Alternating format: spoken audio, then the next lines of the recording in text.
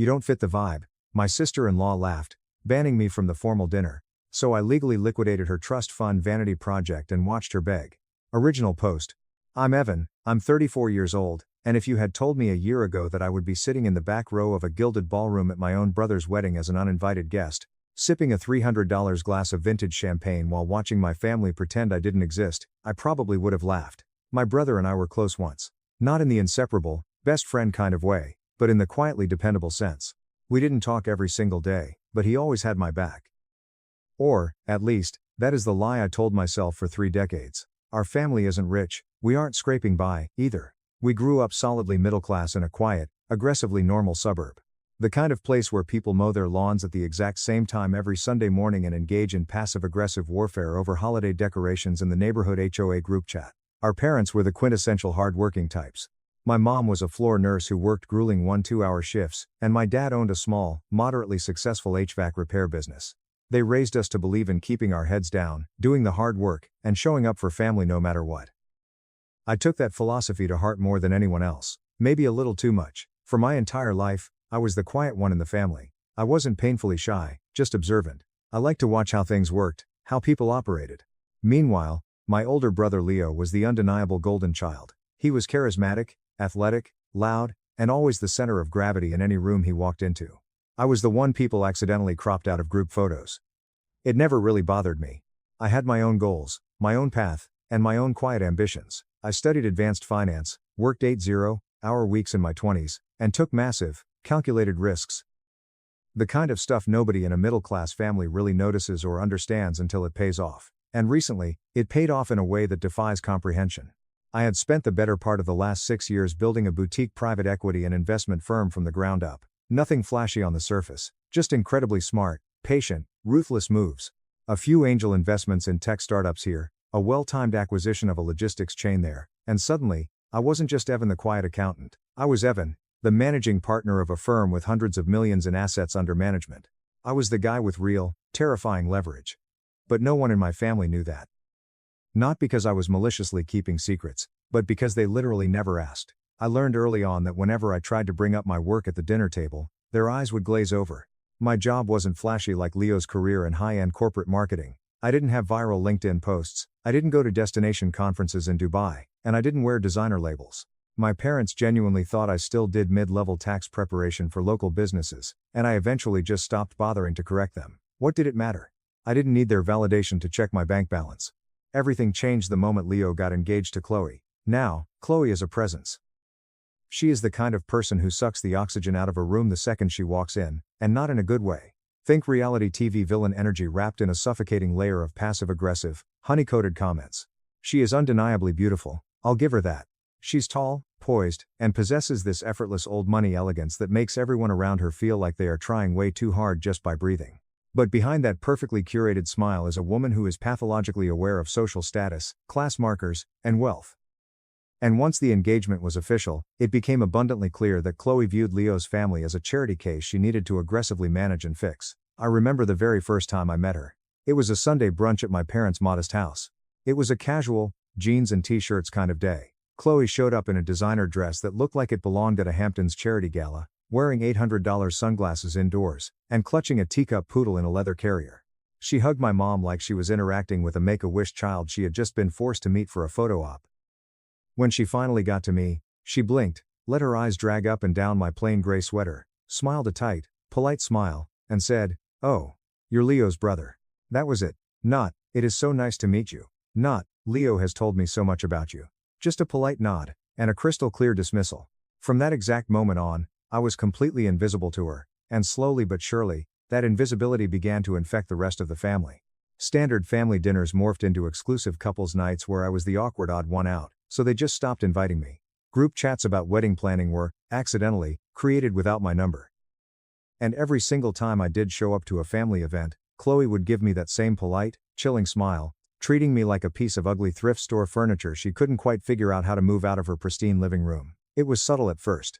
Just little things. A backhanded compliment about my car here, a missed invitation there, but the disrespect compounded. The first real, undeniable blow came during one of the major wedding planning meetings at my parents' house. Chloe was holding court at the dining table, talking endlessly about the photo aesthetics. She was explaining how she wanted the pictures to feel elevated, timeless, and strictly like a Vogue editorial spread. She pulled out a massive physical mood board covered in clippings of smiling European models, opulent historic venues, and strict color palettes. She paused, turned to me, and said in a voice dripping with fake sympathy, "No offense, Evan, but you probably wouldn't be comfortable in this kind of setting. It's very curated, very high society." I blinked, genuinely taken aback. "What exactly does that mean?" "Oh, nothing," she chirped, letting out a laugh that completely failed to reach her cold eyes. "Just that the styling and the vibe are a bit upscale. I wouldn't want you to feel out of place or embarrassed next to my family." I looked at Leo, my own brother. The guy I had bled for. He didn't say a single word.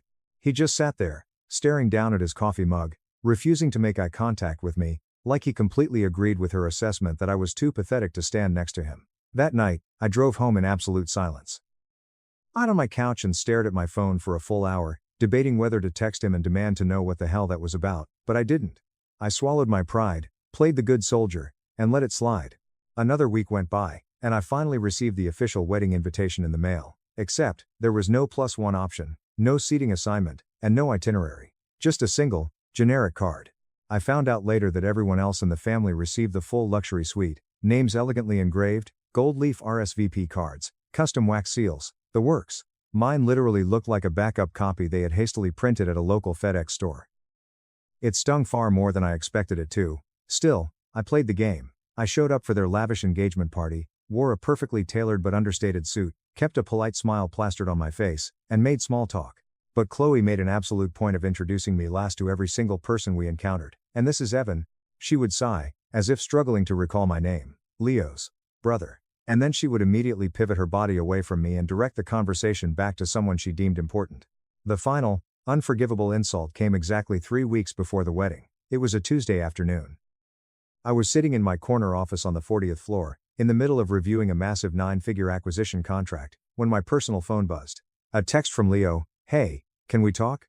I called him immediately, assuming there was a family emergency. He answered, and his voice was tight, nervous. "Hey, man. So, listen, Chloe has been thinking a lot about the guest list and the flow of the day." I felt my stomach tighten into a knot. "Okay, and?" "She's just really worried about optics, you know? Her family is flying in from all over the world. They are very high-profile people. Politicians, CEOs, old money. She just doesn't want anything to feel off." "Off?" I repeated, my voice dropping an octave. "Yeah, it's just." He hesitated, letting out a heavy breath. "She thinks maybe it's best if you skip the formal wedding photos. And honestly, maybe even the ceremony and the formal sit-down dinner. Just come to the after-party for drinks. There will be way less pressure on you that way." I literally could not speak for a full 10 seconds. The silence on the line was deafening. It felt like someone had physically punched the air out of my lungs. "So, let me get this straight," I finally said, my voice dangerously calm. "I am good enough to stand in the dark at the after-party and drink from the open bar? Just not the part where the important people might actually have to look at me in the daylight? Come on, man, it's not like that," Leo said quickly, backpedaling. She thinks you might not fit the image she's going for. Her family is very particular. You're just not used to these kinds of circles." The image. That word stuck in my brain like a rusty nail. I didn't yell, I didn't argue, I didn't beg for my brother to love me. I simply said, "Message received, Leo, noted," and I hung up the phone. I sat in my leather chair for a very long time, just staring out the floor-to-ceiling windows at the city skyline below. I wasn't sad. The sadness had instantly evaporated, replaced by a cold, crystalline clarity. Something fundamental inside me had permanently shifted. All these years, I had bent over backwards to stay quiet, to be the bigger person, to absorb their slights, and to let things slide. I kept my immense success to myself because I didn't need external validation. But in that exact moment, I realized something beautiful and terrifying. Chloe had absolutely no idea who she was dismissing, and neither did my brother. What they didn't know, what literally no one on the planet knew outside of my legal team and a few terrified executives, was that exactly 2 weeks earlier, my firm had finalized a ruthless, aggressive corporate maneuver to become the absolute majority shareholder of Ethelgard Hospitality. Ethelgard was a massive, global luxury travel conglomerate that owned 5-star resorts, private jet charters, and elite country clubs. And it just so happened to be the exact company that Chloe's billionaire father, Richard Sterling, chaired and built his entire identity around. It was a brilliant, quiet acquisition executed through a labyrinth of holding groups. Nothing flashy, completely under the radar, but aggressive enough that I now held 51% of the voting power. I didn't just have a seat at the table. I owned the table, the chairs, and the building the table sat in. Suddenly, I wasn't just Leo's awkward, embarrassing younger brother. I was the one man on earth that Chloe's entire snobby, elitist family had a very real, very desperate reason to fear. But I didn't say a single word. Not yet. Because if they desperately wanted me to be invisible, I was more than happy to let them pretend, right up until the absolute worst possible moment. I didn't respond to any of Leo's follow-up texts after that call. I went completely dark, radio silence. No emotional outbursts, no snide remarks on social media, nothing. And my silence was apparently taken as total submission, because I didn't hear from him for a full week, until our mother finally called me. She didn't know the full story, obviously, she never did. My mother has a pathological need to gloss over conflict, pretending everything is perfectly fine as long as the family shows up and smiles for Sunday dinner. Evan, she said, her voice painfully chipper. Chloe is finalizing the head count for the caterers. You're still coming to the reception for drinks, right? My throat tightened with an emotion that wasn't quite rage, but definitely wasn't peace. I'm not going to the ceremony, Mom, I said flatly. Apparently, I don't fit the luxury aesthetic. Mom let out a short, nervous laugh. What? Don't be silly. Who on earth told you that? Leo did. There was a long, suffocating pause on the line. Then she said, her voice dropping into a careful whisper, Evan, I'm sure it is just a massive misunderstanding. It is not a misunderstanding, I replied. He explicitly told me Chloe doesn't want me in the family photos. She doesn't want me sitting at the formal dinner. She doesn't want me anywhere near her high-profile family. That can't be right, she stammered, but her voice had already gone soft and defeated. I could tell instantly that she knew. She had known all along, or at least suspected it, and she had chosen to say nothing to protect Leo's peace. Maybe you should just call him again. Try to talk it out. Be the bigger person, Evan. For me? No, Mom, I said quietly. There is absolutely nothing left to say. The next 2 weeks passed in a blur of corporate warfare and internal realization. I threw myself completely into my work. There were massive restructuring contracts to sign, a hostile merger to finalize, and executive meetings to dominate. But my mind kept drifting back to Leo and Chloe. Every now and then, I would get an automated forwarded message from the family group chat. Pictures of $50,000 floral arrangements, venue sneak peeks, bespoke dress fittings, Chloe smiling radiantly. Leo standing beside her, beaming like a lottery winner. My name never came up in the chat, not a single time. It was as if I had already died, and they had conveniently forgotten to attend the funeral. One night, I was scrolling through the chat and noticed a high-resolution photo Chloe had posted. It was a preview of the seating chart for the formal dinner, meticulously handwritten in gold calligraphy on a massive mirror. I zoomed in on the image, scanning the names. My parents were shoved at a corner table. Leo's groomsmen were front and center. I checked every single table. My name was nowhere on that glass. I took a screenshot and texted it to Leo with one sentence. So, I'm not even getting a physical chair in the room during dinner? He replied 12 minutes later. Bro, it's not like that. Chloe just didn't think it made logistical sense to include you for the formal sit-down part since you aren't in the bridal party. You can still totally join us for the open bar afterward. It'll be fun. I didn't respond, and that was the exact moment the last remaining thread of my loyalty snapped. Not just because I was being excluded from a meal, but because I realized I had spent my entire adult life being the dependable workhorse. I was the one who never caused drama, never demanded the spotlight, never asked for a handout. I was the easy one to ignore. And this was exactly how they viewed me. Not just Chloe, but my own flesh and blood, disposable, embarrassing, utterly unworthy of occupying a square foot of space at his wedding. I started vividly remembering all the things I hadn't allowed myself to feel over the years. I remembered how, growing up, Leo always got the brand new sports equipment while I wore his battered hand-me-downs. I remembered how he drunkenly crashed my Honda Civic when he was 20, and our parents forced me to cover the $2,000 deductible out of my college savings because Leo has a lot on his plate right now. I remembered how I helped him move out of a fourth-floor walk-up apartment during a torrential thunderstorm, literally dragging his mattress down the street because he forgot to book a U-Haul, and he didn't even buy me a slice of pizza to say thank you. I remembered how he completely missed my college graduation because he mixed up the dates, but I still drove 6 hours through the night to attend his. I remembered how I quietly lent him $6,000 during his first year living in the city because he was drowning in credit card debt, money he never paid back, money I never once asked for, because that is what brothers do, right? They forgive, they absorb the blow, they give grace. But this was entirely different. This wasn't just Leo being a careless, self-centered idiot. This was deliberate, calculated erasure. And it was Chloe orchestrating the entire symphony, with Leo happily playing the role of the obedient, spineless puppet. And the absolute worst part was that they smugly thought they were getting away with it. There is a deeply surreal, almost out-of-body sensation that comes with being maliciously cut out of a family by people who genuinely believe they are vastly superior to you, while simultaneously knowing that you own the majority share of the corporation that literally signs their generational wealth. Because Chloe's father, Richard Sterling, was the legendary chairman of Ethelgard Hospitality. To the public, he was a titan. But behind closed doors, about 3 months before this ridiculous wedding drama even began, Ethelgard's executive board had been in absolute chaos.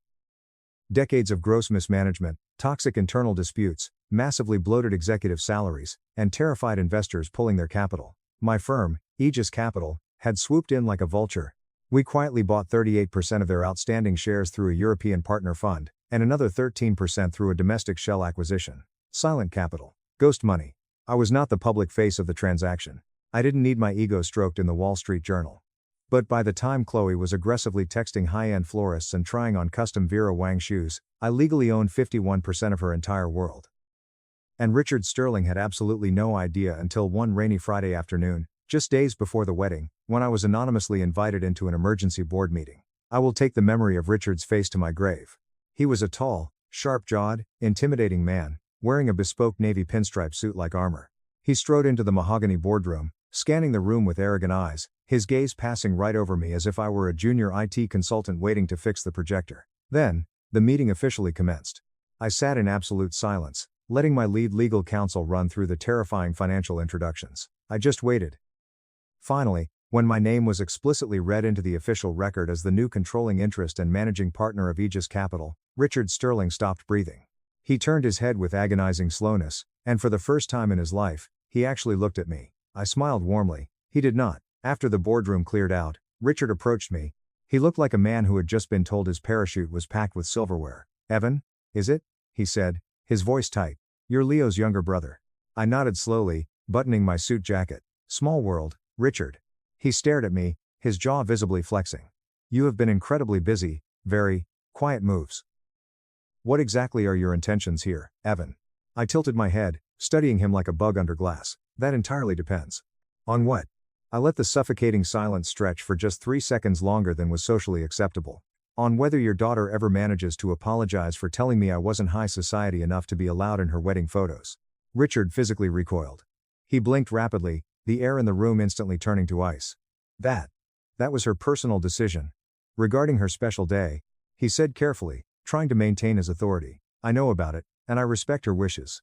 "I know you do," I whispered.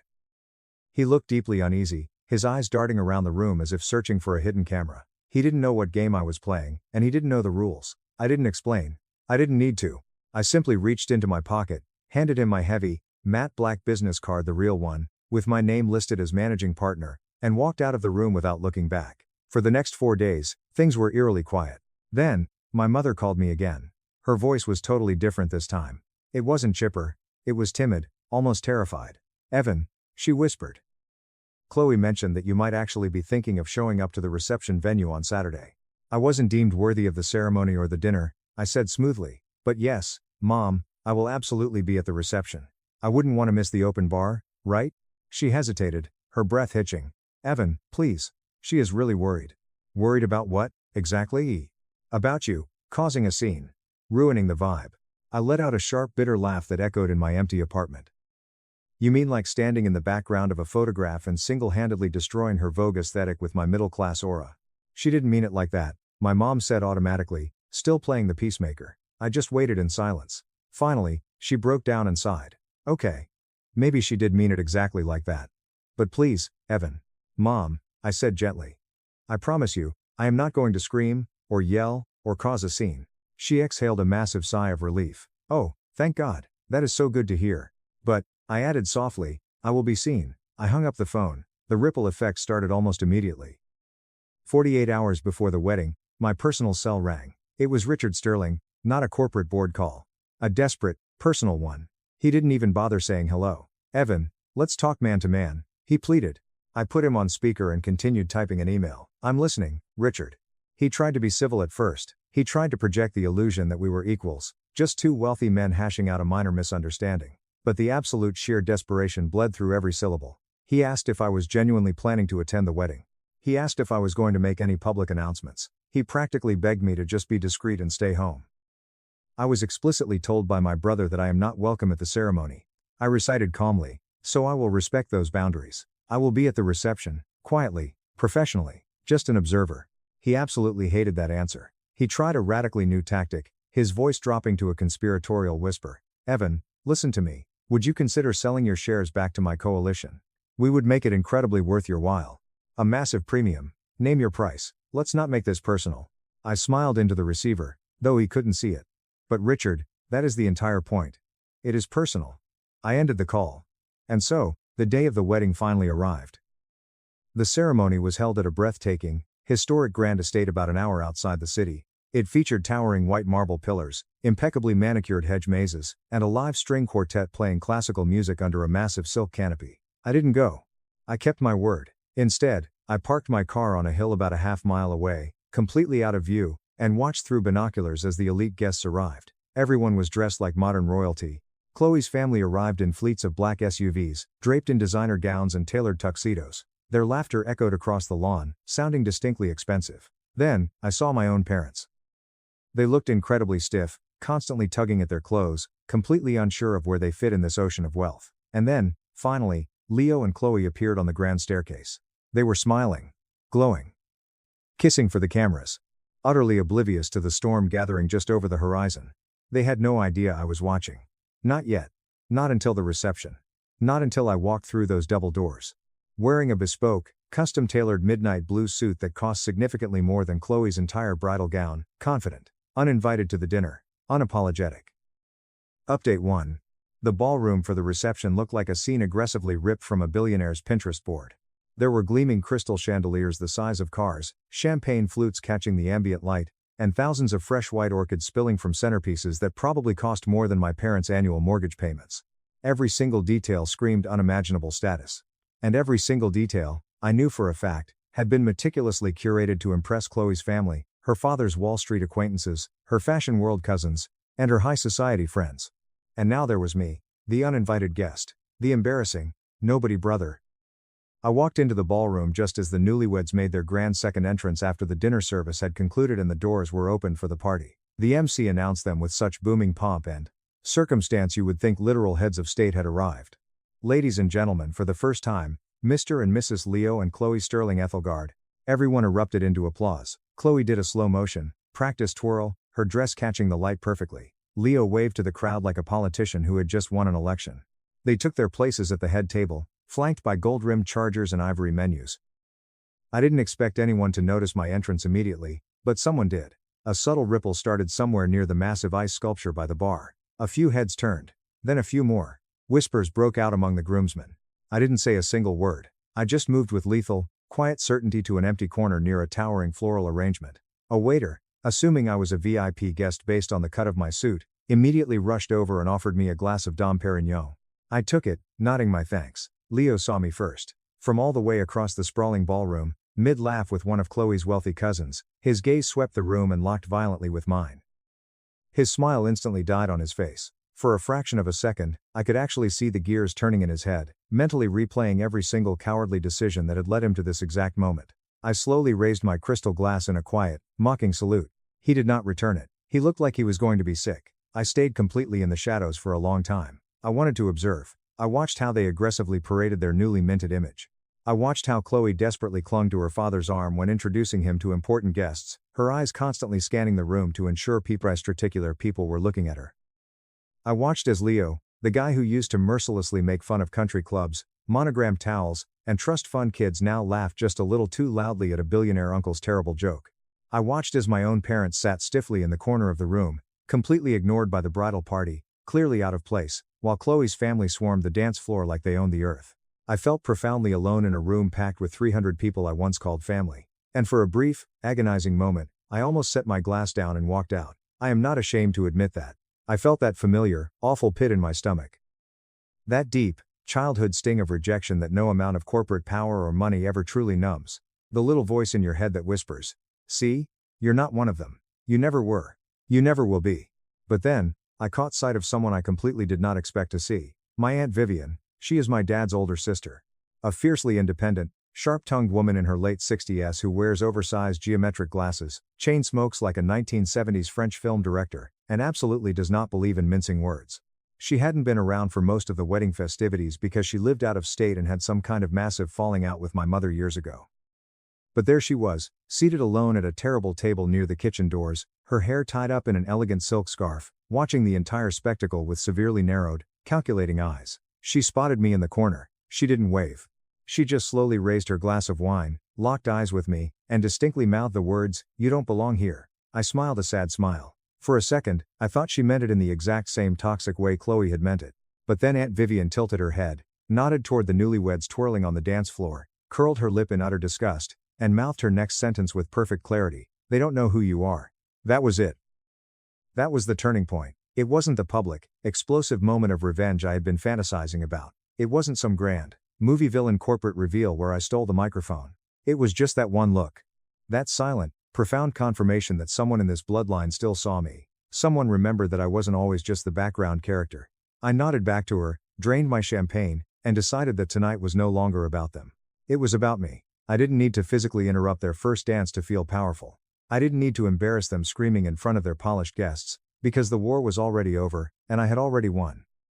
Quietly, elegantly, and permanently. I saw Chloe notice me a few minutes later. She was mid-toast, completely draped in diamonds, when her eyes flicked toward my corner. I saw the instant, unadulterated panic flash across her face. Her mouth literally froze on a smile that didn't finish forming. She immediately leaned into Leo, her manicured nails digging into his tuxedo jacket, whispering frantically into his ear. Leo glanced over again, his face pale, confirming that yes, the ghost was still haunting the room. I just stood there, calm, composed, sipping my drink. A few minutes later, I saw Leo detaching himself from the crowd and marching toward me. He didn't have his usual golden boy smile. He looked deeply cautious, like a bomb squad technician approaching a loose wire and praying to God it wasn't Liv. "Evan," he said, shoving his hands deep into his pockets to hide the shaking. You're actually here." "Sharp observation, Leo," I said casually, swirling the champagne. "Congratulations, by the way. It looked like a beautiful ceremony, from what I could see through my binoculars." He flinched, glancing around nervously and lowering his voice to a frantic hiss. "Bro, I thought we explicitly talked about this. You told me on the phone you weren't coming to the ceremony." "I didn't," I said smoothly. "You explicitly told me I wasn't welcome at the ceremony. You said your beautiful bride didn't want my face ruining her aesthetic pictures." He looked incredibly uncomfortable, shifting his weight. "Yeah, I know, but we agreed you'd just come later, keep a low profile." "No," I interrupted, my voice dropping to a deadly calm register. "You decided." I just stayed quiet. Leo looked over his shoulder, terrified that Chloe was watching. She absolutely was.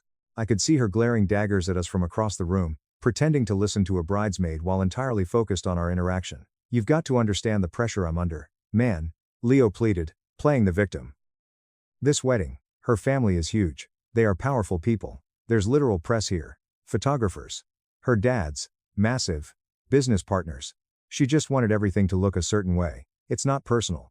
I smiled, showing teeth. "Oh, I completely understand the business dynamics, Leo." He sighed, a massive wave of relief washing over him. "Thank God. I knew you'd get it. But what Chloe doesn't know," I added softly, leaning in just an inch, "is that I own her father's business." Leo's relieved smile instantly froze, turning brittle and confused. "Come again?" I stepped slightly closer.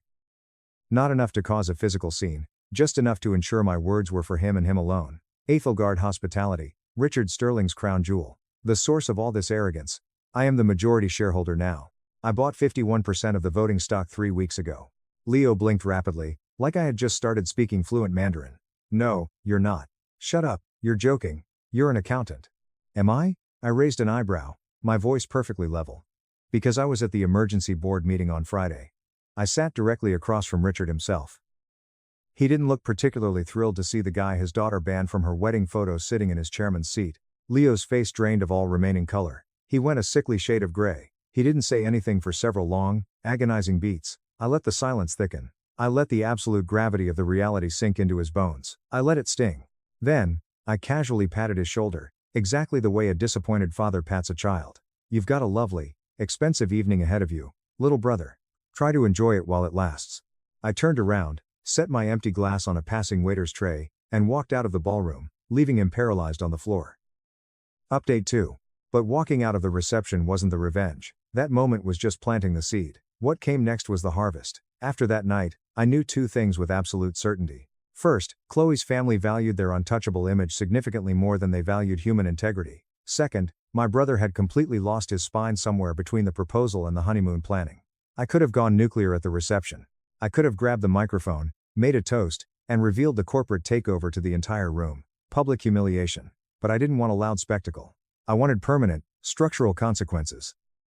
So, I went back to my office on Monday morning and started digging. You would be genuinely shocked to discover how many rotting layers of corruption and debt sit just beneath a wealthy family's pristine public image. Chloe's family was nothing more than a fragile house of cards desperately disguised as a stone castle. Richard Sterling had positioned himself as an untouchable titan, but Ethelgard was fraying rapidly at the edges. Hidden debt obscured behind shell companies, toxic workplace lawsuits buried in quiet NDAs, and massive executive reshuffles every 6 months to hide the bleeding. And now, I legally held all the strings. I made a few phone calls. I contacted old colleagues, vicious industry insiders, a financial journalist I had helped out years ago who owed me a massive favor, and a forensic compliance investigator. I didn't even have to dig for the dirt, it was practically handed to me on a silver platter. It turns out, Richard had been aggressively pushing the board to approve a massive new executive contract. This contract would consolidate his absolute power and, more importantly, secure Chloe a permanent, salaried position as the head of a brand new charity initiative under the Ethelgard corporate umbrella, the Sterling Foundation for Global Elegance. It was a pure vanity title. No actual responsibilities, a 7-figure operating budget, and pure nepotism dressed up in pearls to make her look good in magazines. So, I blocked it, quietly, legally, and mercilessly. The board never even got to hold a vote. As the majority shareholder, I simply leveraged a standard control clause to immediately halt all non-urgent structural expansions pending a comprehensive fiscal stabilization audit. That is corporate speak for, not on my watch. You parasites. Exactly 1 week later, Richard called me again. This time, he didn't politely ask for a chat, he demanded an emergency meeting. I agreed. We met at an ultra-exclusive private club downtown. He arrived 20 minutes late, flanked by 2 nervous assistants, reeking of expensive scotch and desperation. I was already seated at the leather booth, sipping a black coffee, a single manila folder placed neatly on the table before me. "Evan," he barked, not even bothering to offer a handshake as he slid into the booth. "This little stunt has gone far enough." "Has it?" I asked, not looking up from my phone. "You are deliberately interfering in vital company business for petty, personal reasons," he hissed, his face turning red. "I am fiercely protecting shareholder value," I replied smoothly, finally meeting his angry eyes, "which happens to be my legal fiduciary responsibility. My job is to generate returns, Richard, not to fund luxury wedding favors in the form of fake executive titles for your daughter." Richard slammed his hand on the table, rattling the silverware. "Is this entirely about Chloe? Are you really this fragile?" "This is about basic respect," I said, my voice dropping to a whisper. "Something your daughter and my brother completely forgot about." He leaned in, his breath smelling of alcohol. "You honestly think this little boardroom power play is going to make them regret not inviting you to take a few pictures? You think this makes you a big man?" I smiled, a genuine, terrifying smile. "Oh, Richard, I'm not here for their regret. Regret is useless to me." "Then what the hell are you here for?" I slowly closed the folder and slid it across the table toward him. "Consequences." I stood up, buttoned my jacket, and looked down at him.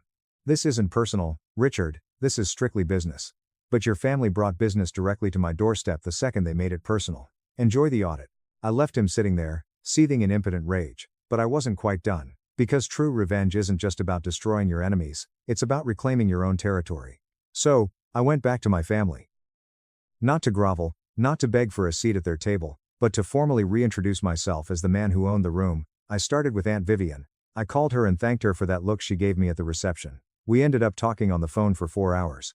She told me incredible things I never knew about our family dynamic. She told me how my dad used to constantly lean on me to keep the peace because I was the easy one. How Leo had always been aggressively protected from the consequences of his actions, even when he completely destroyed things.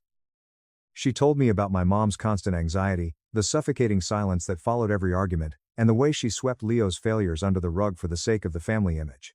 And I told her everything. The firm, the massive wealth, the Ethelgard takeover, the betrayal. Vivian didn't gasp. She didn't offer toxic positivity. She just took a long drag of her cigarette and said, "Well, honey, it is about damn time somebody finally shook this family's tree." With Vivian's help, things moved incredibly fast. She helped me quietly reconnect with a dozen extended family members who had been intentionally distanced by Chloe's snobbery. Cousins who were exhausted by the Leo and Chloe show. Uncles who had been quietly excluded from holiday events because their cars weren't nice enough. Eventually, Even my mom called me late one night, her voice soft, broken, and unsure. I didn't know you had built all of this, Evan. She cried softly. I didn't know you were hurting. You never asked, Mom, I replied, not unkindly, just stating a fact. You're right, she sobbed. I failed you. We all did. That admission meant more to me than a billion-dollar portfolio. Little by little, the entire family dynamic shifted. It wasn't explosive. It was subtle. A cousin invited me to a barbecue without adding the usual, I don't know if Chloe would be okay with the venue. My mom stopped making frantic excuses for Leo's behavior, and started openly saying, no, that was incredibly selfish of him. Even my dad, who hadn't spoken a word to me in weeks, sent me a text that simply read, you have always been the strongest one of us. I am so sorry I was too blind to see it. Meanwhile, the Sterling family was rapidly unraveling. Chloe's fake charity initiative was publicly and humiliatingly shelved. Rumors started surfacing in high society circles, nothing overtly scandalous, just the kind of toxic financial whispers that instantly keep wealthy donors from signing checks. Richard's position on the board became untenable as the audit revealed massive discrepancies. And Chloe found herself entirely on the outside of the very elite circles she had sacrificed my humanity to climb into. Not because I was actively spreading rumors about her, but because she forgot the golden rule of high society: when you treat people like dirt because you think you own the building, you better make damn sure someone else didn't just buy the deed. It took exactly 93 days from the night of the wedding reception to the moment the final domino fell. I was sitting in my office, sipping an espresso from a standard capsule machine. Chloe had once brutally mocked me for it at a brunch, laughing and waving her manicured hand, saying, you still drink that peasant water. I smiled at the memory as my office phone rang. It was Ethelgard's VP of Finance. His tone was strictly professional, but heavily strained. Evan, he said carefully, we have had another round of massive board restructuring requests from Mr. Sterling. There is significant pushback from the institutional investors. I already knew. I had personally orchestrated the pushback. I understand, I said mildly. What is the current situation? He paused, clearing his throat. Given the total lack of confidence from the shareholders, the massive compliance issues uncovered by your audit, and recent severe financial turbulence, there is a formal motion for an immediate leadership transition. There it was, the bloodless, corporate execution. What are the board's expectations? I asked, knowing exactly what the answer was. They would like you to step in as interim chairman of the board, effective immediately, while Mr. Sterling is placed on indefinite administrative leave. I leaned back in my leather chair, looking out over the city. I accept. William Sterling was escorted out of his own building by security that afternoon. His access to key financials was permanently suspended. His loyal executive assistants were immediately reassigned to the basement archives. It wasn't a screaming tabloid scandal. It was just a quiet, brutal descent into irrelevance. The specific kind of corporate death reserved for arrogant men who drastically overplayed their hands and fatally underestimated the quiet guy in the room. And as for Chloe, the social invitations dried up instantly. Her planned gala appearances were quietly unlisted from society pages. Glossy magazine features that had once spotlighted her visionary charity work suddenly moved on to newer, less toxic names. Her expensive PR team abruptly stopped returning her frantic calls. The final nail in the coffin came when Ethelgard officially issued a press release announcing the total dissolution of the Sterling Foundation for Global Elegance. Her dream vanity project, set to launch with a massive 5-star gala in Milan, was completely vaporized. I didn't even have to sign a paper. The finance committee axed it themselves to appease me. Chloe tried to save face on Instagram, posting a long, weeping video about how heartbroken she was that unforeseen internal corporate changes had delayed her philanthropic vision. The comments were turned off. The likes were pitiful. A week later, the account went private. I didn't need to see her cry. I just needed her to know she lost. Leo finally reached out to me about 2 months into my tenure as chairman. He didn't call. He sent a pathetic, carefully worded text. Hey man. I know things have been incredibly tense. Any chance we can grab a coffee and talk? Curiosity won out. I agreed. We met at a neutral, brightly lit cafe downtown. No cameras, no family, no luxury aesthetic. Leo looked exhausted. The arrogant, confident grin he used to wear like a mask was completely gone, replaced by a nervous, twitchy energy. Evan, he said, pulling me into a stiff hug that I absolutely did not return. Man, it's been a crazy ride, huh? Something like that, I said, sitting down. He didn't even bother ordering a drink. He just leaned over the table, wringing his hands. Look, I have been doing a lot of therapy, and thinking about everything that went down with the wedding. I just wanted to say, I didn't handle things the best way. That is the understatement of the century, Leo, I replied, my voice devoid of emotion. He swallowed hard. Yeah. Fair. I was just under so much pressure from her family. You didn't just exclude me. I interrupted, cutting through his excuses like a knife. You profoundly disrespected me. You stood by silently while your wife treated me like a repulsive footnote in our own family. You let her banish me to the shadows because you were too much of a coward to stand up to a bully. I didn't know it would hurt you that bad. He pleaded. You knew? I fired back, leaning in. You just didn't care enough to do a damn thing about it because it was easier for you. Leo went completely silent. He stared at his hands for a long time. I didn't realize how far you had come, Evan. What you had built. I really thought you were just still doing your little mid-level finance thing, just keeping low-key. That is exactly the point, Leo, I said softly. You never once asked. You never cared who I was unless I was bailing you out of debt or dragging your mattress through the rain. He looked away, his eyes tearing up. Chloe said you made her uncomfortable, that you didn't fit the look she needed for the magazines. I was just trying to make her happy. I let out a harsh laugh. And you agreed with her. You sold your own brother out for a Vogue aesthetic. He didn't deny it. He just wiped his eyes. Look. I know things are incredibly messed up between us right now. But at the end of the day, we are still brothers. Are we? I asked. The question hung in the air, heavy and lethal. Leo looked down, tapping his fingers frantically against the wooden table. Can we ever fix this? Can we go back? I took a deep breath. I didn't need time to think. I just wanted the silence to crush him a little longer.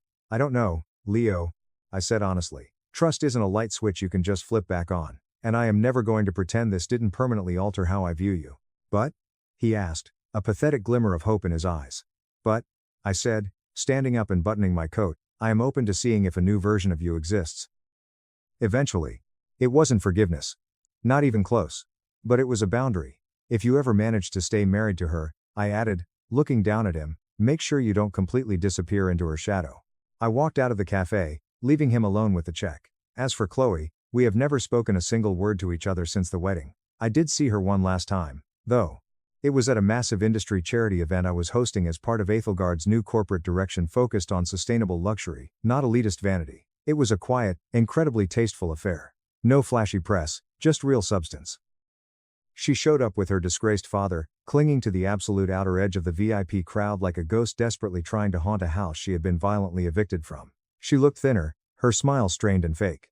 She didn't dare come over to my table, but I felt her watching me all night, and for once, I let her look. Because this time, I wasn't the invisible, embarrassing brother shoved into the background. This time, I stood exactly where I was always meant to be, at the absolute center of the room, calm, confident, and completely unapologetic. As the night finally wound down, I stepped up to the podium to give the closing remarks. I looked out into the crowd and saw my parents sitting at the absolute best table in the house.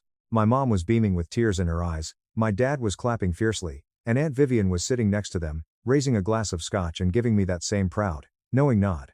I realized something profound in that moment. True revenge isn't loud. It isn't petty. It isn't about screaming, crying, or making a desperate scene to prove you matter. It is about quietly reclaiming your own narrative. It is about moving strategically, with absolute grace, and ensuring that the next time an arrogant bully tries to crop you out of the picture, you already own the camera, the gallery, and the entire damn building it hangs in. My sister laughed. We only pretend to like him because he pays for everything. At Christmas, I locked all their gifts in the basement and boarded a flight to Maui. I'm Mark. I'm 35, and for the vast majority of my adult life, I have been the one holding my severely dysfunctional family together with duct tape, sheer willpower, and a heavily used credit card. I guess you could say I'm the responsible one in the eyes of the world, but to my family, I've always just been the bank with a smile. If something needed fixing, I fixed it. If someone needed help, I helped.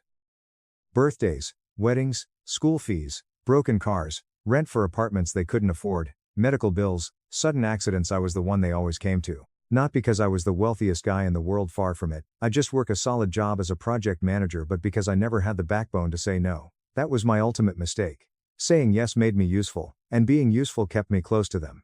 Or so I desperately thought. It wasn't always like this. My parents raised me with the unwavering idea that family absolutely comes first, no matter what happens. My dad died of a sudden heart attack when I was 16, and after that day, I became the unofficial man of the house. My mom crumbled emotionally for a very long time, checking out of reality, and my younger sister, Chloe, leaned on me for everything. From giving her rides to school, helping with her homework, to late-night talks about boys and breakups, I was her surrogate dad. I never minded it back then. She was 7 years younger than me, and at the time, I figured taking care of her was just part of being a good big brother. But something fundamental shifted after she finished college. She came back home with this newly inflated confidence, walking around like the world owed her a massive favor just for existing. And suddenly, every single kind gesture I made became a baseline expectation. My generosity mutated into her entitlement. Chloe is 28 now, still living exactly like a wealthy socialite despite working an entry-level marketing job that barely covers her brunches. She's the kind of person who will loudly complain to a barista about the wrong brand of oat milk, and says things like, "I could literally never date a guy who drives a Honda," completely forgetting that she drives a brand new Lexus SUV that I helped her finance. And when I say helped, I mean I co-signed the loan, put down the $5,000 deposit, and paid the entire first 2 years of monthly payments because she needed time to find herself. She has this massive circle of friends who all look like they're constantly auditioning for a reality TV show, but somehow none of them seem to have actual, paying jobs. I honestly don't know if they're aspiring influencers, trust fund kids, or just incredibly good at pretending to be rich. Either way, I am always the one footing the massive bill when we go out as a family. My mom, bless her heart, is a deeply complicated woman. She's incredibly sweet in public, supportive on the surface, but she possesses a passive-aggressive streak that could slice right through solid steel. Every single time I have ever tried to bring up feeling completely overwhelmed, financially drained, or needing basic boundaries, she responds with something manipulative like, "You know your father would have wanted us to stick together through thick and thin. You're the strong one, Mark. You're our rock." And just like that, with a few well-placed words, I am guilt-tripped right back into submissive silence. There is this unspoken, unbreakable rule in my family. Chloe can mess up, make outrageous demands, skip all her adult responsibilities, and it's just brushed off with a laugh as Chloe being Chloe. But if I even hint at frustration, if I even sigh too loudly, I'm suddenly overreacting, being incredibly selfish, or somehow completely ungrateful for having a family who loves me. This past year, I volunteered to host Christmas at my house. Well, it wasn't really a discussion or a volunteer situation. It was more like Chloe saying at Thanksgiving, "You should just host Christmas this year. Your place is the nicest and you have the most space." And everyone else at the table just nodded in vigorous agreement before I could even get a single word out to defend myself. Truthfully, I didn't mind at first. I have a really decent place, 4 bedrooms, a massive modern kitchen with a huge island, a cozy living room with a real fireplace, and I'd spent the last few years making it truly feel like a home. After a really rough breakup earlier this year, my ex left me specifically because she said I was too enmeshed with the toxic family and had no spine. I figured maybe hosting Christmas would give me that warm, comforting sense of togetherness I'd been desperately missing. I thought to myself, what better way to reconnect with everyone, create amazing new memories, and maybe finally feel appreciated for once. I went all in. I am talking full, unadulterated holiday madness, custom decor, fresh pine wreaths, massive garlands, thousands of sparkling lights on the exterior of the house, custom embroidered stockings with everyone's name hung by the chimney, and even a professionally designed themed centerpiece for the massive dining table. I ordered a fully catered, multi-course holiday meal from a very high-end local gourmet chef. I spent hours organizing the perfect seating chart because Chloe once threw a massive temper tantrum over being seated too far from the action at a previous Thanksgiving dinner. And most significantly, I dropped exactly $15,000 on gifts. I don't say that to brag or to fish for sympathy, but to paint the full, pathetic picture of how hard I was trying. I wanted it to be absolutely perfect. Not just good, not just okay, flawless. Because deep down in my core, I stupidly hoped that if I made it special enough, if I gave them enough of my hard-earned money, they'd finally see me. Not just the walking wallet, but me. Mark. Their son, their brother. Chloe sent me her Christmas wish list in mid-November. It wasn't a text. It was a PDF document. A literal, branded, color-coordinated, PDF document. She included direct hyperlinks, exact prices, and strict descriptions like, "Must be this exact shade of beige," or "Do not buy this alternative brand, it's trash." I stared at my computer screen, completely stunned. It wasn't a wish list, it was a demanding purchase order from a hostile client. My mom asked for just a little something sentimental, but then proceeded to spend 3 weeks texting me incredibly subtle hints about how she'd been eyeing those expensive new smart home theater systems everyone has these days. My cousins, who rarely text me otherwise unless they need a favor, suddenly began dropping friendly messages like, "Yo man, can't wait for Christmas at your place. Heard you always go all out." Even my Uncle Ray, a bitter man who hasn't bothered to come to a family Christmas in 6 years, confirmed he'd be there, provided I was serving prime rib and top-shelf liquor. I was hemorrhaging money out of my savings account and barely sleeping from the stress of organizing it all, but I kept lying to myself, repeating that it would all be worth it when I saw their happy faces. The week before Christmas, the house was finally completely done up.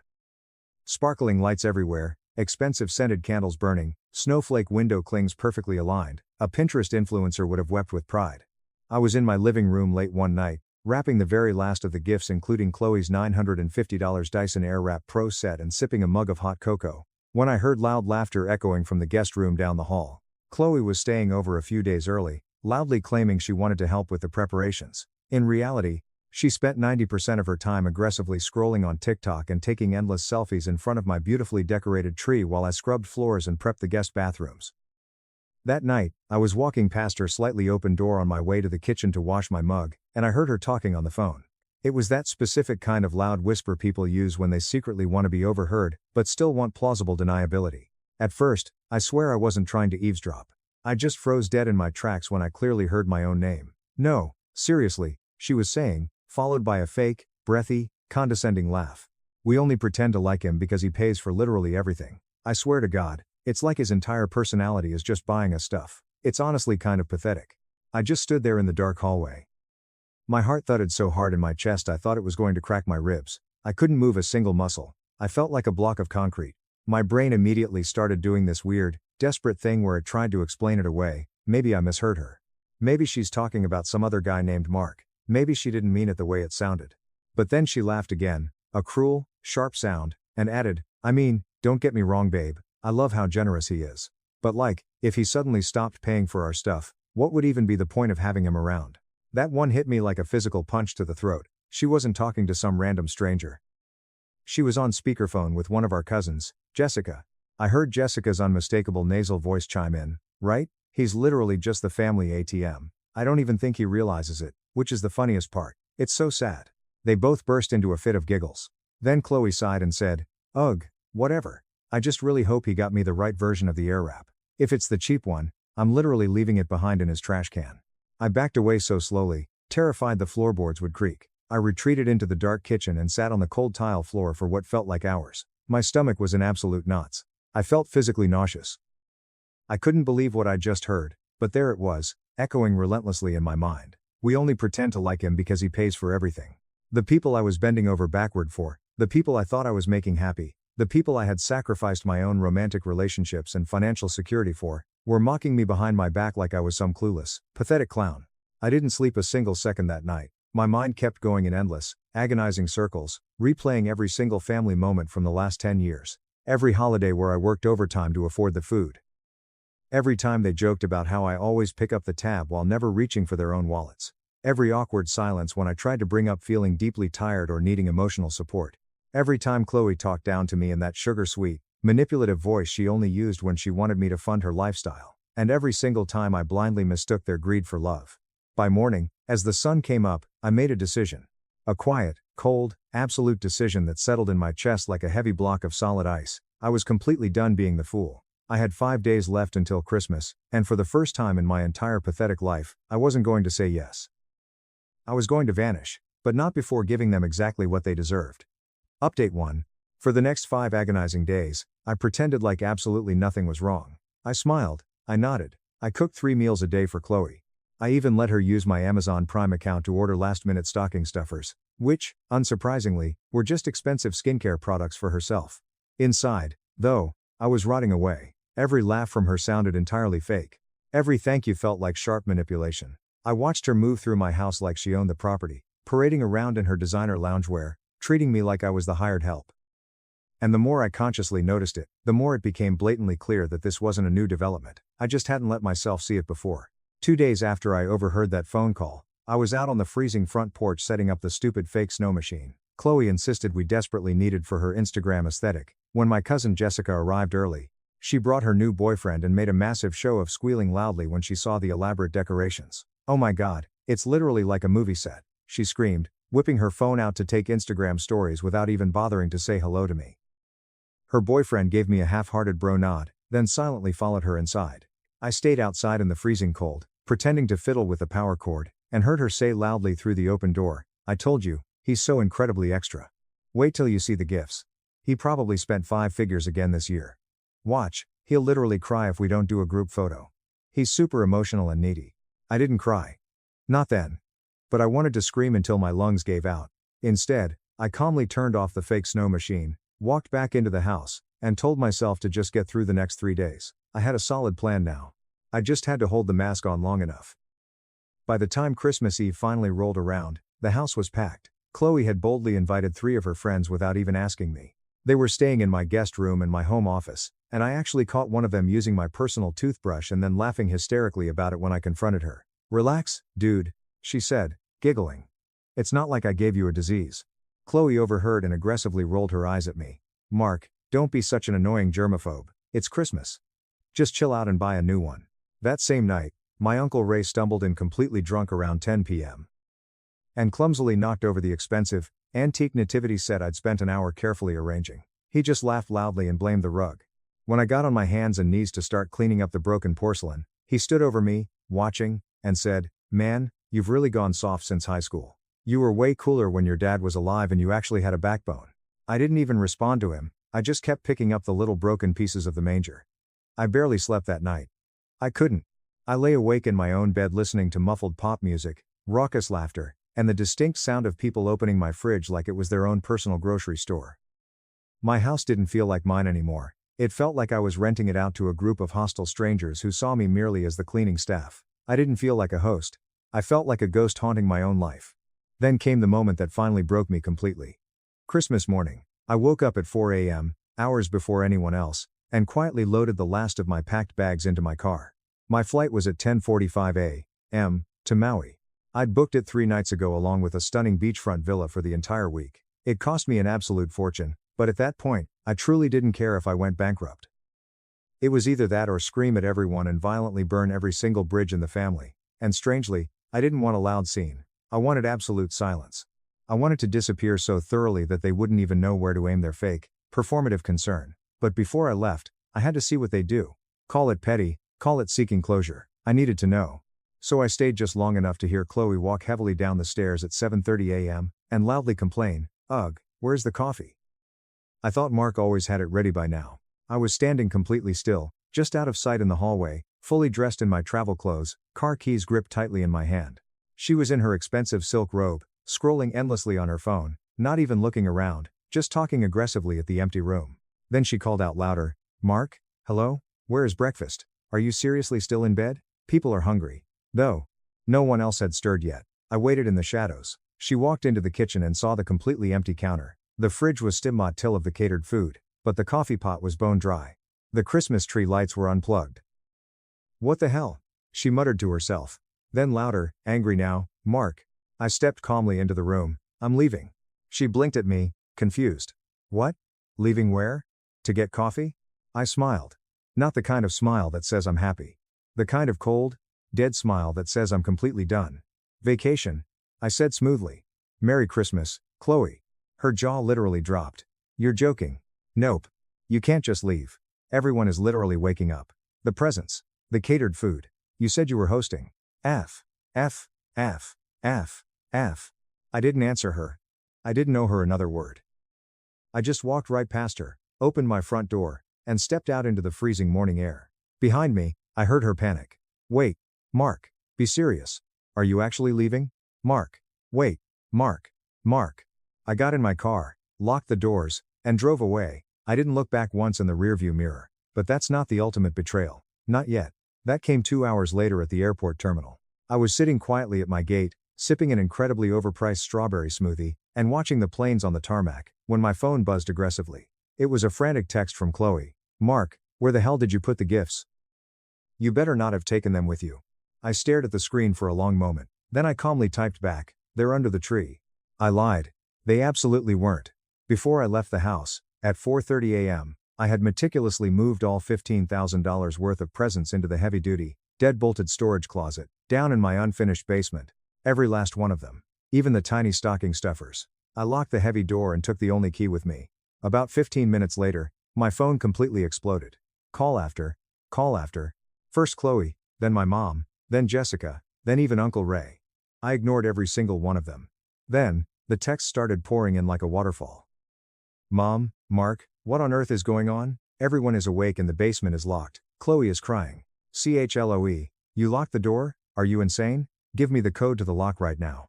Jessica, "Wow, just wow. This is how you treat your own family on Christmas? Psycho behavior." Uncle Ray, "Open the damn door or I'm calling a locksmith and billing you, you arrogant prick." I leaned back in my uncomfortable airport chair and took a deep, shaky breath. I felt incredibly calm. For the first time in days, maybe years, I wasn't panicked about pleasing them. I wasn't consumed by guilt. I just felt absolutely done.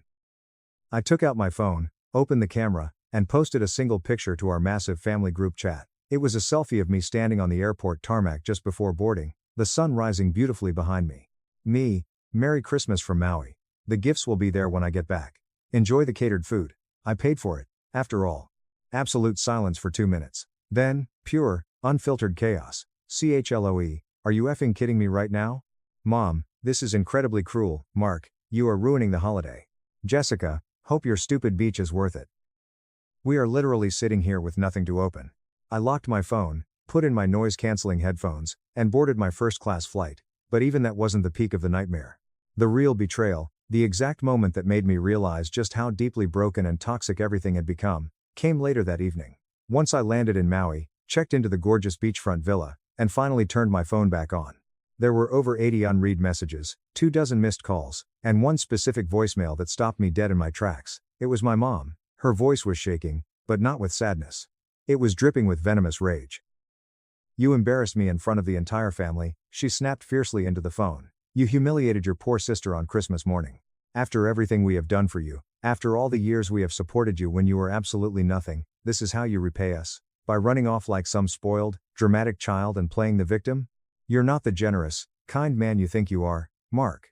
You're just a sad, pathetic little boy who desperately needs to buy love because he never learned how to actually earn it. I sat there on the edge of the massive king-sized bed, completely frozen. Not because her vicious words hurt me, but because I realized with terrifying clarity that she actually believed them. All of them. She truly believed that I owed them my life, that my deep pain didn't matter, that my money was my only redeeming quality, and that they were the ultimate victims of my cruelty. That was the exact moment the switch permanently flipped in my head. They didn't just take me for granted, they actively resented me for it. And that changed absolutely everything. When I finally took off my shoes and stepped barefoot onto the cool tile floor of the villa, I didn't feel triumphant. I didn't feel victorious or rebellious.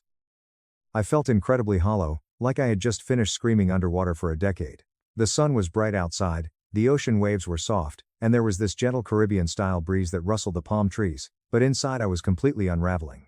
I dropped my heavy duffel bag near the door and sat in the dark for an hour, replaying my mom's voicemail over and over again.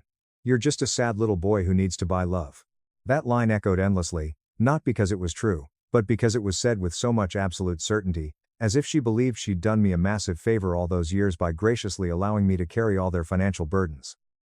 I spent the rest of that Christmas day in total silence. No beach walks, no room service, no celebratory iTales. I didn't even unpack my clothes. I lay on my side, fully clothed, phone face down, and stared blankly at the ceiling fan.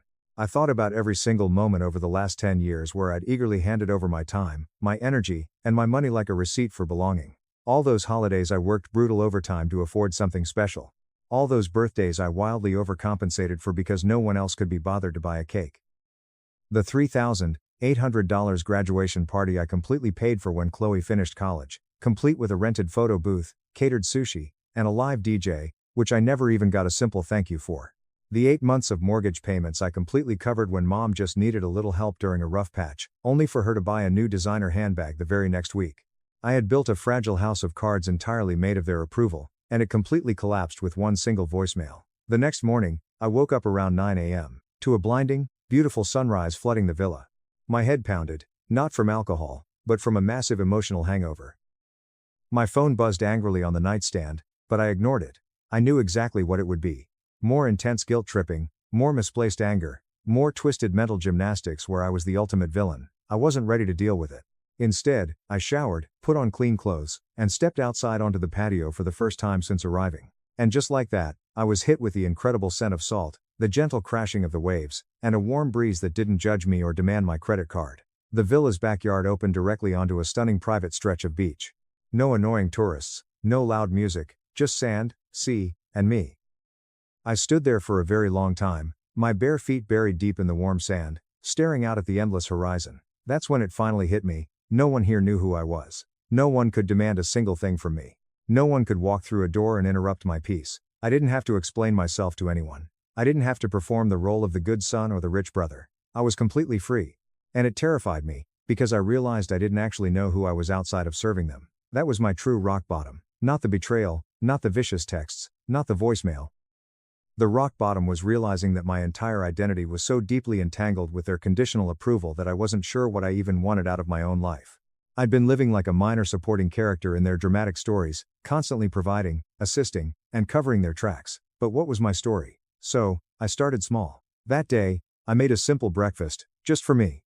2 scrambled eggs, a fresh mango, toast, and black coffee. I plated it beautifully like I was on a cooking show. I even put a bright tropical flower in a little glass by the plate.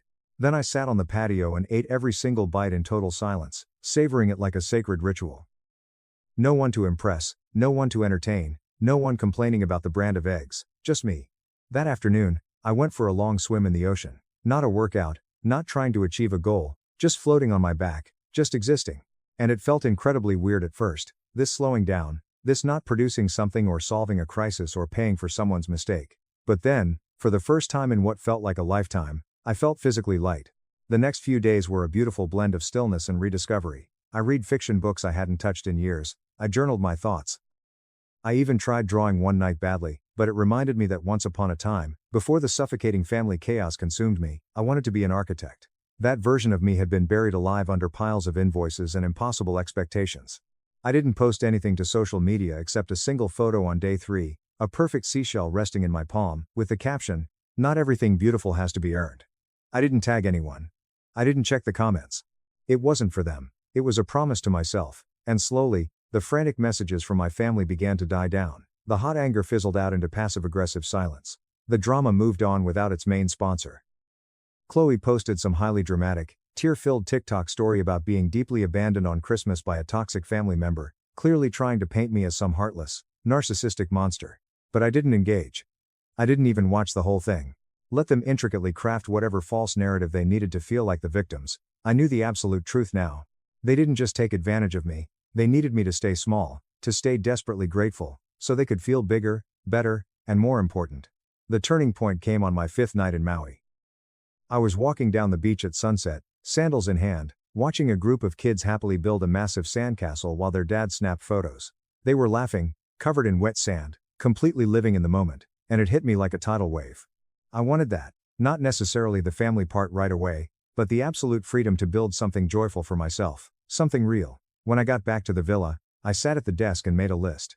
I titled it, "Things I Gave Away Too Easily." It started with obvious stuff.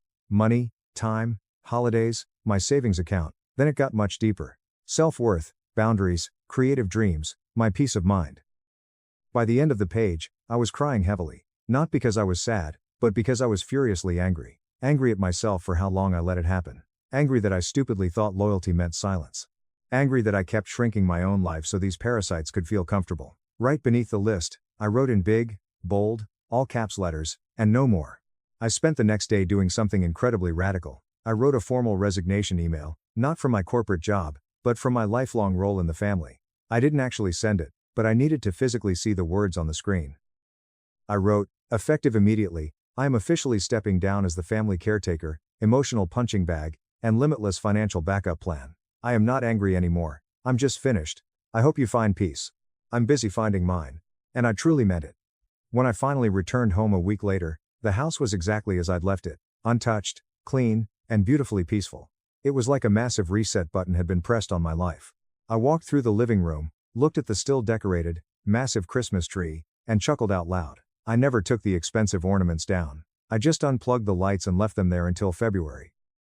A monument to the weak version of me that permanently died on Christmas morning. The next day, I unlocked the basement storage closet, took all the heavy boxes of gifts out, and returned almost every single one of them. The $950 Dyson Airwrap? Returned. The smart home theater system? Returned. Some stores gave me full cash refunds. Some only gave store credit. I genuinely didn't care. The physical act of undoing it all was immensely cathartic. One by one, I erased the financial breadcrumbs I had desperately left in everyone's lives. I stopped answering Chloe's demanding texts. I permanently left the family group chat without a word. When my mom called me a week later, I let it ring out to voicemail. Then I sent her a short, polite message. "I need time and space to heal. Please respect that boundary." She didn't reply, but for the very first time in my life, her silence didn't feel like a punishment. It felt like a victory. In the months that followed, I started intensive therapy. I picked up my old sketch pad again. I joined a local weekend hiking group, and actually made a few genuine friends who liked me for my personality, not what I could purchase for them. And slowly, day by day, I started to feel like a real person again, not just a convenient prop in someone else's play. I won't lie and say it was incredibly easy. I had moments of deep doubt, moments of intense loneliness, holidays that felt weirdly quiet and empty. But they were mine, and I filled them with things that actually mattered to me. Solitude, real joy, and people who gave exactly as much as they took. One of those amazing people was a woman named Elena. We met at a small, independent art exhibit downtown. She asked me a question about the architectural sketch I was holding, and we ended up talking passionately for an hour. She didn't know my toxic family, didn't care about my bank account balance or what car I drove. She laughed at my stupid jokes, asked deep questions about my favorite books, and when I eventually told her about the Maui Christmas saga a few weeks into dating, she didn't pity me at all. She looked me dead in the eye and said, "Good. It's about damn time someone did what you did." And in that moment, I realized something profound. Rock bottom wasn't the end of my life. It was the door. The heavy door I had to violently crash into so I would finally stop knocking on all the wrong ones. Update 2. I didn't set out actively looking for revenge, not at first. In the beginning, it was purely about finding peace, creating distance, healing my inner child, and learning who I was without playing the pathetic role they'd carved out for me. But the deeper I dug into my own life and reviewed my past bank statements in therapy, the more I started to see the absolute rot clearly. I wasn't just casually used. I was systematically manipulated. My kindness had been weaponized and turned into currency. My generosity was twisted into a strict obligation. And the people who were supposed to love me the most had quietly built an entire, functioning ecosystem around draining me dry. And what truly snapped something dark and final in me? It wasn't the voicemail, or the avalanche of guilt texts, or even Chloe's pathetic Instagram posts where she played the abandoned little sister card while posing in front of my locked front door. That was just her usual performance art. No. What changed everything was what arrived in my mailbox exactly 6 months later. I got a physical letter in the mail, real paper, stamped, and sealed, from my mother. It wasn't an apology for Christmas, it was a formal request. Inside was a neatly typed message complete with bullet points and bold text. She was actively planning Chloe's 30th birthday party, and she wanted me to host it at my house. Not if I wanted to. Not if I was available. She wrote, "We are assuming you'll host the party since your place is the nicest, you have the pool, and you've always been the most organized. It's time to put the past behind us." She listed an estimated head count of 40+ people, expected expensive menu themes, and even suggested high-end decor packages I could purchase online. She included a bolded PS. At the bottom, "Please don't be dramatic and ruin things like you did at Christmas. Chloe has been through enough emotional trauma this year." I stared at that typed letter for 10 solid minutes, and then I laughed. I laughed so hard my chest physically ached and I had to sit down on the kitchen floor. It was that specific kind of hysterical laugh you let out when the sheer insanity of a situation becomes so crystal clear, it's almost funny. Almost. And then I got very, very quiet. I wasn't going to burn bridges anymore. No, I was going to beautifully rebuild one, just so I could walk them all across it and pull the support beams out from underneath them at the absolute perfect moment. That night, I started meticulously plotting. It wasn't about vengeance in the flashy, screaming movie sense. No dramatic physical confrontations, no shouting matches on the front lawn. I didn't want chaos. I wanted absolute clarity.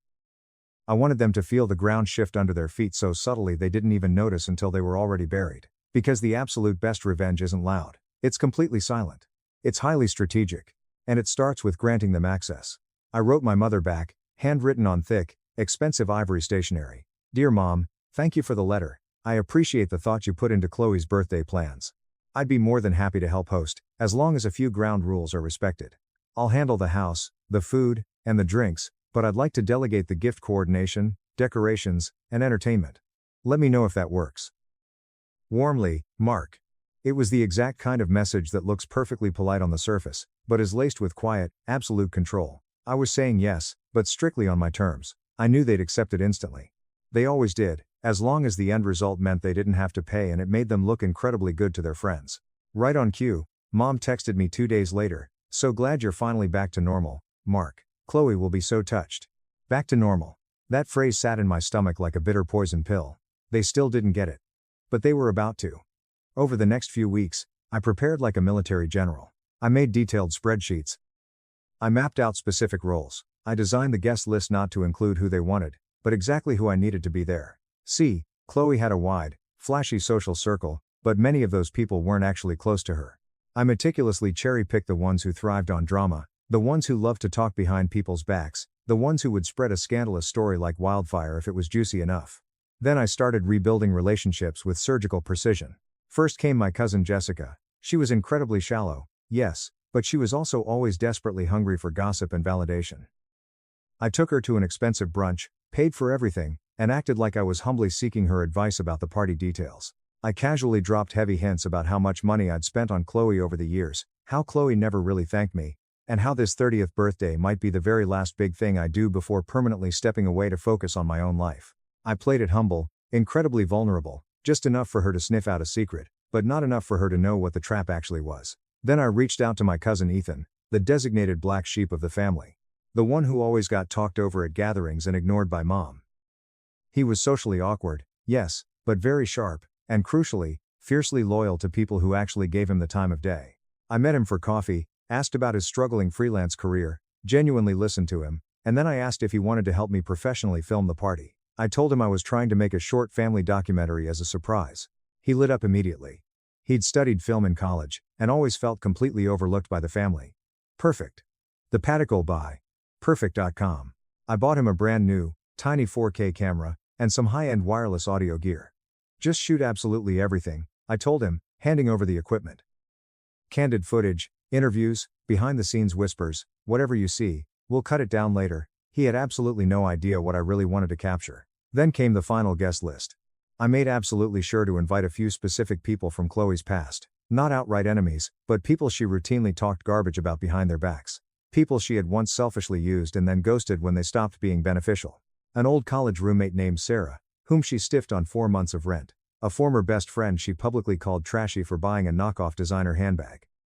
I invited them with immense charm and grace, using manipulative phrases like, Chloe really wanted to reconnect with everyone from her beautiful journey, and, we're making this milestone really meaningful. Most of them RSVP'd yes immediately. Morbid curiosity is an incredibly powerful thing. The party planning moved ahead like a well-oiled machine. Chloe, of course, barely lifted a single finger. She sent me endless Pinterest boards and demanding texts like, can we do an all-white theme? I want it to feel like an expensive Hamptons party. I said yes to absolutely everything. I didn't push back once. I wanted her completely comfortable. I wanted her utterly convinced I'd slipped right back into my pathetic old role as the subservient ATM. Meanwhile, I was actively planting explosive seeds everywhere. I started casually sharing old, itemized receipts in private conversations with the gossips. Did you know I actually spent $3,800 on her graduation party? Crazy how fast time flies, right? Or, yeah, I once covered her Lexus payments for 2 years when she didn't tell anyone she'd quit her job. I never sounded bitter or angry, just amused, bewildered, like someone finally connecting the dots out loud. And those dots, they spread incredibly fast. Jessica texted me late one night. Chloe told me you never helped her financially with her car. Is that actually true? I responded instantly with a screenshot of a massive bank transfer labeled Lexus down payment. Silence for 10 minutes. Then, yikes, she told everyone you were just trying to buy her love to control her. I didn't respond to that. I didn't have to. The poison was in the water supply. By the time the party week finally rolled around, the web was fully woven and completely inescapable. I had Ethan ready to film every angle, Jessica primed to detonate the gossip, and Chloe completely unaware that she was confidently walking straight into a house rigged for absolute revelation. 3 days before the party, I pulled the final, delicate string. I scheduled a courier delivery directly to my own front door. A beautiful, thick white envelope, hand-lettered with gold ink. Inside was a printed speech, the exact speech I was going to give at the party. It was addressed to Chloe. Inside, it started with standard praise, sweet childhood memories, funny stories, and how much she'd meant to me growing up. Then, halfway through the page, the tone violently shifted. It meticulously listed every single dollar I'd spent on her. Not angrily, just factually, just heavily documented. Then it spoke about conditional love, and how real love doesn't come with a price tag, how gratitude isn't about repayment but basic recognition, and how sometimes the people who give the most are the ones you blindly mock on speakerphone until they're permanently gone. I left it sitting open on the kitchen counter when Chloe came over to inspect the floral arrangements. I conveniently had to run upstairs to take a work call. I had no intention of ever reading that speech aloud at the party, but I wanted her to find it. I wanted her to wonder. She read it. Jessica confirmed it later that night. Chloe called Jessica hyperventilating and crying. He's going to embarrass me in front of everyone, she sobbed. He's going to read this insane speech and make me look incredibly ungrateful. And Jessica, fully primed by my groundwork, responded coldly, well, are you? By the time the day of the party arrived, the stage was perfectly set. My house looked absolutely incredible. Hundreds of white roses, crystal champagne glasses, soft jazz music floating through the air. I was dressed in a crisp, tailored navy suit, smiling brightly, hosting, pouring expensive champagne like absolutely nothing had changed. But everything had. And by midnight, the fragile mask would completely shatter. And Chloe, she'd finally be forced to look into the mirror I'd been quietly polishing for 6 months. The party started exactly like a dream.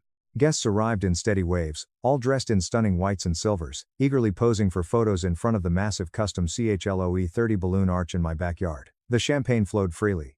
The massive catered sushi boats were a huge hit. A live violinist played beautifully near the glowing pool. Chloe walked around like she owned the entire world, hugging people she hadn't spoken to in years, loudly dropping names, tossing her hair over her shoulder like she was walking a Hollywood red carpet. And I played the absolutely perfect host. I smiled, refilled empty drinks, thanked people warmly for coming. I was incredibly present, but quiet, never drawing too much attention to myself. Just enough to keep everyone feeling comfortable and safe. I greeted Chloe like nothing bad had ever happened between us. She acted slightly nervous, like she wasn't sure whether I'd still read the speech she snooped on, but she hugged me anyway and whispered in my ear, "You really didn't have to go all out like this, Mark, but I'm so glad you did." I just smiled my cold smile and said, "Of course I did. You deserve exactly what's coming." She beamed. She had absolutely no idea. Ethan, meanwhile, was silently floating through the massive crowd, camera in hand, expertly capturing candid footage just like I asked. He was a total natural, asking little probing questions here and there, panning over the lavish decor, filming clinking glasses, getting impromptu, "What do you love most about Chloe?" Sound bites. It was all a crucial part of the setup. Around 9 p.m., I gathered everyone around the glowing pool for the main toast. Chloe stood proudly on the raised stone platform in front of the fire pit, arms open wide, beautifully bathed in candlelight. She looked stunning, I'll admit, a long white satin dress, hair perfectly curled, makeup totally flawless. She tapped her crystal glass with a silver spoon. The crowd hushed. "I just want to say," she began, her voice already slightly slurred and overly dramatic from the champagne.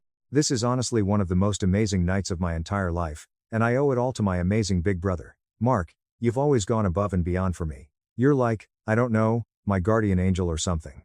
Polite laughter and awes rippled through the crowd. She turned directly to me and raised her glass high. "Thank you for this party. Seriously, I know I don't say it enough, but I love you so much." Everyone clapped loudly. Someone in the back shouted, "Speech.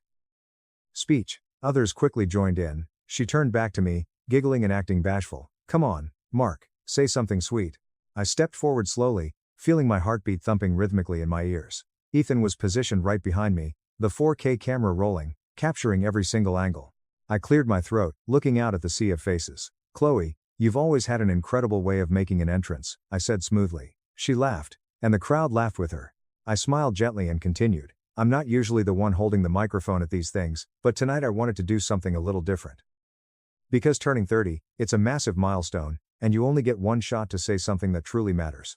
The crowd went completely quiet. You could hear the water lapping at the edge of the pool. I reached into the inside pocket of my suit jacket and pulled out a thick stack of envelopes. Heavy, cream-colored, tied beautifully with delicate gold ribbons. "Tonight, I want to give you a gift that isn't on any PDF wish list. In fact, it's not just for you." I turned to the confused crowd. "It's for all of you." Chloe shifted uncomfortably on her high heels, her smile faltering. "Wait, Mark, what's going on?" I handed a few of the envelopes to Ethan and motioned for him to begin passing them around the crowd. "Inside, these envelopes are receipts. Both literal and emotional." People started murmuring confusedly as they took the envelopes. "These are meticulous records of the last 10 years. What I've spent, what I've covered, what I've forgiven. There's no shame in them, no bitterness, just absolute truth."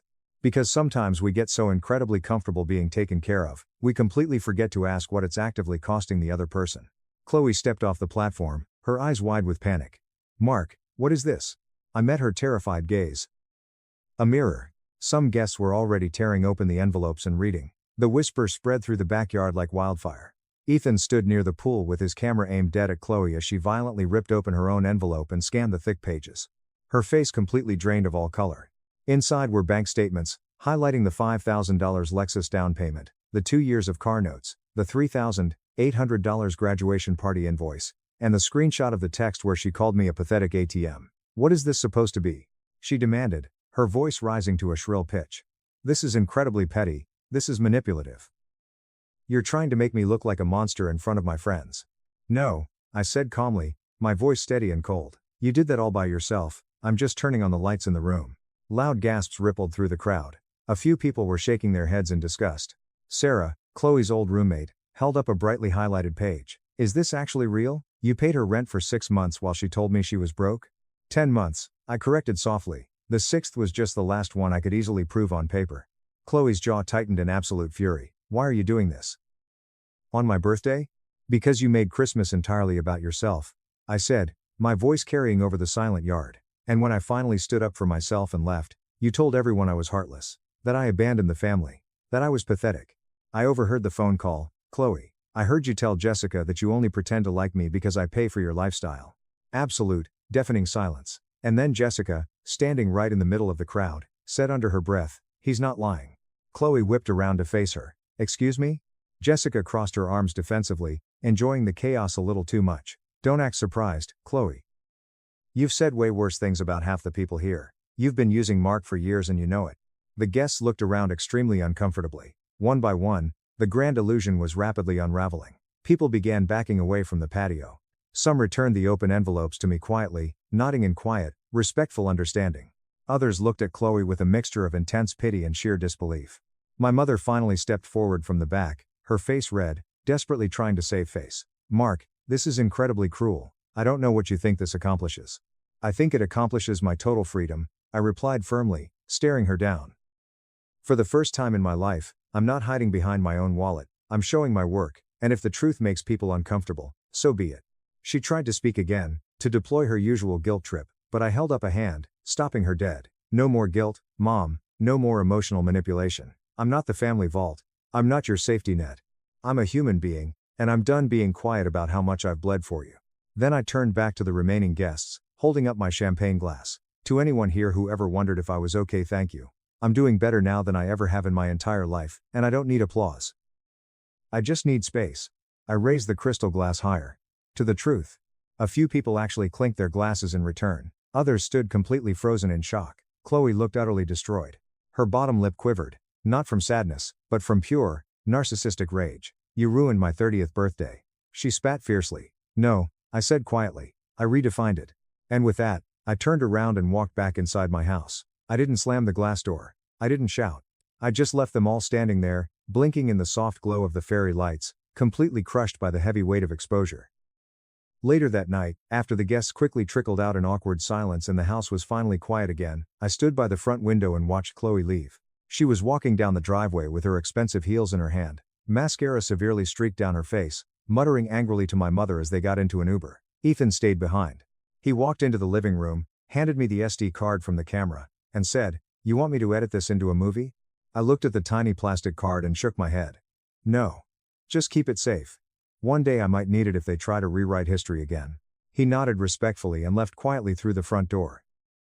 I poured myself a tall glass of expensive whiskey, sat down on my comfortable couch, and let the incredible silence settle around me like dust. It was completely over, no more pretending, no more exhausting performances.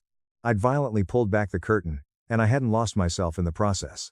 For once in my life, they weren't the loudest, most demanding voices in the room. I was. And I didn't even have to raise my voice to do it. Sometimes, the absolute most powerful revenge isn't destroying someone's life with malice, it's simply making sure they are finally forced to see themselves exactly as they truly are. When I refused to be my sister's servant, my mom threw a plate at me. That night I walked out for good. Now they're begging me to return. I don't normally post, but I thought I'd relate my experience because it still seems insane to me. I was the one who kept everything together at home, while Isabella was pampered like queen. I put up with it for years, but things got worse in unexpected ways. Let's just say I stopped playing the servant role, and what occurred next turned everything upside down. So I'm 24 now. But at the time I was 22. So, in order to understand how all of this happened, I had to go back a little bit. My family. Imagine a sitcom with no laugh track, only ranting, guilt trips, and me running around like the household's unpaid intern. That was essentially my childhood. I have one sister. She is 20 years old. 2 years younger than me. And let me tell you, she was raised as if she were the universe's crown gem. I'm spoiled to the bone. If she sneezed, Claudia would reach for Kleenex. Victor pretended it was cute. And I'd be the one tasked with throwing away the Kleenex. Meanwhile, I could get all A's or win a tournament. And the reaction would be, "That is nice." Now, Take out the trash. I've always been the natural handyman. Lawn mowing me. I'm hauling groceries. Heavy furniture moves me. I drove little princess to her friend's house because she didn't want to walk. Always me. The weird part is that I wasn't merely expected to do it. It seemed like it was my life's purpose. Isabella could literally stand next to me, watching me sweat while hauling 3 bags of mulch, and cheer like she was the supervisor. Claudia ate it up. She's the type who sees me lugging 12 grocery bags at once and cries, "Be careful. Don't drop the eggs. Your sister dislikes scrambled eggs." Victor, forget him. He was always the quiet sort, doing whatever it took to keep the peace. Peace of course meant injuring my back while Isabella sat on the couch scrolling. It wasn't only the tasks though, even at school partiality was so blatant that it was humiliating. When I received good scores, Victor scarcely looked up from his paper.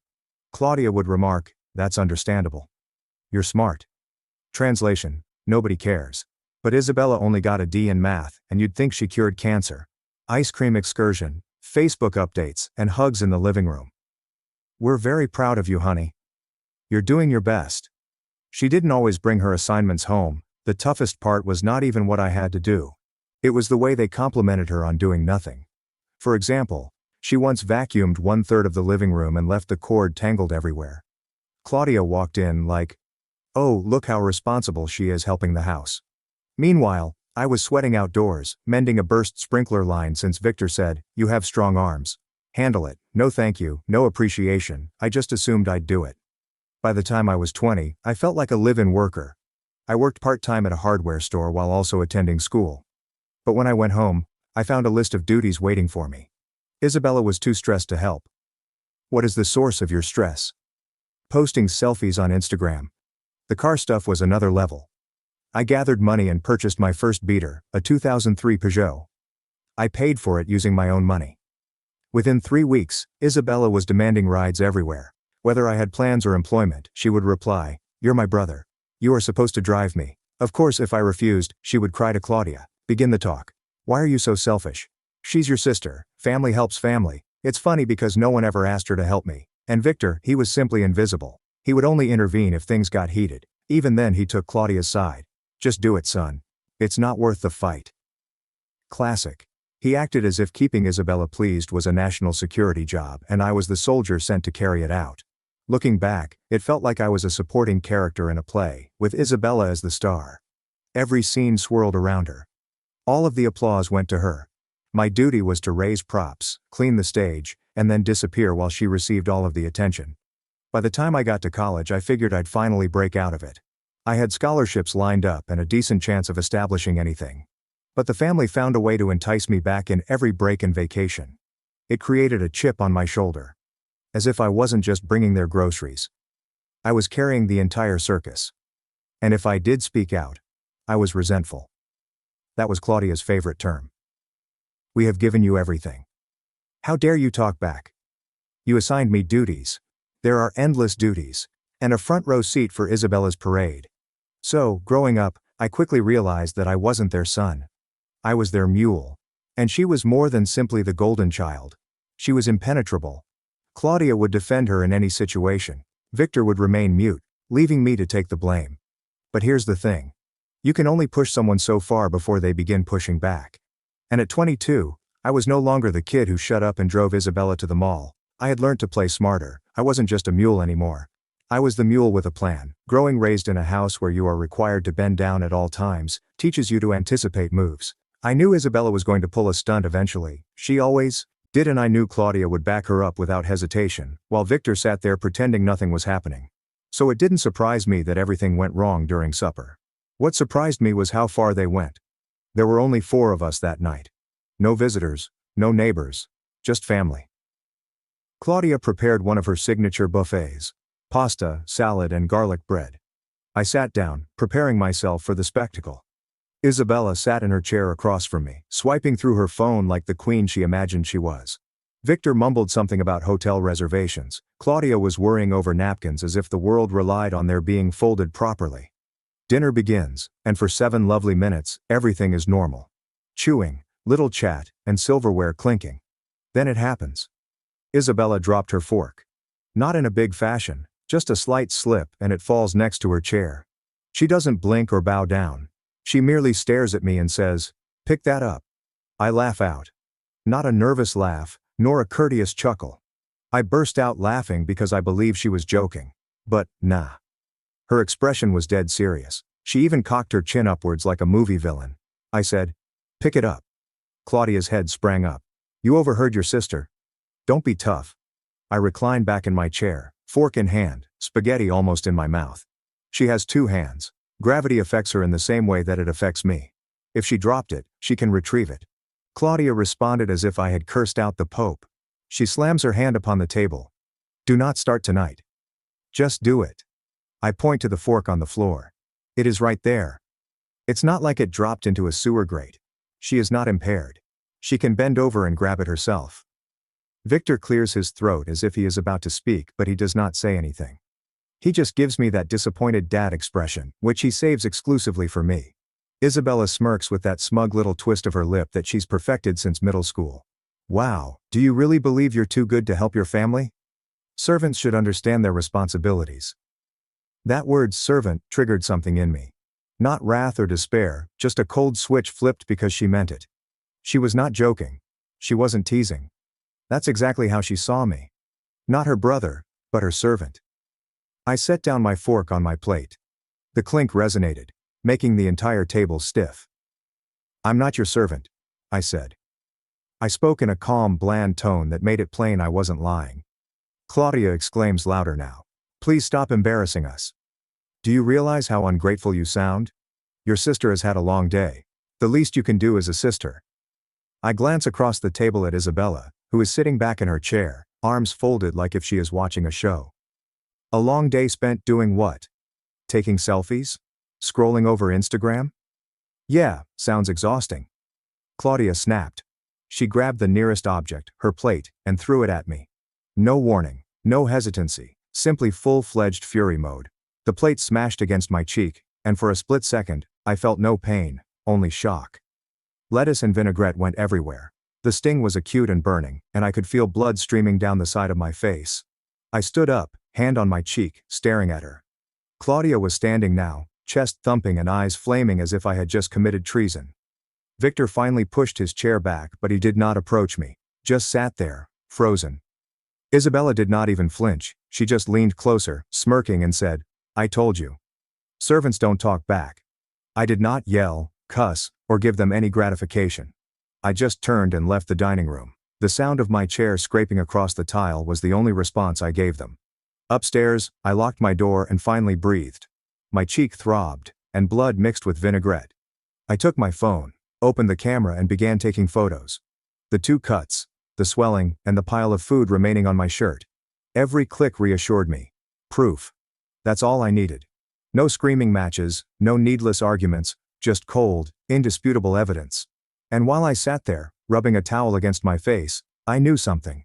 This wasn't only about a fork on the ground. This was years of being viewed as a helper. Years spent being invisible until someone needed anything. Tonight was not a random event. It was the outcome of every time I allowed them to treat me as a servant. But those days were numbered, as the mule with a plan had just gathered his first piece of proof. After dinner, things became strange in the house. Claudia pretended nothing had happened, as if she hadn't thrown a plate at my face like she was trying out for the MLB. Victor remained glued to his laptop, as if his resort emails were life or death. Isabella just went around with that sneer, as if she had finally put me in my place. But, here's the deal. You can't get away from the idea of freedom once you've tasted it. I was not going to sit back and let them reset everything like it was any other Tuesday, so I started being more aware, gathering evidence, keeping my lips shut when necessary, and refining my responses. A few days later, I was outside in the driveway, working on my car. Hood up, grease on my hands, sun beating down. One of those calm afternoons when you truly feel at peace. That is, until she shows up. Isabella walked out as if she owned the property. She walked smugly, phone in hand, as if she were about to give a regal order. She leaned against the car next to me and said, "You know, whatever you believe, you'll always be my little servant. That is all you are." I washed my hands with a rag and looked at her. A part of me wanted to laugh. Another part of me wanted to tell her to shove it. Instead, I leaned against the car, smirked at her and muttered, "Funny. I don't recall staff keeping this mansion from falling apart. Without me, the entire circus falls." Her grin faded for a half second. Then she leaned in closer, as if she were preparing for a battle. Don't speak back. Everyone knows you're just bitter because Claudia and Victor adore me more. I tilted my head. Yes, congratulations. You are the MVP of doing nothing. You've earned an impressive title there. And that's when Mom performed her hallmark maneuver, which usually worked when we were younger. She took a step back, flung her phone to the ground for dramatic effect, and screamed at the top of her voice. He hit me. He shoved me, and I froze. Not because I felt bad, but because I knew what was coming. Claudia and Victor stormed out of the home, as if they had been waiting backstage for their cue. Claudia's eyes widened as she saw her beloved daughter fake cry. Victor clenched his jaw, as if he were preparing to deliver a courtroom speech. Claudia dashed up to Isabella, hugging her as if she had just survived a battle. What have you done to her? She snapped at me. How could you place your hands on your sister? I opened my mouth to explain, but Victor heaped on. You are a monster, son. She's your sister, and you dare to hurt her? What is wrong with you? I just stood there, hands smeared in oil, staring at them as if I were in some bizarre prank show. I had not touched her, not even near. However, in their view, her word was law. And that's when salvation came in. Mr. Henrik Dahl, our neighbor, walked up the walkway with his dog.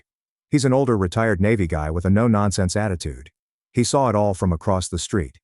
He came to a halt at the edge of our driveway, pulled his cap down and stated, "That boy did not touch her. I watched the whole darn thing. She is lying through her teeth." There was silence. Complete silence. Claudia's jaw literally fell. Victor began to murmur something about misunderstanding, but Mr. Dahl interrupted him. Don't dare. I have been watching this garbage for years. You folks treat him like dirt, yet that female walks about like she owns the world. You should be ashamed.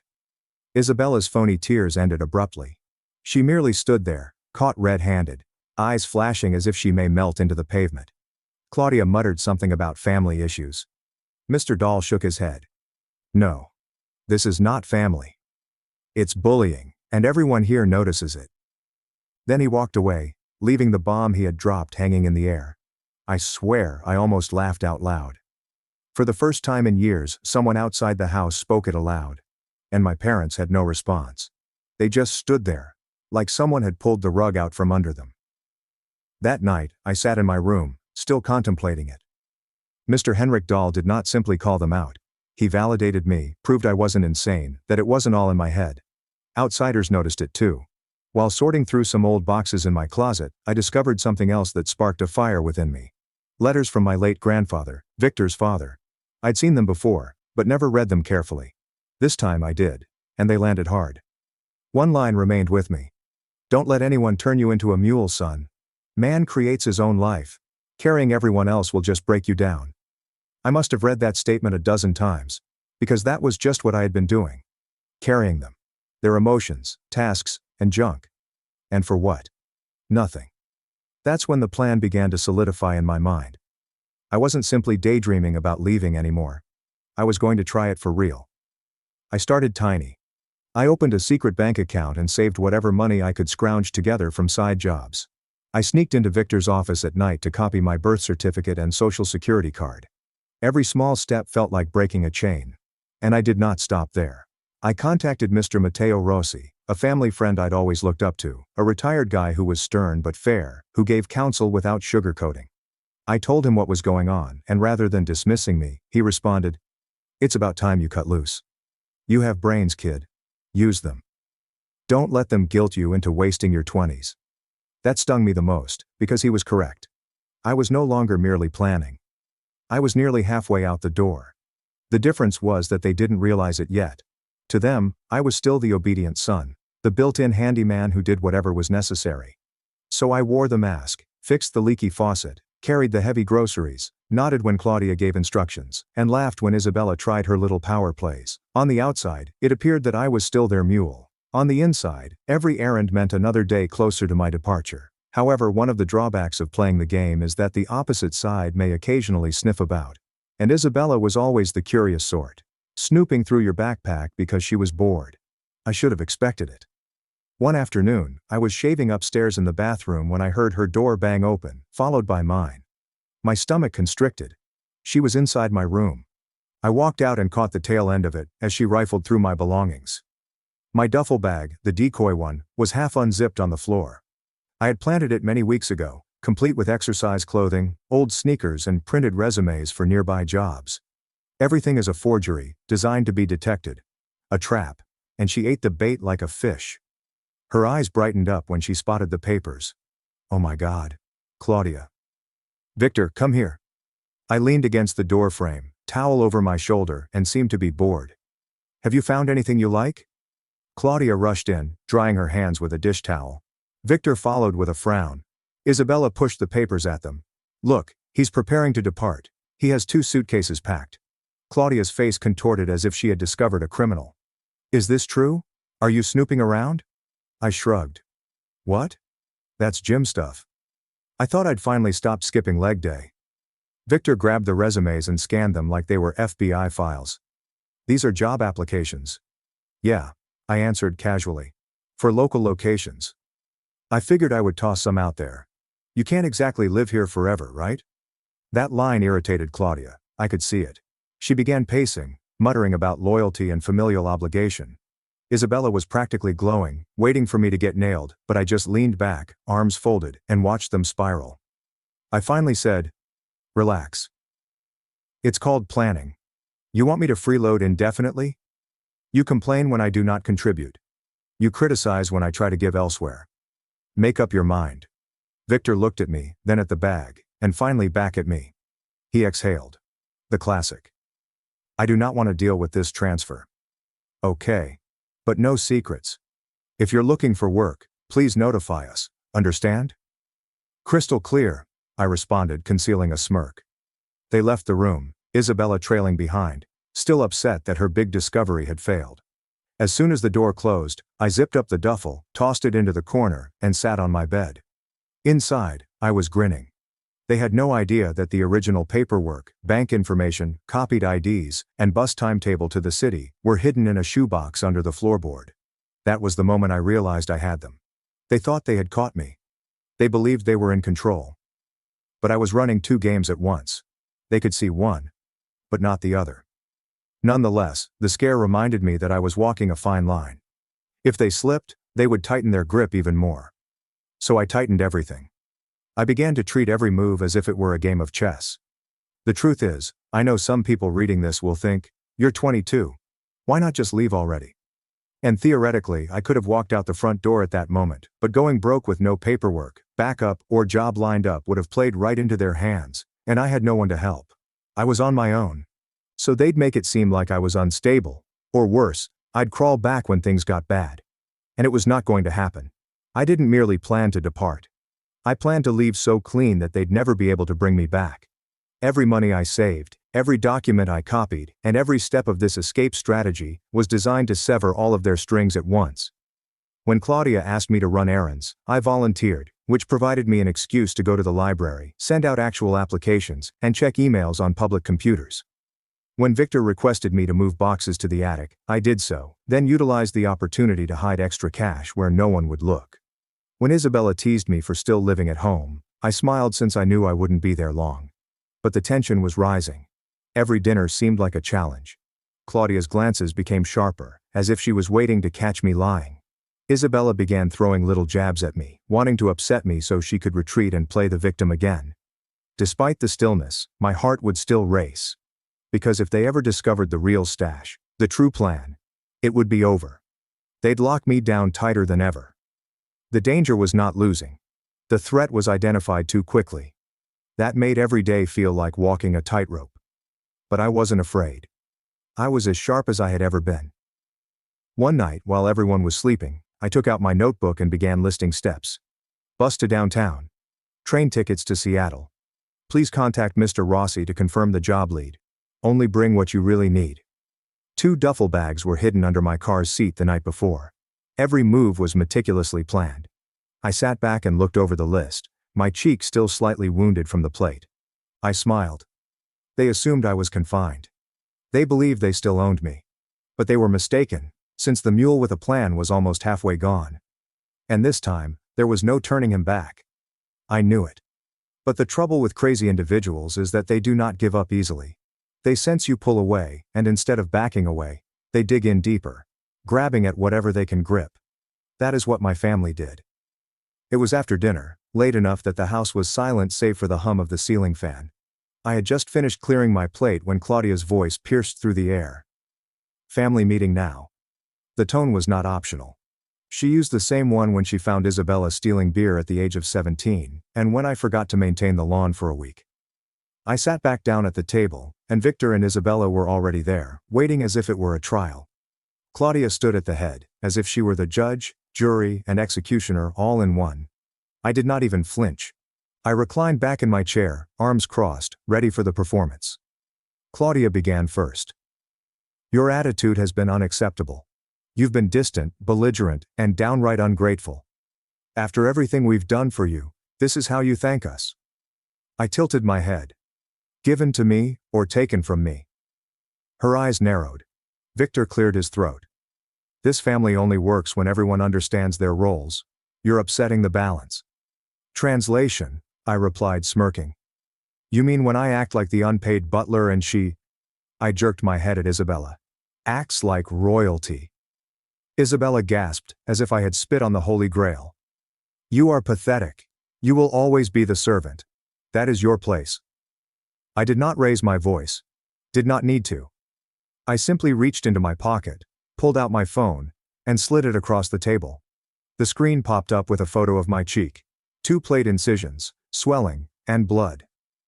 Funny, I responded gently. Since where I come from, maids are rarely harmed for refusing to pick up something. That isn't discipline. That's abuse. The room fell silent for a moment. Claudia's face drained and then turned red. Victor's jaw stiffened. Isabella's smirk appeared for the first time in months. Delete that, Claudia said, her voice loud. You are distorting things. You pushed me first. You provoked me. I laughed sharply and quickly. Yes, certainly. Everyone can see I triggered a flying plate with my face. This is when Victor lost his cool. He grabbed his glass of water, slammed it down, and yelled, "Enough." Then, in one dumb split second, he tossed the glass directly at me. Time slowed. I noticed it spinning, with fluids trailing behind like a slow-motion commercial. It smashed against the table's edge, spraying pieces everywhere. A few nicked my arm and stung. But here's the kicker. Some rebounded back upon them. Victor's hand was riddled with tiny cuts, a piece of Isabella's naked leg. And the masters of the mansion appeared less like kings and queens and more like clowns suffering from their own mess. I rose up slowly, wiping shards from my clothing. My voice came out calmly. There is no movement. You've just proven my argument. You're not just toxic, you're dangerous. Claudia scrambled, hands flailing. There was an accident. He didn't mean... I held up my phone, already photographing the shards, cuts, and mess. It doesn't matter. This isn't just a family drama anymore. It's evidence, Isabella said quietly for a change. There was no grin or swift insult, only startled eyes as they realized the game had changed. I took my bag from beneath the chair, slung it over my shoulder, and stared each of them dead in the eye. You thought you could keep me trapped here forever, but now you've given me every reason to make it official. Claudia's voice was raspy. What do you mean? I said, stepping toward the door. I'm going to file charges. Do you think I'll allow you keep hurling things at me until one day it becomes worse? Nah. This is over now. Victor pushed forward as if he wanted to stop me, but a glance at the phone in my hand stopped him mid-step. He knew. They all knew. The power dynamic had flipped. I strolled out of the room as if I owned it. Their voices lingered behind me, a combination of panic, fury, and phony pleading. But I didn't stop because I recognized the plan wasn't only to leave silently. It was about destroying the bridge behind me so that they could never bring me back. Nothing lights a bridge faster than the truth, backed up by cold, indisputable proof. That night I did not sleep. Couldn't. However, my thoughts was not racing in panic. It was steady and clear, as if someone had finally removed the fog from a windshield. Every bruise, fragment, and photo on my phone served as more than just proof. It was fuel. By morning, I had my duffel in the trunk, my documentation in a folder, and my departure planned out to the minute. I didn't say goodbye or leave a note. I strolled out the door with the same calm I'd maintained since the glass cracked. First stop. The police station. Walking in with a bandaged cheek and fresh cuts on my arm made me stand out quickly. I asked for an officer, placed my phone on the desk, and let the pictures speak for themselves. The cop glanced through the photos, his brow furrowing with each swipe, the plate cut, bruises, and broken glass littering the dining room floor. "You're saying both events included your parents?" he asked. "Yep." Claudia threw the plate first, and Victor tossed the glass second. "I have timestamps, 2 neighbors who witnessed sections of it, and a phone full of evidence. Tell me what that looks like." He didn't debate or belittle it. He simply nodded and started typing. "Looks like assault to me." Hearing it labeled out loud seemed like a weight was lifted off my shoulders. It was not a family drama. It was not discipline. It was an assault. Period. They submitted the report, gave me copies, and promised to follow up with Mr. Henrik Dahl regarding his witness statement. And just like that, the narrative I'd been stuck in for years flipped. It did not happen overnight. A few weeks later the charges were officially filed. And that's when the dominoes fell. By the afternoon I was at Mr. Rossi's house, the mentor I had trusted. He had left a spare room free for me and said I may stay as long as I needed. We sat at his kitchen table and I sipped coffee, and he gave me the approving nod that only old men with military haircuts can give. "I told you it had come to this," he said. "Don't waste this opportunity. Build your own life." So I did. I stayed at Mr. Rossi's for a while, assisting around the house while arranging the job offer. 3 weeks later, I packed my duffel, took the bus to the station, and purchased an Amtrak ticket to Seattle. Watching the miles pass by out the window, I realized I wasn't just leaving a house, I was leaving the entire cage behind. Within 3 weeks I obtained a job offer from one of the companies I'd been applying to. The moment I walked out of that house, college was paused. I didn't have enough time to attend classes while also reconstructing my life. So work came first. Nothing fancy, but it was mine. My paycheck. My independence. No more being instructed when to take out the garbage or who to serve. Seattle became home base. First a friend's couch, then a cramped studio with creaky floors and a view of a brick wall. But here was my brick wall. I cooked my own food, had my own schedule, and lived by my own rules. Every time I dropped a fork on the floor and bent down to pick it up, I giggled. Stupid, yet symbolic. My fork, my hand, my preference. Meanwhile, back home, the consequences were severe. Claudia and Victor were surprised that the cops did not brush it under the rug. They followed through. Claudia and Victor face assault accusations. Nothing felony level at first, but enough to tarnish their records and have their neighbors talking, and gossip spreads faster than hurricanes in that neighborhood. Claudia suddenly ceased to be the queen of block parties. She was the mom who flung a dish at her son. Invitations ceased up. Her friends, to whom she used to gloat, began to avoid her. Victor did not escape either. The resort industry lives on reputation. Word spread that he was having family troubles. And just like that, his managers stopped trusting him with major accounts. The man who formerly strode through hotel lobbies was now reduced to managing regional bookings, imprisoned in a cubicle with peeling wallpaper. His pride, which he treasured the most, was crushed. Isabella has misplaced her beloved weapon. After Henrik Dahl vouched for me and the cops accepted my side, her word was meaningless. People stopped trusting her stories. Without me to fetch and carry, she was forced to live like the rest of us. Work, bend, and sweat. According to what I've heard, she ended up serving lattes at a coffee shop and posting sad Instagram captions about grinding. Reality check, served boiling hot. I didn't gloat publicly, but internally, watching them crumble from a distance was the most satisfying feeling I'd ever had. Not because I want vengeance for its own sake, but because the world finally recognized them for who they truly were. And I wasn't their mule anymore. I was not their scapegoat or servant. I was just a guy, finally free and living. Every paycheck I received, every late-night brainstorming session at work, and every calm evening in my apartment proved I had made it out. They could bleed, whine, and crumble all they wanted inside that mansion. That wasn't my burden to bear anymore. The finest thing was knowing I created it smartly. I did not just run away. I designed an escape so tight and calculated that they couldn't use it against me. I have evidence in my pocket, a job lined up, and my life is waiting. And now that I look back, I don't see a kid confined. I see the guy who played the long game, loaded the deck, and walked away with what they said I'd never have.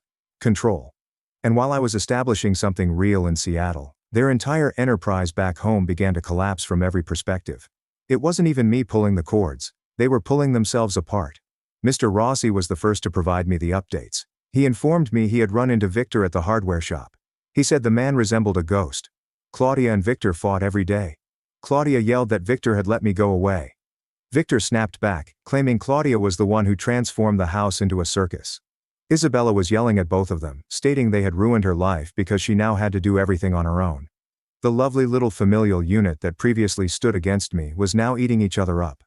The weird thing was that I wasn't even angry anymore, just detached, as if I'd left a cage of wild animals and was watching them battle from the outside. Then the financial issues struck. Without me carrying all of the weight, mending things, paying for minor crises, and saving them time and money on every duty, their finances began to deteriorate. Victor's compensation was reduced due to his demotion at work. Claudia's small social gatherings dwindled, leaving no side benefits. Bills heaped, credit cards maxed out. Word spread that the house was under pre-foreclosure. Henrik Dahl told me he saw the note on the front door one morning. There is no hiding it, it is as obvious as day. Victor had to sell his automobile. Claudia pawned jewelry that she used to wear like it was her crown. When people saw them shopping at inexpensive stores, they looked away as if they didn't recognize them. People who relied on bragging rights couldn't recover from such a setback. Then came the trivial stuff, which made me chuckle the most. Isabella attempted to move out on her own, gloating publicly that she was finally independent. She barely lasted 4 months before going back home because rent was eating her alive. Claudia sent me an email attempting to guilt-trip me. Your sister is crying herself to sleep, and it's your fault. I read it twice, laughed, and erased. For once, her tears were not my fault. The scar on my cheek has faded to a faint line. I never covered it up. If someone asked, I'd just shrug and say, family stuff. Because the truth was not in the scar itself. The truth was that I had walked away from those who had given it to me and never looked back. 5 years later, I received 2 last emails. There's no subject line. Just desperation seeping into the text. Claudia stated that they were breaking apart, with expenses crushing them. Victor is stuck at a dead-end job, while Isabella drifts. You're doing so well. Please help us, she wrote. I sat there reading it and felt nothing, not angry or smug. I pressed delete without hesitation, and I knew I had truly won. Not because their lives fell apart, but because I stopped caring. So, if you're stuck in a family that treats you like a mule, hear this. You don't owe them your entire life simply because you have blood. Play the long game. Document everything. Save the proof. Build your exit in silence. And when the day arrives, walk away cold. Do not wait for their apologies. Do not beg for their blessing. Leave so clean that they will never be able to draw you back. Because throwing their comments back in their face isn't the best way to exact revenge. The best form of vengeance is living a life so much beyond their means that they are forced to choke on the reality. The servant was the only person who figured it out. I testified against my war, hero dad, while my brother's blood sugar monitors still beeped in court. The truth broke him before the verdict did. I was 13 when Dad abandoned me and my younger sister at his mother's place. He was leaving for Iraq for 9 months, and she was an alcoholic who had beaten us. The worst part was how, just 3 weeks ago, he fought tooth and claw to gain custody and separate us from Mom. The first week was hellish. Grandma would pass out on the couch by 4 p.m., leaving us to fend for ourselves. Luca had type 1 diabetes and needed insulin at 7 p.m., but Grandma was too drunk to remember. I attempted to help, but I was a youngster and had no idea what I was doing. Luca started getting sick more frequently. He'd throw up and become dizzy, but Grandma would simply urge him to quit being dramatic. We started arriving at school looking like garbage. Our clothes were soiled, and we were usually hungry since Grandma spent her money on whiskey, rather than groceries. I made excuses for her when teachers inquired about our appearance. The real trouble occurred when the neighbors saw. They'd notice us outside at odd hours, searching for food in their garbage cans. I remember knocking on one of their doors in the middle of the night and asking if they had any cold leftovers that they weren't going to eat. When the woman heard me, she seemed really sorrowful. "Where is your grandmother, sweetheart?" she questioned me. "She is sleeping. She sleeps a lot because she works so much," I explained. I was becoming better at lying. The neighbor woman began leaving sandwiches on our porch. Other neighbors did as well. And before I knew it, she had contacted Child Protective Services for us. A woman named Amelia Ward arrived to investigate. She seemed polite at first, asking us a lot of questions about Grandma. I wanted to tell her everything, but I was afraid of what Dad would do if he discovered we snitched. "Is your grandmother taking good care of you?" Amy asked. I looked at Luca, who was pale and wobbly from not taking his morning insulin. "Yeah, she takes good care of us," I'd said. But Amelia could tell we were starved and filthy. She took notes and indicated she would return to check on us. I hoped things would finally change. But then Dad came home on emergency leave after Amelia contacted him. He arrived in his full combat outfit, looking authoritative and frightening. Amelia was there waiting to speak with him, and I could tell she was nervous. "Sir, I've received some concerning reports about the children's care," she told me. Dad shut her off instantly. "Ma'am, with all due respect, I have served 4 tours in Iraq defending our country. I believe I understand how to choose proper care for my children. My mother reared me, and I turned out well." Amelia shifted uneasily. "I understand your service, sir, but the neighbors have reported signs of neglect. Those neighbors are just anti-military liberals who don't like having a veteran's family in their neighborhood," my dad added. His voice became louder and more hostile. "They're harassing my family while I'm overseas protecting their freedom." Amelia started to back down. She discussed her own son's deployment and the difficulties that military families face. Dad nodded as if they were great pals now. "My mother is a member of our family," Dad said. "She knows these kids better than some of our stranger neighbors. I trust her completely, and frankly I'm offended that people are trying to attack a veteran's family." Amelia apologized and stated she would not pursue it further. She left, and Dad returned to Iraq the next day. He drew me aside before leaving. "If you ever tell lies about Grandma again, you'll regret it," he told me. "Grandma made me strong, and she will make you tough too. Stop being weak."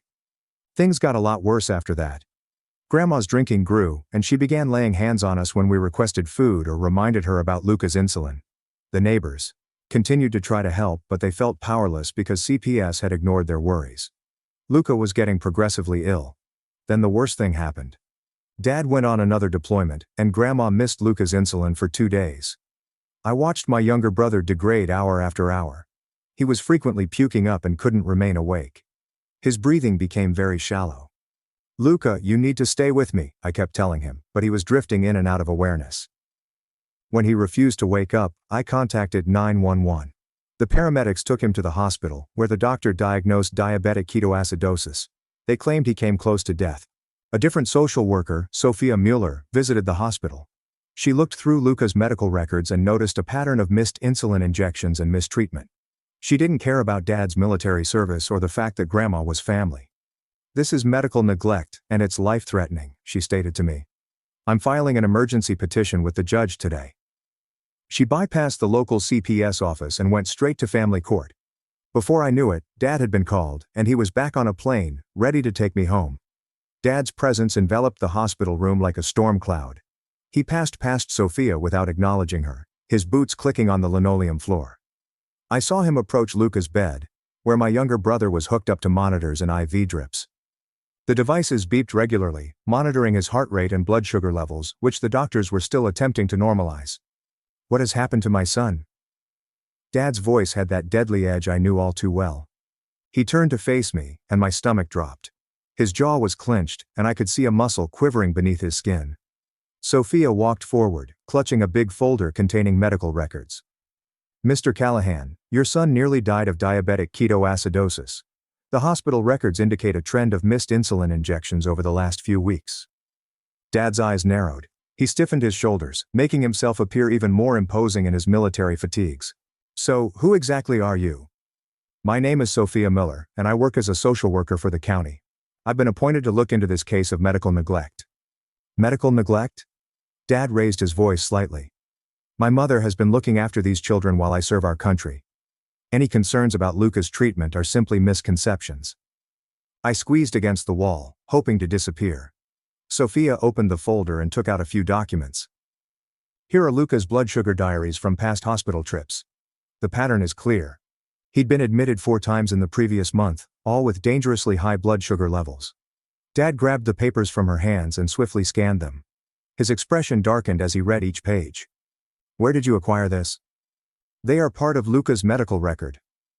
Sophia stayed calm despite Dad's hostile demeanor. The door opened and a middle-aged woman entered, her graying hair pulled back in a ponytail. She glanced between Dad and Sophia before settling on Luca's chart. "Mr. Hello, my name is Dr. Annika Novak. I have been treating your youngster." Dad quickly changed his approach, extended his hand with a practiced smile. "Doctor, thank you for taking care of my son. When can we take him home?"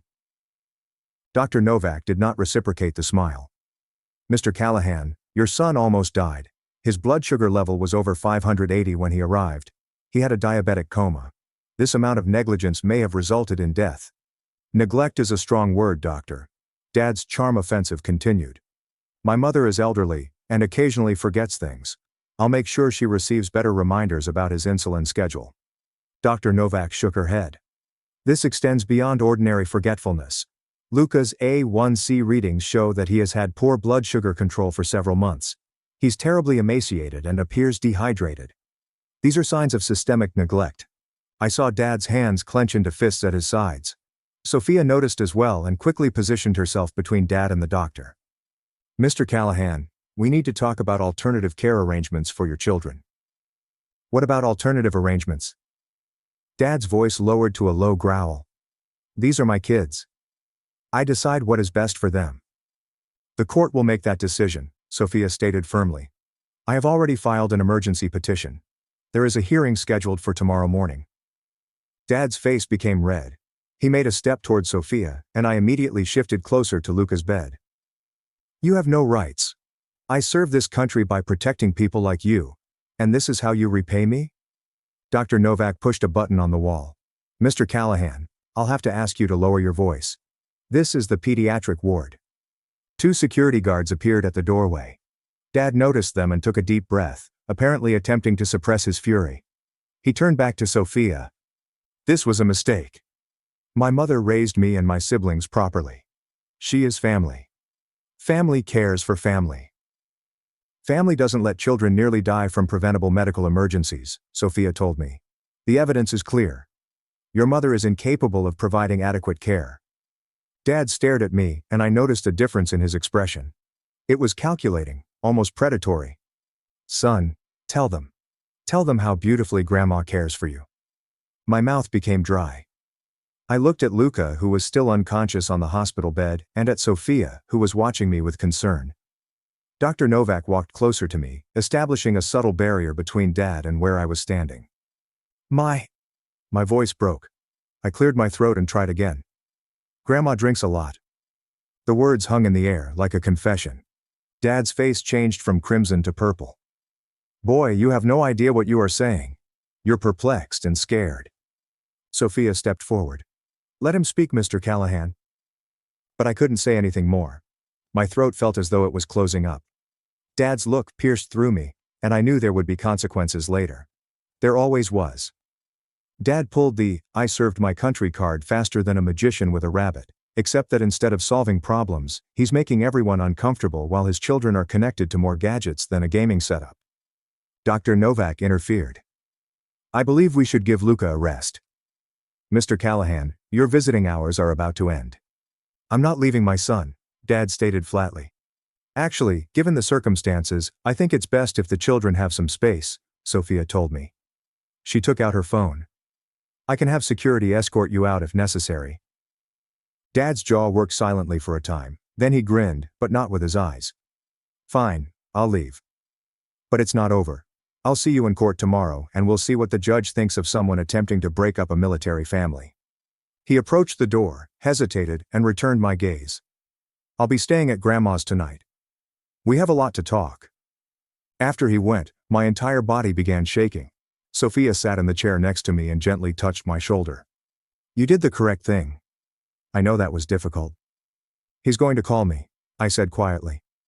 No, he is not. You are not going back there tonight. I've arranged for an emergency placement. You will remain somewhere safe until the hearing. Dr. Novak checked Luca's monitors again. He should awaken soon. His blood sugar is normalizing beautifully, but he will need ongoing care. No more missed dosages. I nodded, tears stinging my eyes. I attempted to help him. I truly did. But I didn't know how to use the insulin pen correctly, and Grandma would be upset if I touched her belongings. None of this is your fault, Dr. Novak stated firmly. You're 13 years old. You should not be liable for your brother's medical care. Sophia's phone vibrated. She examined it and grimaced. Your father has phoned my supervisor. He claims I am discriminating against him because of his military service. Is it going to work? I inquired, fear creeping back in. No, the medical data is overwhelming, but he is going to fight this hard. She looked at me gravely. I need you to prepare for tomorrow. The judge will want to hear from you. I cannot testify against Dad. He will never forgive me. You will not be testifying against him. You will disclose the truth about what happened to Luca. There is a difference. But I knew Dad wouldn't view things that way. In his world, commitment to family meant being silent at all times. Breaking the code represented the ultimate treachery. A quiet groan emanated from the bed. Luca's eyes flickered open, unfocused and perplexed. Where am I? I jumped up and took his hand. You are in the hospital. You got terribly sick. But you'll be okay. He took a careful glance around at the machinery and IV lines. My head hurts. Dr. Novak walked to his side and examined his pupils with a little light. That is normal, Luca. You've been really unwell, but you're improving now. Where is Grandma? He asked. Sophia and I exchanged looks. She's at home, I explained cautiously. Good. Luca muttered. She was really mad about something. I don't remember what. Sophia wrote another note in her file. Every detail mattered now, as we built the argument that would define our future. I sat back down, still holding Luca's hand, and tried not to think about what Dad was doing at Grandma's place, probably coaching her on what to say and ensuring their stories were consistent. Sophia organized an emergency placement at a foster family approximately 30 minutes from the hospital. The family appeared pleasant enough. The Harrisons, an older couple, lived in a quiet house that smelled like vanilla candles. They led me to a small bedroom that contained a twin bed and a desk. The bathroom is down the hall, Mrs. Harrison murmured softly. There are clean towels in the closet. Are you hungry? I shook my head, despite the fact that I had not eaten anything all day. My stomach was too twisted from anxiousness to handle meals. After they went, I sat on the side of the bed staring at my hands. They still shook slightly. I could not sleep that night. Every time I closed my eyes, I saw Dad's face in the hospital room. How his expression changed from charm to wrath and back again. I knew he was plotting something. He always had a plan. The next morning, Mrs. Harrison drove me to the courthouse. The structure was old and frightening, with massive columns and large wooden doors. Sophia greeted us in the lobby, holding a heavy briefcase. How is Luca? I inquired instantly. He's doing well. Still in the hospital but improving. Dr. Novak will testify via phone about his condition. She guided us through security and down a lengthy hallway. The hearing is in family court. It's less formal than regular court, but you have to speak the truth. We entered a small courtroom with wood paneling and fluorescent lighting. Dad was already present, sitting at a table with a man in a suit who must have been his lawyer. Grandma sat behind them in the gallery, dressed for church and looking more sober than I had seen her in months. Dad had also cleaned up. His uniform was neatly pressed, and he had shaved thoroughly. He appeared to be the ideal soldier, the type of person you'd trust with everything. He did not glance at me when we sat at the opposite table. The judge entered, an elderly woman with short gray hair and glasses perched above her nose. She read the documents in front of her before gazing up into the courtroom. This is an emergency hearing for custody of 2 small children. I have studied both the petition and the medical records. Let us start with the social worker's report. Sophia rose and began presenting the evidence. She was meticulous and clinical, outlining the history of neglect, including missing insulin injections and several hospitalizations. She showed us images of our living conditions at Grandma's house, including the empty refrigerator and the bottles stashed throughout the rooms. Dad's lawyer objected multiple times, claiming that the images were taken without permission, that the medical records were being misconstrued, and that this was a deliberate attack on a military family. The judge overruled most of his concerns while allowing him to present his arguments. When it was time for Dad to speak, he transformed. The irate man from the hospital was no longer among us. In his place stood a dedicated father, exhausted from war service, doing his best in hard circumstances. Your Honor, I have served 4 deployments in Iraq. I have given everything for my country and my children. When their mother proved inadequate, I battled for custody to provide them with stability. I trusted my mother to care for them while I served our country. He went on to discuss the difficulties that military families face, the absence of support structures, and the judgment of civilians who do not comprehend sacrifice. Several times he cited his medals, commendations, and impeccable service record. Grandma testified next, and I barely recognized her. She expressed her love for us openly, stating that she had done her best despite her age and health concerns. She agreed to being forgetful on occasion, but denied frequent drinking. She said the bottles in the images were old and from before we moved in. Then it was my turn. My legs felt like jello as I approached the witness stand. The judge smiled at me warmly. "Tell the truth, son. That's all we need." Dad's lawyer began with simple inquiries about my name, age, and how long I had lived with Grandma. Then he got to the hard part. "Did your grandmother ever abuse you?" I looked at Dad. Although his countenance was neutral, I could see the caution in his eyes. "Sometimes she gets upset. That wasn't what I requested." "Has she ever physically harmed you?" My hands clutched the edge of the witness box. "Yes." "Could you be more specific?" I detailed some of the occurrences as calmly as I could. The lawyer attempted to reduce each one, implying that I was exaggerating or misremembering. But Sophia had prepared me for this, so I adhered to the truth. "How about your father? How is he treating you?" This was a minefield. I chose my words carefully. "He has high expectations." "Does he love you?" "Yes." "Does he want the best for you?" I paused. The judge leant forward slightly. "You can take your time." "He wants us to be strong," I finally explained. "He thinks Grandma's house makes us strong." The lawyer pressed on. But I had found my beat. I responded frankly but cautiously, attempting to construct a picture without openly accusing Dad of anything that might elicit retaliation. Dr. Novak's testimony was later delivered via telephone in the courtroom. She was forthright about Luca's condition and the extent of the mistreatment. She used medical words that I didn't understand, but her conclusion was clear. Luca could have died, and would die if put back in the same position. The judge questioned Dad directly about the medical neglect. He had an answer to everything. Grandma was becoming old and needed help remembering. He had attempted to establish support services, but the military bureaucracy was slow. He had no idea how awful things had gotten because no one had informed him. "Your son tried to tell a social worker weeks ago," the judge said. "Your Honor, children sometimes exaggerate to get attention. They have had a difficult time during my deployment. They are acting out." The hearing lasted for hours. Each side provided evidence, made arguments, and pointed fingers. Throughout it all, I observed Dad execute. He was skilled at moving between devoted father, wounded veteran, and victim of an unfair system when necessary. Finally, the judge asked for a recess to make her ruling. We waited in the hallway, Sophia talking quietly on the phone with her supervisor, Dad and his lawyer scheming in a corner, and Grandma sitting on a seat, looking older and more vulnerable than normal. When we returned to the courtroom, the judge appeared serious.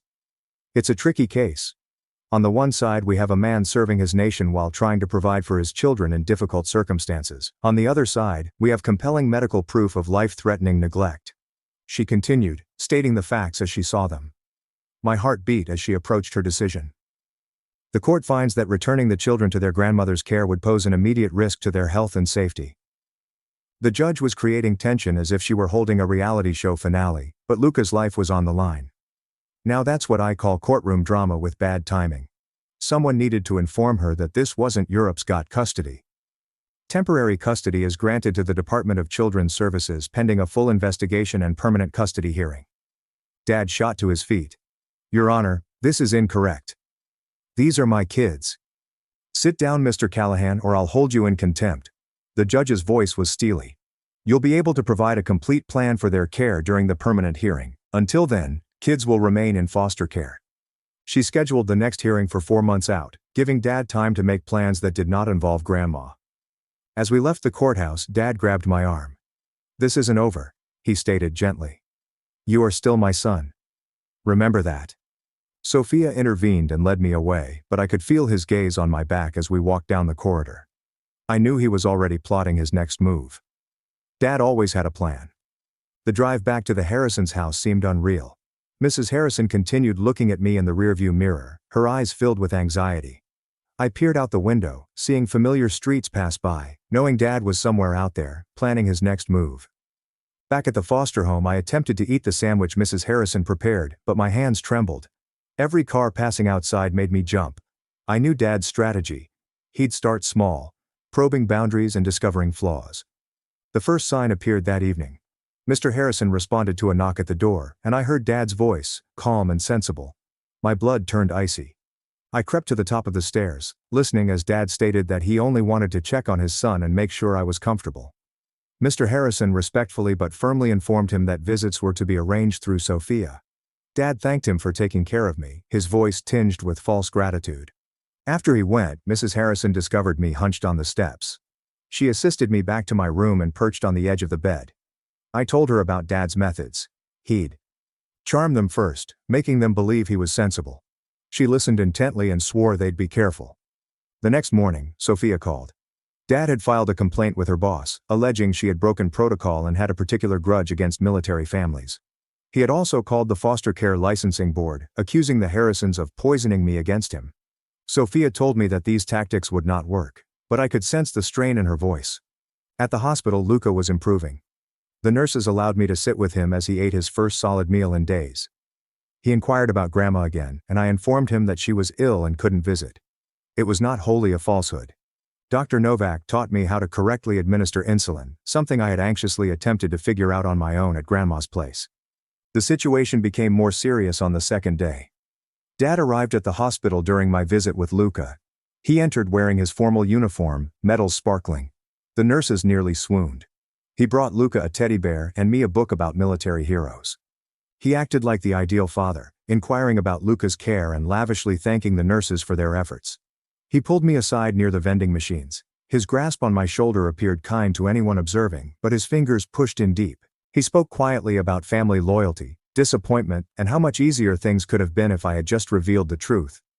When Sophia arrived for her regular visit, Dad was sitting by Luca's bed, reading him a story, the epitome of fatherly devotion. That night, the Harrisons got several phone calls. The first couple were hang-ups.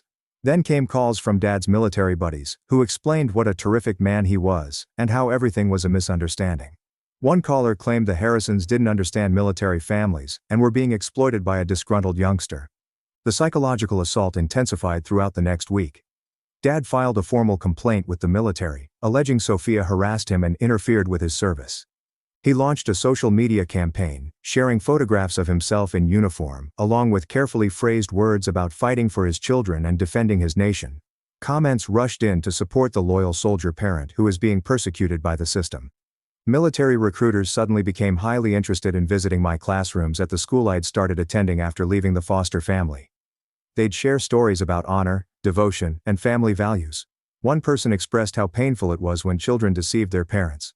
The message was plain. Dad began showing up everywhere, maintaining a legal distance yet making his presence felt.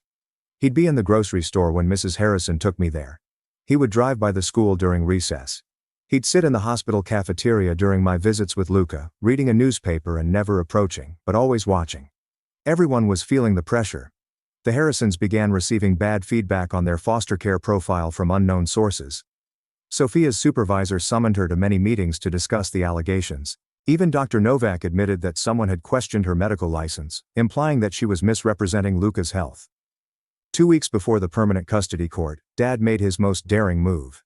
He scheduled an interview with a local TV station about the issues that military families face. He sat in his apartment, surrounded by images of us and his military honors, speaking eloquently about the sacrifices he had made and how the system failed veterans. He never brought up the mistreatment or Luca's near-death experience. Instead, he portrayed a picture of a loyal father who was punished for serving his nation. The interview aired in prime time. Within hours, Sophia's office was inundated with calls supporting Dad. The Harrisons began receiving comments on their car windshield calling them unpatriotic. Someone spray-painted, "Support our troops" on their garage door. I felt the walls close in. Dad was winning the public relations battle. He had transformed us into symbols, me as the ungrateful child and himself as the tormented hero. Sophia warned me that he was preparing a case claiming the entire system was prejudiced against him. Luca was hospitalized for a longer period of time than predicted. His blood sugar levels spiked anytime he became agitated, which happened every time Dad visited. Dr. Novak chronicled everything, noting that Luca's uneasiness appeared to be directly tied to his father's presence.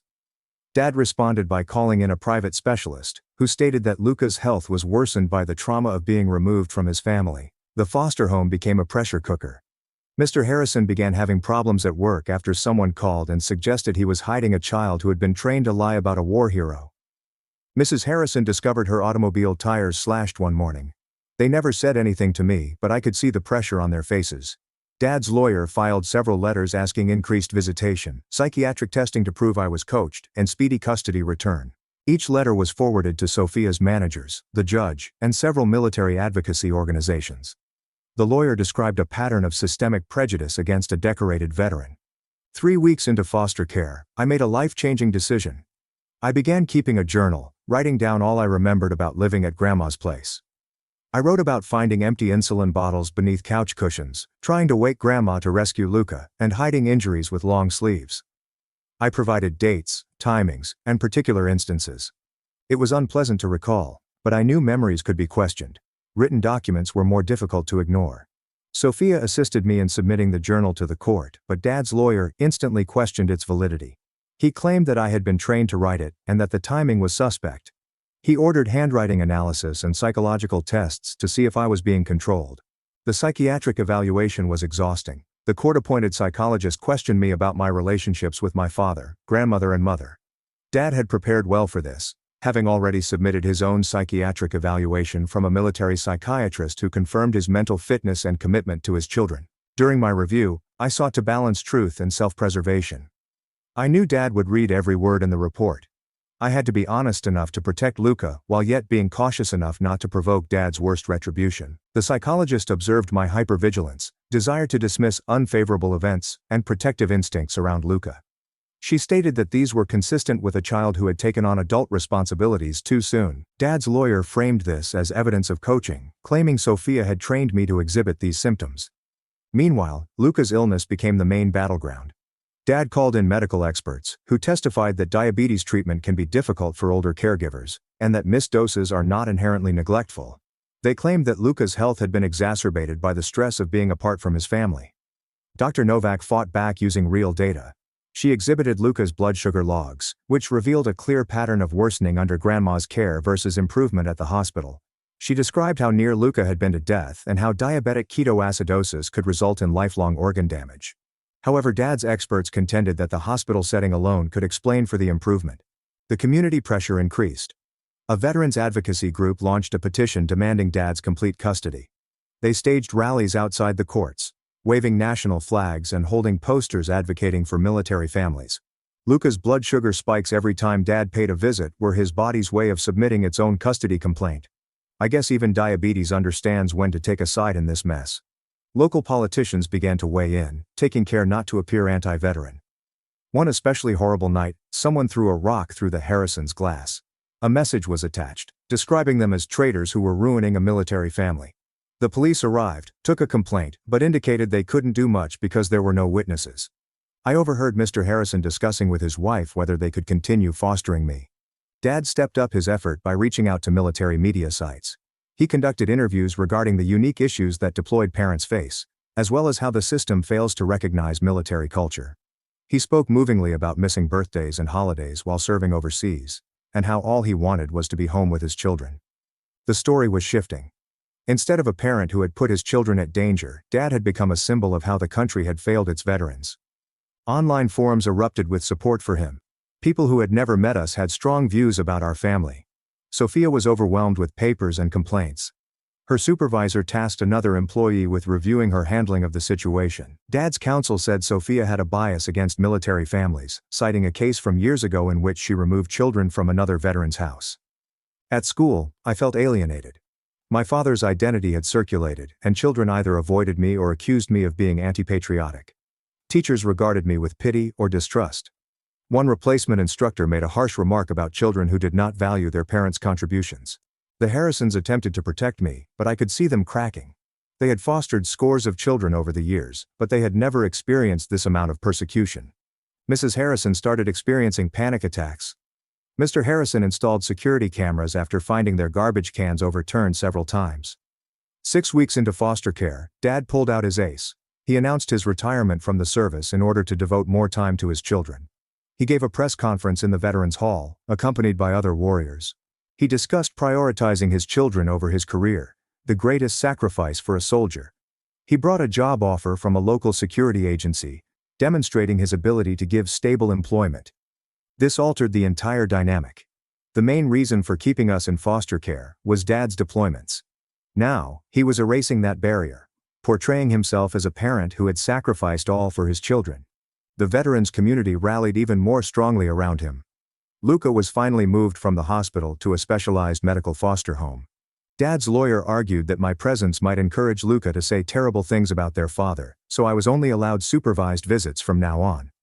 Luca appeared bewildered and introverted throughout our few visits. He kept asking when we could go home, even though he couldn't explain where home was anymore. The permanent custody hearing loomed like a storm.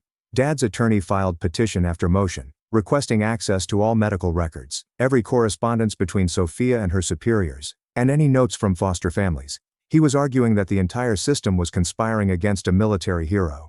Sophia worked frantically to counter every action. She obtained affidavits from neighbors who had witnessed the mistreatment, collated Luca's complete medical history, and documented Dad's pattern of manipulation and intimidation.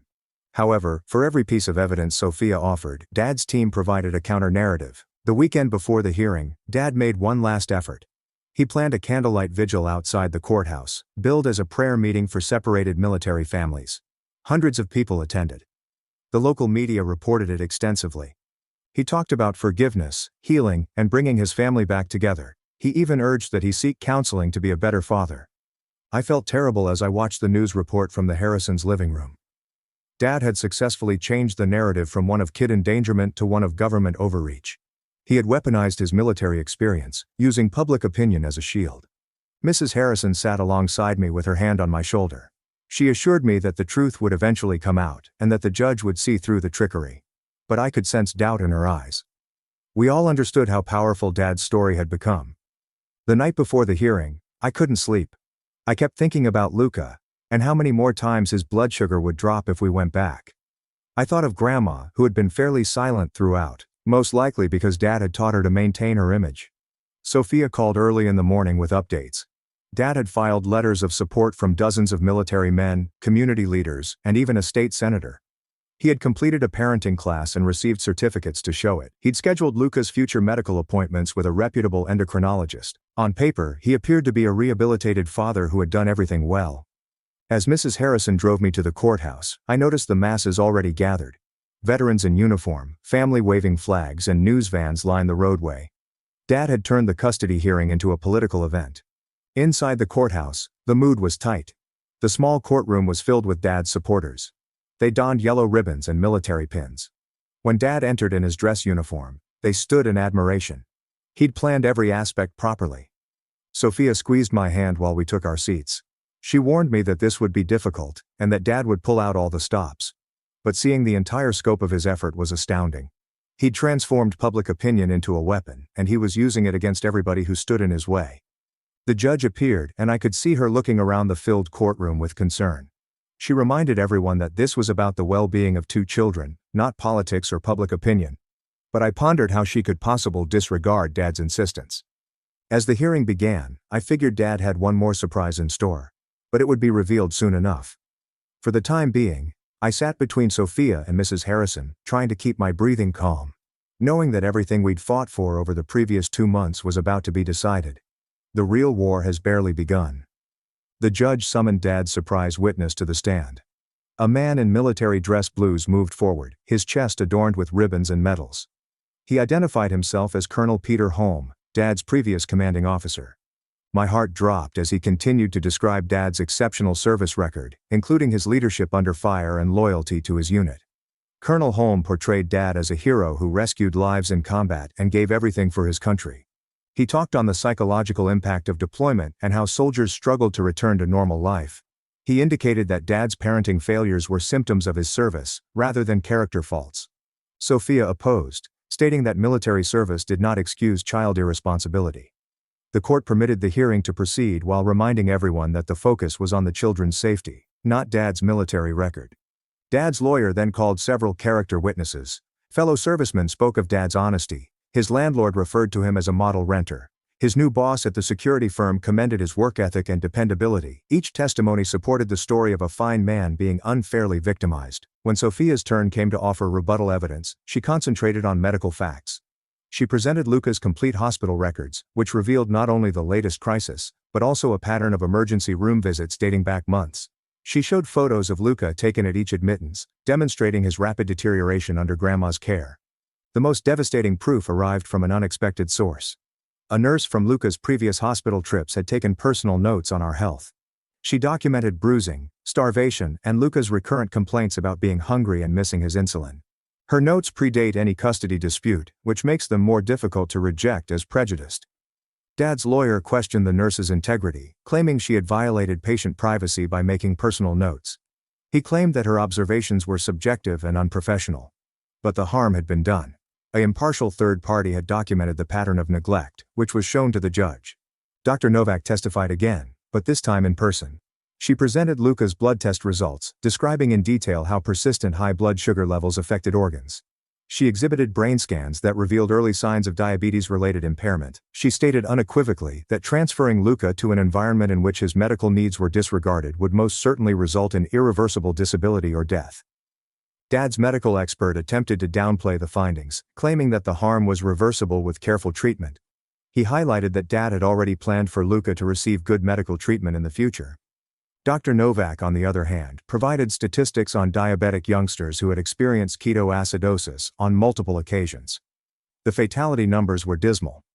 The court then heard from the court-appointed child advocate, Mrs. Elise Laurent, who had been designated to represent Luca's interests. She had interviewed Luca several times and observed how he interacted with other family members. Her report was detrimental to Dad's case. Mrs. Laurent described Luca's fear responses when his father's name was spoken. She documented how Luca's blood sugar levels rose during Dad's hospital stays. She had witnessed Luca having nightmares about returning to Grandma's place. Most crucially, she had recorded Luca stating that he felt protected for the first time at the medical foster home. Dad's composure finally broke. He stood up, defying his lawyer's attempts to stop him, and confronted the judge directly. Colonel Holm had trotted out the complete military resume as if it were a free pass from child endangerment charges. Because nothing says good parenting like listing your military medals while your child's brain scans show evidence of medical negligence. He discussed the difficulty of command, specifically making life or death decisions in war. He maintained that while his methods may appear harsh to bystanders, they were intended to produce strong, robust youngsters capable of surviving in a hostile world. The judge had to threaten Dad with contempt charges to get him to sit down. His outburst had harmed his carefully cultivated image. Some of his followers in the gallery appeared uneasy. The loyal father's mask had slipped, revealing the domineering soldier underneath. Sophia summoned her final witness, me. I walked to the witness stand on trembling knees, knowing that this was my last chance to safeguard Luca. Dad's lawyer instantly protested, claiming I had previously testified. The judge overruled him, noting that fresh evidence had been offered, which I could address. Sophia questioned me about the journal I had kept. I mentioned how I began documenting things after understanding that my memory may be challenged. I revealed specific instances, such as discovering Luca unconscious on the bathroom floor, Grandma being too drunk to wake up when I shouted for help, and attempting to contact 911, only to have Grandma pull the phone from the wall. When I begged for aid, my father called from Iraq and told me to handle it like a man. Dad's lawyer cross-examined me aggressively. He implied that I'd been taught to write the journal, and Sophia had directed me what to include. He pointed out irregularities in dates, hinting that I was lying. He questioned why I hadn't informed teachers or other adults if things were indeed that horrible. I detailed Dad's threats and how he convinced me that foster care would be worse than Grandma's place. I shared my dread of being removed from Luca and being blamed for splitting up our family. I discussed trying to safeguard Luca myself because I didn't trust anyone else to do so. The lawyer pressed harder, attempting to persuade me that I had exaggerated or lied, but I had the truth on my side. Every incident I mentioned was authentic and vividly remembered. When he argued that I was exaggerating Luca's health, I detailed how my little brother's lips turned blue, his breathing became shallow, and I thought he was dying in my arms. The judge eventually interfered, asking the lawyer to move on, but I could tell she was moved by my evidence. Several others in the gallery were wiping away tears, even some of Dad's fans. During a brief recess, I overheard angry conversations in the corridor. Some of Dad's veteran pals were bickering amongst themselves. The story was fracturing. Supporting a fellow soldier was one thing. Endangering children was another. The medical data was too compelling to ignore. When we reconvened, Dad's lawyer delivered his closing argument. He admitted that mistakes had been made, but contended that they were fixable. He stressed Dad's military service, sacrifice, and determination to improve. He portrayed an image of a family that could heal if given the opportunity. Sophia's conclusion was logical and factual. She described the history of neglect, the rising medical crises, and the pattern of manipulation and intimidation. She claimed that Dad had consistently prioritized his image over his children's safety. She requested that the judge examine what would happen the next time Luca's blood sugar dropped if we were restored to Dad's care. The judge said that she will make her decision following a brief recess. Those 30 minutes seemed like hours. I sat between Sophia and Mrs. Harrison, trying to avoid looking at Dad. His supporters had become quieter, with some leaving the courtroom entirely. When the judge returned, she had a grave countenance. She began by noting the case's complexities, including the competing interests at stake. She acknowledged Dad's commitment to the country, but emphasized that military service did not exempt him from parental responsibility. She evaluated the medical evidence and found it both persuasive and unsettling. She noticed the pattern of worsening neglect, the several possibilities for Dad to act, and his decision to prioritize his job over his children's welfare. She believed Grandma was unfit to offer care owing to her alcoholism and history of physical abuse. The judge then addressed Dad's latest attempts to recover custody. While she recognized the excellent efforts he had taken, she felt they were insufficient given the severity of his previous negligence. She was especially concerned about his attempts to sway public opinion and intimidate witnesses. Her ruling was decisive. Permanent custody was granted to the Department of Children's Services. Dad's parental rights were not terminated, but any subsequent contact would necessitate extensive rehabilitation and supervised visits. Grandma was barred from having unsupervised contact with us. Dad erupted. He yelled about injustice and a system that discriminates against veterans.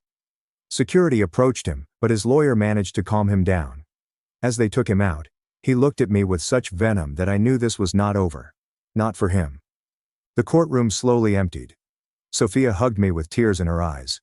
She offered to get us a decent permanent position, perhaps even together, if we were lucky. Mrs. Harrison hugged my shoulder and told me how brave I'd been. Outside the courthouse, the crowd had mostly dispersed. A few demonstrators remained, but their enthusiasm had waned. The plot had grown too sophisticated for simplistic slogans about supporting troops. Children's lives were at risk. The harassment stopped after a few days. The phone calls ended. The vandalism has halted. Dad's tail had crumbled under the weight of evidence. Some of his followers even apologized, claiming they didn't know the whole story. Luca and I were placed together in a therapeutic foster family led by a couple who had previously worked with damaged youngsters. They knew Luca's medical needs and had processes in place to manage his diabetes. For the first time in months, I slept through the night without thinking about insulin schedules. Dad attempted one final persuasion. He wrote me a letter through his lawyer, not to the court. He wrote of forgiveness, family relationships, and how I would come to regret my decisions as I grew older. He proposed that when I became 18, we might reconnect without the court's intervention. I presented the letter to my therapist. We talked about manipulative strategies and how abusers frequently presented themselves as victims. She helped me realize that protecting Luca was not treachery. It was love. True love, not the warped version Dad had taught us. 8 months later, Luca's health had stabilized.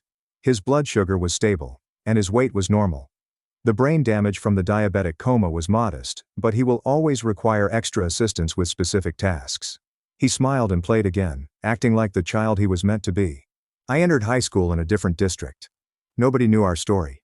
I was simply a kid, not the ungrateful son who had betrayed a military hero. I made pals who had no idea about military culture or family loyalty tests. I had never anticipated such freedom. Dad finally quit arguing. His lawyer informed the court that he was focusing on his new career and would not seek more custody actions.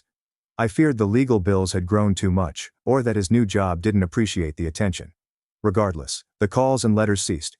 Grandma began a rehab program, but I doubted it would last. She had been drinking for longer than I had lived. But she was at least safe from other vulnerable children. That's what mattered. The permanent foster family that took us in helped us celebrate birthdays and holidays without the pressure of Dad's expectations. They taught us that discipline did not require fear, and that strength did not imply tolerating abuse. They demonstrated what stable, sober caregivers looked like. I still have nightmares occasionally. I wake up believing I hear Dad's boots in the hall or Grandma tripping over furniture. But then I recall where I am. Luca is secure in the next room, and his insulin is properly stored and supplied on time. I last saw Dad at a grocery store 2 years later. He was dressed in civilian clothes and appeared to be older and smaller. Our gazes met across the produce section. For a second, I thought he may approach. Instead, he turned to walk away. I realized I was no longer terrified. Luca has very few memories of Grandma's house, which is a good thing. He is aware that he has diabetes, that he nearly died, and that we are currently living with foster parents. However, the details have disappeared. He is preoccupied with soccer practice and math homework, as is typical of a child. I still have the journal I wrote during those gloomy months, not to relive the trauma, but to reflect on how far we have come. To remind myself that telling the truth is not treachery, and that protecting the vulnerable is not weakness.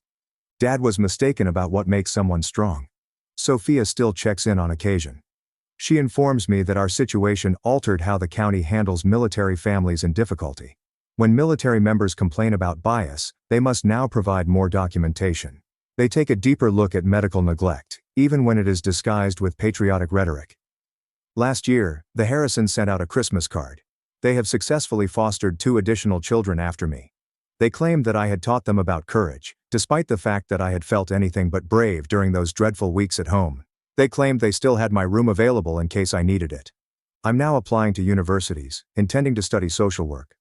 My guidance counselor feels my article about overcoming adversity is fascinating, but she doesn't know the entire story. I write about resilience and protecting others, leaving away specifics but conveying true emotions. Luca aspires to be a doctor, inspired by Dr. Anika Novak, who saved his life. He volunteers at diabetes camps, teaching young people how to manage their condition. He explains that taking insulin is not a sign of weakness. It is what keeps them strong enough to achieve their objectives. I sometimes wonder what Dad tells himself about losing us. Whether he continues to portray himself as the victim, the tortured veteran betrayed by ungrateful children, or whether, in quiet moments, he recalls Luca unconscious in that hospital bed and feels the weight of his decisions. But I don't really think about Dad. I am focused on my future, Luca's health, and creating a life free of manipulation and fear. We survived. We are safe. We are united. That was more than I could have hoped for during the dreadful months when Dad used his uniform against us. The scars remain. Trust develops gradually. Authority figures still make me nervous.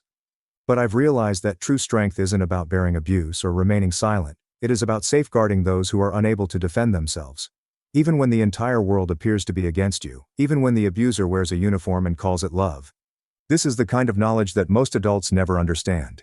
And now this youngster is launching truth bombs left and right. My parents defended my sister, after she hit my daughter and stole $13,200. I called the police. What followed? In court ended our family forever. You'll realize why a few thousand can sometimes be enough to break up a family. Hello everyone, I'm Ethan. I am 41 years old and reside in Chicago with my wife Rachel and our 16-year-old daughter, Emily. The tale I am telling you today occurred 15 months ago. To assist you grasp this story, I need to explain what caused the family tension. It all began when my daughter lost $13,200 in cash, which she had accumulated for years. It all started on a regular evening after dinner. Rachel and I were downstairs discussing our weekend plans. We heard frantic footsteps on the staircase. My daughter Emily dashed down to the living room, pale and terrified. When I noticed her strange countenance, I got up and worriedly said, "What is happening, Emily?" Emily spoke in a trembling voice. "Dad, my small safe is gone. My entire funds totaled $13,200. It is all gone." Rachel and I were astonished when we heard Emily's statements. Emily mentioned the little safe, which I gave her as a gift 6 years ago after she exhibited an interest in learning how to save money. It is 13 by 9 by 9 inches and is ideal for storing her funds. Rachel asked quietly, "Did you check thoroughly? Maybe you left it somewhere in your room and forgot." Emily shook her head, tears streaming down her cheeks. She told us, "I searched my entire room, Mom. I turned everything over down and couldn't find it anywhere." After that, we dashed to Emily's room without wasting another second. The room was disorganized, indicating that our daughter had searched everywhere. I began checking under the bed while Rachel unlocked the closet. Emily proceeded to look through drawers and bookcases. We searched for about 25 minutes and still couldn't find the safe. Emily sat on her bed, eyes filled with tears, and continued. "Last night, the safe was still in my desk drawer. I'm certain of that." With a contemplative expression, I gazed around the room once more. There was no evidence of a break-in, the windows remained tightly locked, and no other valuables, such as her laptop or iPad, were taken. Everything was still intact. While Rachel soothed Emily, I began to consider the alternatives. Why would burglars break in and only take the safe, ignoring other important items? And how could they enter the house without leaving a trace? With a heavy heart, I told my daughter, "You might have mistakenly placed the safe somewhere and forgotten. We'll look more closely tomorrow." But a sense of unease began to rise within me. Emily rushed into the heated mood engulfing the room, as if she remembered something. She informed us, "Dad and Mom, I remember now. Aunt Brittany came to our house this morning." When I heard my sister's name, my heart felt constricted. With a serious expression on my face, I asked my daughter, Emily, if she suspected Aunt Brittany. In that quiet moment, Emily nodded slightly, her eyes filled with concern and perplexity. I shook my head and told my daughter, Emily, that Brittany is family. She would not do that. After a long pause, Emily took a big breath and said shakily, Dad, approximately 12 days ago, when Aunt Brittany arrived for dinner, she walked into my room, saw the safe, and appeared quite intrigued. She even inquired about how much I had saved. Rachel looked at me doubtfully and said, Ethan, we need to explore every possibility. She then questioned Emily. Did Brittany come here this morning? Emily nodded, then continued more confidently. Yes. I opened the door for her and walked into the kitchen for breakfast. Aunt Brittany had already left when I returned to the living room. With my mind in turmoil, I attempted to defend my sister. I informed my wife and daughter, there must be a mistake. Brittany couldn't do something like that. Rachel placed her hand on my shoulder, peered into my eyes, and firmly stated, Ethan, we have security cameras. Let's look at this morning's footage. This suggestion made me feel uncomfortable. It had never occurred to me to suspect my own sister. Without much thought, I shook my head and told my wife, I don't agree with you suspecting my sister. Rachel groaned and asked, Ethan, don't you remember what happened 4 days ago? Hearing my wife's remarks, my mind wandered back to the pictures from 4 days ago at my parents' place. A shiver rushed down my spine as each detail came back to mind. My parents contacted 4 days ago, in the evening, and asked us to come home immediately. They had something vital to announce. The tension was palpable from the moment I walked into the living room. Brittany sat there with a peculiar smile, which I later realized was a warning sign. This was not the first time I had seen that smile. Brittany has used it on numerous occasions when she is going to make an absurd request. Brittany borrowed my new car and crashed it into a light pole, which I still remember vividly. Then my parents requested me to understand my sister and not make an insurance claim to protect Brittany's driving record. For example, when she temporarily borrowed my credit card to purchase a luxury purse worth $2,400, my parents persuaded me not to call the police because it was a minor error. Looking back, I see a pattern. Brittany does something terrible, my parents cover for her, and I'm expected to understand and forgive.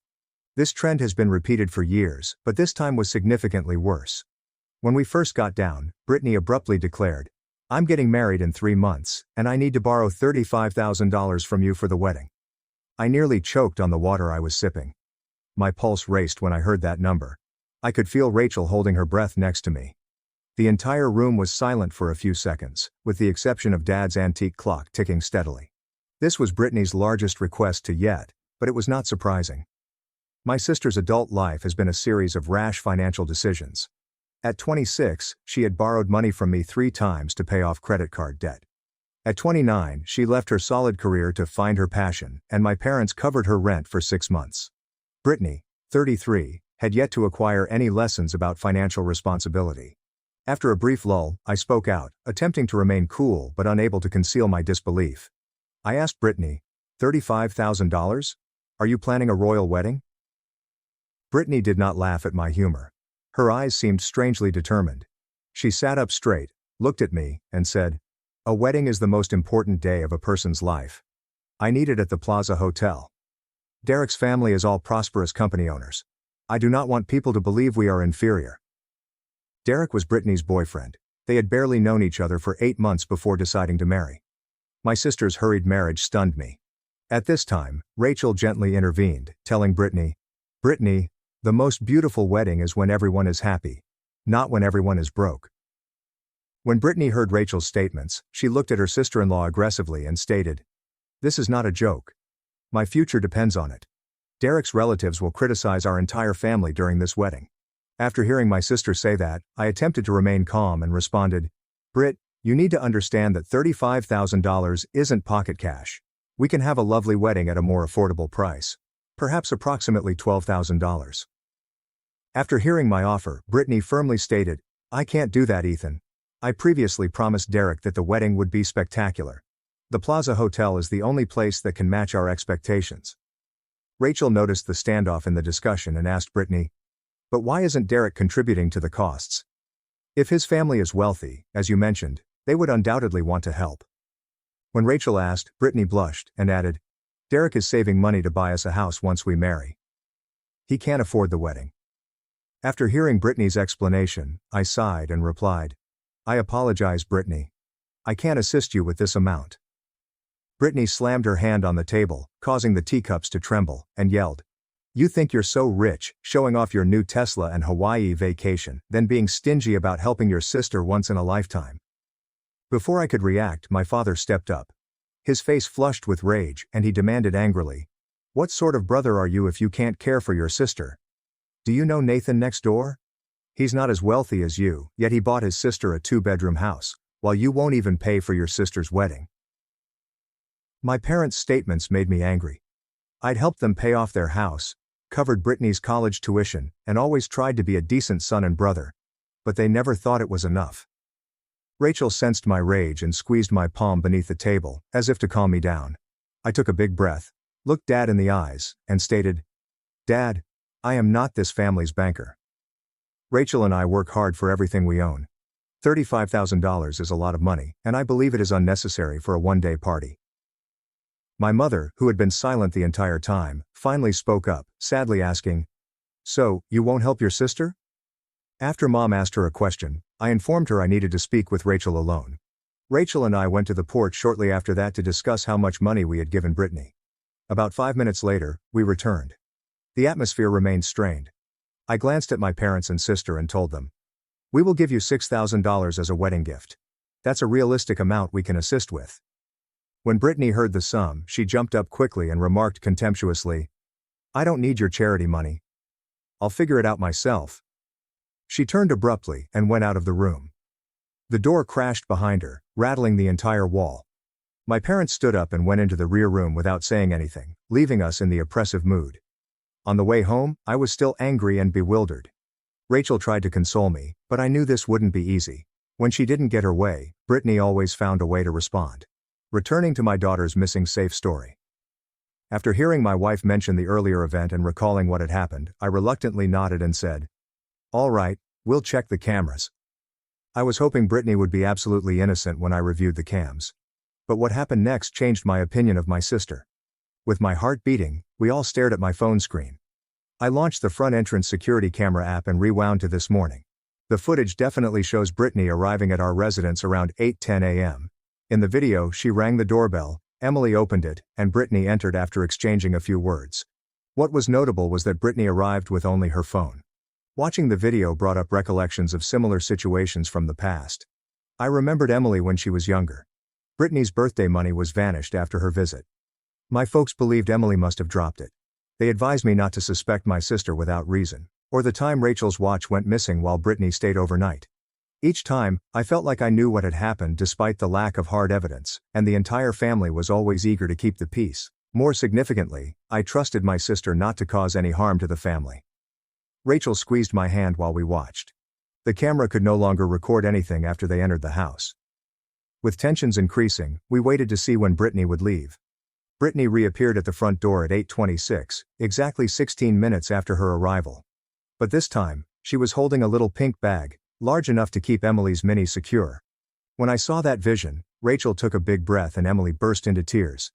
I felt as if a weight was weighing on my shoulders. Despite the fact that the evidence was right in front of my eyes, I couldn't believe my sister could do such things. There was no place for doubt or cover-ups anymore. For years, I had given Brittany the benefit of the doubt, believing that the unusual happenings were mere coincidence. I believed my parents' words that family must protect one another. But this time, there was nothing to justify. No way to avoid the reality.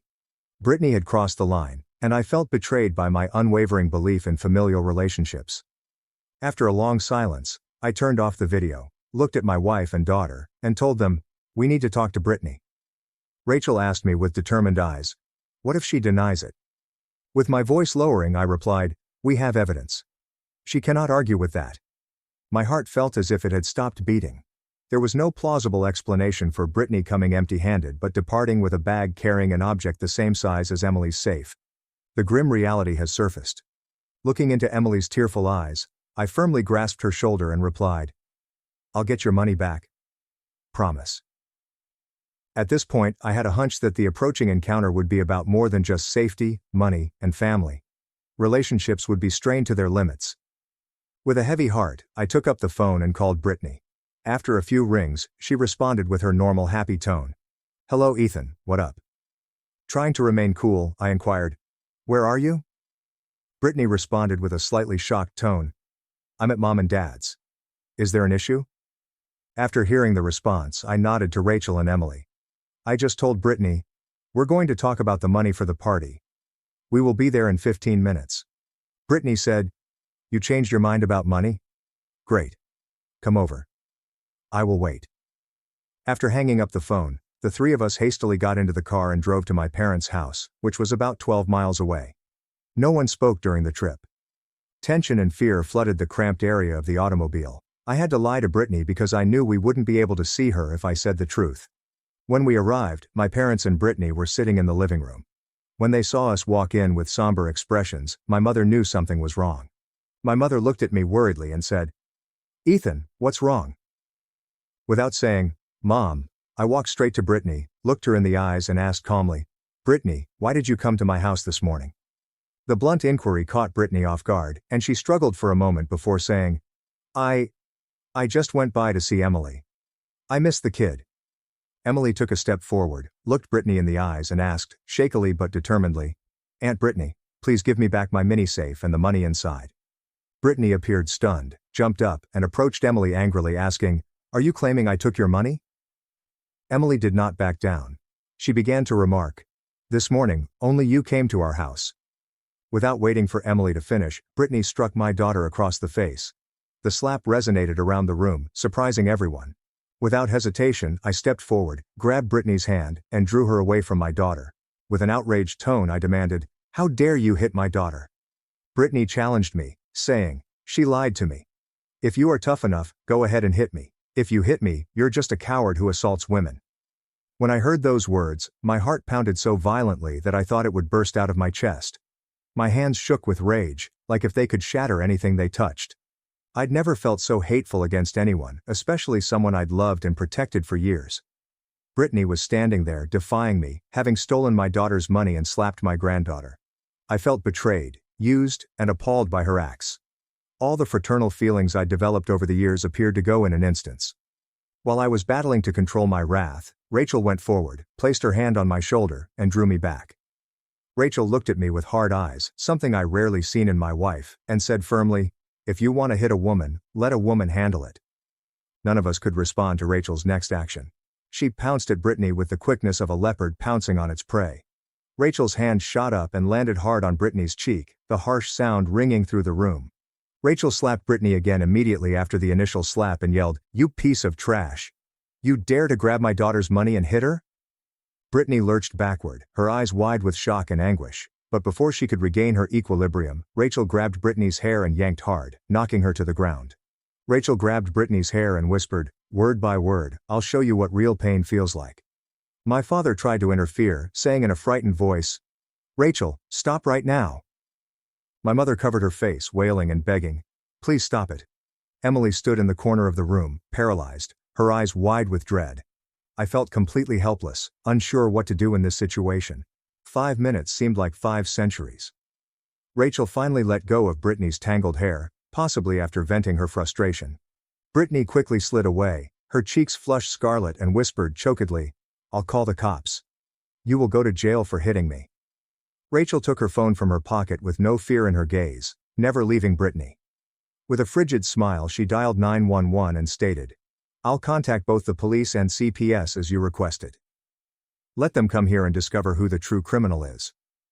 When Rachel was ready to hit the call button, my father exclaimed, "Enough, everyone stop." His voice resonated across the room like thunder, causing us all to jump. The space abruptly collapsed into oppressive quiet. My father looked at each of us and remarked severely, "We're a family, and this is how we settle problems. By using violence and threats against one another?" At that point, I realized our entire family had crossed a threshold beyond which we could not return. The words and deeds that had just occurred would create wounds that may never fully heal. And it all began with a tiny safe and $13,200. After everyone had calmed down, I stared into my parents' eyes and told them firmly, "Brittany stole Emily's safe, which contained $13,200 in savings. We have evidence from the front door security camera." After hearing me finish, Brittany refused to accept it, shouting in anger, I didn't take anything. There is a conspiracy to frame me. My father stood up, his face blazing with rage, but instead of staring at Brittany, he glanced directly at Rachel. He pointed at my wife's face and yelled, "You dare hit my daughter in my own home? Which kind of lady are you?" Rachel stood firm, fearless, and said, "The kind of woman who protects her daughter when she's attacked and robbed." My mother held Brittany, looked at me reproachfully and said, "Ethan, can't you control your wife? She just assaulted your sister." I couldn't take the unfairness longer and yelled, "What about Brittany slapping my daughter?" My father glared at me with scornful eyes and shouted words that surprised me. "If you can't discipline your kid, let your sister do it." Those remarks were like a knife thrust through my heart. I felt my entire body tremble with wrath and pain. I questioned how my father could say that. How could he defend a crook or someone violent? I did not want to dispute anymore. Without saying anything, I pulled out my phone and dialed 911. When the phone connected, I spoke clearly and confidently. "Hello, I need to report a theft and assault. A family member just slapped my 15-year-old daughter, and her $13,200 savings were stolen. We need immediate assistance." While I was speaking with the 911 operator, the room fell silent. My mother started crying. My father stood there with an amazing expression, and Brittany paled. After hanging up the phone, I told everyone, "The police will be here in 12 minutes. We'll all have to give statements about what happened." Brittany abruptly rose up, grabbed her handbag and car keys, and prepared to depart. But before she could reach the door, Rachel had shifted and was in her path. Rachel stared at Brittany with steely eyes and said, "You take one more step, and I'll beat you up again. The cops are on their way and you are attempting to flee. That makes you feel more guilty." Brittany backed away, eyes filled with hatred and dread, and sat down on the sofa. She knew Rachel was not joking. Perhaps she recognized that fleeing the scene would only make matters worse. My parents stood there, absolutely powerless. They were used to Brittany always being covered for and excused. But this time, they said I'd gone too far. I had brought the family situation outside, and they were no longer in control. Emily, my daughter, stood behind me, gripping my hand tightly. I could feel both fear and gratitude in her gaze.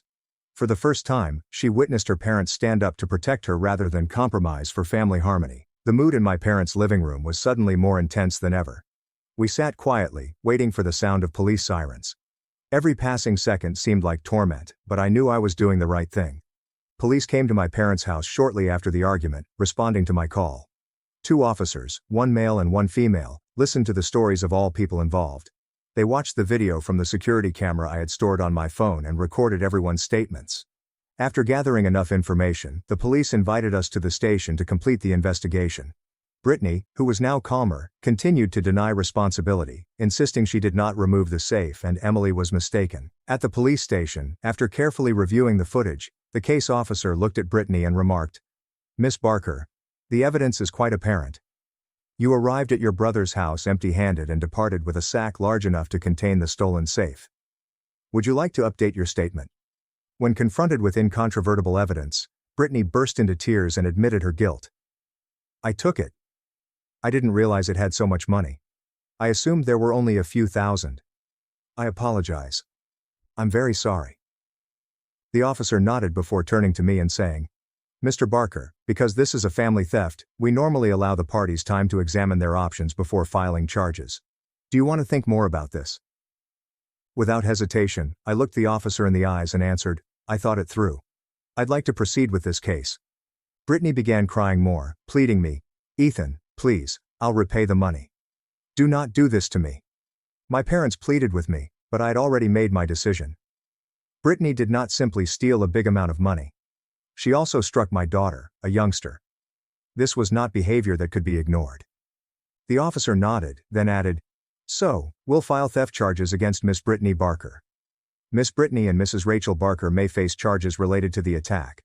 However, because Miss Brittany struck a kid first and Mrs. Rachel retaliated to defend her child, the court may consider these circumstances when rendering a decision." After all that happened that day, I saw a future in which my family would never be the same again. But I knew I was doing the right thing by teaching Brittany about accountability for her actions. Brittany and my parents came to our house 10 days after we met at the police station. There was no argument or fury this time, only tears and pleadings. Brittany stared at me with red eyes and a trembling voice saying, "Ethan, I sincerely apologize for what I did. I'm not sure what I was thinking anymore. I needed money for the forthcoming wedding, and when I saw Emily's savings, I couldn't resist. I pledged to pay back the total money within a month. Please drop the suit. I cannot bear having a criminal record. My father said urgently, "Son, think about your sister's future. A criminal record will damage her profession and change her life forever. She has realized her error and swears never to do it again." With tears running down her cheeks, my mother said, "Ethan, please forgive your sister. We all make mistakes. Don't let a single mistake ruin everything." I gazed at them, and my heart ached. Part of me wanted to forgive, let go, and work to mend the family. But another part of me realized that if Brittany did not suffer the repercussions of her conduct, she would never learn a valuable lesson. While my parents continued to plead, my thoughts went to what had happened. Brittany had struck my daughter, slapped a 15-year-old child in the face, and had not apologized to Emily. She was just concerned about herself and her future. Even more tragically, my parents were in the same situation. Throughout the fight, they never looked to Emily to check on her or console her. Not a single, "Are you okay?" or "I'm sorry." Their only concern was Brittany's safety. I felt tremendous grief when I saw Emily standing there, hurt and confused. She couldn't understand how her family members could treat her like this. First stealing her savings, then slapping her face, and now utterly ignoring her sentiments. Throughout my life, I was taught that family comes first. But standing in front of me now was a family defending the perpetrator while abandoning the victim. This was not the family I wanted my daughter to grow up in. These were not the principles I wished to pass on to my child. After some thought, I looked into my parents' and Brittany's eyes and said, "I'm sorry, but I'm unable to drop the lawsuit. Not only did you steal, but you also struck my daughter, which is completely wrong. You must take responsibility for your actions." At that moment, the air in the room felt dense. Everyone knew the decision had been taken, and there was no turning back. Brittany's and my parents' opinions shifted dramatically after they realized I would not reconsider my decision. Tears and pleads vanished, replaced by rage and threats. Brittany rose up, her face crimson with wrath, and stated in a hateful tone, "So, this is how you treat your family? Fine. Do you want me to go to jail? Okay, but I will not forget this. I will do everything I can to get back to you. Ethan. You will come to regret this decision." With disappointed eyes, my father shook his head and stated, "From now on, you are no longer my son. Ethan, family comes first, but you sent your sister to jail rather than defending her. I will never forgive you for this." My mother, sobbing hysterically, stared at me with pained eyes and said, "How can you do this to your sister, Ethan? You are damaging Brittany's future. I'll never see you again unless you withdraw the case." Those remarks were like knives piercing into my heart. I had always loved my family, but I couldn't accept ignoring significant misbehavior because of familial ties. The atmosphere became so uncomfortable that Rachel had to speak up and say, "I believe you should leave. We all need time to relax." Brittany turned and threatened them again as they departed. "Ethan, you'll pay for this. I promise." When the door closed, I felt as if a part of myself did as well. I had lost my family, my parents and my sister, because I stood up for what I considered to be right. In the following days, I began receiving calls from other family members, uncles, aunts and cousins, all of whom chastised me for reporting my sister to the police. I tried to explain the problem at first, but it immediately became clear that they had heard a completely different version. Brittany and my parents had disseminated rumors that I'd sued my sister for a few $100s, without disclosing that the true sum was $13,200, or that Brittany had hit Emily. An uncle called me with scorn, saying, "You're heartless, Ethan. How could you do this to your sister? You want to wreck her life over a small amount of money? What?" When I tried to explain that Brittany had taken $13,200 and beat my kid, he simply chuckled and said, "Don't try to defend your conduct. Your parents have already told me everything." A day later, Aunt Carol, my mother's sister, called in a condescending tone and said, "Ethan, you've really disappointed me. How much do you believe Brittany took? Was it only about $600, and you're putting your sister to jail for it?" I attempted to remain cool, and told Aunt Carol, "It wasn't $600. It was more than $13,000. Not only that, Brittany slapped Emily." Aunt Carol's voice conveyed surprise, but it vanished swiftly. She went on, "There must be a mistake. Brittany wouldn't do that. She might be impulsive, but she would never hurt a child." Following the talk with Aunt Carol, I received a text from my cousin Jason. "Hello, you traitor. What have you done to Brittany? You had your wife beat up your sister and then phoned the police. Your family is severely dysfunctional. After a few similar calls and texts, I decided to stop attempting to explain. Instead, I sent Brittany a simple message. I intended to resolve this quietly. Rachel and I intended to withdraw the charges or seek a lesser sentence for you, but you went too far. I will not explain my acts to others. Time will reveal the truth. I also sent a message to all of the family members who had contacted me. I understand you learned about Brittany's position from my parents. I'd like to explain a few topics. The stolen amount was $13,200. Not just a few hundred. Brittany slapped Emily when she was caught. I have video footage of all of this, which I will bring in court. I will not discuss this topic further until the trial is completed, and I hope you will attend to learn the truth. That evening, Rachel discovered me alone in the dark living room, staring at an untouched glass of whiskey. She sat alongside me, softly placed her arm around my shoulder, and whispered, "Sometimes the people we love the most are the ones who hurt us the most." I nodded with deep grief. I answered, "I always believed my folks were honest and straight. They taught me to always tell the truth and take responsibility for my actions. But now they're doing the opposite of what they taught me." Rachel squeezed my hand and added, "They'll find out the truth when the case goes to court. Don't bother about what others think. The truth will prevail, Ethan." When Emily heard our conversations, she entered the living room. She sat down next to me. Despite being affected by her aunt's behavior, she kept a strong attitude. She stared at me intently and said, "I know you're doing the right thing, Dad, and I'm proud of you for it." Those remarks provided me strength, allowing me to stand harder in my resolve. Despite the criticism and seclusion from my family, I knew I was doing the right thing. 6 weeks later, the court date had arrived. The county courthouse was packed with family members from both sides, those who supported me, and those who stood with Brittany. Rachel, Emily and I sat next to our lawyer, while Brittany sat with her defense counsel. My parents sat directly behind her, their eyes avoiding mine. The judge, a middle-aged woman with a stern demeanor, opened the hearing by saying, "Today we're trying the case of State versus Brittany Barker, with charges of second-degree theft and assault on a minor." Following the opening, the prosecutor presented evidence, including the security camera footage, Emily and my statements, and Brittany's confession at the police station. The courtroom fell silent when the footage was shown, which plainly showed Brittany arriving empty-handed and departing with a bag the right size for the stolen safe. When it was Brittany's turn, she stepped up, her expression filled with regret. She confessed to the court in a shaky voice, "Your Honor, I stole the safe from my granddaughter for $13,200. I have no legitimate excuse other than that I needed money for my forthcoming wedding. I also admit to slapping Emily after being accused. I deeply regret what I did." Brittany's defense attorney underlined that this was her first violation, that she had fully cooperated after being apprehended, and that she was determined to repay the stolen funds. After hearing both sides, the court issued the verdict. "Miss Barker, you broke the law and betrayed your family's trust. You took use of your relationship with your granddaughter to gain access to and steal a large sum of money before assaulting a kid. The court imposes a 14-month suspended sentence, a $2,500 fine, and orders you to refund the total $13,200 stolen. In addition, you must attend anger management workshops and a rehabilitation program." The judge turned to Rachel and remarked, "Mrs. Barker, the court recognizes that you acted to defend your daughter, but violence is not the acceptable approach. The court fines you $600 for this behavior." When the trial concluded, I felt as if a weight had been lifted off my shoulders. Justice had been served, even if it cost me my family bonds. As I exited the courthouse, I purposefully walked past my parents and Brittany, wanting to communicate a few words, but they turned away, avoiding my gaze. In that moment, I realized that this wound would take a long time to heal, if it could heal at all. Following the trial, everything changed. 10 days after Brittany's conviction, a relative informed me that her fiancé had called off the engagement.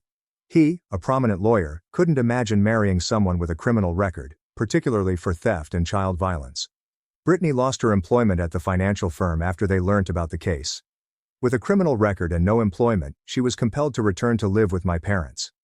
My parents still refused to approach me, accusing me of damaging Brittany's future. Despite my repeated attempts to contact and send messages, there was no response. What's fascinating is how my family's sentiments about me shifted dramatically following the trial. Uncle Robert, who had called to chastise me previously, sent me a message. "I apologize, Ethan, for not trusting you. I reviewed the court filings. Brittany done truly terrible things. Aunt Carol, who had brutally chastised me, unexpectedly arrived at our house with a package of handmade cookies and stated, "Ethan, I was wrong to believe your parents without first asking you. I am sorry." However, not all changes were favorable. Relatives close to my parents began avoiding them at family functions. I was told that during someone's birthday party nearly no one sat at the same table as my parents. Many individuals muttered about how they had shielded a thief while lying to the entire family. Cousin Mark informed me that my parents were now considered outsiders in their own family. Everyone knew they had lied about the money and Brittany punching Emily. Nobody trusted them anymore. On the other side, Emily and I received a lot of unexpected help. Many relatives gave Emily cards and gifts containing encouraging messages. Emily, despite acting strong throughout the process, needed to consult a psychotherapist to cope with feelings of betrayal and stress caused by the scenario. Being duped and assaulted by family members caused profound wounds in her soul. Rachel and I remained confident that we had done the right thing. We didn't regret our decision, even though it meant losing our relationship with my parents and sister.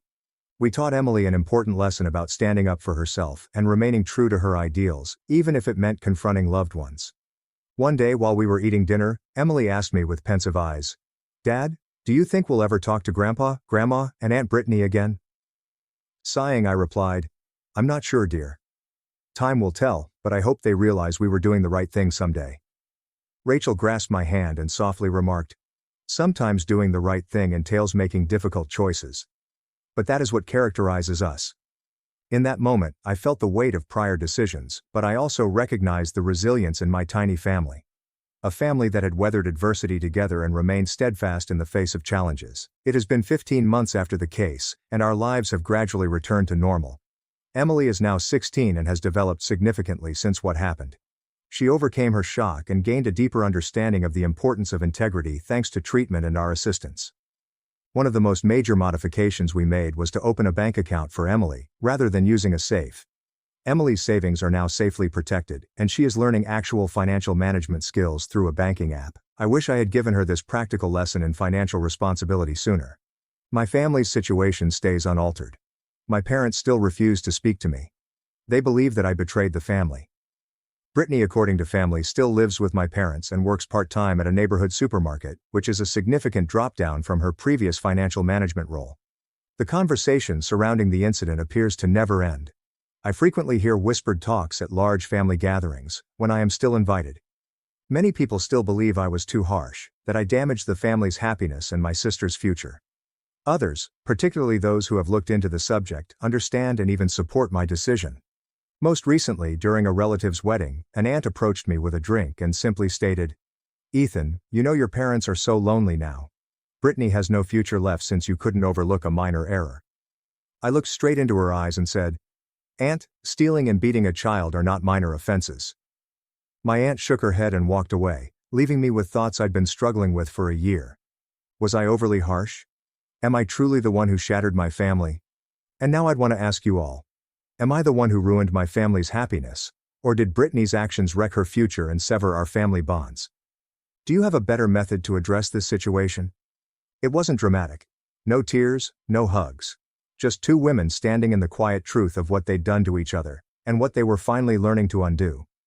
Weeks passed, seasons shifted, my life filled with small, peaceful rituals. Thursday nights at a pottery class. Sunday morning walks with Ethan. Late dinners with Chloe. I started reclaiming corners of my life I'd given away one transaction at a time. My couch wasn't a guest bed anymore. My paycheck stayed in my account. My energy wasn't spent patching up someone else's choices. One evening I sat on that same couch scrolling through photos and stumbled upon one from 3 years ago, me and Vanessa at a cafe. Her smiling wide while I looked exhausted, eyes red from crying. I remembered that day. She'd asked for one last loan. I'd said yes. I stared at that photo for a long moment, then deleted it. Not out of anger. Out of peace. Months later, I saw a photo of Vanessa on social media. She was standing in front of a small, bare apartment, mismatched furniture, mattress on the floor, a plant on the windowsill. The same plant she'd brought when she first showed up at my door 3 years ago. I didn't feel pity or smugness. I just felt free. Because maybe that's what love really is. Not saving someone over and over, but finally letting them face their own darkness so they can find their own light. That night I sent a short text. "Proud of you." She replied hours later. thanks for everything, even the hard part. Sometime after midnight, I lay in bed. The quiet filling every corner of the room. I realized something I'd never allowed myself to believe before. Boundaries aren't cruel. They're the most honest form of love there is. Love without them isn't compassion. It's debt dressed up as devotion. For years, I mistook silence for peace and sacrifice for loyalty. But now I know the truth. Sometimes you don't need to raise your voice to win, you just quietly pull the plug, and watch the lights go out. Hello Ethan, what up? Trying to remain cool, I inquired. Where are you? Brittany responded with a slightly shocked tone. I'm at Mom and Dad's. Is there an issue? After hearing the response, I nodded to Rachel and Emily. I just told Brittany. We're going to talk about the money for the party. We will be there in 15 minutes. Brittany said, You changed your mind about money? Great. Come over. I will wait. After hanging up the phone, the three of us hastily got into the car and drove to my parents' house, which was about 12 miles away. No one spoke during the trip. Tension and fear flooded the cramped area of the automobile. I had to lie to Brittany because I knew we wouldn't be able to see her if I said the truth. When we arrived, my parents and Brittany were sitting in the living room. When they saw us walk in with somber expressions, my mother knew something was wrong. My mother looked at me worriedly and said, Ethan, what's wrong? Without saying, Mom, I walked straight to Brittany, looked her in the eyes, and asked calmly, Brittany, why did you come to my house this morning? The blunt inquiry caught Brittany off guard, and she struggled for a moment before saying, I just went by to see Emily. I missed the kid.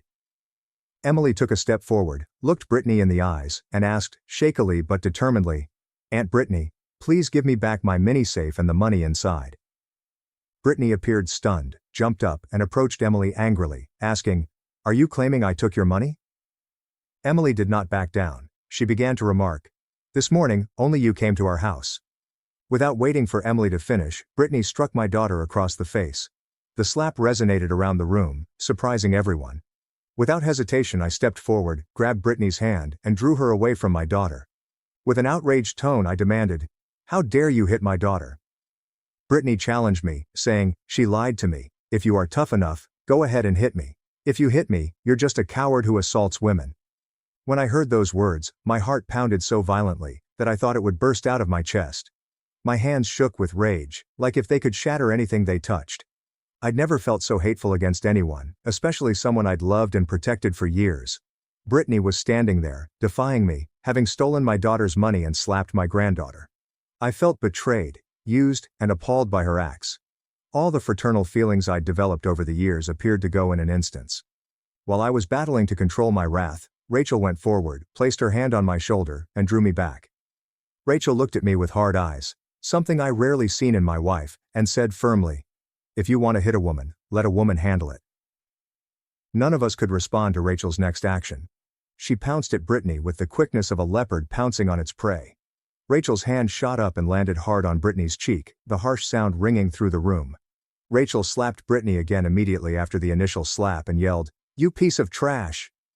You dare to grab my daughter's money and hit her? Brittany lurched backward, her eyes wide with shock and anguish.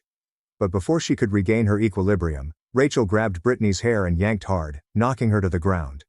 Rachel grabbed Brittany's hair and whispered, Word by word, I'll show you what real pain feels like. My father tried to interfere, saying in a frightened voice, Rachel, stop right now. My mother covered her face, wailing and begging, Please stop it. Emily stood in the corner of the room, paralyzed, her eyes wide with dread. I felt completely helpless, unsure what to do in this situation. 5 minutes seemed like 5 centuries. Rachel finally let go of Brittany's tangled hair, possibly after venting her frustration. Brittany quickly slid away, her cheeks flushed scarlet, and whispered chokedly, I'll call the cops. You will go to jail for hitting me. Rachel took her phone from her pocket with no fear in her gaze, never leaving Brittany. With a frigid smile, she dialed 911 and stated, I'll contact both the police and CPS as you requested. Let them come here and discover who the true criminal is. When Rachel was ready to hit the call button, my father exclaimed, Enough! Everyone, stop! His voice resonated across the room like thunder, causing us all to jump. The space abruptly collapsed into oppressive quiet. My father looked at each of us and remarked severely, We're a family, and this is how we settle problems, by using violence and threats against one another? At that point, I realized our entire family had crossed a threshold beyond which we could not return. The words and deeds that had just occurred would create wounds that may never fully heal. And it all began with a tiny safe and $13,200. After everyone had calmed down, I stared into my parents' eyes and told them firmly, Brittany stole Emily's safe, which contained $13,200 in savings. We have evidence from the front door security camera. After hearing me finish, Brittany refused to accept it, shouting in anger, I didn't take anything. There is a conspiracy to frame me. My father stood up, his face blazing with rage, but instead of staring at Brittany, he glanced directly at Rachel. He pointed at my wife's face and yelled, You dare hit my daughter in my own home? Which kind of lady are you? Rachel stood firm, fearless, and said, The kind of woman who protects her daughter when she's attacked and robbed. My mother held Brittany, looked at me reproachfully and said, Ethan, can't you control your wife? She just assaulted your sister. I couldn't take the unfairness longer and yelled, What about Brittany slapping my daughter? My father glared at me with scornful eyes and shouted words that surprised me, If you can't discipline your kid, let your sister do it. Those remarks were like a knife thrust through my heart. I felt my entire body tremble with wrath and pain. I questioned how my father could say that. How could he defend a crook or someone violent? I did not want to dispute anymore. Without saying anything, I pulled out my phone and dialed 911. When the phone connected, I spoke clearly and confidently. Hello, I need to report a theft and assault. A family member just slapped my 15-year-old daughter, and her $13,200 savings were stolen. We need immediate assistance. While I was speaking with the 911 operator, the room fell silent. My mother started crying. My father stood there with an amazing expression, and Brittany paled. After hanging up the phone, I told everyone, The police will be here in 12 minutes. We'll all have to give statements about what happened. Brittany abruptly rose up, grabbed her handbag and car keys, and prepared to depart. But before she could reach the door, Rachel had shifted and was in her path. Rachel stared at Brittany with steely eyes and said, You take one more step, and I'll beat you up again. The cops are on their way, and you are attempting to flee. That makes you feel more guilty. Brittany backed away, eyes filled with hatred and dread, and sat down on the sofa. She knew Rachel was not joking. Perhaps she recognized that fleeing the scene would only make matters worse. My parents stood there, absolutely powerless.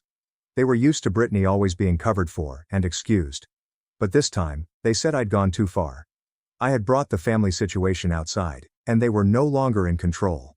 Emily, my daughter, stood behind me, gripping my hand tightly. I could feel both fear and gratitude in her gaze. For the first time, she witnessed her parents stand up to protect her rather than compromise for family harmony.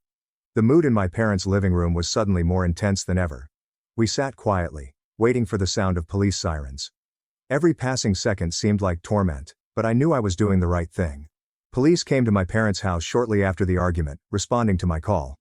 2 officers, one male and one female, listened to the stories of all people involved. They watched the video from the security camera I had stored on my phone and recorded everyone's statements. After gathering enough information, the police invited us to the station to complete the investigation. Brittany, who was now calmer, continued to deny responsibility, insisting she did not remove the safe, and Emily was mistaken. At the police station, after carefully reviewing the footage, the case officer looked at Brittany and remarked, Miss Barker, the evidence is quite apparent. You arrived at your brother's house empty-handed and departed with a sack large enough to contain the stolen safe. Would you like to update your statement? When confronted with incontrovertible evidence, Brittany burst into tears and admitted her guilt. I took it. I didn't realize it had so much money. I assumed there were only a few thousand.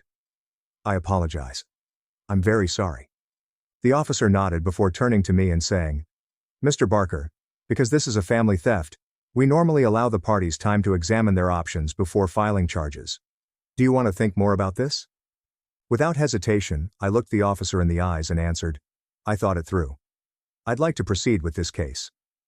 Brittany began crying more, pleading me, Ethan, please, I'll repay the money. Do not do this to me. My parents pleaded with me, but I had already made my decision.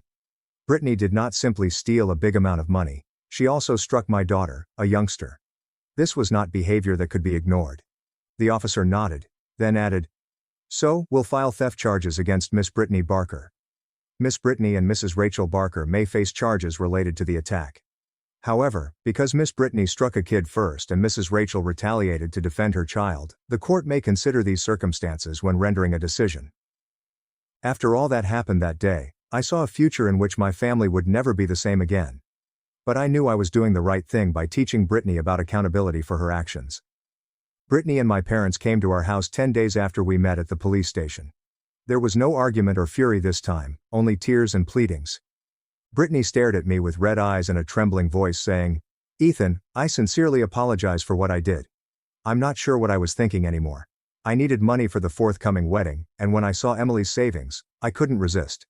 I pledged to pay back the total money within a month. Please drop the suit. I cannot bear having a criminal record." My father said urgently, "Son, think about your sister's future. A criminal record will damage her profession and change her life forever. She has realized her error and swears never to do it again." With tears running down her cheeks, my mother said, "Ethan, please forgive your sister. We all make mistakes. Don't let a single mistake ruin everything." I gazed at them, and my heart ached. Part of me wanted to forgive, let go, and work to mend the family. But another part of me realized that if Brittany did not suffer the repercussions of her conduct, she would never learn a valuable lesson.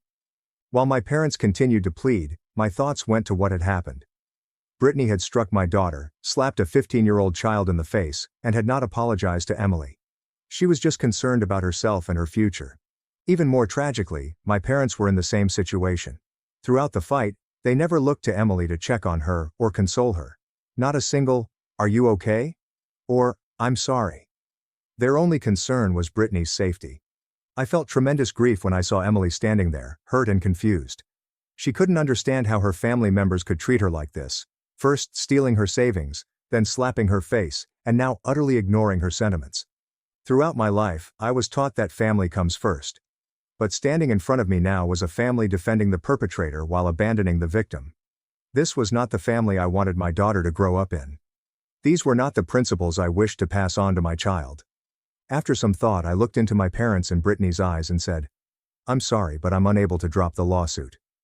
Not only did you steal, but you also struck my daughter, which is completely wrong. You must take responsibility for your actions." At that moment, the air in the room felt dense. Everyone knew the decision had been taken, and there was no turning back. Brittany's and my parents' opinions shifted dramatically after they realized I would not reconsider my decision. Tears and pleads vanished, replaced by rage and threats. Brittany rose up, her face crimson with wrath, and stated in a hateful tone, "So, this is how you treat your family? Fine. Do you want me to go to jail? Okay, but I will not forget this. I will do everything I can to get back to you. Ethan, you will come to regret this decision." With disappointed eyes, my father shook his head and stated, "From now on, you are no longer my son. Ethan, family comes first, but you sent your sister to jail rather than defending her. I will never forgive you for this."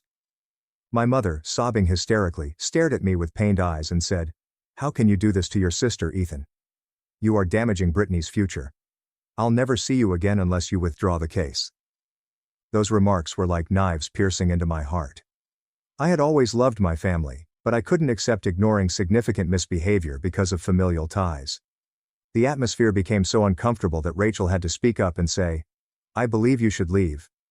We all need time to relax." Brittany turned and threatened them again as they departed. "Ethan, you'll pay for this. I promise." When the door closed, I felt as if a part of myself did as well. I had lost my family, my parents and my sister, because I stood up for what I considered to be right. In the following days, I began receiving calls from other family members, uncles, aunts, and cousins, all of whom chastised me for reporting my sister to the police. I tried to explain the problem at first, but it immediately became clear that they had heard a completely different version. Brittany and my parents had disseminated rumors that I'd sued my sister for a few $100s, without disclosing that the true sum was $13,200, or that Brittany had hit Emily. An uncle called me with scorn, saying, "You're heartless, Ethan. How could you do this to your sister? You want to wreck her life over a small amount of money?" When I tried to explain that Brittany had taken $13,200 and beat my kid, he simply chuckled and said, "Don't try to defend your conduct. Your parents have already told me everything." A day later, Aunt Carol, my mother's sister, called in a condescending tone and said, "Ethan, you've really disappointed me. How much do you believe Brittany took? Was it only about $600, and you're putting your sister to jail for it? I attempted to remain cool and told Aunt Carol. It wasn't $600. It was more than $13,000. Not only that, Brittany slapped Emily. Aunt Carol's voice conveyed surprise, but it vanished swiftly. She went on. There must be a mistake. Brittany wouldn't do that. She might be impulsive, but she would never hurt a child. Following the talk with Aunt Carol, I received a text from my cousin Jason. Hello, you traitor. What have you done to Brittany? You had your wife beat up your sister and then phoned the police. Your family is severely dysfunctional. After a few similar calls and texts, I decided to stop attempting to explain. Instead, I sent Brittany a simple message. I intended to resolve this quietly. Rachel and I intended to withdraw the charges or seek a lesser sentence for you, but you went too far. I will not explain my acts to others. Time will reveal the truth. I also sent a message to all of the family members who had contacted me. I understand you learned about Brittany's position from my parents. I'd like to explain a few topics. The stolen amount was $13,200, not just a few hundred. Brittany slapped Emily when she was caught. I have video footage of all of this, which I will bring in court. I will not discuss this topic further until the trial is completed, and I hope you will attend to learn the truth. That evening, Rachel discovered me alone in the dark living room, staring at an untouched glass of whiskey. She sat alongside me, softly placed her arm around my shoulder, and whispered, "Sometimes the people we love the most are the ones who hurt us the most." I nodded with deep grief. I answered, "I always believed my folks were honest and straight. They taught me to always tell the truth and take responsibility for my actions. But now they're doing the opposite of what they taught me." Rachel squeezed my hand and added, "They'll find out the truth when the case goes to court. Don't bother about what others think. The truth will prevail, Ethan." When Emily heard our conversations, she entered the living room. She sat down next to me. Despite being affected by her aunt's behavior, she kept a strong attitude. She stared at me intently and said, "I know you're doing the right thing, Dad, and I'm proud of you for it." Those remarks provided me strength, allowing me to stand harder in my resolve. Despite the criticism and seclusion from my family, I knew I was doing the right thing. 6 weeks later, the court date had arrived. The county courthouse was packed with family members from both sides, those who supported me and those who stood with Brittany. Rachel, Emily, and I sat next to our lawyer, while Brittany sat with her defense counsel. My parents sat directly behind her, their eyes avoiding mine. The judge, a middle-aged woman with a stern demeanor, opened the hearing by saying, "Today we're trying the case of State versus Brittany Barker, with charges of second-degree theft and assault on a minor." Following the opening, the prosecutor presented evidence, including the security camera footage, Emily and my statements, and Brittany's confession at the police station. The courtroom fell silent when the footage was shown, which plainly showed Brittany arriving empty-handed and departing with a bag the right size for the stolen safe. When it was Brittany's turn, she stepped up, her expression filled with regret. She confessed to the court in a shaky voice, "Your Honor, I stole the safe from my granddaughter for $13,200.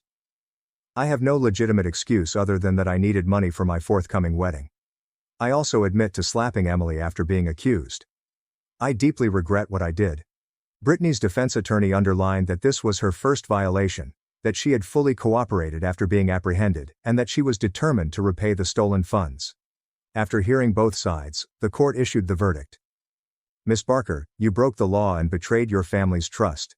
You took use of your relationship with your granddaughter to gain access to and steal a large sum of money before assaulting a kid. The court imposes a 14-month suspended sentence, a $2,500 fine, and orders you to refund the total $13,200 stolen.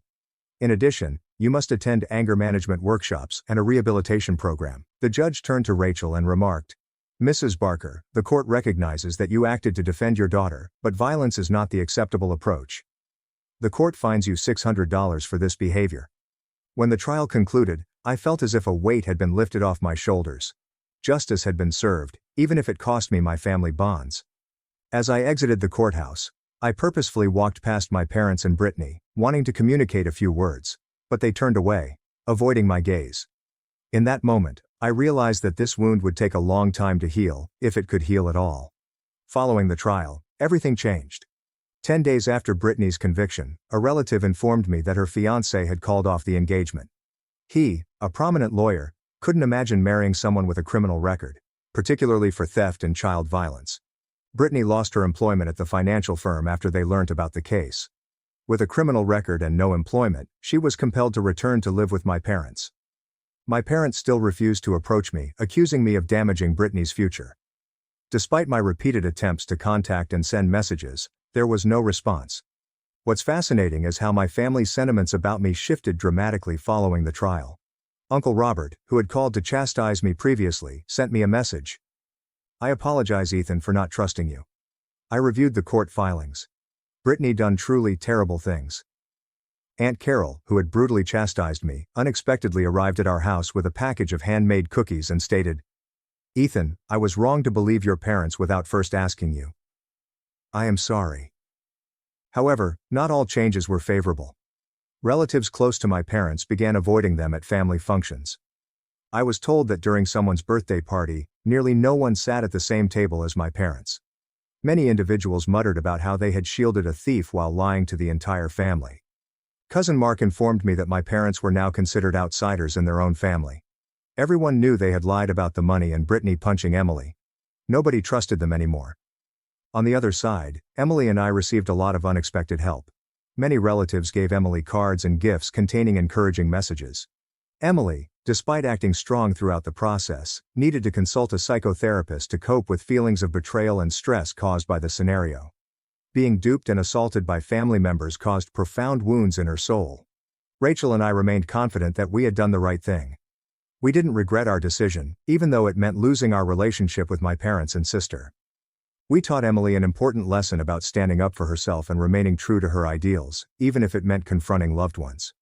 One day, while we were eating dinner, Emily asked me with pensive eyes, "Dad, do you think we'll ever talk to Grandpa, Grandma, and Aunt Brittany again?" Sighing, I replied, "I'm not sure, dear. Time will tell, but I hope they realize we were doing the right thing someday." Rachel grasped my hand and softly remarked, "Sometimes doing the right thing entails making difficult choices. But that is what characterizes us." In that moment, I felt the weight of prior decisions, but I also recognized the resilience in my tiny family. A family that had weathered adversity together and remained steadfast in the face of challenges. It has been 15 months after the case, and our lives have gradually returned to normal. Emily is now 16 and has developed significantly since what happened. She overcame her shock and gained a deeper understanding of the importance of integrity thanks to treatment and our assistance. One of the most major modifications we made was to open a bank account for Emily rather than using a safe. Emily's savings are now safely protected, and she is learning actual financial management skills through a banking app. I wish I had given her this practical lesson in financial responsibility sooner. My family's situation stays unaltered. My parents still refuse to speak to me. They believe that I betrayed the family. Brittany, according to family, still lives with my parents and works part-time at a neighborhood supermarket, which is a significant drop down from her previous financial management role. The conversation surrounding the incident appears to never end. I frequently hear whispered talks at large family gatherings, when I am still invited. Many people still believe I was too harsh, that I damaged the family's happiness and my sister's future. Others, particularly those who have looked into the subject, understand and even support my decision. Most recently, during a relative's wedding, an aunt approached me with a drink and simply stated, "Ethan, you know your parents are so lonely now. Brittany has no future left since you couldn't overlook a minor error." I looked straight into her eyes and said, "Aunt, stealing and beating a child are not minor offenses." My aunt shook her head and walked away, leaving me with thoughts I'd been struggling with for a year. Was I overly harsh? Am I truly the one who shattered my family? And now I'd want to ask you all. Am I the one who ruined my family's happiness, or did Brittany's actions wreck her future and sever our family bonds? Do you have a better method to address this situation? It wasn't dramatic, no tears, no hugs. Just two women standing in the quiet truth of what they'd done to each other, and what they were finally learning to undo. Weeks passed, seasons shifted. My life filled with small peaceful rituals. Thursday nights at a pottery class. Sunday morning walks with Ethan. Late dinners with Chloe. I started reclaiming corners of my life I'd given away one transaction at a time. My couch wasn't a guest bed anymore. My paycheck stayed in my account. My energy wasn't spent patching up someone else's choices. One evening I sat on that same couch scrolling through photos and stumbled upon one from 3 years ago, me and Vanessa at a cafe. Her smiling wide while I looked exhausted, eyes red from crying. I remembered that day. She'd asked for one last loan. I'd said yes. I stared at that photo for a long moment, then deleted it. Not out of anger, out of peace. Months later, I saw a photo of Vanessa on social media. She was standing in front of a small, bare apartment, mismatched furniture, mattress on the floor, a plant on the windowsill.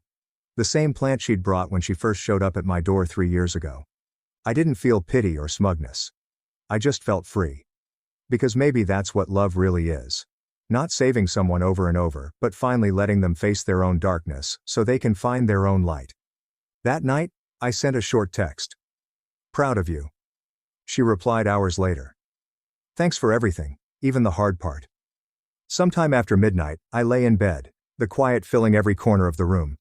I realized something I'd never allowed myself to believe before. Boundaries aren't cruel. They're the most honest form of love there is. Love without them isn't compassion. It's debt dressed up as devotion. For years I mistook silence for peace and sacrifice for loyalty. But now I know the truth. Sometimes you don't need to raise your voice to win. You just quietly pull the plug and watch the lights go out. Dad laughed. When I gave him his dream car on Thanksgiving, saying I was trying to buy his approval. That night, I took it back, cutting him off. I severed off communication with my father a few years ago after one big public I used to believe that family meant catastrophe that ruined everything for me. Unwavering commitment, regardless of how much respect you lost in the process. It turns out that some people consider family as just another word for ownership. Anyway, this story is not about vengeance or hatred. It's about what finally led me to walk away, and how I discovered that peace speaks louder than words. People believe that line work is all about climbing poles and mending wires. It is not. It's about keeping the power on when everyone else is home, warm and cozy. Thunderstorms, blackouts and lightning. We are the ones out there. That is what I do. And yes, it is risky. It's hard, but I enjoy it. I've been doing it for about 12 years, and every time I see the lights come back on after a long power outage, I feel like I've actually created something worthwhile. However, my father didn't see it that way. He used to joke that I used big boy Legos. He'd say, "Real success wears a tie, Michael." He sipped his dark coffee as if he were imparting life lessons. He's a retired accountant who still reads the Wall Street Journal in print and believes that a man's worth is determined by the number of meetings he participates in. My sister, Lily. Yes, she's the favorite. She has an online fitness account, publishes gym photos with encouraging captions like "rise and grind," and her father treats her as if she discovered fire. He describes her as a true entrepreneur. Sure, Dad. Posting squats for brand deals is clearly Wall Street level stuff. 2 years ago, after yet another, "When are you going to get a real job?" lecture I promised myself. I was done trying to explain my career. I would show him instead. When I wanted to quit, I remembered his voice. "You'll burn out before you ever get ahead." And the plan came to me one night when I noticed an old listing online. A 1972 Mustang Fastback. His dream car since I was a child. He talked about it as if it were his first passion. He'd say, "cherry red manual with black stripes." However, he never came close to buying one. Too pricey and impractical. I found one that required restoring and made it my side hobby for a year. Parts, paint, and late hours at my friend's garage. Each bolt was tightened by hand. It was perfect. Thanksgiving morning came faster than I expected. I parked the automobile outside my parents' house, covered in a tarp and a red bow. The house was full. Cousins, neighbors, and Lily are already live streaming her arrival as if it were a red carpet event. I carried myself in the same way I always had. Calm, laid back, and no big show. Dad was taking court in the living room, gloating about how Lily had been invited to a wellness expo. I waited for a lull before saying, "Hey Dad, come outside for a second." Everyone followed. He saw the car, froze, and glanced at me. "Is this a joke?" he inquired. "Nope," I replied. "It's yours. Merry Thanksgiving." He cautiously walked around it, touching the door and inspecting the paint. "A 72 Fastback," he stated slowly, almost as if he didn't believe it. For 1 second, I thought I actually did it. That maybe finally he'd be proud. Then he turned to the crowd, smirked, and said, "Guess my boy's trying to buy my approval." I didn't believe climbing poles paid this well. The laughs hit me harder than I anticipated. They laughed out loud, as if it were the funniest thing they'd ever heard. Lily giggled like a toddler. Someone's uncle applauded, and my father simply stood there, grinning, the star of his own little comic hour. I smiled too. Not because it was humorous, but because I didn't want to give him the satisfaction of seeing me angry. I merely answered, "Yeah, I've got to keep the lights on somehow," and walked back inside. The remainder of the night was a whirl of phony happiness. Lily posed near the tree. Dad boasted about his joke, while I sat quietly in the rear, checking the time every few minutes. When dessert came out, I stood up and announced that I had an early shift the next morning. He laughed again. "Of course we can't keep the city running without you, huh?" Outside it was chilly enough that I could see my breath. I stood next to my truck watching the lights in the home flicker through the curtains. The Mustang sat in the driveway, pristine and sparkling, as if it did not belong there. I desired that moment, the respect, the nod, something. But deep inside, I knew better. I didn't feel sorry as I drove home. Just finished. Years of remarks, eye rolls and jokes culminated in one thing. No matter what I accomplished, it would never be enough for him. He'd never think of me as anything more than a misguided youth. I stopped in my driveway, sat down and stared at my hands. The same hands that repaired electricity lines during storms and rebuilt that car from rust were strangely inadequate. Then I laughed, not bitter, but exhausted. "Happy Thanksgiving, old man," I mumbled. Because that was the moment it hit me. I didn't need him to be proud. I'd already made it. He just couldn't stand the fact that I did it without his permission. That statement kept running through my mind as I washed my teeth the next morning. I could still hear his idiotic laugh from last night. The, "Guess my boy's trying to buy my approval" line repeated over and over, like an awful music I couldn't turn off. Then it struck me. The title and registration were still in my name. I stood in the kitchen, sipping cold coffee and looking out the window like a man prepared to do something dumb yet serene. I wasn't mad anymore, just finished. That automobile did not belong there. Not in that driveway, not with him. By 7 a.m., I had taken an Uber back. The neighborhood appeared frozen. Thanksgiving lights remained on, lawns froze over, and a few garbage cans tipped over from the wind. I dropped off a block away and walked the rest of the way as if I were on a secret errand. The Mustang sat there, sparkling beneath a thin covering of ice. The red bow drooped from the dew, as if embarrassed to be still there. I unlocked the door, got into the driver's seat, and nearly laughed. I still held the key. The key turned smoothly. I rolled it slowly out of the driveway, careful not to wake anyone. The reflection of the porch lights followed me down the street, as if the car had finally left the wrong house. When I returned home, I parked the car in my garage, switched off the engine, and sat with my hands on the steering wheel. For the first time in days, I felt tranquil, as if I'd simply unplugged something that had been draining me for many years. I took a long shower, ate breakfast and placed my phone face down. I did not even check it until midday. By then, it appeared that my notifications had multiplied in the dark. 18 missed calls, 10 messages, and 4 voicemails. Lily's message came up first. "Did you seriously take back Dad's present? You're ruining Thanksgiving. Everyone is talking about it. Grow up." Right underneath that, one from my father. People laughed because it was funny. Learn to take a joke. Then another a few minutes later. "You're embarrassing yourself now. No thanks. Number. Why did you take it back? Just pure entitlement. As if the car were his birthright." I put down my phone and went into the garage. The Mustang glittered in the light, its engine still fresh from the earlier trip. I strolled around it slowly, hands in my pockets. I recalled every time he had mentioned my employment.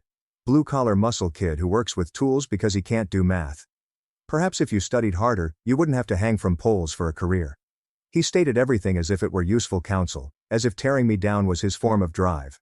I used to laugh it off, telling myself that he just didn't get what I did. But deep down, I believe he did. He just resented the fact that I didn't need his permission to be proud of it. I wiped my hands with a cloth and opened my laptop, which displayed a historic automobile listing site. 1972 Mustang Fastback, refurbished with original V8 engine and fresh paint. I snapped a few pictures directly in the garage. Front angle, engine bay, and interior. I posted it with a little note. Only serious buyers will be considered. Title in hand. I was not keeping anything that reminded me of him. It didn't feel like my job anymore. It was a monument to a man who would never say "good job" without making a jab. I wanted to sell it so I could treat myself to something unrelated to him. Around 2 p.m., my phone vibrated again. Another voicemail. I put it on speaker while tightening a light fixture in the kitchen. "Michael, what the hell is wrong with you? He said it with a weak voice and an expression of feigned rage. You took the automobile back. Do you think that makes you look strong? People witnessed you doing that. You have embarrassed me. You have shamed this family. You think you can just return a present like a spoiled child? I laughed aloud. The kid was spoiled. From a man who spent Thanksgiving morning frying his son for sport. I texted him back 3 words. Titles with my name. He did not respond after that, but Lily did. Of course she did.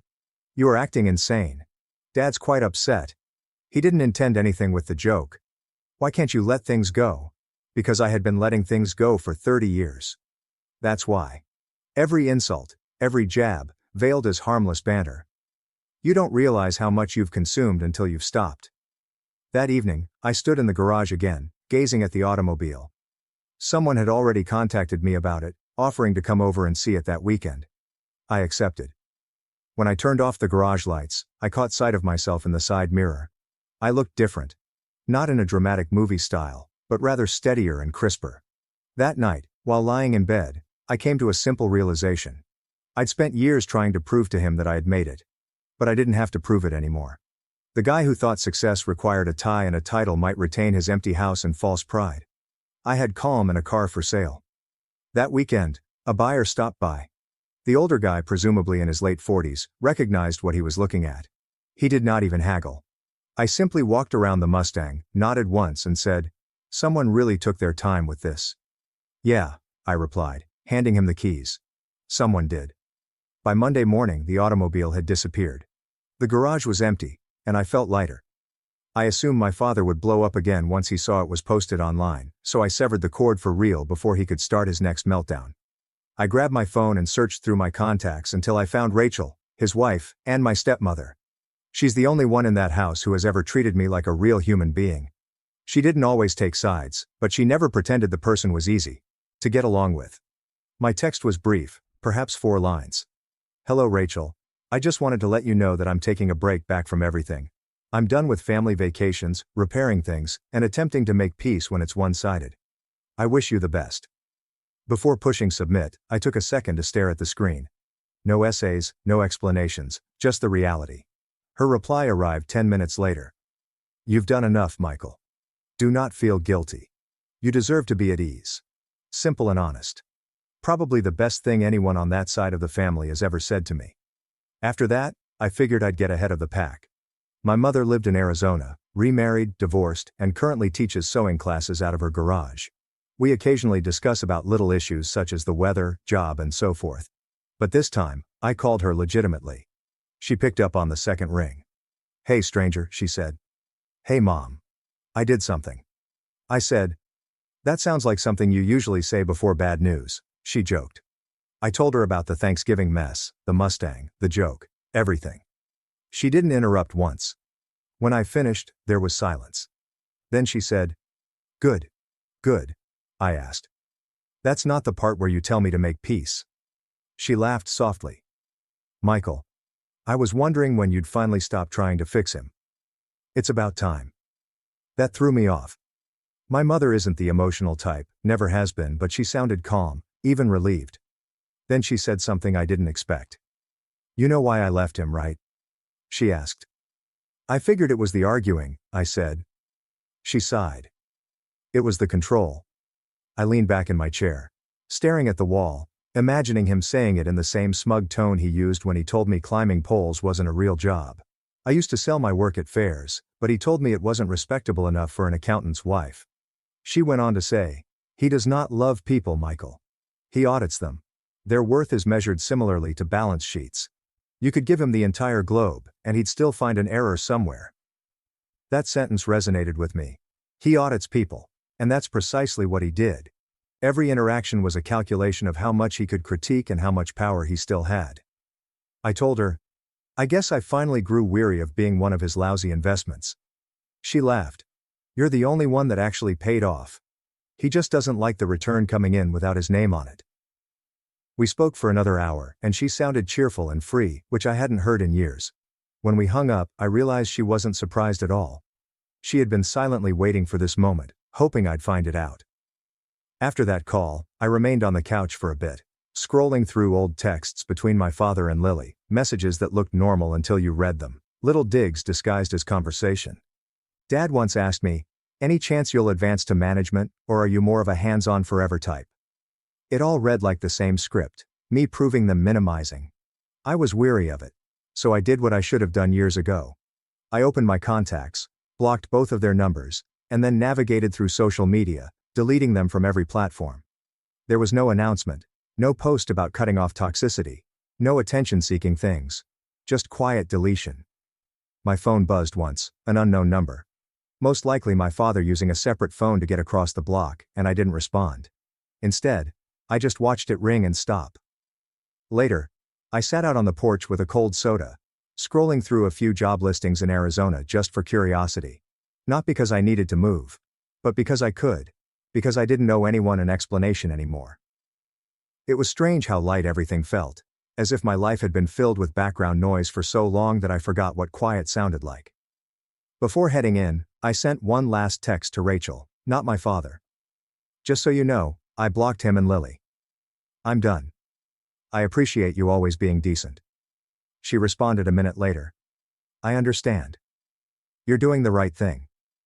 I smiled, put the phone down and locked the door. For the first time in years there was no weight sitting on my chest. Walking away isn't disrespect. It's self-respect. I should have known my father wouldn't let that be the last of it. About a week after blocking him, I was at work climbing down from a transformer pole when I noticed a text from a coworker, Nate. "Bro, everything good with you?" I responded back. He supplied a screenshot of an email chain between him, another lineman, and our foreman. The email was from my father, and the subject line was, "Concern for my kid." He wrote, "Michael has been acting erratic recently. He has alienated himself from his family, made unpredictable financial decisions, and may be struggling mentally. I'm concerned he'll do something reckless. Please keep an eye on him." My jaw clenched so hard I feared my teeth might break. I could almost hear his tone, calm, sympathetic and carefully constructed to make me appear like a problem. I contacted Nate.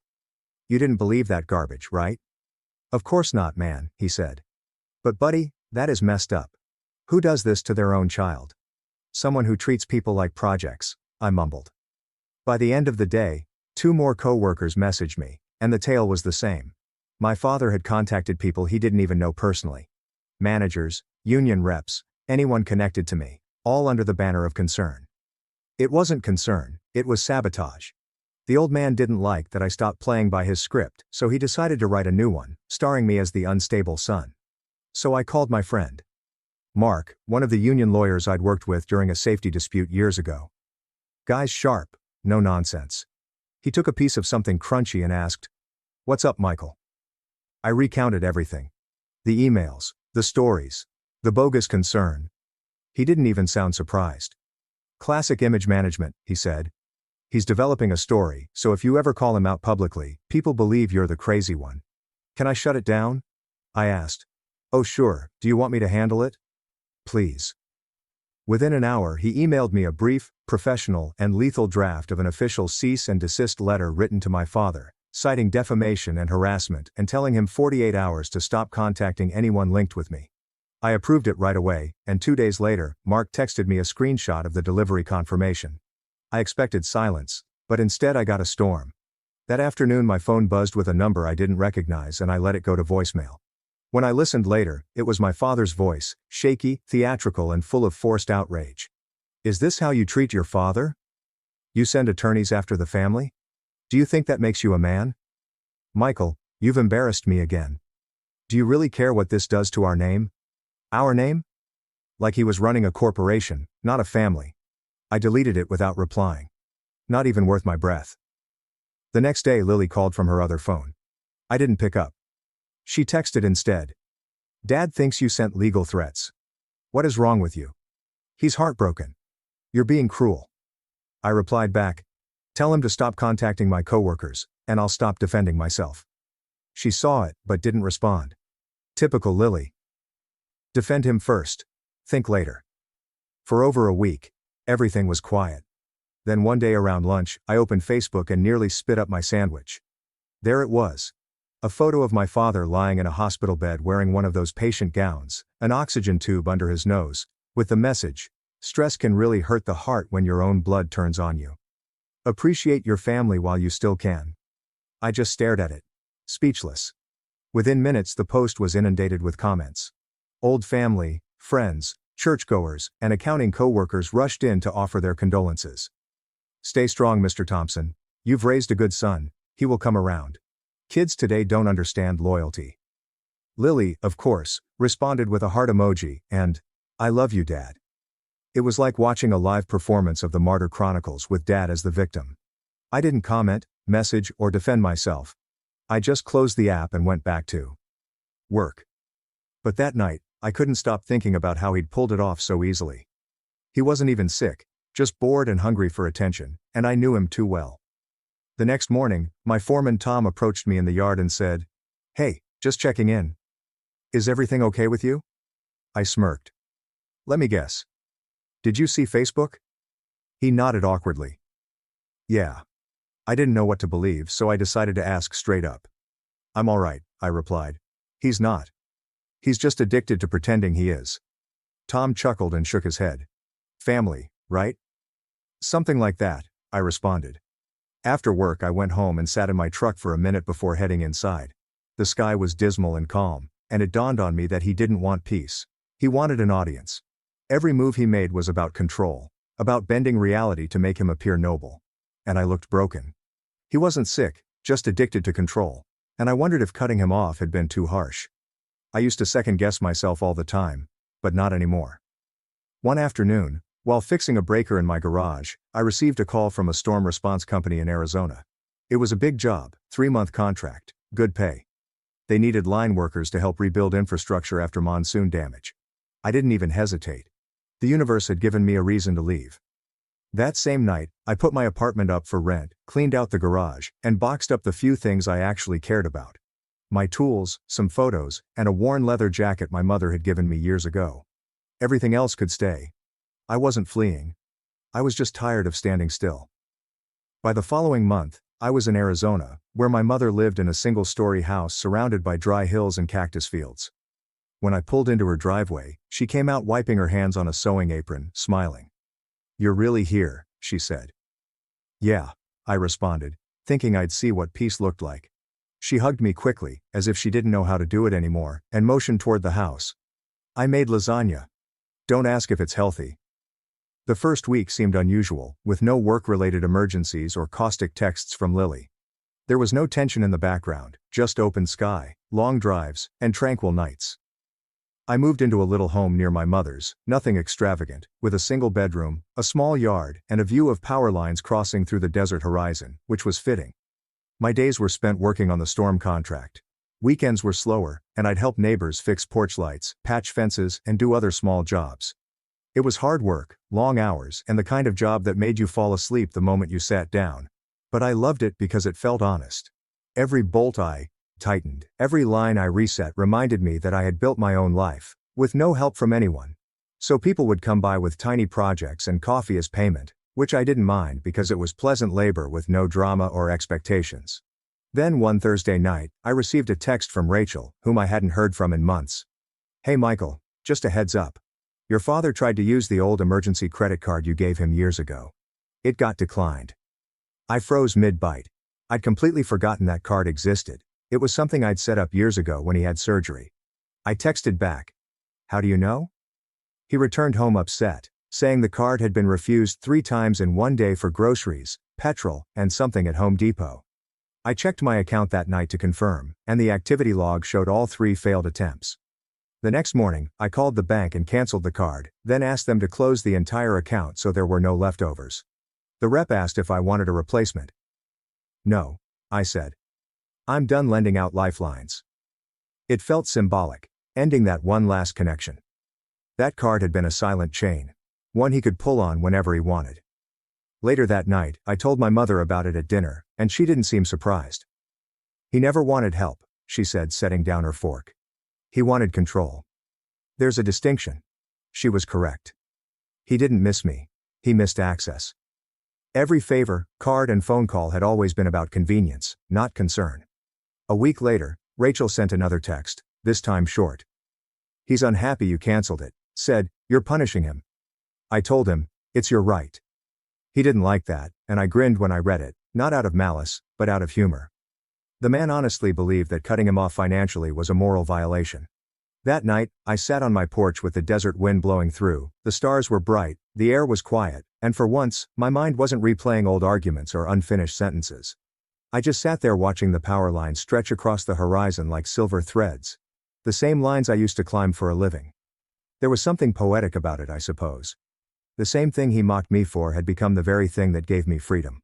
I thought about all the years I'd spent trying to fix things. Broken conversations, old resentments, relationships that were never going to work. All for what? To keep the peace for people who didn't care if I had any left for myself. I leaned back in my chair, finished my drink, and muttered to no one, "Guess I finally learned what to stop fixing." I stopped fixing everything that wasn't my job, including him, but he apparently still thought I was on call. It had been about 8 months since I canceled that card, and I was in Los Angeles for a week-long senior line worker training course. I hadn't thought about my father in months, and I hadn't even stopped wondering what new act he was pulling online. The morning it happened, I was walking out of the hotel lobby, ID badge around my neck, scrolling through my schedule, when I heard it. Michael. That voice could cut glass. I halted, turned, and there he was, my father, standing across the street in khakis and an ironed shirt, clutching a folder, as if he was preparing to submit a complaint. I didn't move, and he smiled as if nothing had happened, as if he hadn't spent the last 2 years trying to ruin my reputation. "Can we talk?" he yelled out, crossing the street. "Let's chat like men." I should have moved away, but I didn't. Whether it was curiosity or closure, I stood there as he paused a few feet in front of me, adjusting his spectacles as if he were preparing to give a TED talk on parenting. "You look good," he replied. "I noticed your name mentioned as a participant in this tournament. I didn't expect to see you here." I didn't respond, just waited. He sighed dramatically. "I'm not sure why you've made me the villain in your novel. It was just a joke, Michael. You took things too seriously. You've always been overly serious." There it was. The identical script, tone, and blame shift. I nearly grinned at how predictable it was. "You followed me down to tell me I can't handle a joke?" I said. He scowled as if he didn't expect me to be so calm. "I tracked you down to make peace. You've humiliated me and insulted my family, and you behave as if I deserve it." "I don't act like it," I replied. "You did." He shook his head and moved closer. "You've changed, son. You used to be respectful. Now you speak to me as if I were a stranger." "You are," I replied plainly. "And quit calling me son. You forfeited the right to make me your punchline." That got to him, and his face twitched with the same mix of confusion and fury he used to feel when someone disagreed with him. He opened his folder and brought out some printed screenshots, which I assumed were social media comments or texts. "This isn't who you are," he replied, shaking the page slightly. "You're more than this bitterness. I know you miss me." I laughed softly. "You know what's funny? You've been mistaken about me my entire life. Might as well include that one on the list." He scowled. "I miss my son," he murmured. "The one who used to respect me." I sipped my coffee. "You don't miss me. You lack control. And I owe you nothing." He looked at me for a moment, calculating his next move, before stepping back, tripping on his own heel, and throwing his arms wide. "Don't hit me," he said loudly. "Wait, too loud. Please stop." I froze. People on the sidewalk turned right away, a couple strolling their dogs came to a halt, even a man dragging baggage peered over. Someone across the street began filming. "What the hell are you talking about?" I responded, taking one step back and raising my hands. He stumbled again, faking it, holding his shoulder. "He is attacking me. Please stop." A woman near the curb gasped, "Sir, you need to calm down." Someone else yelled, "Hi guy. What is wrong with you? He is an old man." My stomach fell, not out of fear, but out of disgust. The man had rehearsed this, and when the folder hit the sidewalk, papers scattered like a movie scene. He was breathing heavily and performing like it was Broadway. "Dad," I responded slowly and quietly. "You're embarrassing yourself." He shook his head dramatically, yet loud enough for the audience. "You've always had a temper. Always." I stiffened my chest as I heard someone nearby exclaim, "I got it on video."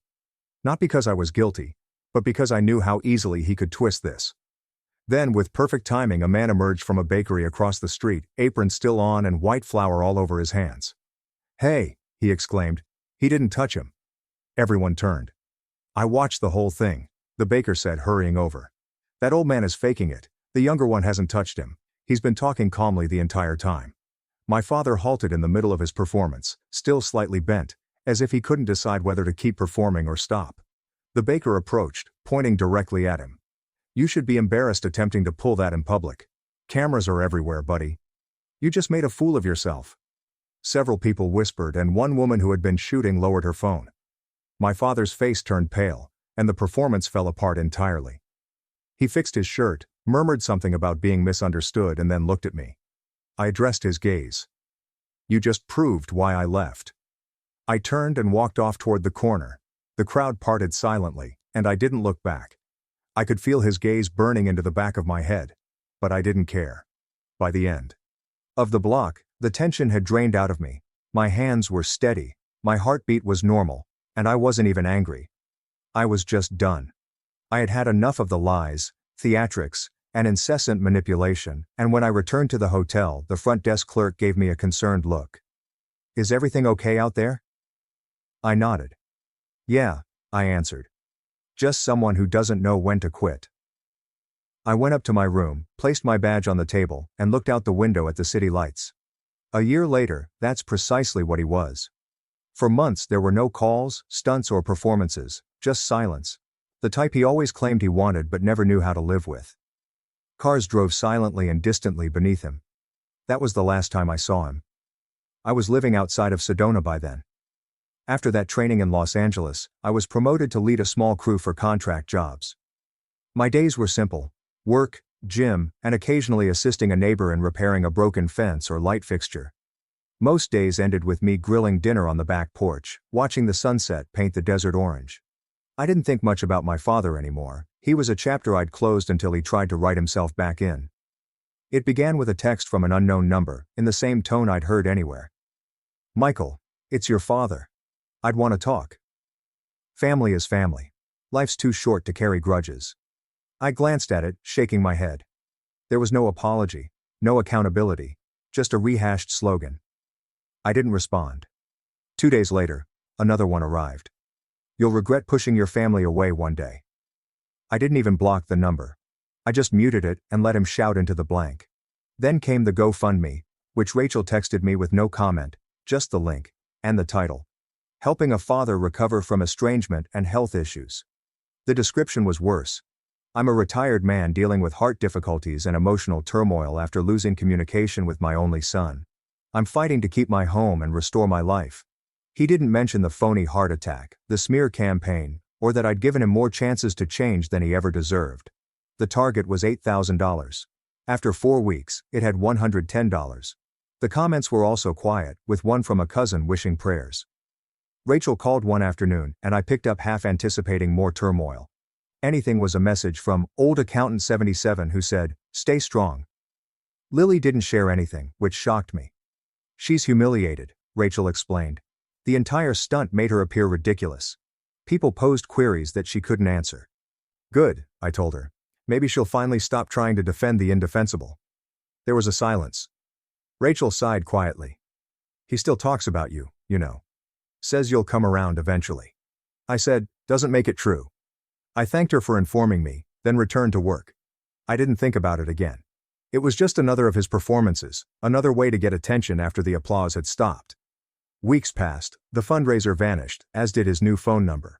Lily stopped posting about family dinners and forgiveness. Rachel kept in touch on occasion, mostly with weather updates and photos of her garden. There was no drama. My mother came to visit one weekend. We made breakfast together, she cooked, I drank coffee, and she glanced around my house, admiring the clean space, repaired shelves, and peaceful routine. "You seem settled," she replied, smiling. "I am," I informed her. She nodded. "He's still attempting to entice folks back in. Do not take the bait." "I won't," I replied. "He may say whatever he wants." I'm finished listening. That evening, after she left, I sat on the porch again, watching lightning flash over the hills. The air smelled like rain and dust, and for the first time in years, I realized I wasn't angry at him, the past or anything. I hadn't spoken to him in over a year, and for once, that silence wasn't heavy, but rather peaceful and complete. He'd spent his entire life trying to prove that he was the smartest man in the room, that he always had the upper hand in the spotlight.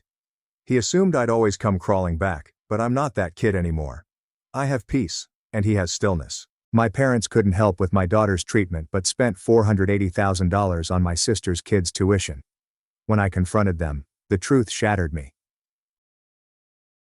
I never imagined I'd be the sort of person to air my family's dirty laundry on the internet, yet here I am at 3 a.m., unable to sleep and thinking only about what occurred tonight. My hands are still trembling as I type this. I need to get this out because if I don't, I believe I will lose my sanity. My name is Olivia, and my daughter Sophie died 6 years ago. She was 8 years old and had acute lymphoblastic leukemia. The aggressive sort. The kind that need intense therapy, experimental medications, and round-the-clock care, which insurance companies enjoy denying payment for. My husband Daniel and I tried all we could.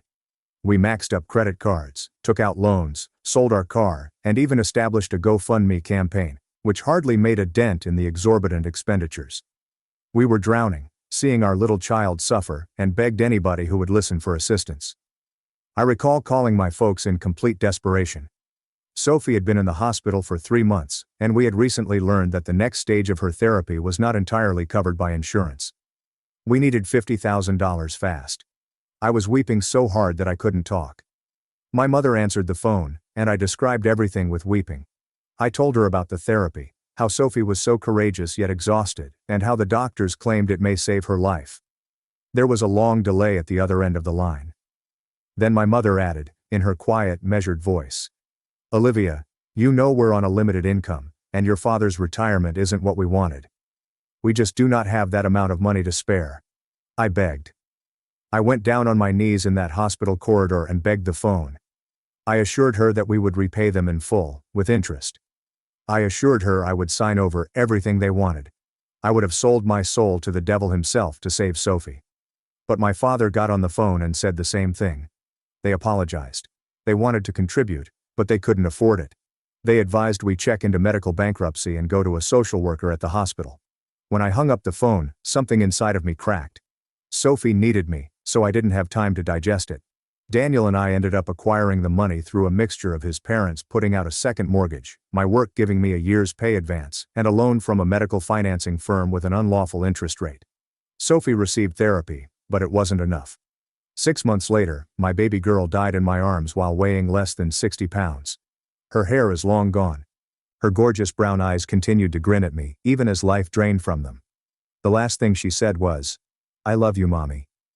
Don't be sad." How do you move on from that? How do you wake up every morning knowing your child is gone? My sister Lauren has 3 children, Jake, Chloe, and Mason. All are healthy, prospering, and attend Greenwood Preparatory School, one of the most prominent private institutions in the state.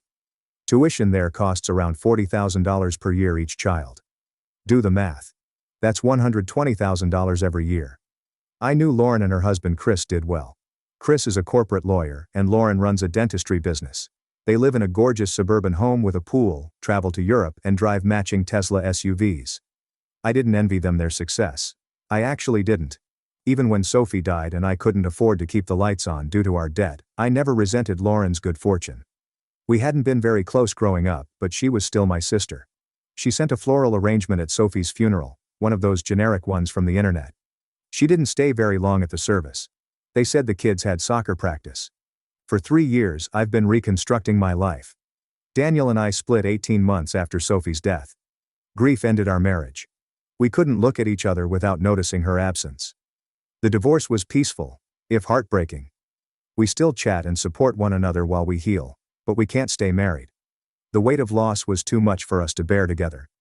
I've been working 2 jobs to pay off our medical debt and the money we borrowed. In daytime, I can hardly see my little flat. I'm a shell of who I once was, going through the motions, existing but not living. Therapy helps, but the hole in my chest will never heal. Everyone thinks time makes things easier, but they're lying. Time simply improves your ability to pretend that everything is okay. Something happened 2 weeks ago that completely altered the situation.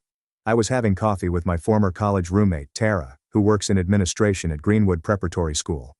We hadn't seen each other in months, and she was catching me up on her life when she mentioned something in passing. "It's so wonderful that your parents are able to help Lauren with the tuition," she continued as she stirred her coffee. "I simply completed a payment from their account last week. It is really a joy when grandparents can help their grandkids with their schooling." Tara looked alarmed right away, so I must have looked like I was hit by lightning. "Olivia, are you all right?" I couldn't speak or breathe. The coffee shop began swirling around me. Tara grabbed my hand across the table asking what was wrong, if I wanted water, and if I was going to get ill. Finally, I managed to pass out. "What are you referring to?" "My parents' account." Tara understood she had shared information I wasn't authorized to know. Her face turned pale, and she began backtracking, saying she could have made a mistake. Maybe she got confused with another family. But I pressed her. I needed to know. After some hesitancy and my promise not to expose how I found out, she gave me the truth. My parents had been paying full tuition for all 3 of Lauren's children at Greenwood Preparatory School for the last 4 years. Every semester, like clockwork, a check arrived from their joint account. $120,000 each year. This amounts to $480,000 over 4 years. Let it sink in. $480,000 for private school while my daughter died because they said they couldn't afford $50,000 for her cancer treatment. I can't remember leaving the coffee shop.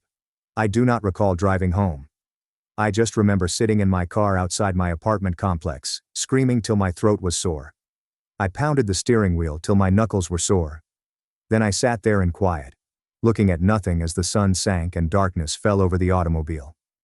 That night, I did not sleep. I reframed every contact with my parents over the last 6 years in light of this new horrible revelation.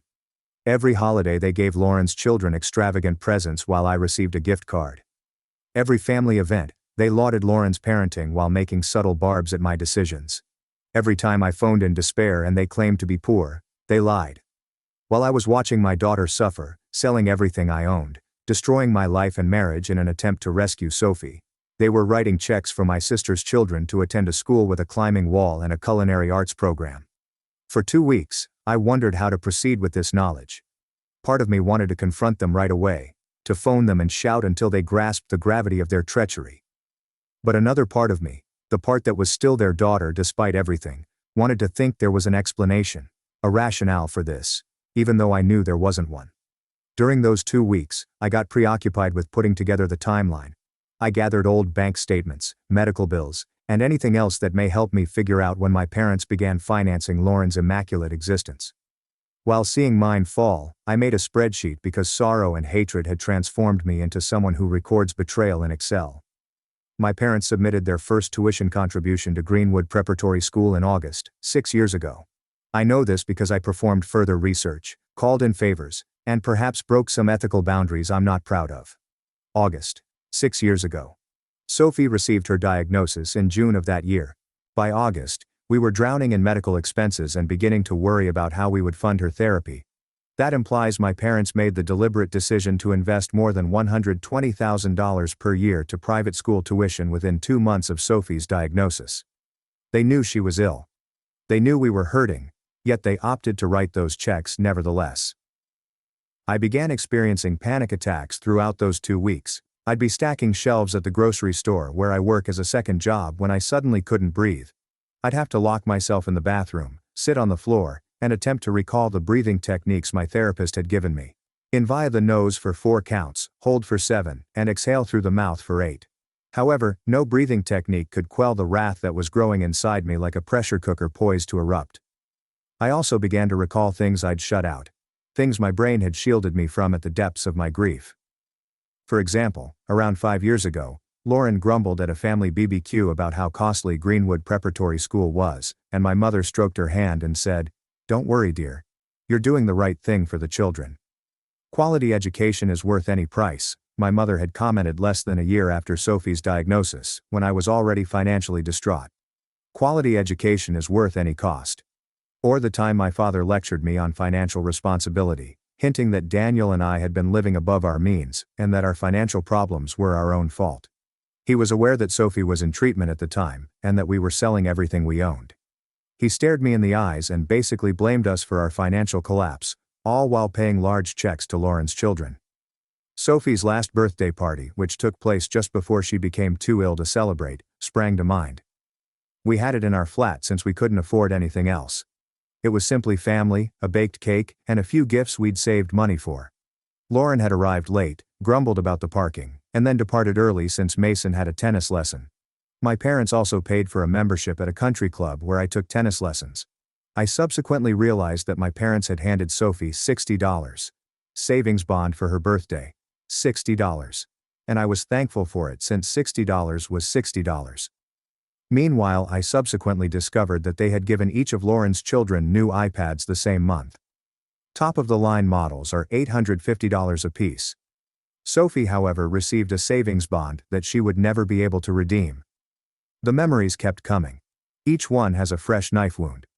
Lauren quietly discussed the children's school vacations to Costa Rica and France during family dinners. Trips worth thousands of dollars. My parents had paid the trips. Lauren's children unwrapped lots of costly gifts on Christmas morning, but Sophie received only a few little items. And I was glad even for it.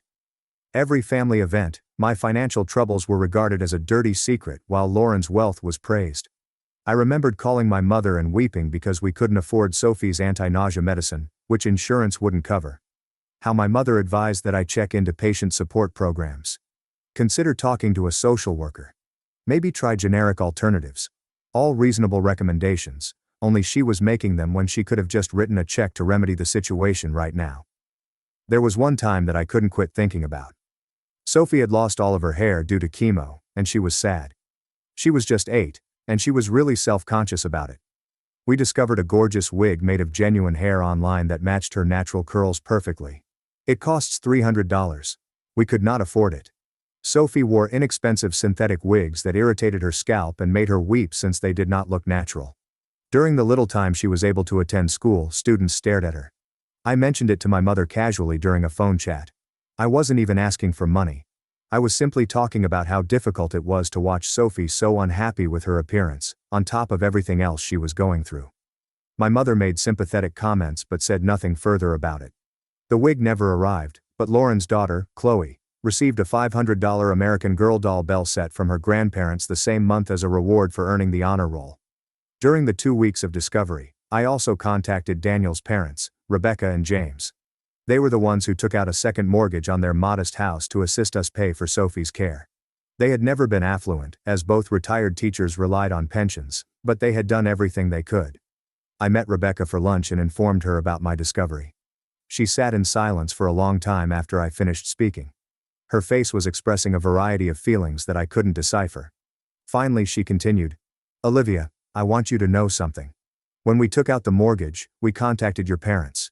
We reasoned that if we pooled our resources, we could provide for Sophie's needs without putting an undue strain on any one family. My heart has stopped." "You called them?" "James did," she responded, her eyes welling up. "He phoned your father, described what we were doing, and asked if they could help at all. Even a few thousand would have been helpful." "Do you understand what your father said?" I couldn't talk, all I could do was shake my head. He stated they wished they could help, but they had already overextended themselves by assisting Lauren with some house repairs and couldn't take on any additional financial commitments. Rebecca stretched across the table and grabbed my hand. "Olivia, we didn't inform you since you were already carrying a lot. We did not wish to add to your load. But certainly your parents refused to assist, even when we were actually mortgaging our house. Home remodeling. They informed Daniel's parents that they couldn't help due to house renovations." I subsequently went by Lauren's house and noticed the addition they built that year. A large family area with floor-to-ceiling windows. My folks didn't simply pay for it. My father boasted about it at a family event. He expressed his delight at being able to assist his daughter in expanding her home to accommodate her increasing family. I had never felt fury like that before. It was white-hot and all-consuming. I had to pull over on the way home because my hands were so shaky I couldn't steer. I contacted my therapist's emergency line and spent an hour calming her down from what she characterized as a perfectly acceptable crisis response. I also started looking at the GoFundMe page we had put up for Sophie.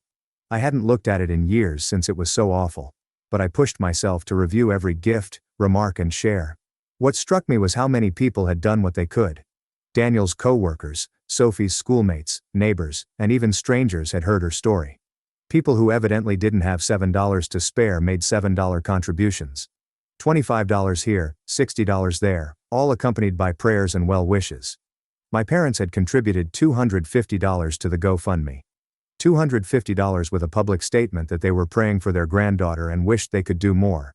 They paid $250 while writing checks for $40,000 per child every semester. The hypocrisy was astounding. But Lauren had not given anything. Not a penny. I rationalized it at the time, telling myself she was busy with her children and that she was probably assisting in ways I didn't see. But now I know the truth. She'd been too busy enjoying the money that could have saved my daughter's life to give even a little amount to her niece's cancer fund. I spent hours scrolling through the letters of support from strangers on that GoFundMe website, sobbing at the generosity of individuals who had never known Sophie. An elderly woman on a fixed income gave $60 with a message that said, "I remember when my grandson was sick. No child should suffer. Praying for your sweet girl." A youngster gave their $30 birthday money since they had read Sophie's story and wanted to assist.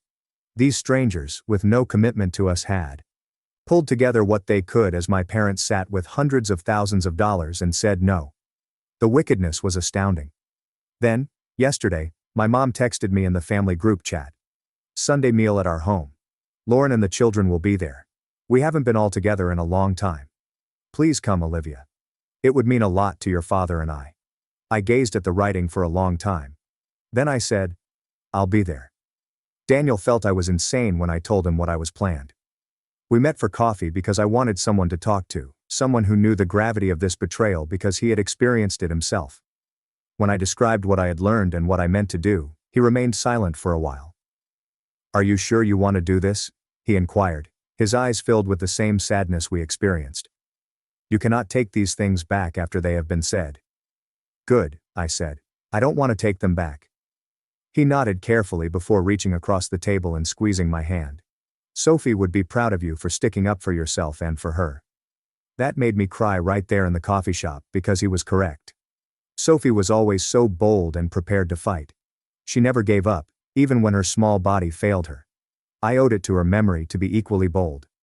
So today, I traveled to my folks' home in the suburbs. The same house I grew up in, with a large oak tree in the front yard and a garden that my mother is obsessed with. Lauren's Tesla was already in the driveway, alongside my parents' vehicle. I sat in my beat-up Honda for a few minutes, gathering my courage, my heart hammering so hard it seemed like it might explode out of my chest. I stepped inside without knocking. Sunday dinners were always relaxed. The family is just letting themselves in. I heard laughing coming from the dining room. I could smell my mother's pot roast. I could hear my nieces and nephew talking eagerly about something. For a brief and terrible time, I remembered Sophie as part of that noise. Her high-pitched giggle blended with her cousins' voices. When I entered the dining room, everyone looked up. My mom grinned. That was a trained, beautiful hostess grin. "Olivia, we are so delighted you could make it. We are just about to sit down." Lauren was helping to arrange the table, dressed in expensive trousers and a cashmere sweater. "Hello, Olivia. I haven't seen you in a long time." My father was already sitting at the head of the table and nodded to me. "Hello, sweetie." The kids were in the living room, absorbed to their iPads, and didn't notice my approach. I looked at them, these healthy, fortunate children, and remembered Sophie, how she'd loved to draw, how she'd wanted to be a veterinarian, and how she'd never complained even when the chemotherapy left her so sick she couldn't walk. "Let's eat," my mother replied, bringing the pot roast to the table. "Everyone sit down." I took my normal seat, which I'd used for family dinners since I was a youngster. Lauren sat across from me, with my parents at each end of the table. The children soon entered, took their places, and supper started. It was all so typical, so ordinary that I wondered if I was actually going to do it. My mother served the meal, inquiring about everyone's weeks. Lauren discussed Chloe's soccer tournament and Jake's science fair presentation. My father mentioned something about golf. They inquired how my job was doing, and I provided vague, one-word responses. The meal tasted like ash in my tongue. "Olivia, you seem silent." My mother noted in her characteristic manner of making an observation seem like a critique. "Is everything okay?" This was it. This is the moment I've been planning for. I put down my fork and stared at her squarely. "Actually, Mom, I have something I need to tell you all about." The table became silent. Lauren regarded me with mild interest. My father halted, his fork halfway to his mouth. The youngsters kept eating, unaware. I had coffee with Tara Cooper a few weeks ago. I began with a fairly steady voice. Do you remember Tara, my college roommate? My mother nodded slowly, and I noticed a flash in her eyes. Fear, perhaps. Or recognition. She now works in administration at Greenwood Preparatory School. I turned to face Lauren. That's where your kids attend school, right? This is a very prominent place. It must cost a lot. Lauren looked at our parents and then back to me. Yes, it is an excellent school. We're quite blessed. Yes, you are. I agreed. Isn't it around $40,000 per child per year? So, for 3 kids, that's more than $120,000 every year. Olivia, what is this about? My father inquired, his voice seeming cautionary. I ignored him, my gaze fixed on Lauren. Tara said something fascinating. She added, Mom and Dad have been paying the tuition for all 3 kids for the past 4 years. There was a deafening quiet across the table. Lauren's face turned paler, then crimson. My mother's mouth moved like a fish. My father sat his fork down with a bang. Olivia, my mother began. But I raised my hand. Do you recall Sophie being sick 6 years ago? When she required care that her insurance would not cover, I phoned you, practically on my knees in a hospital corridor pleading for assistance. My voice was trembling now, but I pressed on.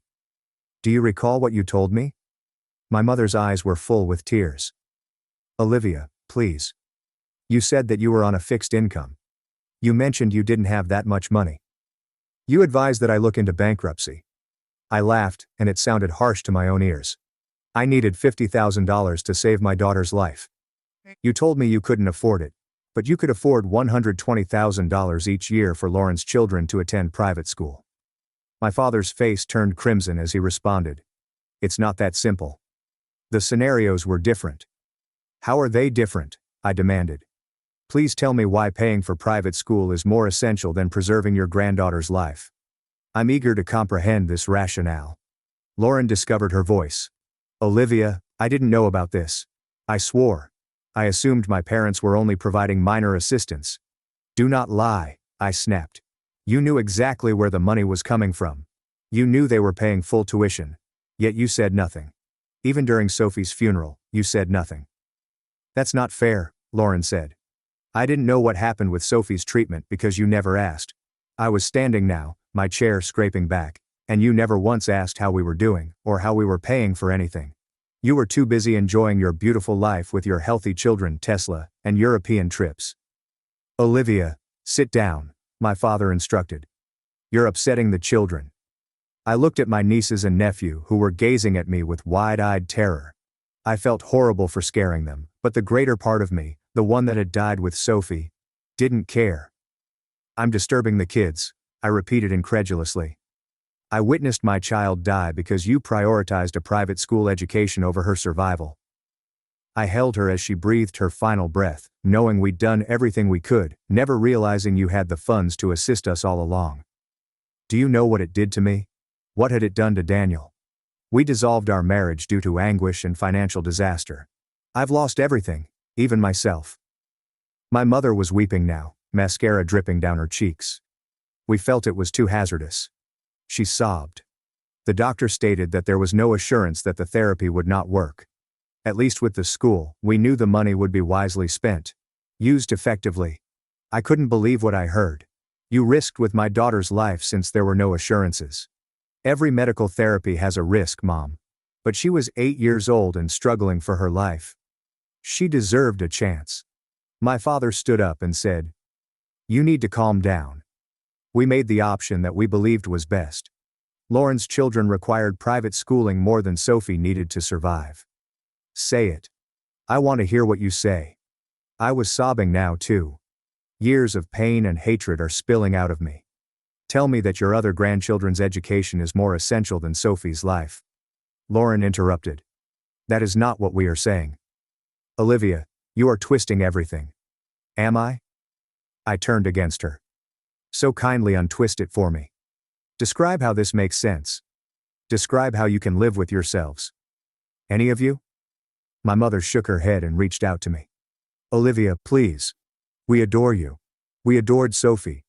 We felt we were doing the correct decision. We thought. You thought about yourself, I remarked plainly. You considered looks, Lauren's ideal family, and being the grandparents who could afford to send their grandchildren to top schools. You didn't consider Sophie, who was battling to breathe with her small body full of poison while attempting to kill the cancer. You didn't consider me, your daughter, breaking apart piece by piece. My father told me we couldn't afford both. So there it was. The truth was finally uttered out. We had previously agreed to assist Lauren with the school. We could not afford both. The admission lingered in the air like a noxious mist. Lauren seemed distraught. My mother sank back into her chair, and I felt something inside of me finally come apart. You chose, I responded gently. You had to make a choice, and you picked Lauren's children above mine. You choose private school above life itself. Sophie was going to die anyhow, my father explained. I swear time stopped. Even after therapy, the doctors gave her a 35% chance. It would have meant throwing money away. The sound that emerged from me was not quite human. Lauren gave a gasp. My mother let out a little scream. And when my father realized what he had said, he sought to backtrack. I did not mean Olivia. That turned out badly. Get away from me, I shouted, backing up to the door. Everyone, keep away from me. Olivia, please, my mother implored, attempting to approach me. Let's explain. You just did. I responded. You explained everything perfectly. Sophie's life was a poor investment. Lauren's kids' education was more valuable. 35% chances were insufficient for you to bet on your own granddaughter. I gazed at each of them, remembering their faces, knowing that this would be the final time I saw them as family. You know what's the worst part? Sophie adored you. Even at the hospital, while she was in pain, she would inquire about you. She'd want to video chat with Grandma and Grandpa. She created you drawings, which you presumably threw away. She had no idea that her own grandparents regarded her less than private school fees. That's not true, my mother sobbed. We adored her. Love is a verb. I said. It is more than simply a sentiment. It is action. And your actions demonstrated just where Sophie placed in your priorities. Dead last. I glanced to Lauren, who was silently weeping. Her pristine composure had finally snapped. I hope your children like their luxury school. I hope they appreciate the sacrifice that paid for it, even if they never learn how much it cost. Jake, the oldest at 13, had been watching everything with increasing fear. We didn't know, Aunt Olivia. I know, buddy, I said, my voice softening slightly for him. This is not your fault. None of this is your fault. But perhaps you should ask your mother and grandparents why your cousin Sophie isn't here anymore. Ask them about their options and priorities. I walked out of that house and have not looked back. My phone has been calling non-stop, but I've blocked all their numbers. Lauren attempted to enter my flat, but I threatened to call the police. I do not care about their explanations or arguments. There's nothing they can say to make things right. The day following the confrontation, I awoke feeling curiously depleted. Nor better, nor worse, simply hollow. I phoned in sick to both of my jobs because I couldn't move from my bed. I just laid there gazing at the ceiling, repeating every word from that supper in my head. Sophie was going to die anyhow. My father's comments echoed in my thoughts like a never-ending nightmare. Around midday, someone pounded on my door. Initially I disregarded it, but it persisted. Finally, I hauled myself up to peer through the peephole. It was Lauren, and she looked dreadful. Her lovely hair was a wreck. Her eyes were puffy from sobbing and she was still wearing what seemed to be pajamas. Olivia, please, she said through the door. Please, just let me explain. Let me talk to you. Go away, Lauren, I responded, without even opening the door. I didn't know, she cried. I swear to God, I didn't realize the entire amount of it. I believed they were only assisting a little, not paying for everything, and I had no idea they'd refuse to help with Sophie. I swear I didn't know. You're a liar, I stated bluntly. You needed to know. You had to know you weren't paying the tuition yourself. You needed to know where the money was coming from. Chris and I were paying a portion of it. She insisted. I assumed Mom and Dad were merely supplementing. Maybe a third or so. I did not ask inquiries since I did not want to appear ungrateful. Olivia, please trust me, but I could not believe her. I wouldn't since, even if she didn't know the specific sums, She was aware that our parents were providing significant financial assistance while I was drowning. She knew Sophie was unwell and we were struggling, but she never questioned the imbalance. She was pleased to take and take while her niece perished. "Even if I believe you," I whispered through the door, "it doesn't alter anything. You witnessed my pain. You watched what Sophie's death meant to me. You came to her burial in your fancy clothes and left early for soccer practice. You never once asked if we needed anything. You never offered. You simply took from them while I had nothing." "I'm sorry," she sobbed. "Olivia, I am deeply sorry. I didn't believe that was the issue, Lauren. You did not think. You didn't think about anyone but yourself and your ideal family." I put my palm on the door to feel the physical barrier between us. "Leave. If you do not leave right now, I will phone the police." I heard her weep on the other side of the door for another minute before she departed. I fell to the floor, my back against the door, and sat until it was dark. Despite the fact that I had banned my mother, the SMS began to arrive. She tried many phones to reach me. Every message was a variant of the same thing. "Please chat to us. We can explain. We adore you. It's all a misunderstanding." I read them all with distant numbness and erased them without responding. My father took a different approach. He contacted both of my places of employment, attempting to get me to speak with him. Samantha, the manager of the grocery shop, accepted the message and then brought me aside. "Your father called," she said softly. "He seems pretty desperate to talk to you. Is everything okay?" "Family stuff," I responded, not wanting to discuss anything. "I'd appreciate it if you could stop routing calls from him to me." She nodded with understanding in her eyes. "I will make a note, but Olivia, if you need time off or anything else, please let me know. Okay?" I almost broke down in the middle of the store, but I kept it together. Barely. 3 days after the argument, Lauren sent me an email, a long meandering email that began with more apologies and justifications before taking an unexpected turn. She talked about how she faced our parents, how there had been another major dispute, and how our father realized they had made a decision and were stuck with it since they couldn't back out of their promise to the grandchildren's education. She claimed that our mother had justified their decision by claiming that the money would be wasted on Sophie because her prognosis was so dismal, and that at least with the school, they could see actual benefits. Lauren claimed she was appalled by this statement and that she told them they were mistaken, that they had made a terrible decision. But at the conclusion of the email, Lauren said something that made my anger boil. I would ask them to cease paying their tuition. I told them we'd find out how to fund it ourselves, or send the kids to public school. "But, Olivia, they are our parents. They did a terrible mistake, yet they are still our family. Perhaps you will be able to forgive them in time for your own serenity." I read the email 3 times, each time becoming angrier. She asked me to forgive them. She assumed that discontinuing the tuition payments now, 6 years later, would somehow set things right. She still didn't get it. Neither of them did. I wrote back. It was the only message I'd sent to any of them since supper. I kept it brief. "Lauren, you claim they made an error. Mistakes are accidents. Mistakes are mistakes in judgment that occur in the heat of the moment. They made a determined, purposeful choice. They prioritized your children's private school over my child's life. They decided to lie to me while my daughter died. That is not an error. That is a betrayal so deep and horrible that it cannot be reversed. Do not contact me again." I emailed it and then banned her email address. Daniel phoned me after I texted him that it was finished. He didn't say much, just asked if I was all right and if I needed anything. Then he asked, "Sophie's medical fund, the GoFundMe. How much did it raise?" "About $15,000. I said, "Why? And how much did you say your parents spent on Lauren's children's education?" $480,000 over 4 years. There was a prolonged pause. "Olivia, I think we should speak with a lawyer. I hadn't considered legal action. But Daniel is correct.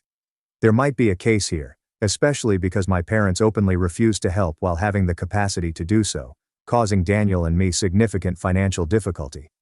I'm meeting with an attorney tomorrow to discuss my alternatives. Not because I believe money will heal anything, but because they must face the consequences of their actions. People keep asking me whether I'm feeling better after the encounter and if I've found closure. The fact is that I do not feel better. I feel empty. I feel as if I'm mourning my family all over again, just as I did Sophie. But I also feel like I finally revealed the truth and stuck up for my kid, even if it's too late for her. Tonight, I visited Sophie's grave. I haven't been in a while since it hurt so badly. But I needed to tell her what I did. I sat in the dark next to her modest gravestone, which included a butterfly carving she would have adored. And I spoke to her. I told her about the encounter, the truth, and how I finally got them to admit what they'd done. I want to think she heard me. I'd like to think she understands that her mother battled for her, even if it was too late. I planted new flowers on her grave, including the yellow daisy she adored. I told her I would keep fighting. Not simply for justice, but to ensure that her memory is meaningful. If you're reading this and have children, grandchildren, or anybody you profess to love, keep this in mind. Love is more than simply words. It is a matter of decision. It's a sacrifice. It means sticking up for those that need you. Even if it is difficult, costly, or the chances are stacked against you. My parents had an option, and they chose incorrectly. They prioritized comfort over crises, image over action, and safety above sacrifice. And now they have to live with that decision, just as I must with the death of my daughter and the knowledge that she may have had a better chance if the people who were meant to love her had shown up when she needed them the most. I'm not sure what happens next. I'm not sure whether I'll ever talk with my parents or Lauren again. I'm not sure where legal action will lead. All I know is that I spoke the truth. I confronted them and did not back down. I stood firm for Sophie. That is all I have left to give her. The truth and the knowledge that someone battled for her, even if it was too late to help. Rest in peace, my dear daughter. Mommy loves you forever. My stepmom stole $2.5 million from my dad, then planned his death. He left me everything, but the real inheritance was a truth changed. Everything. Before made it sound like I was from the Stone Age. When I was 12, she convinced James to send me to boarding school. She'd thrive with structure, she told him. What she really meant was she'd thrive without me there. I spent holidays in empty dorms while my brothers posted Instagram stories of family ski trips. James would call on Christmas morning, always rushed, always with Catherine's voice in the background reminding him about brunch reservations. I worked 3 jobs to get through college because James's checks always came with conditions. Your stepmom thinks it's important you learn responsibility, he'd say. Meanwhile, my brothers got monthly allowances that exceeded my yearly income. I graduated with honors and $52,000 in debt. My youngest brother dropped out twice and James just bought him a condo downtown. The irony was I looked exactly like James. Same dark eyes, same crooked smile, same stubborn jawline. My brothers took after her side, blonde and angular, but she spent 2 decades pretending I was the outsider. James died suddenly at 70. Heart attack during his morning run. I flew in for the funeral, sat in the back row while she sobbed dramatically in the front. My brothers flanked her like bodyguards. At the reception, she didn't speak to me once. The lawyer called me 4 days later. "We need you at the reading of the will," he said. His tone was weird, almost apologetic. "It's important you're there." I assumed I was getting James's old record collection or maybe his watch. Something small that wouldn't upset her. The conference room was cold. My stepmom sat at the head of the table in head-to-toe black, diamond earrings glittering. My brothers were checking their phones. Bored. They already knew they were splitting everything. James had told them so. The lawyer cleared his throat. "This is somewhat unusual," he began. He looked directly at me. "Your father established a trust 8 months ago. The estate, including the house, the business holdings and all liquid assets, go entirely to his daughter, Lily." I'd never heard my name sound so loud. My stepmom's head snapped up. "What?" "There are provisions for the boys," the lawyer continued. "College funds that have already been distributed, but the bulk of the estate, approximately $5.2 million, goes to Lily, along with full ownership of the company." The room erupted. My stepmom was screaming about mistakes, about lawyers being incompetent, about James not being in his right mind. My brothers were demanding to see the documents. And I just sat there frozen while the lawyer slid a sealed envelope across the table to me. "Your father left this for you," he said quietly. "To be opened privately." I waited until I was back in my hotel room. Inside was a letter in James's handwriting and a USB drive. The letter was short. "You were never the mistake I was. I let her make you feel unwanted in your own home. I let her poison your brothers against you. This doesn't fix what I did, but it's the only thing I have left to give. The USB contains everything you need. Trust no one. Especially her. My hands were shaking as I plugged in the drive. It contained years of financial records, emails, and video files. The first video was dated 6 months before James died. His face filled the screen. "If you're watching this, I'm already gone," he said. "And you need to know the truth about what she did." I clicked on the next file, and that's when I realized the inheritance was the least of it. The second video started with James sitting in what looked like his office at home. He looked thinner than I remembered, his face drawn. The timestamp read 2:47 a.m. "I need to start from the beginning," he said, glancing at something off camera. "Before I married her. Before you were sent away. Before everything fell apart." He took a deep breath. "Your mother and I divorced when you were 3. You know that part. What you don't know is why. I had an affair. A stupid, selfish affair that destroyed my marriage to the only woman I ever truly loved. Your mother found out when she was pregnant with you. She stayed until you were born. Tried to make it work for another 3 years. Then couldn't do it anymore. I don't blame her. I blamed myself." His hands were clasped so tightly his knuckles were white. "I met your stepmom 6 months after the divorce was finalized. She worked at the firm that handled our separation. She was attentive, sympathetic. She listened to all my regrets about losing your mother. How I wished I could fix things. How guilty I felt about you growing up in a broken home." He paused, jaw clenching. "I found out 2 years ago that she orchestrated the entire thing. The affair that ended my marriage, she set it up. The woman I cheated with was her college roommate. They planned it together." My laptop screen blurred. I had to pause the video. The affair that destroyed my parents' marriage was engineered by the woman who raised me to feel like garbage. I sat there numb before forcing myself to continue. "I found emails between them," James continued. "Going back 26 years. Your stepmom saw me at a firm event. I was a junior partner then. But she did her research.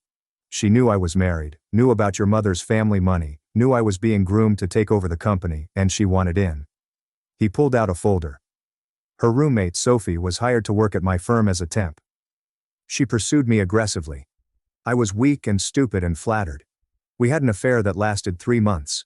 Your mother found photos that Sophie had left deliberately in my briefcase. My stomach turned. The breakup of my parents' marriage, the reason I grew up shuttling between homes, the foundation of every insecurity I'd ever had, was because some woman wanted my James's money. After your mother left, your stepmom showed up at my door with a casserole, said she'd heard through the office gossip. She was just being a good colleague, a friend. Within 6 months, we were dating. Within a year, engaged." He rubbed his face. "She moved fast. Got pregnant with your brother almost immediately after the wedding.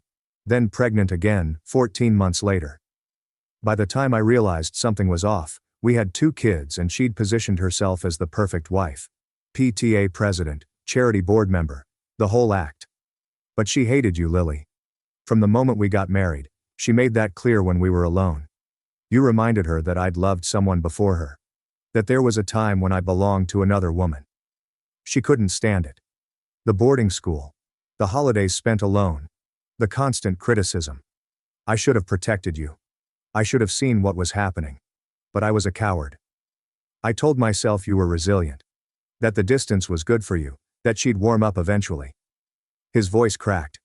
"She was stealing from me the entire time. Small amounts at first from the business accounts, then larger sums once she figured out I wasn't paying attention. She has a gambling problem, a serious one. I didn't find out until 20 months ago when a casino in Atlantic City contacted me about a $375,000 line of credit she'd opened using our joint assets as collateral. I sat up straighter. I hired a forensic accountant. Quiet, private, someone she'd never know about. Turns out she'd been siphoning money for over a decade. Business accounts, personal savings, investment portfolios, sometimes $6,000 here, sometimes $55,000 there. She'd forged my signature on loans, taken out credit cards in the company name, even sold some of my mother's jewelry and pocketed the cash." The screen showed James pulling out a thick stack of papers. Total estimated theft over 16 years, $2.5 million, not including the losses from her gambling. That's separate. My head spun.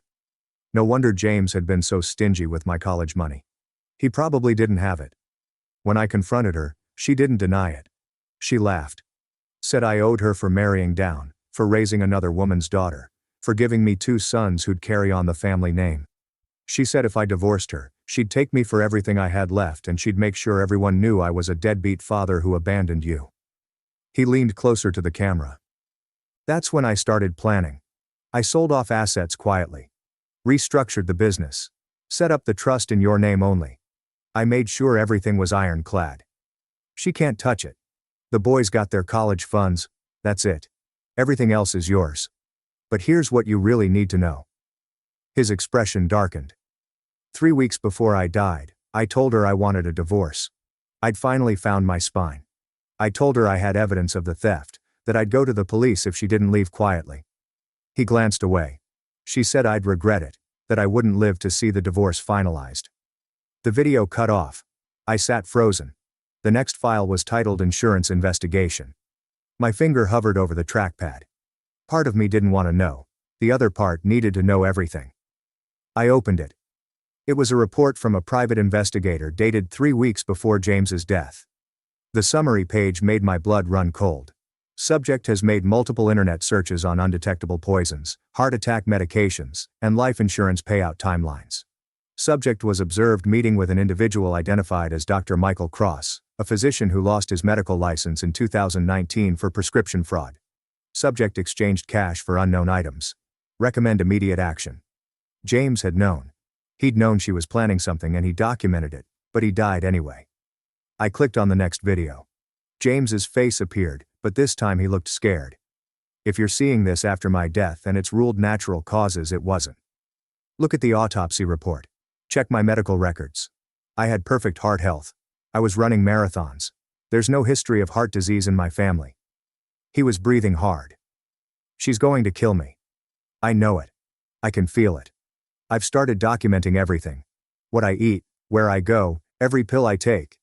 It's all in the spreadsheet labeled medical log on this drive. If something happens, you'll know.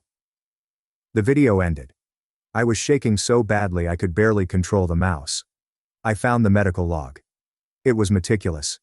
Every meal, every medication, every symptom logged with timestamps. The entry stopped the morning he died.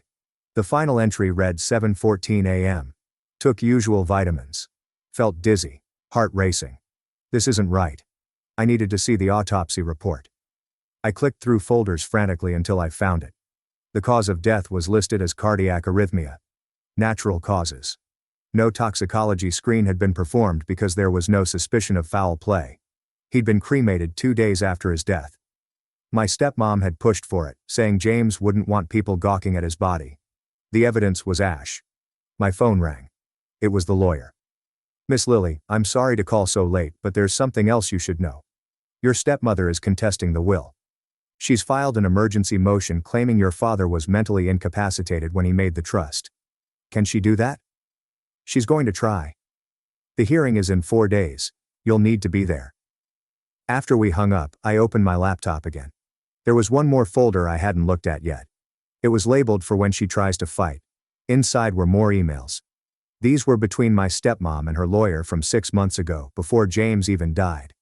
They discussed strategies for contesting his will, claiming diminished capacity, arguing undue influence. She'd been planning this for months. One email made me want to scream. Don't worry, her lawyer had written. Once he's gone, we'll have the daughter declared unfit.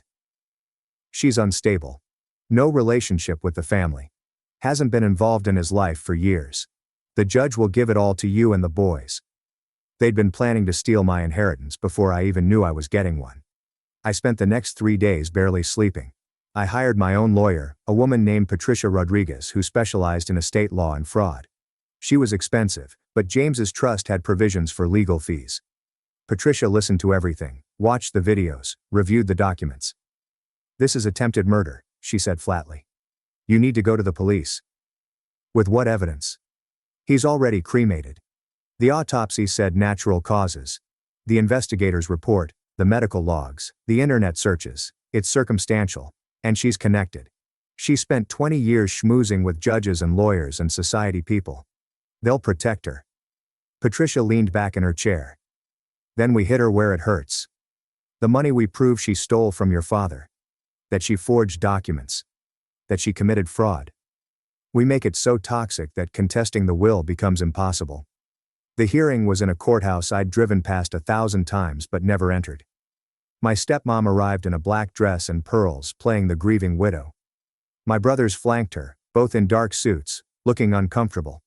The judge was a woman in her 60s with sharp eyes.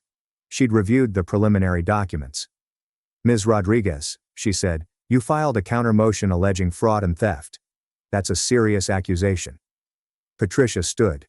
"Your Honor, we have extensive documentation proving Mrs. Catherine's stepmother embezzled over $2.5 million from the deceased's accounts over 16 years. We also have evidence suggesting foul play in his death." The room erupted. My stepmom's lawyer was objecting. My brothers were shouting. The judge was banging her gavel. "Order," the judge barked. "Ms. Rodriguez, these are criminal allegations. This is a civil proceeding, which is why we're filing a formal complaint with the district attorney's office this afternoon, Your Honor. But the fraud directly impacts the validity of any claim Mrs. Catherine's stepmother has to the estate. She cannot profit from her own criminal acts." The judge looked at my stepmom, who'd gone pale. "Do you have proof of these allegations?" Patricia pulled out a thumb drive. 16 years of bank records, forged signatures, emails discussing the theft, and testimony from a forensic accountant. Everything is documented. The hearing was postponed while the DA's office reviewed the evidence. My stepmom left without looking at me. My brothers did though. The older one, Ethan, looked confused. The younger one, Jackson, looked scared. That night, Ethan called me. We hadn't spoken directly in 6 years. "Is it true?" he asked without preamble. "Did Mom really steal from James?" "Yes." Silence. "And the other thing about James's death?" "I don't know for sure, but he thought she was going to kill him. He told me in a video." More silence. "Jackson and I didn't know about any of it. We thought you were just the spoiled kid who James gave everything to. That's what Mom always said. I paid for college myself. I graduated $52,000 in debt while you two got allowances and condos. I know that now. I saw the records, your tuition payments, the loans. James kept every receipt. I didn't say anything. I need to know something." Ethan said, "Did he love us? Or was it all just her?" The question broke something in me. "He loved you. You were his sons. He didn't know how to stand up to her. And by the time he figured it out, it was too late. We should have been better to you." "Yeah, you should have." He hung up. 2 weeks later, the DA filed formal charges.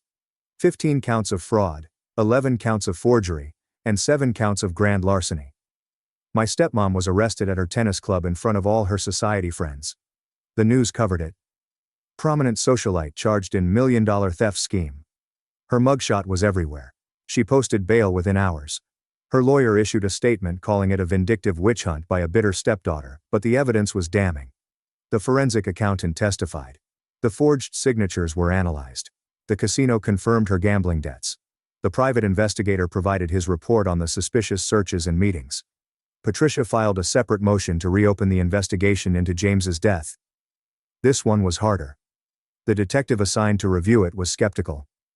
"Mr. James's father had a clean toxicology screen," he said. "No signs of trauma. The medical examiner ruled it natural causes. The ME didn't screen for everything."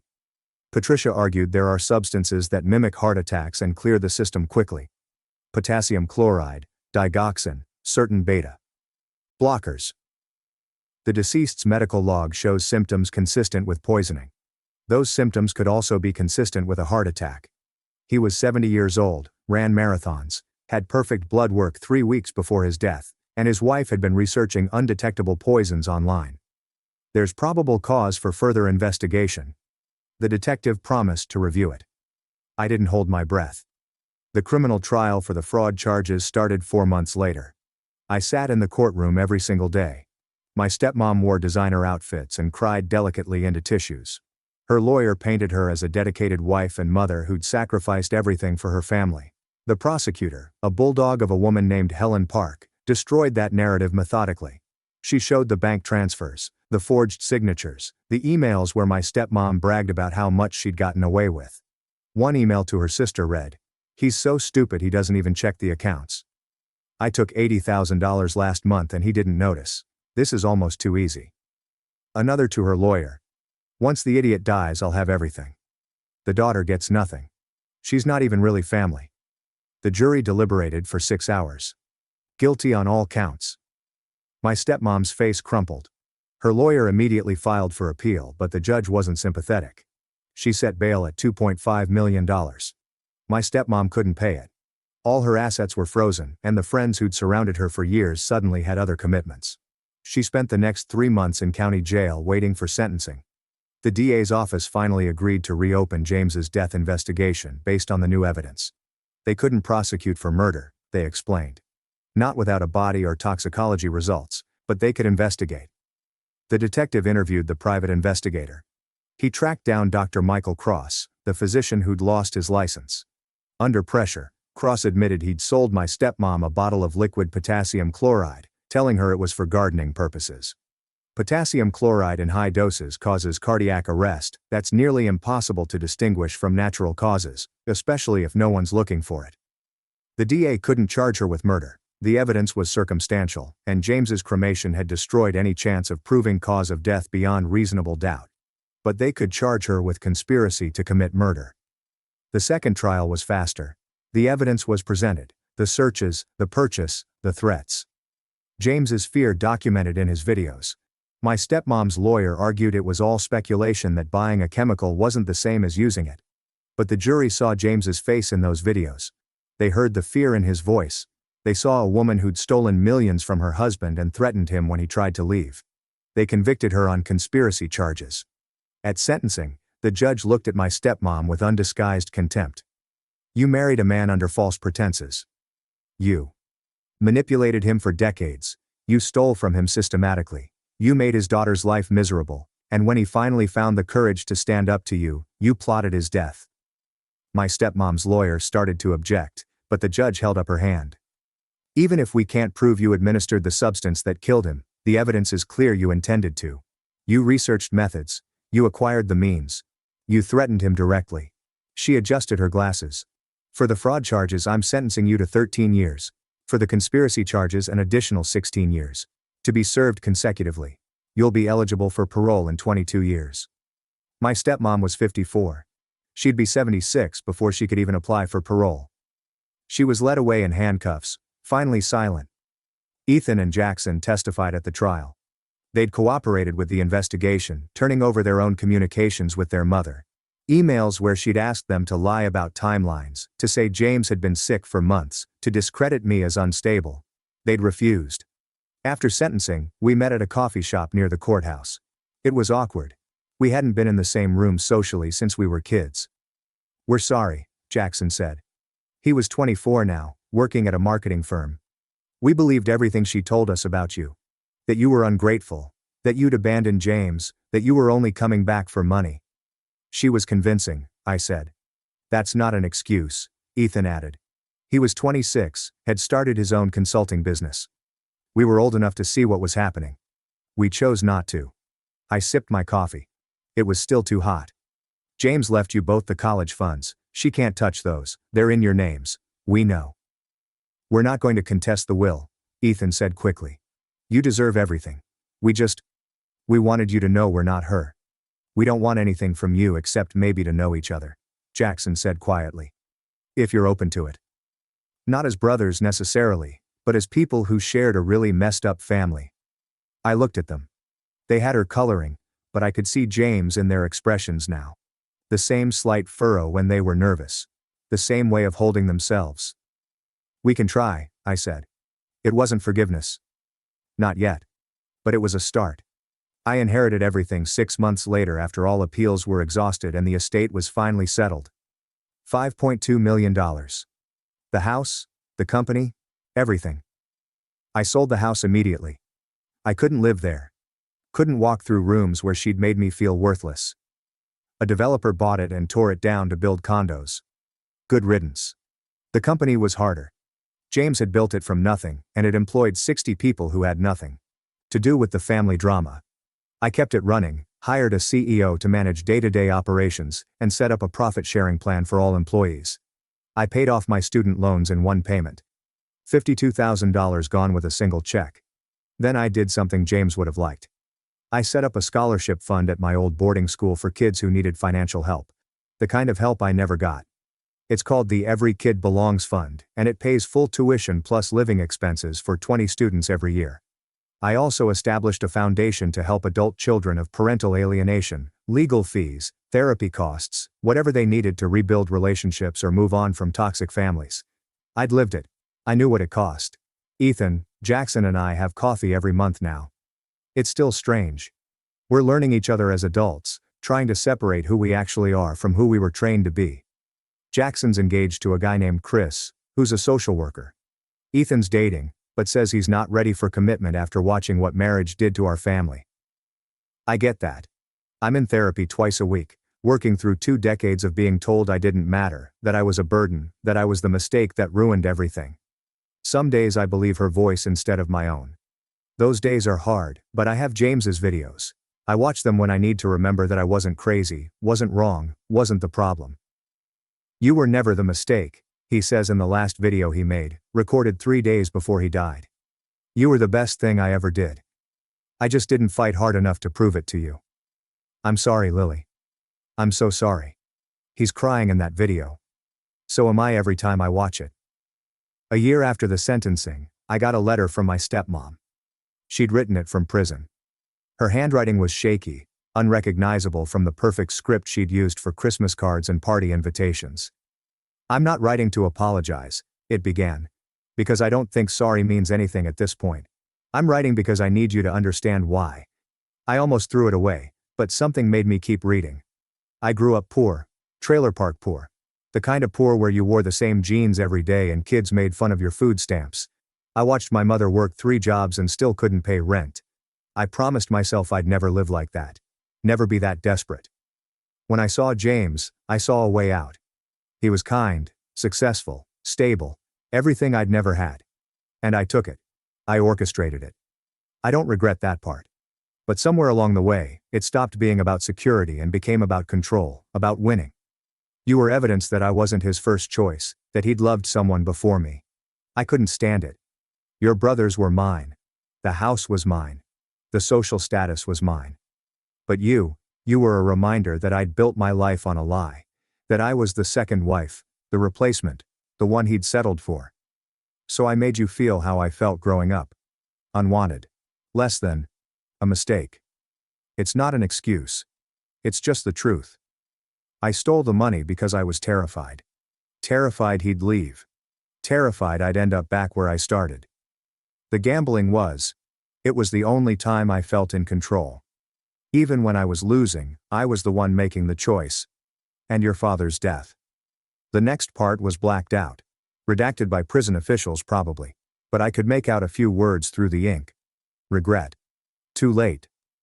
What have I done? The letter ended simply. I destroyed you to save myself. That's what it comes down to. I hope you find peace. I won't.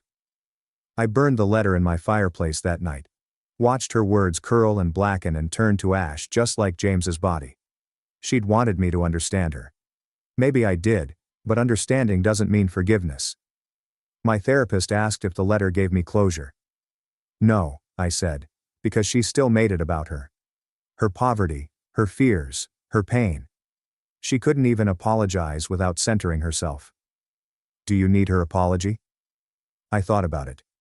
No, I needed James's, and I got it even if it came too late. 2 years after James's death, I went to visit my mom. We'd maintained a relationship over the years, but it had always been complicated. She'd remarried when I was 8, moved across the country, started a new family. I wasn't excluded exactly, but I wasn't central either. She lived in Oregon now, in a house overlooking the ocean.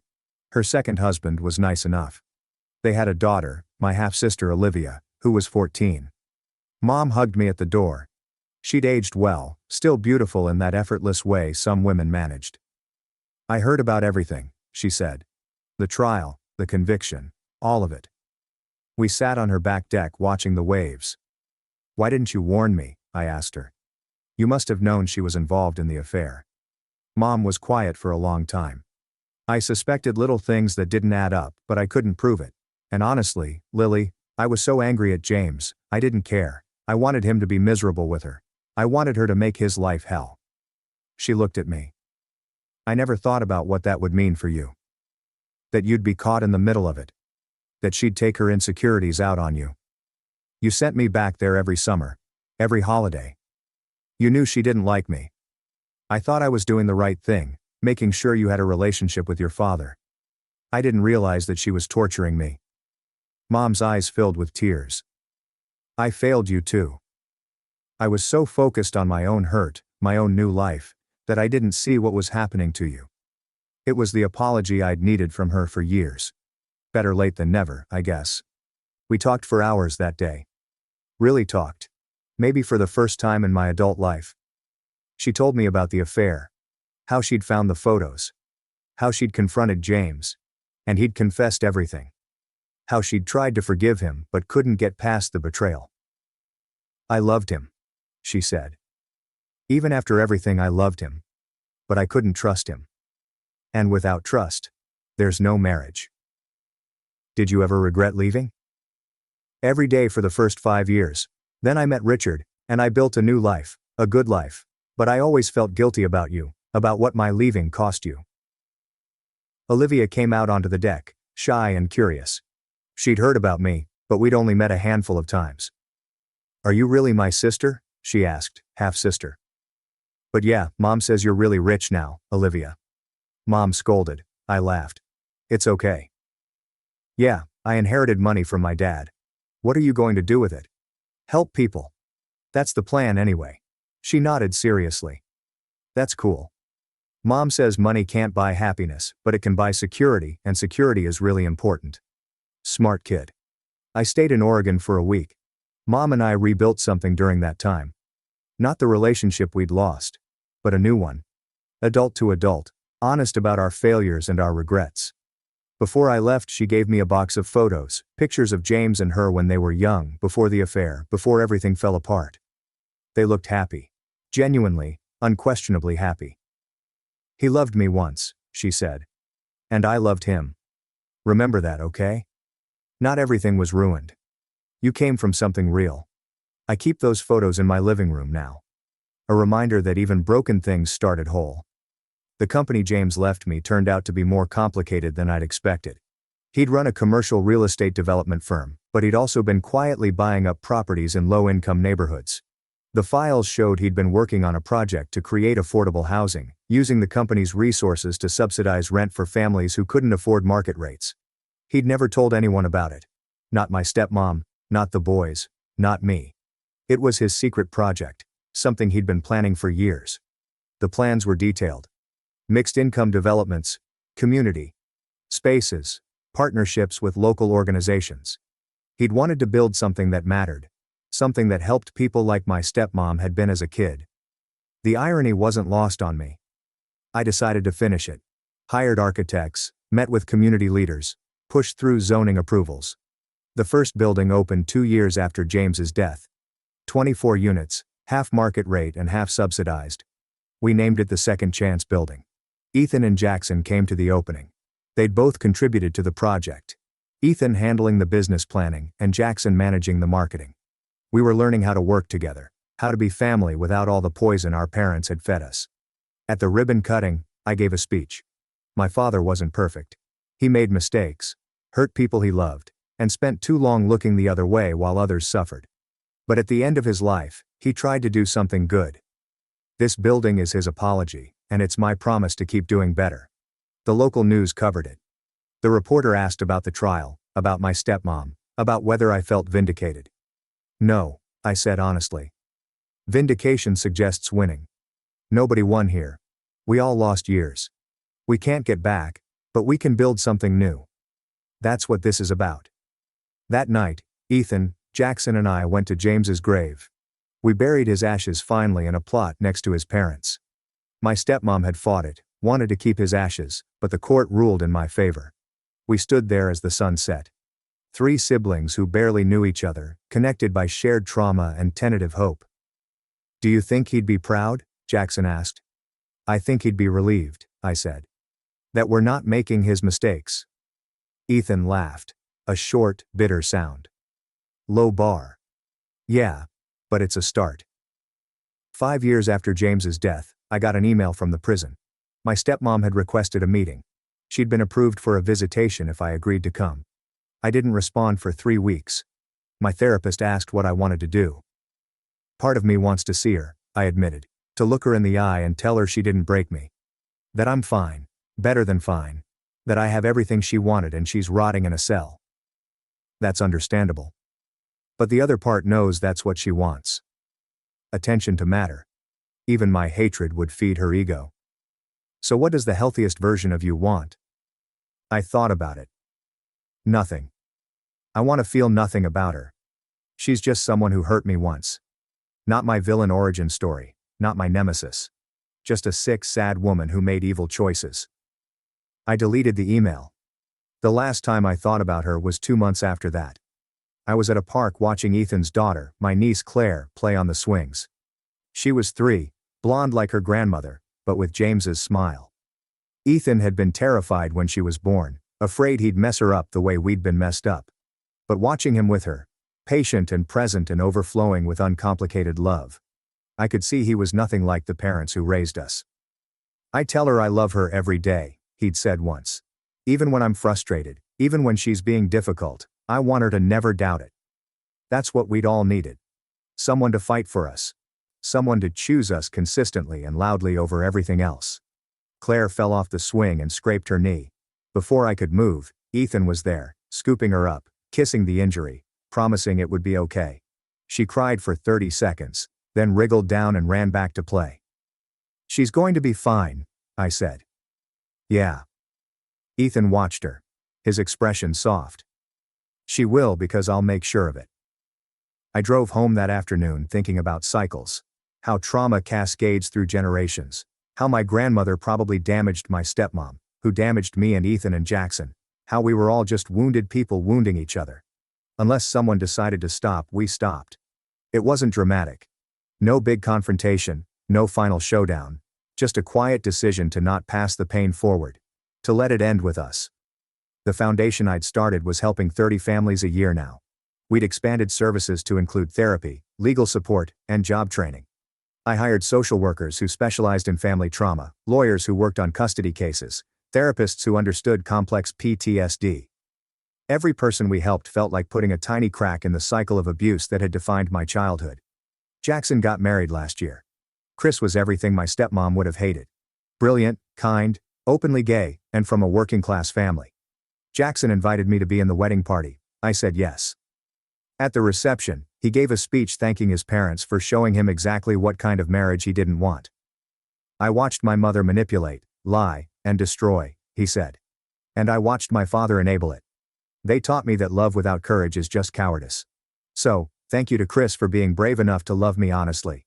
And to my sister Lily, who showed me what real strength looks like. I cried through the whole speech. Ethan pulled me aside during the dancing. We're lucky to have you, he said.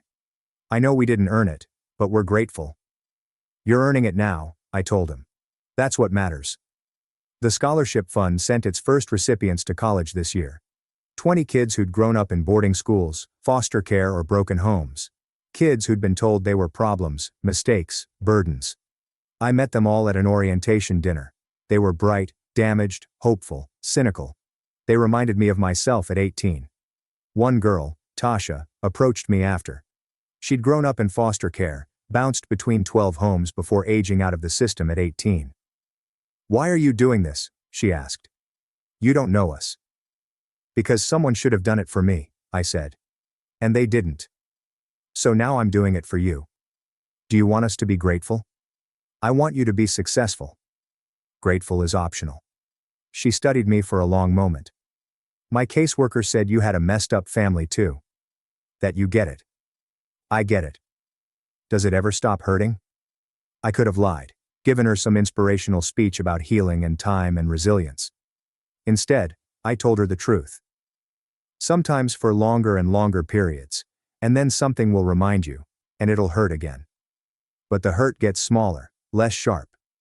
You learn to carry it instead of letting it carry you. She nodded. That's what I figured. But the good news is you get to build whatever life you want now. No one else's expectations, no one else's failures, just yours. That's terrifying. Yeah, but it's also freedom. I'm 34 now, 7 years since James died. Since my life exploded and reassembled into something I didn't recognize. I live in a condo downtown. Nothing fancy, but comfortable. I still work managing the foundation and the company's housing projects. I date occasionally, but haven't found anyone I want to build a life with yet. My therapist says I'm gun-shy about commitment, which is probably fair. Ethan, Jackson and I have family dinners once a month. Claire comes and now Ethan's new baby, Jack. Jackson and Chris are adopting, waiting for a placement. We're building something new. These weird sibling relationships between people who grew up as strangers. We don't talk about our stepmom much. She's just a fact of our past, like having had chickenpox or learning to ride a bike. Sometimes Jackson will mention getting a letter from her and burning it. Ethan once admitted he still has nightmares where she's standing in his house, smiling that cold smile. I don't dream about her anymore. Last month I visited James's grave again. It was his birthday. He would have been 75. I brought flowers, sat on the grass, and talked to him like he could hear me. I paid off another round of scholarships. I said 40 kids this year. The foundation is growing. Ethan's doing really well with his business. Jackson's happy. Like genuinely happy. And I'm okay. Most days I'm actually okay. The wind rustled the trees. I'm still angry at you sometimes. For not protecting me. For being weak. For letting her win for so long. But I'm also grateful you did one hard thing at the end. You gave me the truth and the means to do something with it. And I traced his name on the headstone. I hope you're wherever people go when they die. I hope you found Mom and you're both young again before everything went wrong. I hope you're proud of us, of what we became despite everything. A crow landed nearby, tilted its head at me. I forgive you, I said finally. Not because you earned it, but because carrying the anger was making me tired. I sat there for another hour, just being quiet, being still. When I left, I felt lighter. Not fixed, but less heavy. The thing about trauma is it never completely disappears. It's always there. A scar that aches when it rains. But scars are proof you survived. They're evidence that something tried to break you and failed. My stepmom tried to break me. She spent 20 years calling me the mistake. Treating me like I didn't matter. Erasing me from my own family story. But here I am running a company. Funding scholarships. Building affordable housing. Choosing differently than I was taught. Breaking cycles that have run for generations. So who's the mistake now? Not me. Never me. I was loved by my mother. Loved by my father even when he couldn't show it. Loved by brothers who found their way back to me. I'm loved by the kids I'm helping. By the families living in buildings my father dreamed of. By the people who see my work and say this matters. And I love myself. Finally. Painfully. I've learned to love the kid who survived boarding school alone. The teenager who worked 3 jobs. The young woman who graduated with honors and mountains of debt. The daughter who sat in the back row at her father's funeral. I'm not the mistake. I'm the triumph. My stepmom is spending 27 years in prison, which means she'll die there probably. She's been denied parole twice already. Too manipulative. The board said no remorse, no rehabilitation. Ethan told me she still writes letters to him, to Jackson, to her old friends, blaming me for destroying the family, claiming she's innocent, insisting James was mentally ill and I took advantage. No one responds. We've all moved on. Last week a girl from the scholarship program stopped by my office. Her name was Emily, and she'd graduated last year with a degree in social work.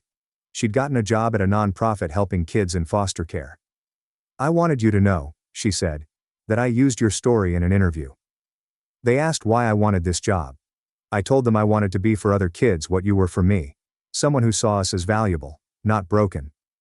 My throat tightened. You were always valuable. I just helped you see it. That's what I mean though. You saw it first before we could. That's the gift. After she left, I stood at my window looking out at the city. Somewhere out there were more kids who felt like mistakes, more families falling apart, more people learning that the ones who were supposed to protect them were actually the threat. I couldn't save all of them. But I could save some. And maybe that's enough. Maybe it has to be enough. I pulled out my phone and texted Ethan and Jackson. Dinner this weekend. My place. I'll cook. Ethan. Only if you don't burn the pasta again. Jackson. Bringing wine and Chris's dessert. He's offended by your baking. I laughed. We were becoming what we'd never been allowed to be. Siblings who actually liked each other. My phone buzzed again. An email from the foundation director. Another applicant accepted into the program. Her name was Sarah. She'd grown up being told she was stupid, worthless, a burden on her single mother. Her essay ended with, "I don't want to be what they said I was. I want to be what I choose to become." Yeah, I understood that. I approved her application and added a note. Welcome to the family. Because that's what we were building here. Not a biological family, not a legal one, but a chosen family of people who'd survived being told they were mistakes and decided to prove everyone wrong. My dad's will said I inherited $5.2 million in a company. What I actually inherited was a choice. I could be bitter, angry, broken, or I could take the pain I'd been given and transform it into something that helped others. I chose transformation. Every scholarship I fund, every affordable housing unit we build, every therapy session we pay for, every legal fee we cover for a kid fighting for custody of a younger sibling, it's all transformation. Turning cruelty into kindness, turning rejection into acceptance. Turning "you don't belong" into "there's room for you here." My stepmom spent 20 years making me feel worthless. I'm spending the rest of my life proving worth isn't something someone gives you. It's something you build day by day, choice by choice, kindness by kindness. And I'm building something she could never touch or take or destroy. I'm building myself. That night, I made dinner for Ethan, Jackson, Chris, and Claire. We ate pasta that was only slightly burned, drank wine, and laughed at old stories that used to hurt, but now just felt distant. Claire asked me to tell her about her grandpa, not my stepmom, who she'd been told was in prison, but didn't really understand. Her grandfather. He was complicated, I said, lifting her onto my lap. He made mistakes, big ones. But at the end, he tried to make things right. He left us each other. Is that a good present? She asked. Ethan reached over and ruffled her hair. Yeah, sweetheart, that's the best present. We stayed up late. These three siblings and our chosen family, building something new in the ruins of what we'd been given. And somewhere in a prison 3 states away, my stepmom sat in a cell, probably still insisting she'd done nothing wrong. Let her. I had everything she'd wanted and more. I had peace. I had family. I had purpose. And I had myself. Turns out that was everything that mattered. After my father ignored me for years, he tried to steal my gaming PC for his twin son's birthday. I sold it for $2,600 before he could throw it away. I'm Lucas, a 17-year-old guy, and I need some perspective since my father, 43, and his fiancée, Lori, 39, are upset about something I did last week. For background, I should explain how I ended up living with my father in the first place. My parents separated when I was just 2 years old. My mother reared me on her own in a separate state. Throughout my youth, she worked 2 jobs, and we never had much money. But we were okay. She had to take my father to court for child support when I was 4 because he stopped paying. After that, he mailed the checks, but I only saw him 4 times in my life. He never phoned or sent birthday cards. My mother informed me he had begun a new life, and I accepted it. 4 years ago, my mother became ill. Cancer. She struggled for 15 months but died 2 days after my 14th birthday. I didn't have any other family. My mother's parents died before I was born, and she was the only kid. So, Child Services located my father, and I was forced to collect my belongings and go across the country to live with him, his girlfriend of 4 years, and her twin boys, all of whom were 9 years old. When I arrived, the entire situation seemed strange. My father resided in this lovely mansion in the suburbs. Lori worked in marketing, and my father operated a car dealership. The twins, James and Matthew, were in 4th grade. My father put me up in the spare bedroom and that was pretty much it. No greeting, no attempt to get to know me. Just here's your room, and supper is at 7 o'clock. Lori scarcely glanced at me for the first month. The twins were merely youngsters, so they didn't really care either way. I kept to myself. I went to school, returned home, completed my schoolwork, ate dinner with them in quiet, and then spent the rest of the time in my room. That first year, my father and I only had about 6 serious chats. It was like having roommates who barely tolerated you. I acquired a job around 15 months ago. A community center 4 blocks from the residence offers after-school programs and summer camps. They required assistance with their computer lab because half of the equipment were outdated and frequently broke down. The director recognized my proficiency with computers from school and offered me $17 per hour to work there after school and on weekends. The nicest part was that they provided me food on evenings when I worked late and let me complete my schoolwork when things were sluggish. I accepted the job instantly.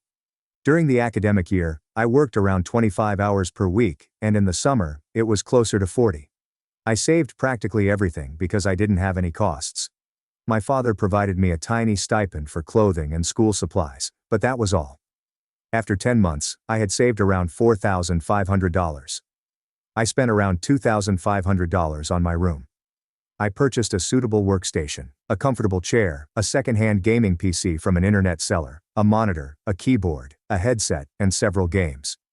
I also purchased a small refrigerator since I was weary of coming downstairs late at night and running into Lori in the kitchen.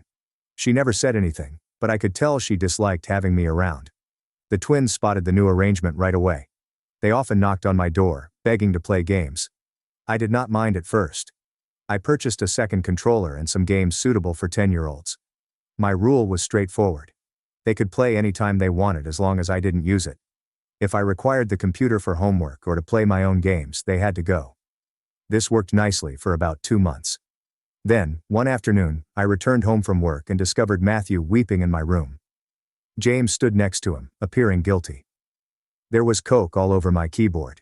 The whole thing was sticky, and half of the keys didn't work. I'd told him 100 times, no food or drink near the computer. I did not shout or anything. I merely ordered them to leave and modified the regulation. From then on, kids could only use my computer while I was around to oversee. I wasn't going to risk them damaging anything else I'd paid for. They instantly raced to their mother. Lori came to my home that night and told me I was acting ridiculous. She explained that the guys were simply youngsters, and accidents happen. I stated that I understood, but it was my property, and I had the right to establish limits. She didn't like the response. The next day my father summoned me into the living room. He and Lori sat on the couch. He advised me that since I had such great goods, I should relocate the gaming PC to the living room so that everyone could enjoy it. I said no. I purchased it with my own money and keep it in my room. My father became annoyed. He accused me of being greedy, and that if I could afford all of this, I must have a lot of money. He then dropped the bomb. He told me that I would have to start paying rent from now on. $350 per month, plus $150 for utilities and another $150 for food. Total, $550. I knew it was rubbish. I looked it up later, and in our state, parents cannot charge young children rent unless there is a legal agreement, and even that is difficult. I called his bluff right then. I urged him to draft a formal contract, which I would submit to a lawyer to ensure it was legal. My mother had a lawyer who dealt with her estate, and I still had his phone number. My dad's cheeks turned crimson. He said nothing for a minute. Then he merely instructed me to leave the room. Lori grinned. 3 weeks went by. My father didn't bring up the rent issue again. But then the twins' birthdays rolled around. They were turning 12. Lori and my father inquired what they wanted, and both boys stated that they wanted a gaming PC like mine. My father assured them he would get them one. This is where the trouble began. My father definitely did not do any research. Gaming PCs are pricey, particularly pre-built models. He must have worried after seeing the pricing online. Also, the GPU I had was from an earlier generation, and the current ones were either out of stock or ridiculously priced due to scarcity. My father visited my room 4 days before the twins' birthdays. He stated he couldn't find an acceptable price for a PC and suggested I give mine to the boys as a birthday gift. He suggested it would be a good gesture and help me connect with them. I said no. I paid for it, and I'm not giving it away. He became angry. He said that if I did not give it to them freely, he would steal it while I was at school and throw it in the rubbish. He said that it was his house and his rules. Then he exited my room. I did not sleep that night. I knew he was serious. The next morning, before school, I photographed my PC and uploaded it on Facebook Marketplace. I priced it 20% more than what I spent since the GPU had increased in value. By lunchtime, I had received 3 offers. I missed my final lesson, went home, packed everything, and met the buyer at the community center. He paid me $2,600 in cash. When I arrived home that afternoon, my room was barren. The desk remained, but the PC, monitor, keyboard, headset, and all other components were missing. I placed the money in my backpack and headed downstairs. My father wasn't home yet, but Lori was preparing supper. She inquired where I was after school. I stated I was working. She did not push it. That evening, during supper, my father returned home with a large wrapped box. The twins were quite delighted. However, when they opened it, it was only a Nintendo Switch, not a gaming PC. They appeared bewildered. My father made up an explanation about how the Switch was better for kids their age and that they could have a PC when they grew up. The youngsters were disappointed, but they accepted the situation. After supper, my father came to my room. When he spotted the vacant desk, his expression shifted. He inquired where the computer was. I told him I had sold it. He lost it. He began ranting at me, asking how I could do that, accusing me of ruining the twins' birthday, and calling me selfish and cruel. I just shrugged and claimed he had informed me he was going to throw it out, so I felt I may as well be paid for it. He couldn't disagree with the reasoning, but he was enraged. The twins discovered my empty room the next morning and inquired as to what had transpired. I told them I sold my belongings. They began weeping. I felt awful for them because nothing was their fault. They were merely youngsters who desired what their mom and dad had promised them. My father and Lori did not talk to me for 3 days. They spent a lot of time in their room, having loud chats that I couldn't hear. I just continued to work and stayed out of their path. I'm writing this now since I'm not sure whether I did something incorrectly.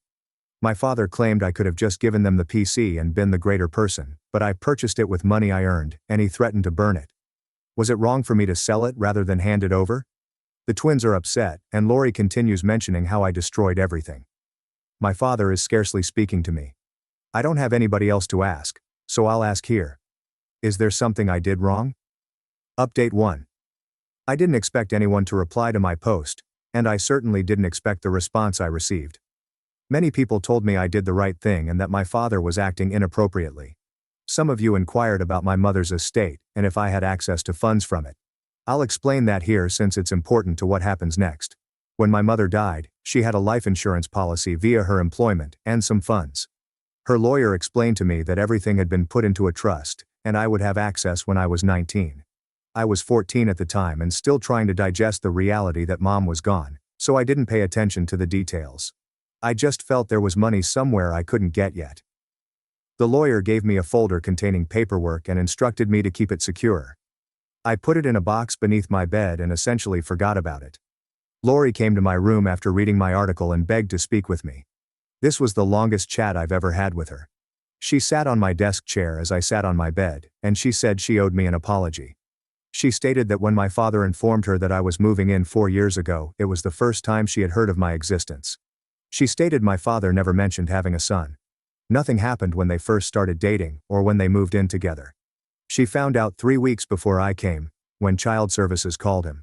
She stated she was outraged with him for hiding something so major, and they almost split up over it. She admitted that she took out her fury on me and apologized for it. Then she informed me she had no idea my father had threatened to throw out my computer. She stated that if she had known, she would have stopped him. She stated that the twins revealed to her that they had poured Pepsi over my keyboard, and she understood why I amended the rules. She argued my father was wrong to make I give them my belongings. She also informed me that she had previously purchased the twins a Switch for their birthdays before my father promised them a computer.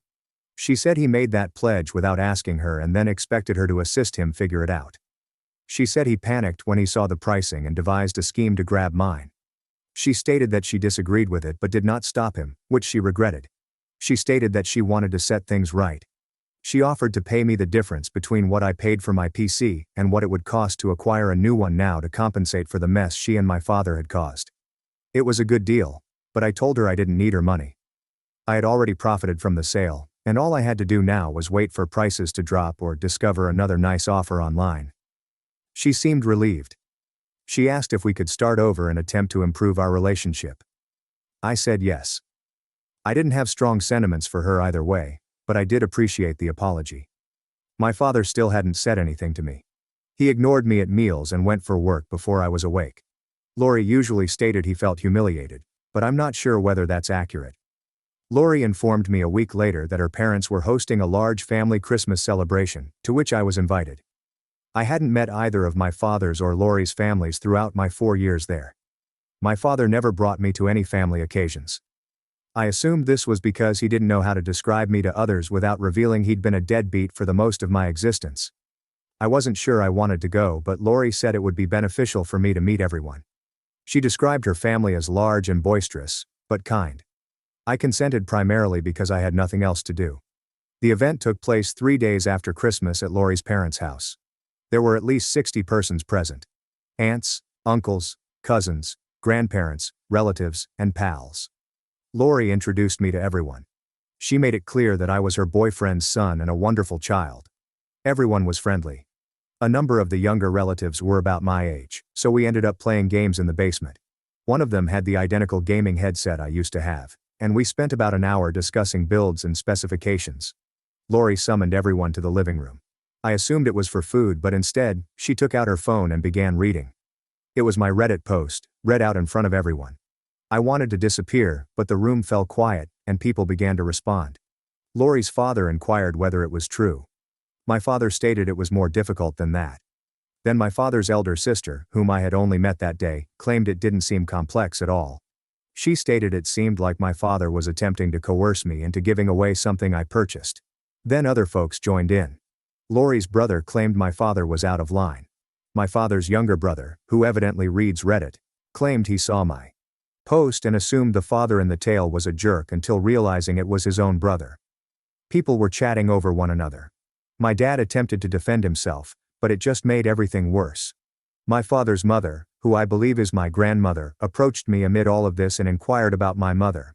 She said she met my mother years ago and thought she was gorgeous. She inquired how I was doing and if I was all right. I assured her I was okay. We spoke for a while, and she told me some things about my mother that I had never heard. Apparently, my mother and grandma had chatted briefly several times throughout the years, but my father had no idea. The entire evening was hectic.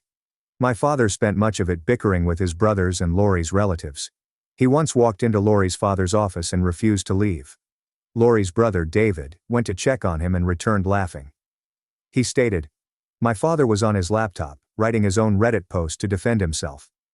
David thought it was funny and urged my father to submit it.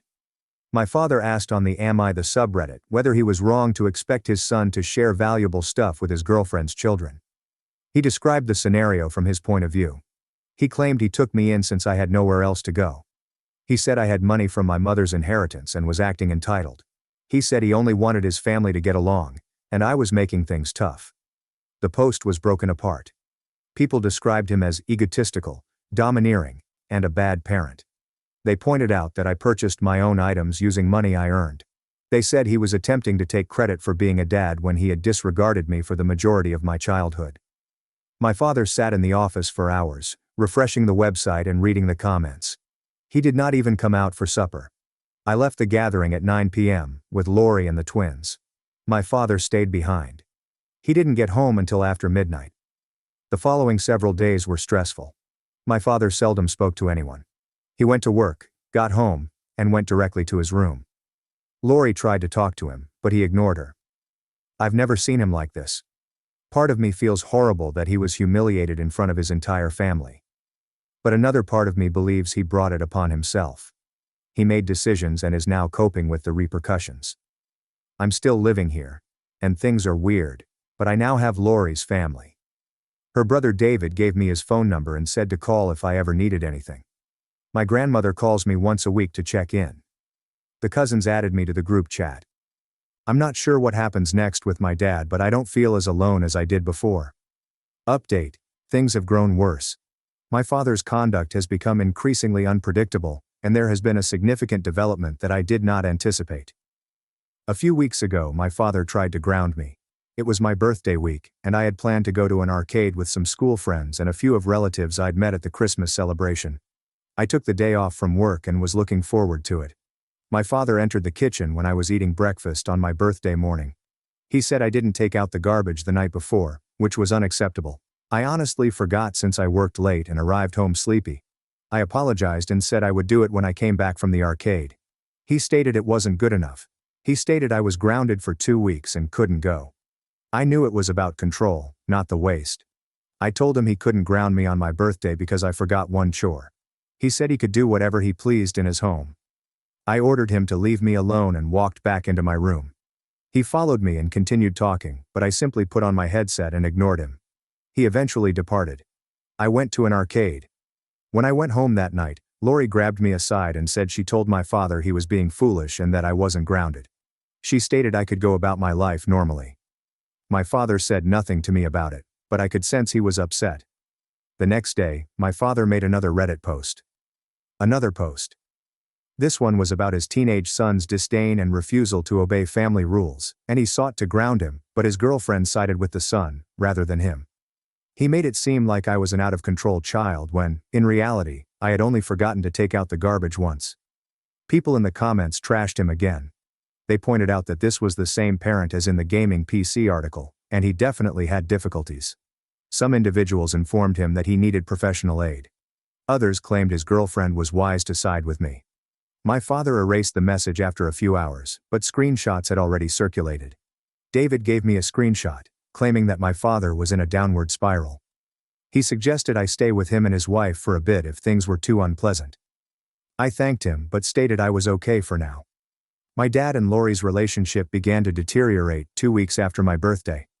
I don't have all the specifics, but I could hear them arguing late at night. One disagreement was over money. Lori was upset because my father spent a lot of money on something without informing her.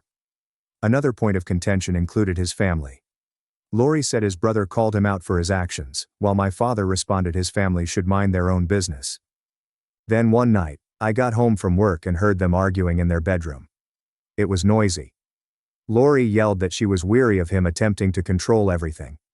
My father yelled back that she was undermining him in front of his kid and making him appear weak. She claimed he made himself appear weak by behaving like a child. The twins were downstairs, watching television while pretending not to hear. The battle concluded with the doors slamming. Lori came downstairs with the twins and said that they were heading to her parents' place for the night. She asked whether I wanted to come, and I responded I was all right. They departed. My father came downstairs 1 hour later. He seemed weary. He inquired if I ate dinner, and I said that I grabbed something had work. He nodded and returned upstairs. I didn't see him for the rest of the night. Lori and the twins returned the next afternoon. But things were changed. Lori hardly looked at my father. She prepared supper but did not sit with us to eat. The twins remained silent. After supper, Lori informed my father that they needed to talk, and they returned to I went to my room and tried to ignore what was going on. But, at bedroom. Approximately 10 o'clock, I heard the front door bang. I peered out my window and watched my father get into his car and drive away. He did not return that night or the next morning. Lori was on her phone a lot, messaging someone. When the twins inquired about their stepfather's whereabouts, she said that he needed some space and would return shortly. He eventually returned 3 days later. He looked awful. He had not shaven, and his clothing was disheveled. He headed directly to the bedroom. Lori followed him in, and the two of them spoke for quite some time. When she came out, she appeared to have been sobbing. Lori invited me into her living room that evening. She took me down and informed me that she and my father were splitting. She stated it wasn't working and she needed to consider what was best for herself and the twins. She stated that she was intending to move out with the boys and get her own apartment. She asked what I wanted to do. I wasn't sure what to say. I didn't want to stay with my father, and I didn't think it was my place to accompany Lori. She stated I was invited to accompany them, but she understood if I preferred alternative arrangements. She said that David had previously volunteered to let me remain with him and his family. I informed her that I needed time to think about it. She claimed that was all right, and nothing would happen right away. My father stayed in the bedroom for the majority of the next week. He called out ill from work. Lori grabbed some luggage and returned to her parents' house with the twins. She promised to return later to get more of their belongings. I contacted David to see whether his offer was still available. He stated unequivocally. He stated that his wife Sarah was on board, and they had a spare room. He said that his daughter Emily was my age and would be delighted to have someone else in the house. He told me that I could move in whenever I wanted. I packed my belongings that weekend. I didn't have much: clothing, a laptop, a few books, and a folder with my mother's documents. I left the furnishings because it was included with the room. My father came out of the bedroom when he heard me move. He inquired where I was heading. I said that I was staying with David for a time. He questioned why. I informed him since Lori was going and I didn't want to be here alone with him. He did not argue, he merely nodded and returned to his room. David picked me up that afternoon. My father came outside while we were moving my belongings into his car. He inquired whether I was certain about this. I said yes. He suggested we chat first. I claimed there was nothing to discuss. He just stood there till we drove away. I've been at David's place for 4 weeks now. Lori texted me to say she had officially moved out. She acquired a little apartment closer to her workplace. The twins are adapting. She stated that my father attempted to contact her several times, but she has not responded. David's family is kind. His wife Sarah is a teacher, and their daughter Emily is 1 year younger than me. They treat me like a member of the family. David assisted me in setting up a new workstation in the spare room and even sourced a desk from a junk store. I'm still working at the community center, and my grades remain good. I'm not sure what will happen to my dad. Part of me believes he'll attempt to contact me someday, but I'm not ready to talk to him. David says I don't have to do anything I don't want to do and may stay here for as long as I need. For the time being, I'm trying to concentrate on school and job and avoid thinking about everything that has gone wrong. Update 3. I hadn't planned to publish again, but so many people had messaged me asking for an update that I decided to make one last piece to wrap things up. I still live with David and his family. It's been 8 months overall. They have made it plain that I am not a burden and may remain for as long as I need to. I give them $250 per month for rent now that I work more hours at the community center, but they initially refused it. I insisted since I don't want to be perceived as taking advantage. Sarah helped me improve my academics, and I'm on schedule to graduate next year with good grades. Emily and I got along great. She enjoys photography, and I occasionally assist her edit images on my laptop. David showed me how to change the oil in a car and fix a leaking faucet. My father never bothered to show me the basics. Lori moved to a larger apartment a few months ago. I see her and the twins every other weekend. We enjoy gaming and watching movies. The twins are doing well. James is now enjoying soccer, while Matthew is beginning to play the guitar. Lori appears lighter, if this makes sense. She grins more. She began dating someone new, a man who works in her building. She introduced me to him last month and he seems okay. The twins like him. The divorce was completed last month. Lori has primary custody of the twins, and my father takes them every other weekend, although he only shows up about half of the time. Lori claims he makes excuses regarding work. The settlement was not beautiful. Lori's lawyer was harsh and my father didn't have a strong case considering all that had transpired. My father reached out to me twice. The first time happened approximately a month after I moved in with David. He arrived to David's residence uninvited. David answered the door and informed him I did not want to see him. My father begged to speak with me nevertheless. David said, "No," and closed the door. My father waited on the porch for a few minutes before leaving. The second occurrence occurred 3 weeks ago. He visited the community center when I was working. Mrs. Turner, the director, noticed him chatting to me and came over to make sure everything was well. My father stated he just wanted to chat. I assured Mrs. Turner everything was great and we could chat outdoors. We sat on a bench in the parking lot. He looked better than the previous time I saw him, but he was still worn out. He apologized for everything. He admitted he made mistakes and was working to improve. He said that he was seeing a counselor since the court mandated it as part of the custody arrangement. He stated he wanted me to return home. I asked him why. He argued that because I was his son, I belonged to him. I told him he didn't treat me like a son for the first 14 years of my life and just took me in because he had to. He said that wasn't fair. I assured him it was perfectly fair. He took a different strategy. He added that when I reached 19, I'd need help obtaining my inheritance, which he could assist with. He stated he wanted to be engaged in my life in the future and that excluding him now would complicate matters later. That sent off alarms. I thanked him for stopping by and said that I needed to get back to work. He attempted to continue chatting, but I walked away. When I arrived home, I informed David about our talk. He felt it was strange that my father brought up the inheritance. We decided to contact the law company that manages my mother's trust. David accompanied me to the appointment. Mr. Hansen, the lawyer, was the same person who helped my mother put things up. He's semi-retired now, but he still manages the trust. He verified that my father had phoned the business several times over the previous 7 months seeking information regarding the trust.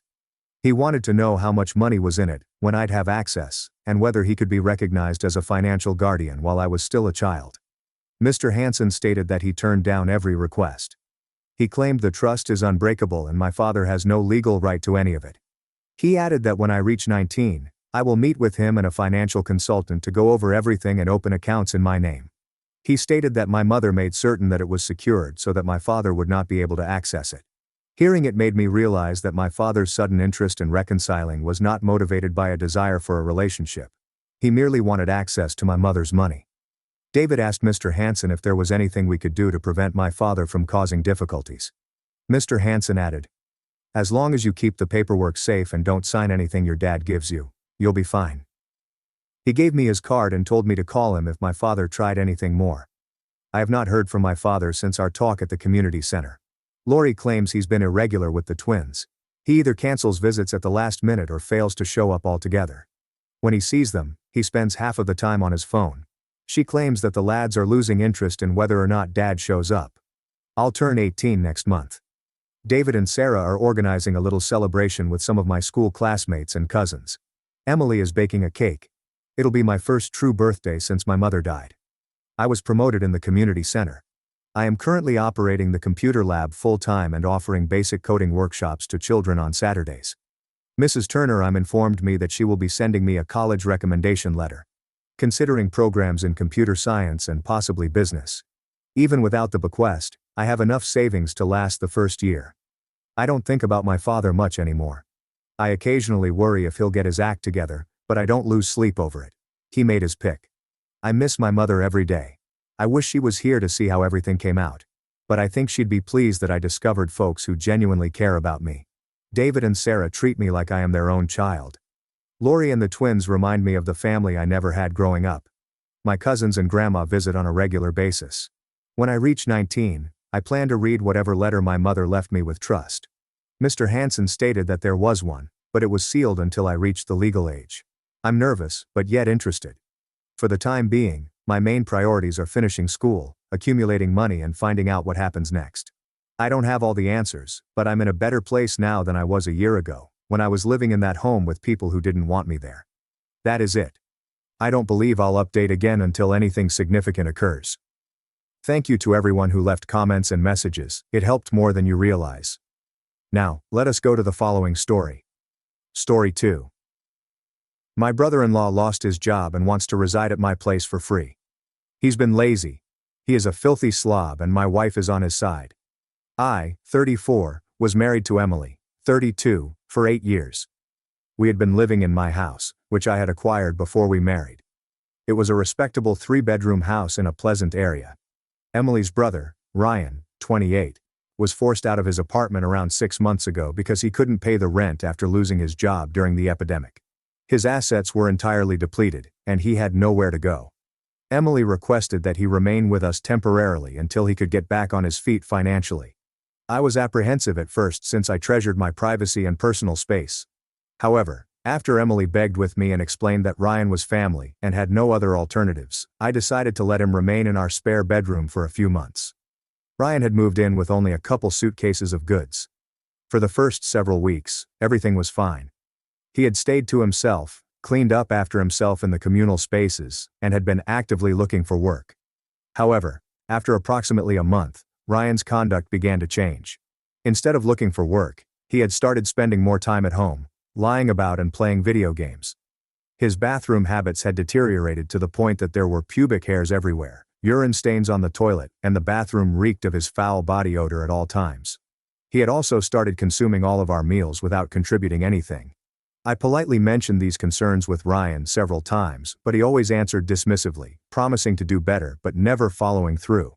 Emily had originally taken my side in these things, believing that Ryan ought to respect our house and take his job search seriously.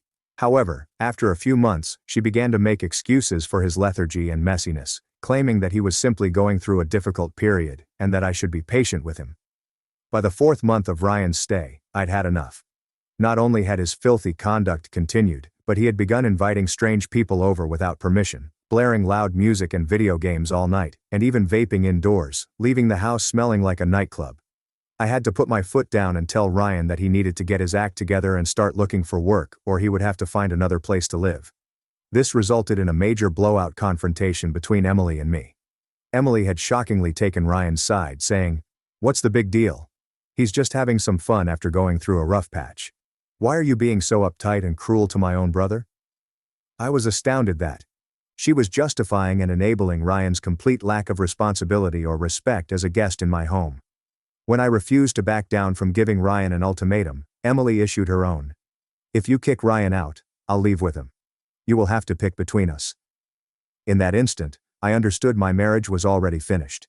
Emily's willingness to abandon her marriage vows and return home rather than allow her bum-loser brother walk all over me demonstrated her true values.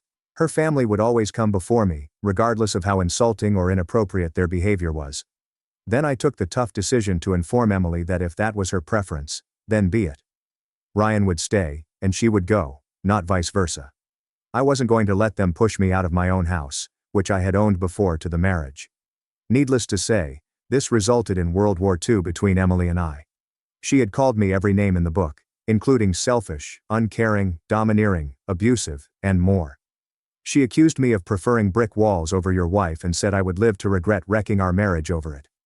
She had hurriedly packed her bags and rushed off, planning to remain with her parents for the time being. However, in her wrath, she had neglected certain critical documents and emotional objects that were meaningful to her. A few days later, she sent Ryan over to retrieve her remaining stuff. I have to admit that in that moment, I was tempted to use her belongings as a bargaining chip to get Ryan out of my house. However, I had taken the high road. Ryan had not been denied any goods, and he had obtained everything Emily desired. As he departed with her belongings, he told me that I would regret my choice, and that she was the finest thing that had ever happened to me. In the 2 months since I had begun the formal process of divorcing Emily. She had continued to put pressure on me to keep Ryan in my house, claiming that he had nowhere else to go and that forcing him out would wreck his life. However, I declined. Ryan had brought this position upon himself with a lack of drive and disregard for limits. I owe him nothing. My soon-to-be ex-wife could let her bum brother mooch off her if she wanted, but he would not be residing in my house any longer. Ryan eventually found a new place to live after I stood firm in my decision. However, this circumstance had caused significant harm to my marriage. Emily had made it apparent that she would always prioritize her brother above me. So, Reddit, I refused to let my lazy, disrespectful brother-in-law continue to live in my house rent-free, even if it meant the ruin of my marriage. I had to decide between condoning Ryan's worthless behavior and losing my wife. I don't think I was the terrible guy at all, but I'd want to hear some other viewpoints. Update 1. I realize it's been a few months since my previous update, but there's a lot I need to get off my chest. What I'm going to describe may appear strange and ridiculous, but I vow on my life that every word is true. After the events of my previous piece, in which my marriage to Emily self-destructed due to her helping her lazy bum of a brother Ryan, life had been rough, but I was attempting to move ahead. Emily's divorce processes were already begun, but she insisted on allowing Ryan back into my house before agreeing to any settlement. Of course I declined, having been pushed too far by Ryan's filthy behavior and disregard for my house and regulations. Ryan had ultimately found a new apartment after I forced him out, but I was still responsible for paying rent there in order to meet Emily's requests and get the divorce completed quickly. I had been focused on my job, trying to immerse myself in it to distract myself from the agony of my marriage dissolving for such an asinine cause. Emily's unwavering loyalty to her worthless brother over her spouse. I had been revisiting all of the battles and insults in my head, her calling me selfish and nasty for merely seeking basic respect and responsibility in my own house. Part of me questioned whether I was the bad person after all, for allowing my ego and stubbornness to destroy an 8-year marriage. Maybe I should have just tolerated Ryan's nonsense to make Emily happy, but another part of me understood her priorities were entirely incorrect, and allowing Ryan's loser lifestyle would just exacerbate the situation in the long run. In any event, I had attempted for several months to simply go on and accept that my marriage had ended. I'd become accustomed to having the home to myself again, without having to walk on eggshells around Ryan's filth and scents. I had begun making house modifications and renovating to my own style, something I could not have done without Emily's assistance. However, approximately a month ago, something unexpected occurred, reopening the can of worms. I had been out grocery shopping when I ran into an old college acquaintance named Ben. Ben and I were great friends in university, but we grew away when we began our professions and he married and had children. After exchanging some basic catch-up chit-chat, Ben had cautiously asked me, "Hey man, I have to ask, are the rumors true that you and Emily split up because you kicked out her brother for being lazy?" I had been surprised that mine and Emily's private marital issues had seemingly become public gossip, but I had figured it was a small town and these things tend to spread like wildfire when people divorce. So, I clarified to Ben that sure, it was really the circumstances that led to our parting. To my amazement, Ben expressed incredulity. He then remarked something unexpected that I had never considered. Dude, what if I told you the story? You think you know is only scratching the surface? That things are way more messed up than you could ever imagine. I had prodded Ben for further information, but he was first hesitant to share anything, claiming he didn't want to disseminate unproven allegations. However, when I pushed and reminded him of our previous trust, Ben consented and began describing something that, if accurate, called into question all I believed I understood. According to Ben, he had a close friend named Chris who had known Ryan since high school. Though Ben didn't know Ryan well, Chris had told him several stories about Ryan being a deadbeat loser over the years. Borrowing money from friends to support his sedentary lifestyle, mooching off women, you name it. According to what Chris informed Ben, Ryan sponging off of me and Emily was no accident or coincidence. Ryan and his friend Chris had devised a carefully thought-out long-term strategy. According to the narrative, approximately a year ago, when everything was going well in my marriage, Chris went to a party and caught eyes with Emily. According to Ben, Chris was immediately drawn to Emily's beauty and decided to pursue her, although knowing she was married to me. Ryan owed Chris a large quantity of money, thousands of dollars, from previous debts and escapades. Chris had been hounding Ryan for money, threatening him with trouble if he didn't pay. That's when Chris devised a strategy. He would get Ryan to pursue effectively ending my marriage to Emily. If Ryan could infiltrate our family and gradually turn Emily against me, ultimately generating a wedge that would lead to our divorce, Chris would have the opportunity to worm his way in and pursue the newly single Emily for himself. In exchange for Ryan's attempts to end my marriage, Chris would forgive the massive debt that hung over Ryan's head, thereby releasing him of the burden. It's a win-win for the two jackals. I listened to Ben's narrative with incredulity and disdain. Ryan could not possibly be such a bad person. Was he intentionally working to sabotage his own sister's marriage so that his sleazy buddy could have a shot with her? But Ben maintained that everything he was telling me came straight from Chris's mouth. And the timetable appeared to fit nicely. Ryan began mooching off Emily and messing up when Chris first met her and fell in love. Ryan's demeanor quickly changed to that of a nasty, lazy slob. According to Ben, Chris had been constantly providing Ryan advice and directions on how to gradually turn Emily against me over time. Little by little, I was made out to be the evil person, too tense and unkind for merely seeking basic obligations and respect in my own house. Emily was continually criticizing me for having unrealistic expectations of Ryan. It all sprang from Chris's fascination with my wife and desire to manipulate his way into a relationship with her by destroying my marriage in the process. They had accomplished their aim with Ryan's assistance as an inside man, chipping away at Emily's affection for me. Hearing all of this was like getting hit in the belly repeatedly. For months I tortured myself, wondering whether I was the one who had unjustly placed my home over my wife's own flesh and blood brother. But if Ben's discoveries were accurate, Ryan and Chris had orchestrated a long-planned scam. Even more painful than the treachery itself was the thought of the inevitable toll this revelation would have inflicted on Emily herself. To understand she had been used as a pawn by her own brother to undermine her marriage, all in the hopes of setting her up for Chris to finally sleep with. Ryan and Chris's vile breach of trust and deception was appalling. I spent the following 3 days in an emotional tailspin, unable to focus at work as these horrible truths occupied my mind. I prodded Ben for any more information he could supply, including how reliable a source his friend Chris was for this. While Ben conceded Chris was a little dodgy at times, he argued Chris could not have concocted a tale this detailed and well-timed.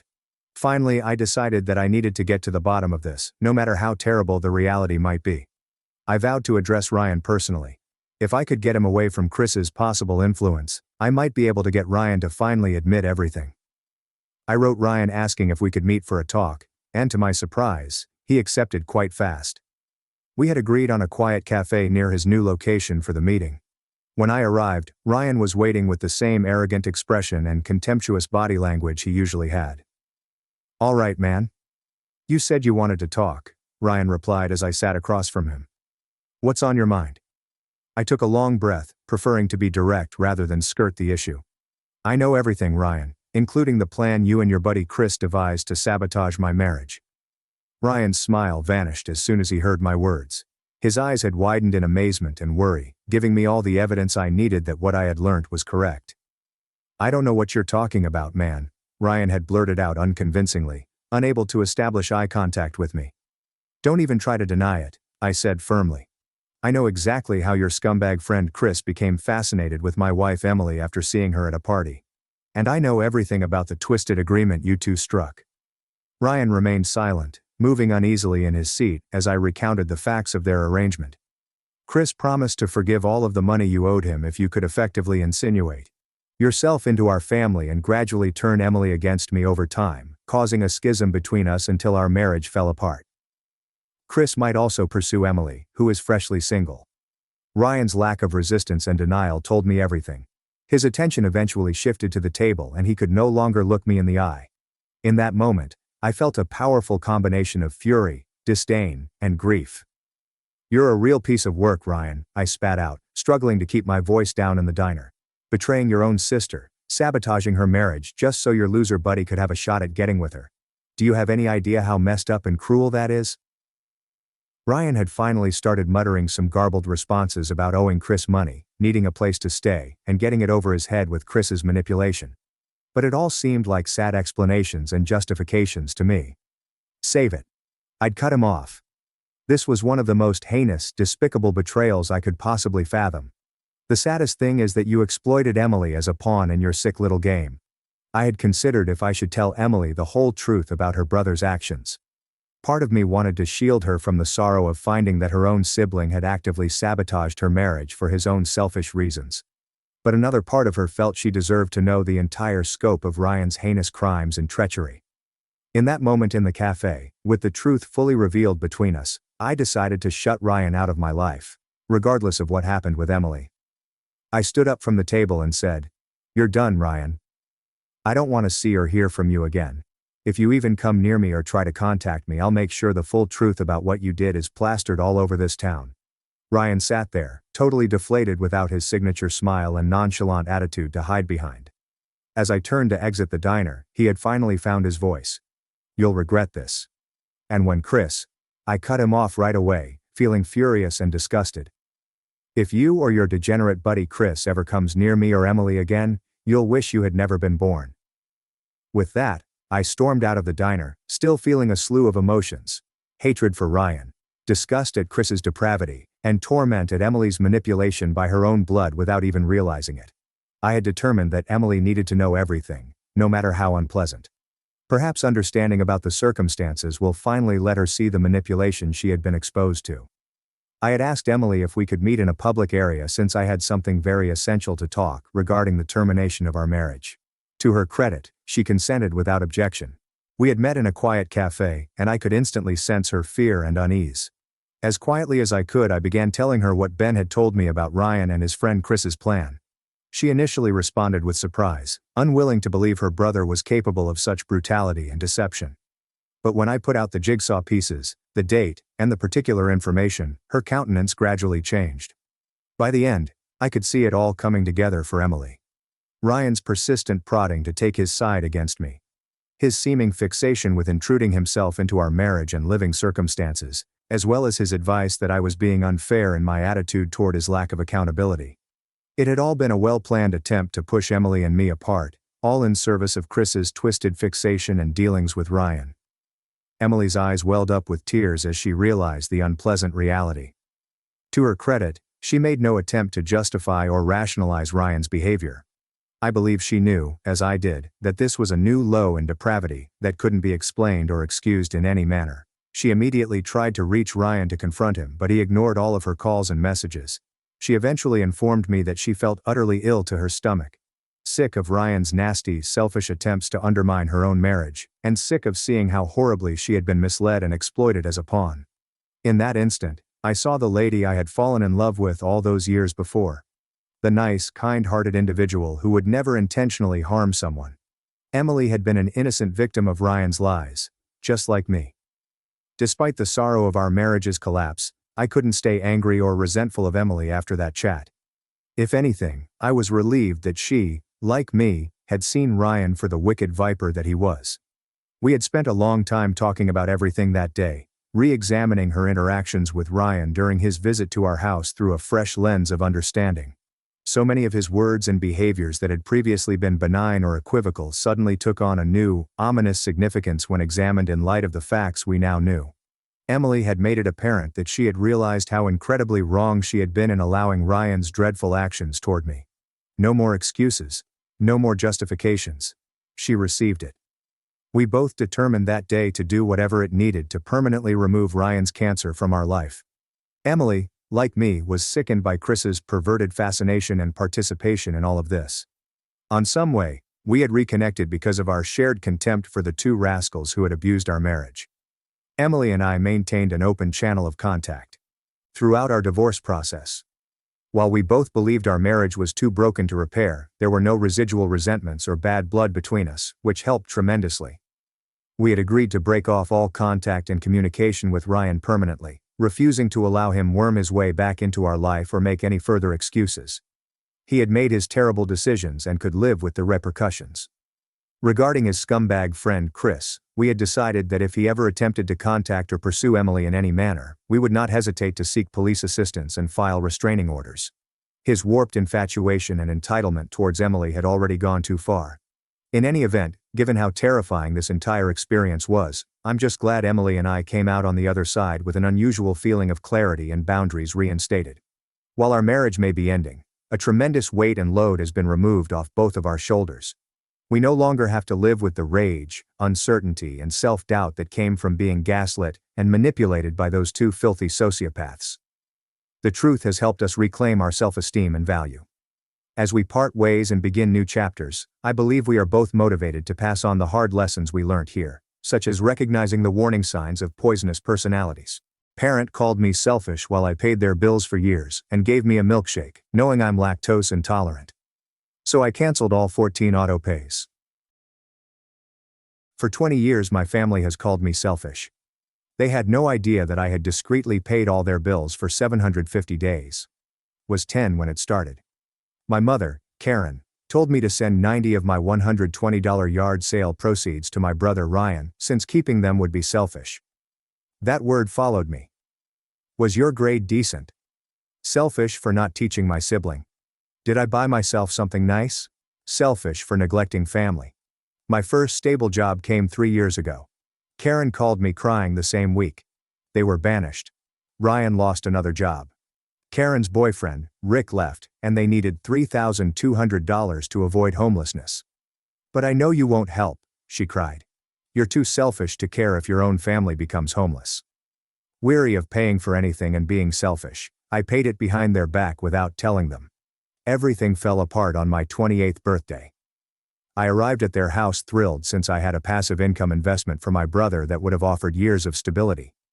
Ryan answered the door and remarked, "Finally. Did Mom tell you about my laptop situation? Instead of happy birthday?" I stared at him, confused. Rolling his eyes. He gazed at my empty palms. "My MacBook broke 4 months ago, and Mom said she'd tell you to get me a new one for your birthday." "You seriously forgot? How selfish can you be?" Karen joined him. "Your brother needs things, and you only think about yourself." They were standing at the entryway of the house I paid for, dressed in my clothes, about to eat my food, and calling me selfish. They didn't know. Karen posted her spa holiday photos last month. Ryan bought a new gaming setup while calling me selfish for 6 years of driving the same automobile. Mum remarked, "Your brother has just lost his job. How do you expect us to survive if you won't even help your own family?" If only they knew who'd been keeping them from the streets for 2.5 years. Suddenly they gave me my birthday present. Burger King offered a milkshake coupon. Lactose intolerance. They knew this. After 2.5 years of losing money, they gave me a coupon for something bad. Because I needed to breathe. I left first. While sitting in my car, clutching the steering wheel till my knuckles became white, I knew they would find out everything.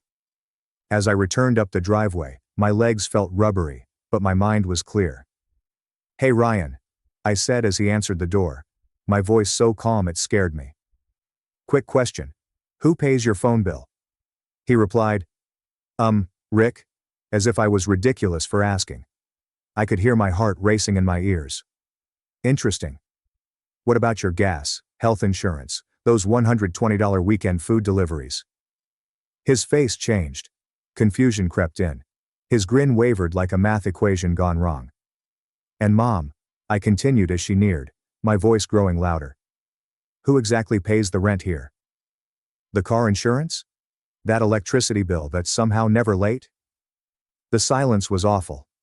When they faced each other, I could see their thoughts laboring to piece together 2.5 years of lies. Karen's mouth opened, closed, then reopened like an ugly fish seeking oxygen. She said, "Wait," her cheeks turning dull. "But you said Ryan pays?" "And you told me Rick." Ryan's teen-like voice quiver. The awakening was sweet and dreadful. Their eyes opened, their faces white as paper, and I could see it hitting them like a punch. The selfish daughter they'd ridiculed, demanded, and insulted saved them. Every banknote. Every payment. Me. Karen's voice was quiet. "You've been..." I stopped her. I turned and left, leaving them at the doorway, their world shattered. When I turned to them, I smiled. "Oh, and Mom, I'm canceling everything. Unless you do me one favor." "I'll do anything," she pleaded. "Then meet at the link below, Mom." That's where the rest of this story is. I ran back to my car and grabbed my phone before changing my mind. When activating the cloud storage app, my shaky hands nearly dropped it twice. The folder, Family Expenses 2023 to 2025, had every receipt, bank statement, and autopay confirmation by month. I kept track of everything without knowing why. Maybe I knew this day was coming. The running total at the bottom knotted my gut. I clicked share, copied the URL, and sent Karen a fresh text. My heart raced against my ribs as my thumb hovered over the submit button for 10 seconds. When I tapped it, the phrase delivered displayed underneath the message. I started my car and drove away from their house, monitoring my rearview mirror like a criminal. 5 minutes later, my phone went crazy. The screen showed Karen's name first, then Ryan's. My steering wheel knuckles were white as I drove, sending every call to voicemail. Like an angry wasp in a jar, the phone buzzed in the cup holder. I arrived to my apartment building 25 minutes later with 9 missed calls and a ringing voicemail notice. After a minute of breathing in my parking spot, I grabbed my phone and went inside. My apartment seemed quieter, like the air had moved. I drank my water all at once, then filled it and sat on my couch. Voicemail stared at me from the screen. After drinking more water, I pushed play on the first. Karen shrieked in horror, wondering if this was true. Why didn't I tell them I paid for everything? How could I hide this? She spoke rapidly, so I didn't comprehend some. The message terminated at 90 seconds. The second voicemail arrived 30 minutes later, so I checked the clock. It was completely different. Her harsh voice accused me of lying and manipulating them by concealing everything. She stated I deliberately made them look silly to give them something to grasp onto. In a 2-minute remark, "selfish" appeared 3 times. I deleted both voicemails and examined texts. Ryan has sent 12 emails in 30 minutes. The first 2 were "WTF" and "Is this real?" They became longer. He questioned why I set them up if I was going to pull the rug right out from under them. He asked why I kept telling them others were paying when it was me. The last email showed the folder overview page with the total amount underlined and 3 question marks. The number on his screen grew as if viewing it made it true. $56,780 over 2.5 years. I paid that much to keep them afloat, but they called me selfish for not buying Ryan a laptop. I put my phone face down on the coffee table and opened my laptop. The autopay management page loaded slowly, showing all 14 autopay arrangements I had set up: electric bill, water, internet, both cell phone lines, Karen's car insurance, Ryan's marketplace health insurance, rent payment to their landlord, deducted from my checking account on different days of the month. I set the cancellation date to the end of the current payment month for each one. Most would renew in 4 weeks, some in 5. It took time. I wasn't mean, but the choice was final. Every time I canceled, a little email asked whether I was sure. Yes, I knew. I want to cancel this payment. Yes, I knew the service would end. Clenching my teeth so hard hurt my jaw at the end. The sun sank outside my window. I ate an unwanted lunch at the kitchen counter before sitting down and opening a new email. I said I would stop providing financial. I wrote more effortlessly than expected. Assistance at the conclusion of the current billing cycles, that they would need to contact each service provider to make payment arrangements, and that I would attach a list of account numbers and due dates. I was objective, no emotions, no accusations, just knowledge. All pupils needed to manage spending was on the spreadsheet. I proofread again, fixed an error, and pushed submit before second-guessing myself. I ignored many calls on my phone. The next morning seemed weird, like I had woken in another life. I worked, attended meetings, and checked email, but my mind was elsewhere. I phoned Tara from the parking lot during lunch. Second ring, she took up. I told her the whole story in one go. Hidden payments, birthday confrontation, shared files, cancellations, all of it. I enjoyed her quiet listening more than I realized. After I stopped talking, she was quiet. She said my actions were reasonable and probably excessively kind given how they had treated me for years. Hearing someone else say it calmed me. She inquired whether I calculated the whole amount, so I opened my phone spreadsheet. We both became silent when we saw the number. It was worth more than a decent car, a year's rent, plus all I'd saved in the preceding 2.5 years. I laughed for the first time in days when Tara whistled and mumbled something I won't repeat. I thanked her and went inside feeling stronger than I did that morning. Work was done, so I drove home half expecting my flat to look the same. Still, it felt weird. Like any other night, I put on comfy clothes and cooked leftovers. Someone knocked on my door. I looked through the peephole and saw Karen with mascara on her cheeks and tangled hair from rubbing. My stomach plummeted, but I opened the door 6 inches while staying in place. Her voice cracked with every sentence as she questioned how I could do this to them. I maintained my calm and told her we could talk after she analyzed the folder and made a plan, but not while she was so upset. She pushed forward, but I grabbed the door. She started the guilt trip by saying they were family and took care of each other, so I couldn't abandon them. The absurdity of her saying so after 20 years of calling me selfish struck me. I reminded her of the milkshake voucher, their lactose-intolerant birthday present while I paid for their life. Although her cheeks became red, I was already closing the door quietly as she said. The lock clicked, and I waited for her footsteps down the corridor with my back against it. I sat there for a few minutes after she left, then went to my bedroom and muted my phone before bed. I slept in fits and starts, replaying the door talk. The phone lit up around 1 a.m. Ryan called, and I almost ignored it, but something made me pick up. Speech was slurred and phrases flowed like he had been drinking. He said he didn't know and assumed Rick was paying rent. Karen said that Ryan's job paid the utilities. They lied about who paid what while I ran things behind the scenes. When I informed him I had been doing it for 2.5 years, the line was silent except for his breathing. He started crying, saying he felt terrible knowing what they called me while I helped them.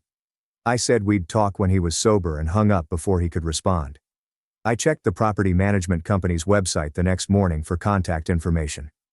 I called the main office about a Maple Street rental unit. The woman who answered directed me to Cynthia, the local property manager, and I explained the problem without hysteria. I informed her that I had been making informal payments for my mother but would need to stop. Cynthia entered the account and asked for payment dates and amounts in a professional manner. She confirmed Karen's lease was in her name only, so she would have to discuss payment arrangements with the office if she fell behind. Cynthia thanked me for the heads up and said she would note my absence. Although the call lasted 10 minutes, my hands were shaking as I hung up. On my lunch break, I looked for family and financial therapists. I found Dr. Lewis with a 5-day availability while other places had weeks-long wait lists. Before I could stop myself, I booked it online and filled out the intake forms in my car. Just planning the appointment helped my chest relax, like I was finally taking action instead of reacting to anything they threw at me. A minute later, the confirmation email arrived with his office address and pre-session materials.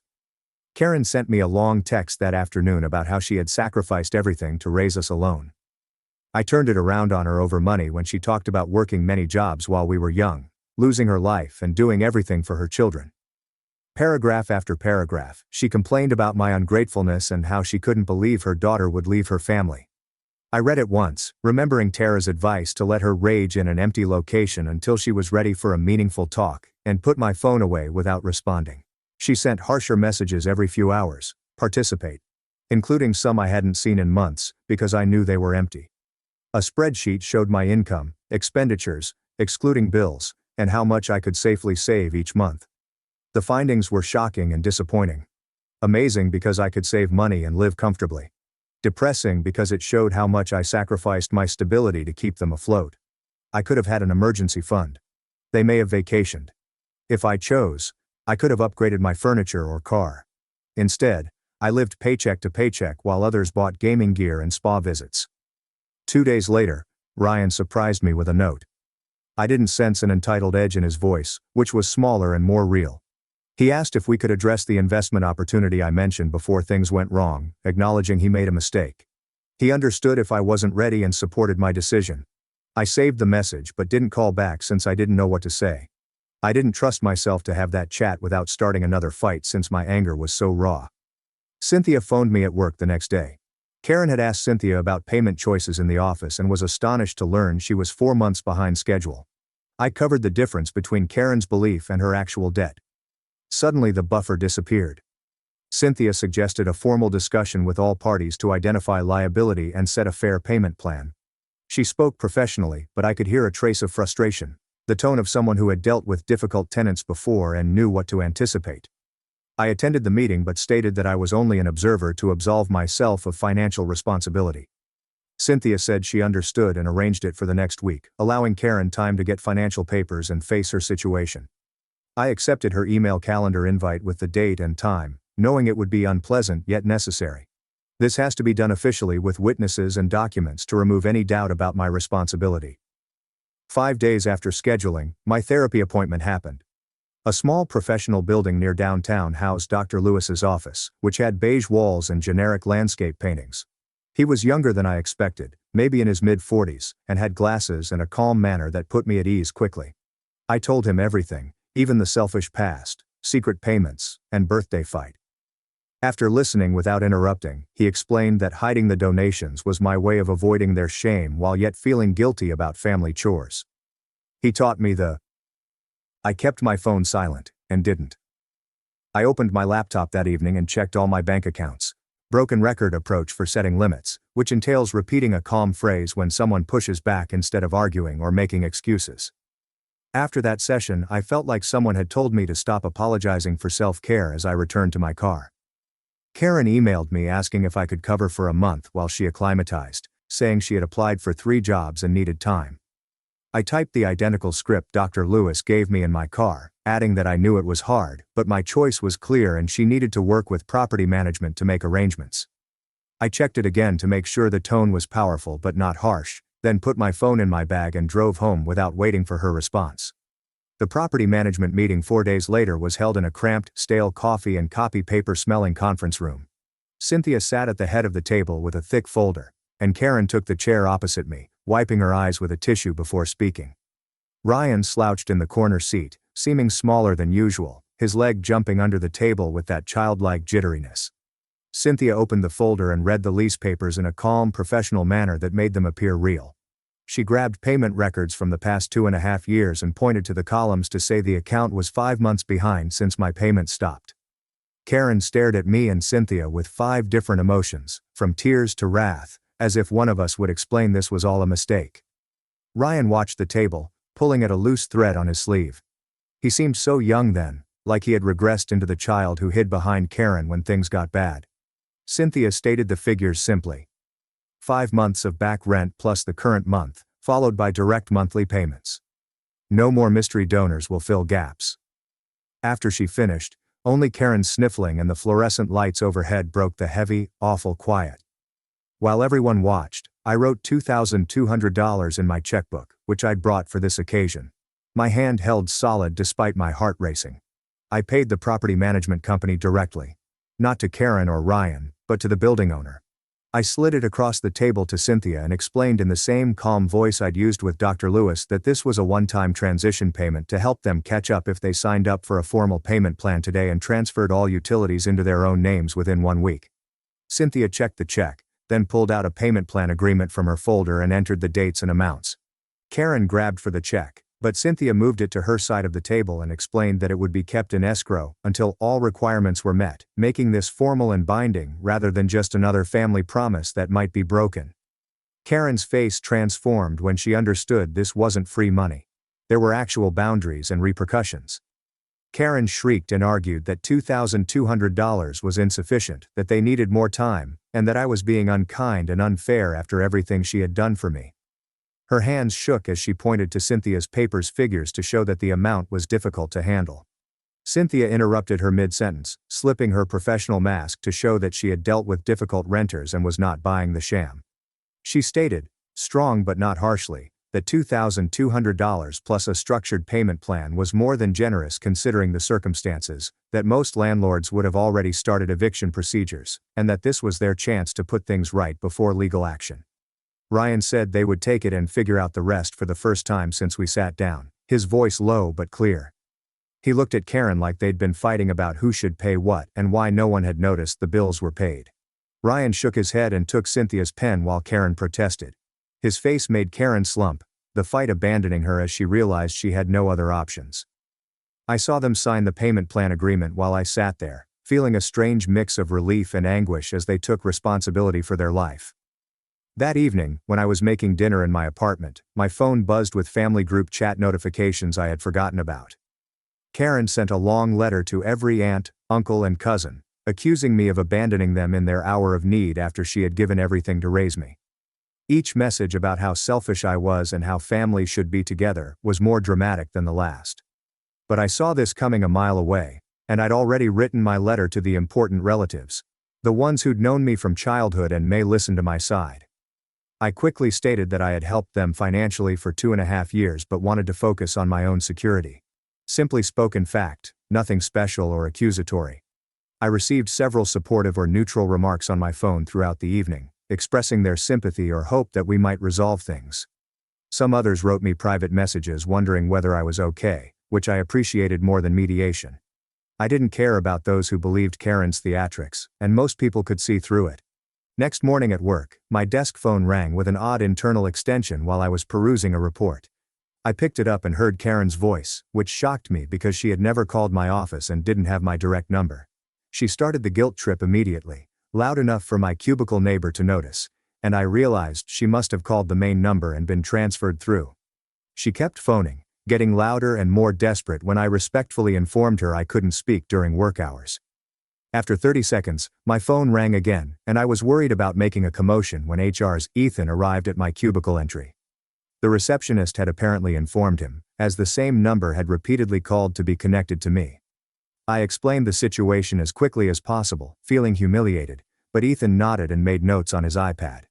He told me he was writing this in my file and that the firm would respect my limits and call building security if she kept contacting me at work. It was a comfort to have an official record proving this wasn't family drama, but real harassment my employer took seriously.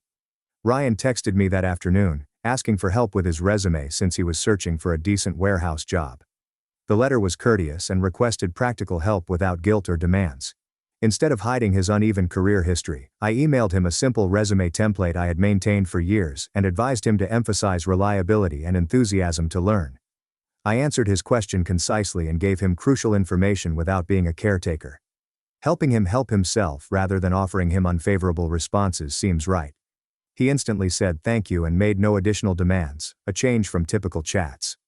Part of me wondered whether the property management meeting's reality check had made him realize he needed to try this time rather than depending on others. Karen left a message later that evening, which I almost deleted before listening to, but curiosity won out and I played it. She said I was selfish and ungrateful. I couldn't break the word's curse for 20 years. She explained how she had sacrificed her life to raise me and Ryan, how I owed her everything, and how I could be so cruel after everything she had done. Listening to her wrath, something seemed different. The word selfish bounced off my ears instead of sinking in. In my mind from our prior session, Dr. Lewis told me that limitations were not selfish but necessary for life. Before finishing, I deleted the mail. I didn't regret it. I didn't feel obligated to contact her to explain my actions. Instead of describing me, the phrase had become a sound she made when she didn't get what she wanted. I searched my junk drawer for the additional key to their house, which I'd had since I was 17 and used to get myself in when Karen called with an emergency.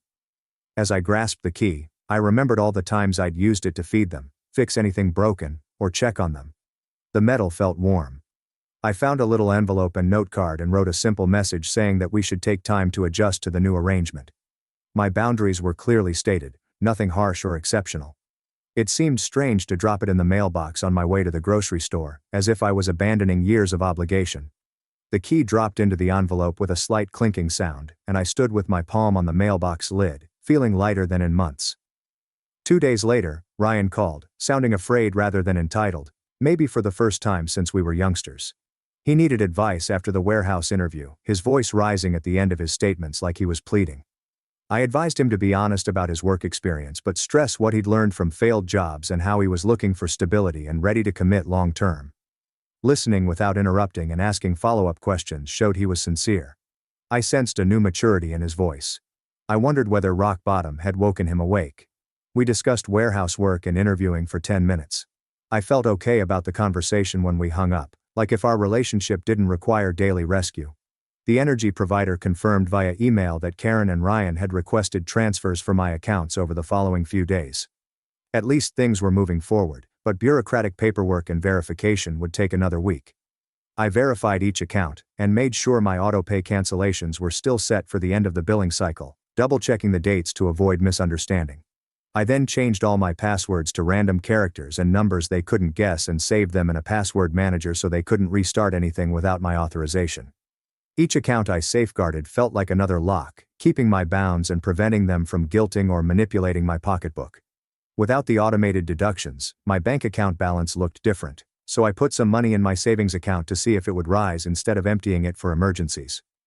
In my second therapy session, Dr. Lewis gave me a blank journal and asked me to write down childhood examples of selfishness. Sitting in his office, the pen hovered over the paper. I wrote about making $120 at the yard sale when I was 10, and having to contribute $90 to Ryan since keeping my money would be selfish. I remembered being 13 with straight A's and Karen calling me selfish for not coaching Ryan instead of studying. I filled 3 pages with memories that followed a pattern I'd never seen before. Every time I was called selfish, I had something others wanted, not because I was mean. Dr. Lewis nodded carefully as he reviewed my work before questioning me about I told him I was selfish only when I had money, good grades, time, or tendency.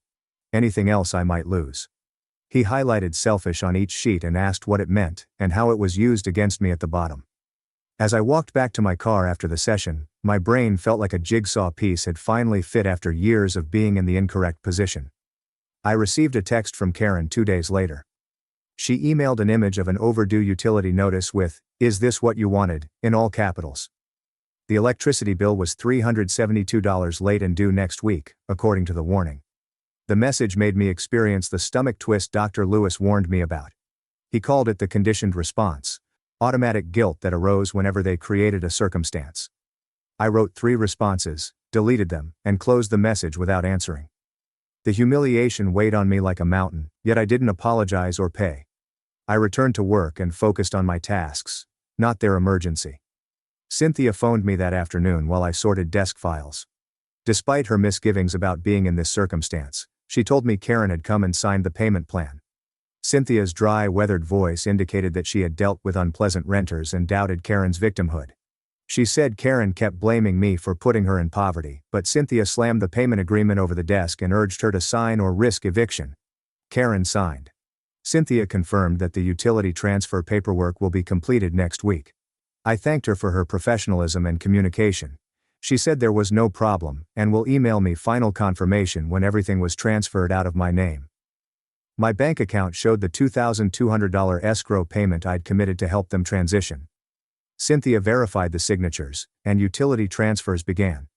I paid the property management company. I felt like 2.5 years were squeezing my fingers as I filled out the sum with the pen. This was the last payment I sent them, the last in a long succession that had destroyed my cash and left me living simply while they lived luxuriously.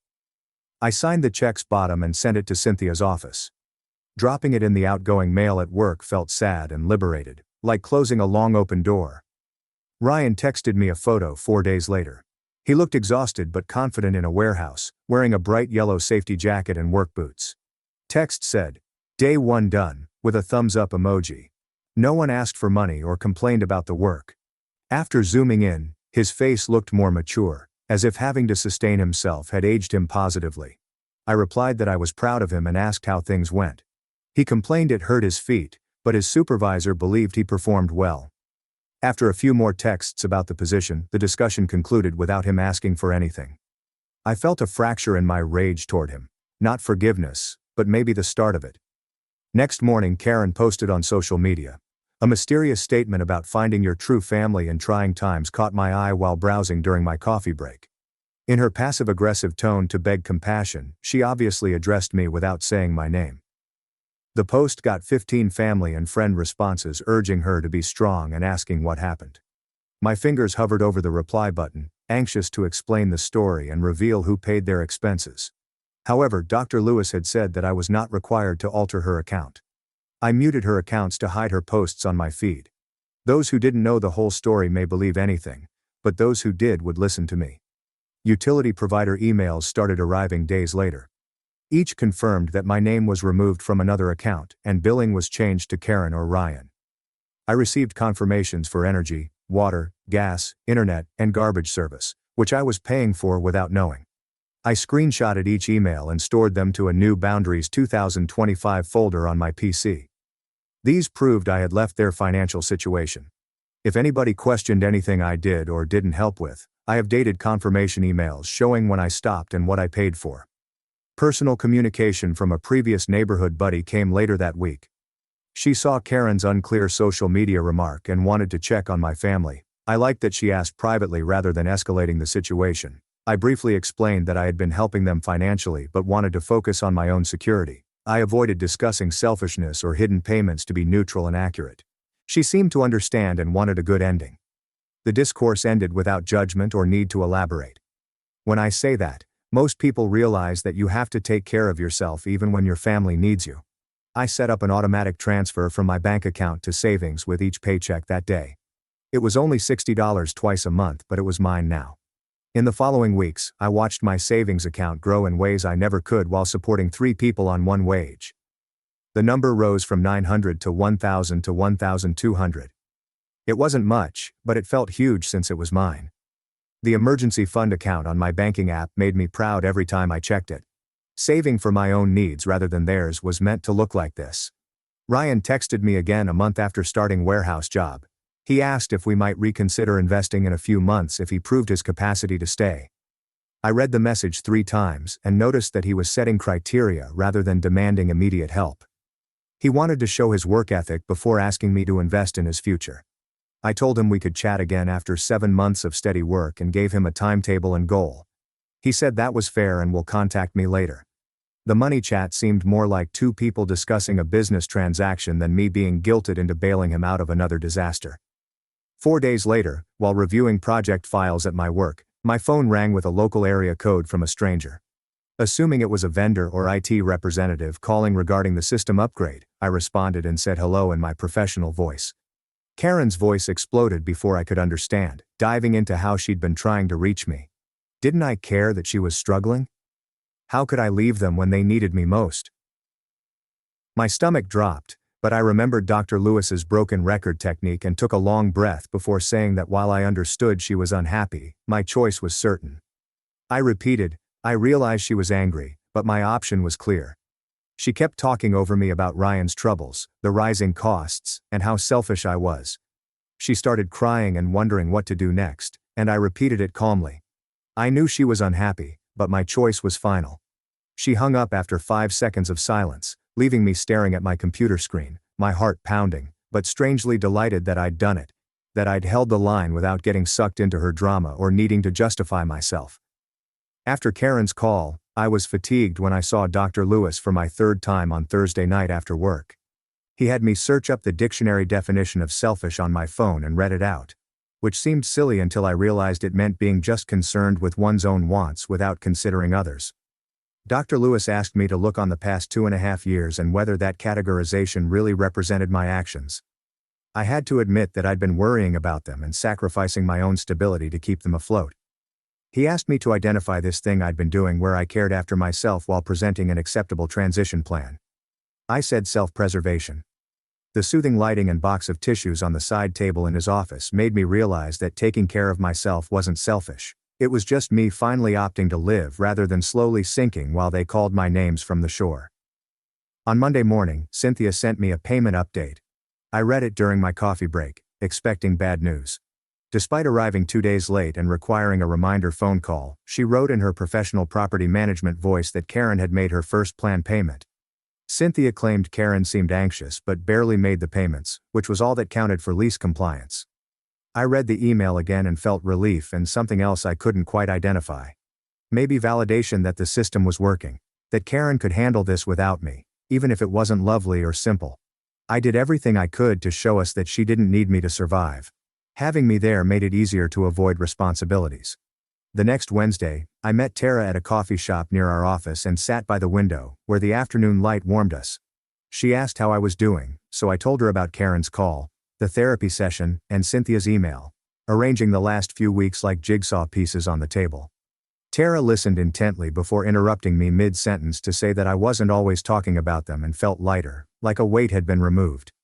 I stopped talking and thought about it, realizing she was right. My tremendous worry had begun to fade. It felt like concern for distant relatives rather than constant fear for 3 people. She smiled and said it showed in my face and how I handled myself. I was glad someone could see the changes in me I couldn't yet see. Ryan's text arrived on a Saturday afternoon while I was doing laundry and trying to enjoy my weekend without thinking about family. It was brief and direct, saying he had finished his first full month at the warehouse and received his first real salary in almost a year. He also attached a pay stub with the personal information blacked out but the amount visible. He didn't ask for anything, make excuses, or humiliate me into reacting. He just told his small achievement as if he was proud of himself and wanted me to know. I emailed him back, thanking him and saying that kind of consistency was unusual for him and I was pleased to see it, keeping my reaction honest but concise. The talk seemed different from any other we'd had about job or money, like 2 adults appreciating effort and success, rather than me being asked to fix another issue or support another failing enterprise. Karen's email arrived early Monday morning with the subject line "Final Request" in all capitals, and I knew it was another test of my limits. She said Ryan's birthday was next month and she couldn't afford a laptop because she was paying all the bills alone. Could I please do one last thing for him because he worked hard and deserved it? I read it once, erased my emotional response draft, and replied that I would not be offering more presents or financial assistance beyond what I had given during the changeover. I advised her to look into local programs for reconditioned computers in case Ryan needed one for job applications or internet work. This time, hitting submit seemed easier, like I was getting better at holding the line without feeling horrible or having to justify my actions. I revoked Karen and Ryan's viewing permissions first, then wrote a final email summarizing everything in bullet points, what I'd paid over 2.5 years, what I'd provided for the transition, and a simple statement confirming that all future financial matters were their responsibility. The shared folder had been in my cloud storage for weeks. I spent 20 minutes writing the email because I kept adding and deleting explanations before realizing I just owed them facts and limits. I included a final PDF summary of the payment history for their records and hit send, seeing the email leave my outbox and feeling like I was closing a book and putting it back. Marianne, an old family friend, called me that evening to check on them after Karen told her I had abandoned them. I liked that she contacted privately rather than making it a big drama, and I explained briefly that I was working through family financial issues and needed to focus on my personal security. I didn't mention being branded selfish, the covert payments, or the birthday confrontation, just that I'd been helping them financially but couldn't continue. Marianne seemed to understand and wished for everyone's success, and the conversation concluded without judgment or pressure to explain, which felt like an accomplishment in maintaining my private while respecting those who cared. On Friday night I made a reservation at a great Italian restaurant downtown, something I hadn't done in months because I was always worried about saving enough for their next emergency. Sitting alone at a table with a white tablecloth and real cloth napkins, I ordered pasta with seafood and a bottle of wine, enjoying the moment without guilt or worry. The lunch was great, the atmosphere was serene, and I felt a little serenity. The sense that maybe I could have nice things and take care of myself without the world or my family falling apart. Other diners spoke around me, and the waiter brought new bread. I realized that this was how normal people acted sometimes, without morals or guilt. Because Dr. Lewis thinks boundaries require more than desire to work successfully, my next meeting focused on structuring my limitations. I gave Karen and Ryan feedback on his laptop, and he entered it into a document we could both reference. The policy stated that I would check one email account they had access to twice a week, on Tuesdays and Fridays, for emergencies, but they couldn't call or text me until we'd all adjusted to the new arrangement. Dr. Lewis helped me define emergencies as medical crises, housing issues, or acute safety hazards, with everything else waiting for scheduled check-ins. We printed 2 copies, and I signed one for my records, feeling like I was finally doing something, rather than just reacting to the next disaster. A few days later, at my Tuesday check-in, I saw a message from Ryan with the subject line, "Help." He included his resume and said his warehouse supervisor mentioned a shift leader position opening up in a few weeks and that he wanted to apply but wasn't sure if his resume was enough. I reviewed his writing at my kitchen table with my laptop, observing that he had honestly described his career, including gaps. I spent the next 20 minutes revising his bullet points with better action words and advising him to emphasize his recent dependability track record. It felt different to help him in this way, like I was giving him tools rather than money, and I didn't feel bitter when I gave my criticism. The next morning, I found 7 emails from Karen in my emergency account. They were all complaints about how hard everything was and how she couldn't believe I was letting her suffer. I read the first one, scanned the others, and replied with a single message reminding her of the twice-weekly check-in rules and saying I'd answer her next message on Friday. She sent 3 more emails that afternoon, asking why I was so frosty, but I archived them and resumed work on a project deadline I had pushed off. Dr. Lewis paused me mid-sentence during my 4th appointment on a damp Thursday to point out something I hadn't noticed when I was telling him about Karen's email. He said I wasn't apologizing anymore when I discussed my boundaries, that I was presenting them as facts rather than seeking permission or explaining them. I sat on his couch, realizing he was right. The transition happened so slowly that I missed it. Listening to myself, I sounded more confident, as if I truly believed I could say no without justifying myself. I opened Cynthia's courtesy email with a payment update that evening expecting terrible news, but it showed that Karen had paid her rent on time for the month and was now current. I looked at the screen, feeling a strange mix of affirmation and sadness since the system was working. They were functioning without me, but it also meant that they had always been able to handle this and had chosen not to. Then I closed my laptop and made dinner in my quiet apartment, where no one was calling to ask for anything. Tara and I grabbed lunch at a downtown sandwich cafe we had been wanting to try for months on Friday afternoon and talked about normal things for the first time in months. She suggested a book her book club was reading after I told her about my job assignment, a tedious but intriguing database migration. We discussed my 2-day beach vacation next month, where I'll stroll on the sand and eat seafood. She smiled at me across the table, saying I looked lighter. She told me I could have a life again instead of managing their crises, and I realized how much mental space had been filled up by thinking about their next emergency. How much room I now had to think about things I wanted to do. Ryan wrote another email at the planned check-in the next week, claiming he had finished his 3rd month at the warehouse and that his supervisor had praised him for his reliability during their weekly team meeting. It was a tiny thing, but it was the first time I remember someone complimenting his work ethic. I told him I was proud of him. In that email, he didn't ask for anything or hint at the need for money or favors. He merely reported the tiny achievement, as if he was realizing that showing up consistently was its own triumph. I headed to the grocery store on Saturday in my reliable car, which Karen had criticized me for having when she posted photos of her spa weekend. I felt smart instead of humiliated because the car was paid off, worked well, and had cheap insurance. I hadn't gone into debt to impress people who would always find something to criticize me for. After parking in the lot, I sat with my hands on the driving wheel, experiencing quiet satisfaction from making practical decisions that benefited me rather than acting for an audience that only noticed when I stopped giving them something. On Tuesday, Karen delivered another guilt trip via email, moaning about missing family meals and holidays, Ryan's inquiries, and my aloofness. I read it again, felt the same need to apologize, explain and comfort her, and answered that I wasn't ready for family gatherings yet and didn't know when. I told her we could rebuild something, but it would have to be built on mutual respect, not financial obligation or name-calling, and if she didn't understand, we'd have to keep our distance. She became angry and hurt within minutes, but I archived it and reminded myself that my limitations were not my responsibility. Karen complained about her automobile producing unusual noises and inquired whether she should take it to a repair using the emergency email. I clarified the emergency contact policy one last time.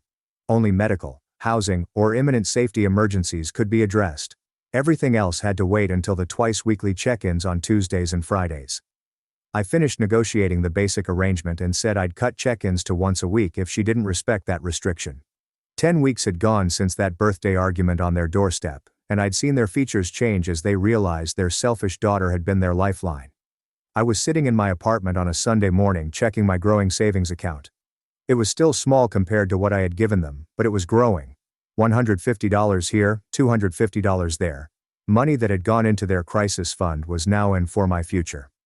My calendar no longer includes their emergency appointments, panicked calls about overdue invoices, or last-minute demands to pay items they hadn't budgeted for. Instead, my ambitions and life are taking form. Ryan was working consistently, they were paying their own bills, and I was finally establishing something that wasn't selfish or restricted to how much I could give before breaking. I discovered that loving your family does not mean letting them drain you. Setting limits is not cruel, even when it is called such. Self-care isn't selfish, it's survival. I experienced it, although I know the comments will be divided. Let me know your side and I'll check later. At Christmas, my mother-in-law proudly introduced a new woman to my husband. I smiled sweetly. By the way, the house is in my name, not his. The room froze. My name is Emily, and until 8 weeks ago, I thought I had the perfect marriage to Liam Turner. We'd been together for 7 years, married for 4, and I genuinely believed we were building something beautiful together. How naive I was. The warning signs had been there for months, but I'd attributed them to work stress. Liam worked as a financial advisor at his father's firm, Turner & Associates, while I ran my own successful marketing consultancy from our home office. The late nights, the secretive phone calls, the sudden interest in his appearance. I should have connected the dots sooner. It wasn't until I accidentally saw a text notification on his phone while he was in the shower that everything clicked into place. See you tomorrow night. Can't wait to finally meet your family. P says you've told them we're just friends for now. The message was from someone named Lily. My blood ran cold when I realized P meant Helen, his mother. Helen Turner had never liked me. From the moment Liam brought me home to meet his family, she made it clear I wasn't good enough for her precious son. She'd wanted him to marry Chelsea Morrison, the daughter of another wealthy family in their social circle. When Liam chose me instead, a middle-class girl who'd worked her way through college and built her own business, Helen never forgave it either of us. But I never imagined she'd stoop to orchestrating an affair. Over the next 8 weeks, I became a detective in my own marriage. I hired a private investigator named Jason Lee, who confirmed my worst fears. Liam had been seeing Lily Harris for 3 months. She was a 25-year-old real estate agent who'd recently moved to town, and according to Jason's research, Helen had introduced them at a charity gala I'd skipped due to a client emergency. The photos Jason showed me were devastating. Liam and Lily at restaurants I'd never been to, holding hands while walking through the park where he proposed to me, kissing in the parking lot of the gym where we had a joint membership. But the most infuriating part was discovering that Helen was actively encouraging the relationship, even hosting dinner parties where Lily played the role of Liam's girlfriend while I was supposedly away on business trips that didn't actually exist. As heartbroken as I was, I'm also incredibly practical. Instead of confronting Liam immediately, I started planning. My father had taught me chess when I was 7, and his favorite saying was, "Never make a move until you can see the whole board." It was time to study the board very carefully. First, I reviewed every legal document related to our marriage and assets.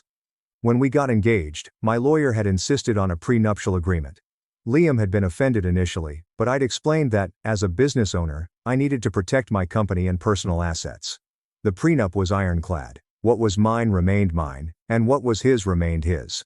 More importantly, the house we lived in, the beautiful 4-bedroom colonial that Helen always bragged about to her friends, was purchased entirely with my money and remained solely in my name. Next, I documented everything. Every business expense Liam had charged to our joint account, every client dinner that was actually a date with Lily, every lie he told me about his whereabouts. I kept our joint accounts active, but started monitoring every transaction in real time through banking apps, screenshotting everything for evidence. I created a detailed spreadsheet that would make any accountant proud. Then I started making strategic moves. I quietly opened new personal accounts and began redirecting my business income there while maintaining just enough in our joint accounts to avoid suspicion. I scheduled a meeting with my divorce attorney, Sophia Diaz, who'd handled my business contracts for years. I updated my will and all my insurance policies. I even had the locks changed on my office space downtown where I'd been considering moving my business full-time. But most importantly, I planned the perfect reveal. Helen had always insisted on hosting elaborate holiday celebrations. Thanksgiving had been uncomfortable with Liam acting distant and Helen making pointed comments about young couples growing apart and finding happiness in unexpected places. But Christmas was her crown jewel event, a formal dinner party for 30 of their closest friends and family members. When Helen called to confirm our attendance, her voice dripped with fake sweetness. "Oh, Emily darling, I hope you don't mind, but I've invited a lovely young woman named Lily to join us. She's new in town and doesn't have family nearby. You know how I hate for anyone to be alone during the holidays." I could hear the smugness in her voice, the barely contained excitement. She thought she was cornering me, forcing me to watch my husband's mistress play house at their family celebration. What she didn't realize was that she was giving me the perfect stage for my own performance. The week before Christmas, I went shopping, not for gifts, but for the perfect outfit for the dinner. I chose a stunning red dress that Liam had always loved, paired with a diamond jewelry he'd given me for our anniversary. I wanted to look absolutely radiant when their world came crashing down. I also made one final preparation. I called my brother Jack and my best friend Olivia, asking them to be on standby. I didn't tell them everything, but I hinted that I might need support after Christmas dinner. Both promised to keep their phones close. Christmas Day arrived crisp and clear. Liam was unusually attentive that morning, bringing me coffee in bed and commenting on how beautiful I looked. I wondered if his conscience was bothering him or if Helen had coached him to be extra sweet before they blindsided me with their surprise. We arrived at the Turner family estate at exactly 6:30. The house was decorated like something from a magazine with twinkling lights and perfect garland draped over every surface. Helen greeted us at the door, wearing a navy blue dress that probably cost more than most people's monthly rent. "Emily, darling, you look lovely," she said, kissing my cheek with all the warmth of a snake. Come in. Come in. Everyone's dying to see you both." The living room was filled with the usual suspects. Liam's father, George, his sister, Rachel, and her husband Chris, various aunts, uncles and cousins, and several family friends I'd known for years. But sitting prominently on the sofa next to Helen's usual spot was a young woman I'd never seen in person, though I'd studied enough surveillance photos to recognize her immediately. Lily Harris was exactly what I'd expected. Tall, blonde, and polished to perfection. She wore a cream-colored dress that was clearly expensive but appropriately modest for a family dinner. When she saw Liam, her face lit up in a way that might have been heartbreaking if I hadn't been prepared for it. "Liam," Helen called out. "Come meet Lily. I've told her so much about you." I watched my husband's performance with grudging admiration. He managed to look surprised and pleased while shaking Lily's hand, holding it just a fraction longer than necessary. "Lily, what a pleasure. Mom mentioned you were new in town." "Yes, I moved here from Boston about 8 months ago," Lily replied, her voice warm and friendly. "Your mother has been so welcoming. She's told me wonderful things about the whole family." I stood there smiling, playing the role of the devoted wife. While my marriage disintegrated in front of me, several people tried to include me in the conversation, but I could feel the undercurrent of anticipation in the room. Helen's closest friends, women who'd always treated me with polite disdain, were watching me with barely concealed excitement. Dinner was called at 8 o'clock, and Helen had clearly orchestrated the seating arrangement. Liam was positioned directly across from Lily, with me relegated to the far end of the table between his elderly Uncle Jack and his cousin's wife Karen, who'd always been kind to me. The conversation flowed around topics I'd heard 1,000 times before. George's latest golf tournament, Rachel's children's accomplishments, the family's upcoming vacation to the Bahamas. But I could feel the tension building as Helen kept steering the conversation back to Lily, praising her career, her education, her family background. "Lily graduated from Harvard Business School," Helen announced during the salad course. "Just like our Liam. They have so much in common." "How interesting," I replied smoothly, meeting Lily's eyes across the table. "Business school must have been quite an experience. I went straight from undergraduate to starting my own company, so I sometimes wonder what I missed." Lily smiled politely. "Oh, there's nothing wrong with learning through experience. Mom mentioned you have your own marketing firm." "That's right. We specialize in crisis management and reputation recovery. It's amazing how quickly a solid reputation can be destroyed and how much work it takes to rebuild trust once it's broken." Liam shifted uncomfortably in his seat, but Helen pressed on. "Lily works in real estate. She's already one of the top agents in her firm." "Real estate can be such a relationship-based business," I observed. "Trust is everything, isn't it? Clients need to know their agent has their best interests at heart, not some hidden agenda." The conversation continued through the main course, with Helen becoming increasingly bold in her praise of Lily, and increasingly pointed in her comments about young people finding their true paths and life taking unexpected turns. During the beef Wellington course, I noticed Lily stealing glances at Liam when she thought no one was looking. There was genuine affection in her eyes, which almost made me feel sorry for her. She had no idea she was being used as a pawn in Helen's chess game, just as much as I was. "Lily, Tell us about your family, Helen prompted, clearly steering toward another rehearsed talking point. I understand your father is in finance as well. Yes, he's a portfolio manager in Boston, Lily replied, unconsciously straightening her posture. He actually went to Harvard Business School too, about 20 years before Liam. Did? How wonderful, Helen exclaimed as if this was the most delightful coincidence in the world. Liam, didn't you say you were thinking about expanding the firm's investment services? Liam nodded, playing his part perfectly. We've been considering it. It would be helpful to have someone with that kind of background on the team. I watched this performance with growing fascination. They clearly planned this conversation, probably rehearsed it multiple times.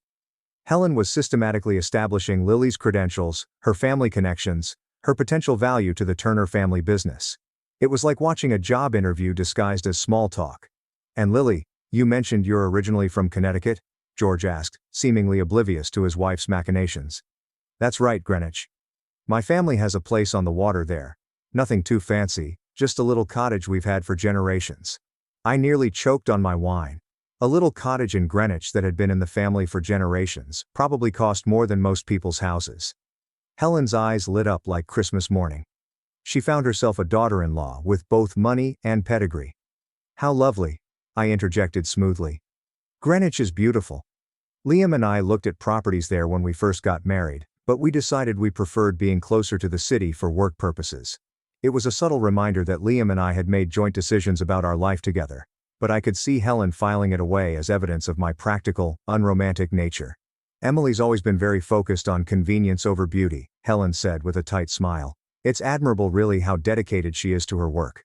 The backhanded compliment hung in the air like smoke.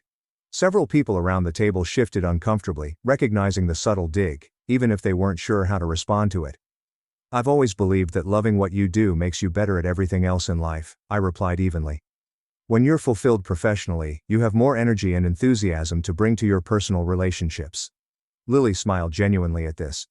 I completely agree. I love real estate because I get to help people find their dream homes. There's something so satisfying about matching the right person with the right property. How do you determine what makes a property right for someone? Liam asked, and I could hear the flirtation in his voice, even if others might have missed it. Well, Lily said, warming to the topic, you have to really listen to what they're saying, and what they're not saying. Sometimes people think they want one thing, but what they really need is something completely different. The irony was so thick, I could have cut it with my dessert fork. Lily was unknowingly describing exactly what Helen had done to her, convinced her she wanted Liam when what she really needed was to run as far away from this family as possible.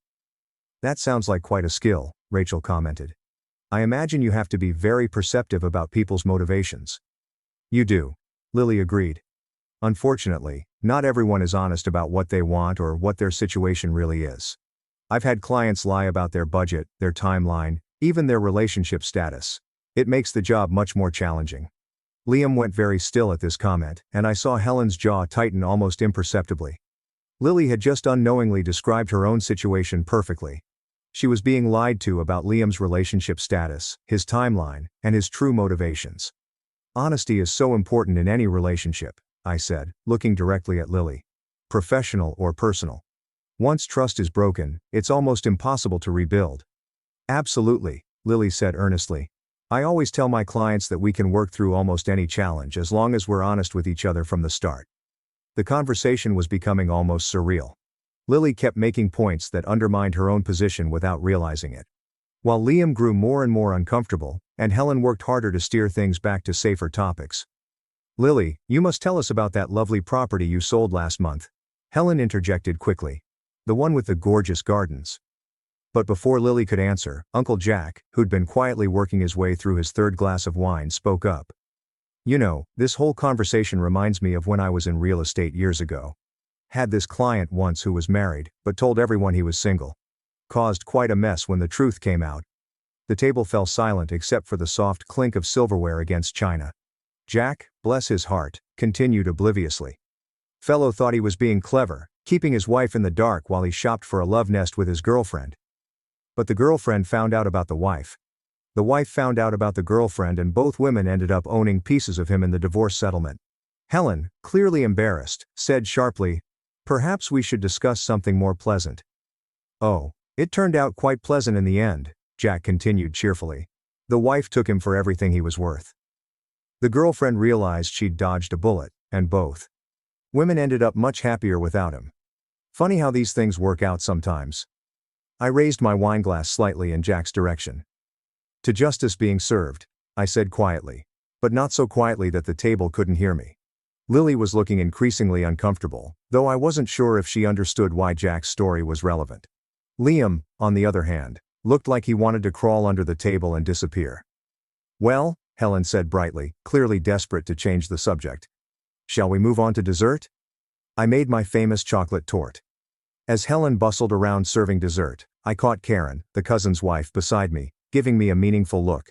She leaned over and whispered, "Are you okay, honey? You seem a little tense tonight." I smiled at her gratefully. Karen had always been observant and kind, never part of Helen's inner circle, but always trying to smooth over family tensions. "I'm fine," I whispered back, just enjoying the family dynamics. Karen studied my face for a moment, then glanced around the table.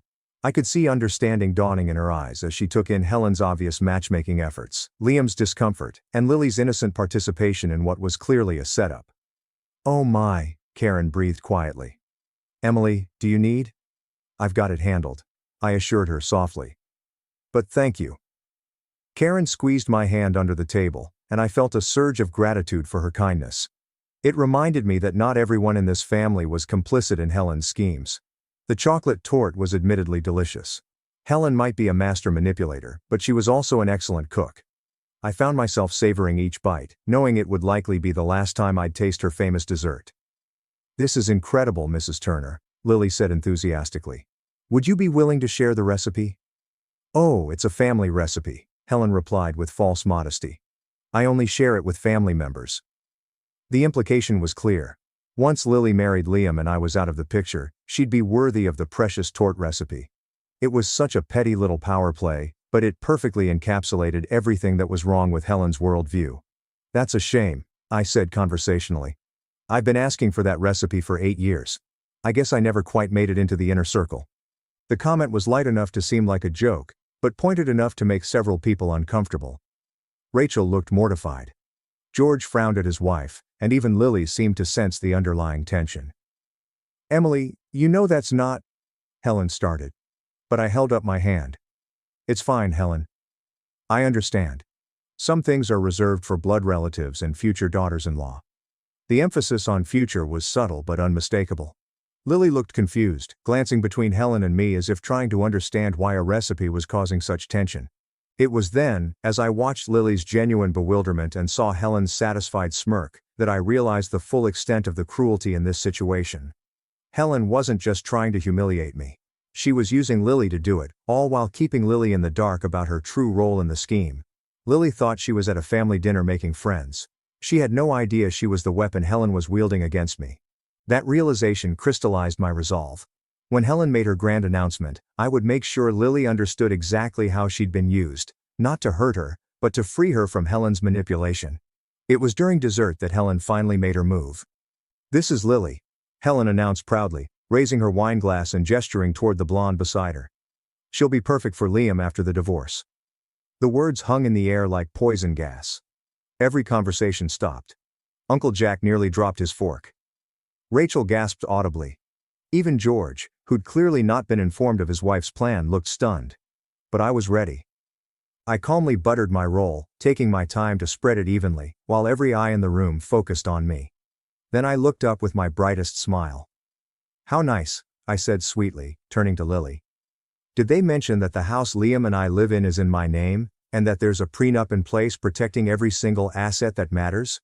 Liam went completely still, his wineglass frozen halfway to his lips, his face draining of color as he realized the trap they'd walked into.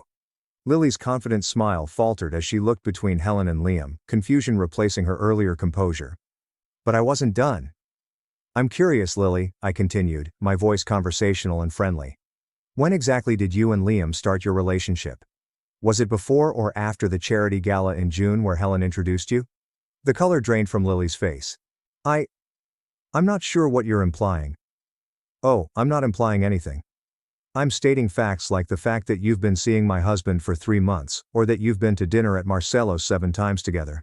They have excellent security cameras, by the way." Or that Helen has been hosting cozy little dinner parties where you play house while I'm supposedly out of town. Helen's mouth opened and closed like a fish. Emily, I don't know what you think you know, but what I know, I interrupted, reaching into my purse and pulling out a manila folder, is that I have a private investigator who's very thorough in his work. Would you like to see the photos, Helen? Or should I just tell everyone about the time you told Lily that once Liam divorced me, she'd be living in the big house and wouldn't have to worry about money anymore? The silence in the room was deafening. I could hear the grandfather clock ticking in the hallway, the soft clink of ice in someone's water glass, the barely audible gasp from Rachel. Liam finally found his voice. Emily, please. Let's not do this here. Why not here? I asked, genuinely curious. This is where your mother chose to humiliate me in front of your entire family. This is where she thought she'd force me to sit quietly while she introduced your replacement. So this seems like the perfect place to set the record straight. I stood up, smoothing my red dress, and addressed the room like I was giving a business presentation. For those of you who are wondering, yes, Liam has been having an affair. Yes, Helen orchestrated it. And yes, they've been planning to divorce me so Liam can marry Lily and live in what Helen calls the big house. I turned back to Lily, who looked like she wanted to disappear into her chair. The thing is, Lily, that big house, I bought it with my money before Liam and I got married, and according to our prenuptial agreement, it remains mine regardless of what happens to our marriage. Lily's voice was barely a whisper. Liam told me you were separated. He said you were just waiting to make it official after the holidays. Did he also tell you about the joint account he's been using to pay for your dates? The one that I've been monitoring every transaction, or that the business trips I've been taking that gave you time alone were fictional? Liam stood up abruptly, his chair scraping against the hardwood floor. That's enough, Emily. Is it? I asked. Because I don't think I've covered everything yet. Should I mention that you've been telling Lily I'm emotionally distant and we haven't been intimate in months? Because that's interesting considering we were together 2 nights ago.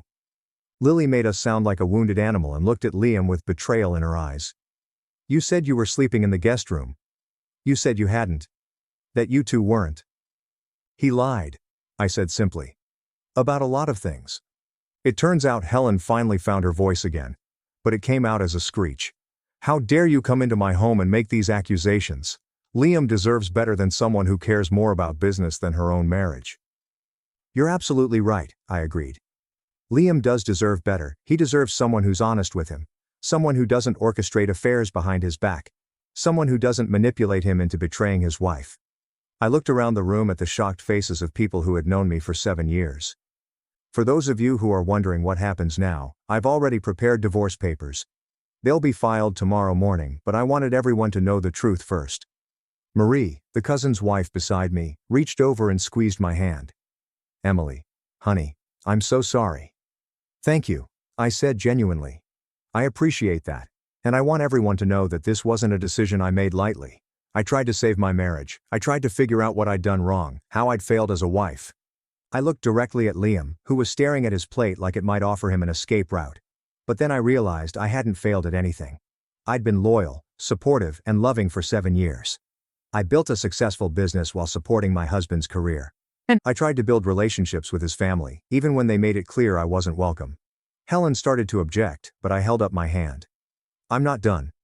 You see, the thing about having your own business in crisis management is that you learn to plan for every contingency. So, while Liam was planning his new life with Lily, I was planning to. I reached into my folder and pulled out a thick stack of papers. These are copies of every transaction Liam made using our joint accounts for his dates with Lily. Restaurants, gifts, even the hotel room you two used last weekend while I was supposedly visiting my sister. Lily buried her face in her hands. Liam looked like he was going to be sick. The total comes to $12,000 over 3 months, I continued, which according to our prenup constitutes financial infidelity and gives me grounds to pursue additional damages. George finally spoke up, his voice gruff with embarrassment. Emily, perhaps we should discuss this privately. With respect, George, there's nothing private about it anymore. Your wife made sure of that when she invited Lily to publicly humiliate me. I turned to Lily one final time. I don't blame you entirely, Lily. Liam is very charming when he wants to be, and Helen can be very convincing, but you should know that the man you thought you were in love with has been lying to both of us. Lily looked up at me with tears in her eyes. I'm so sorry.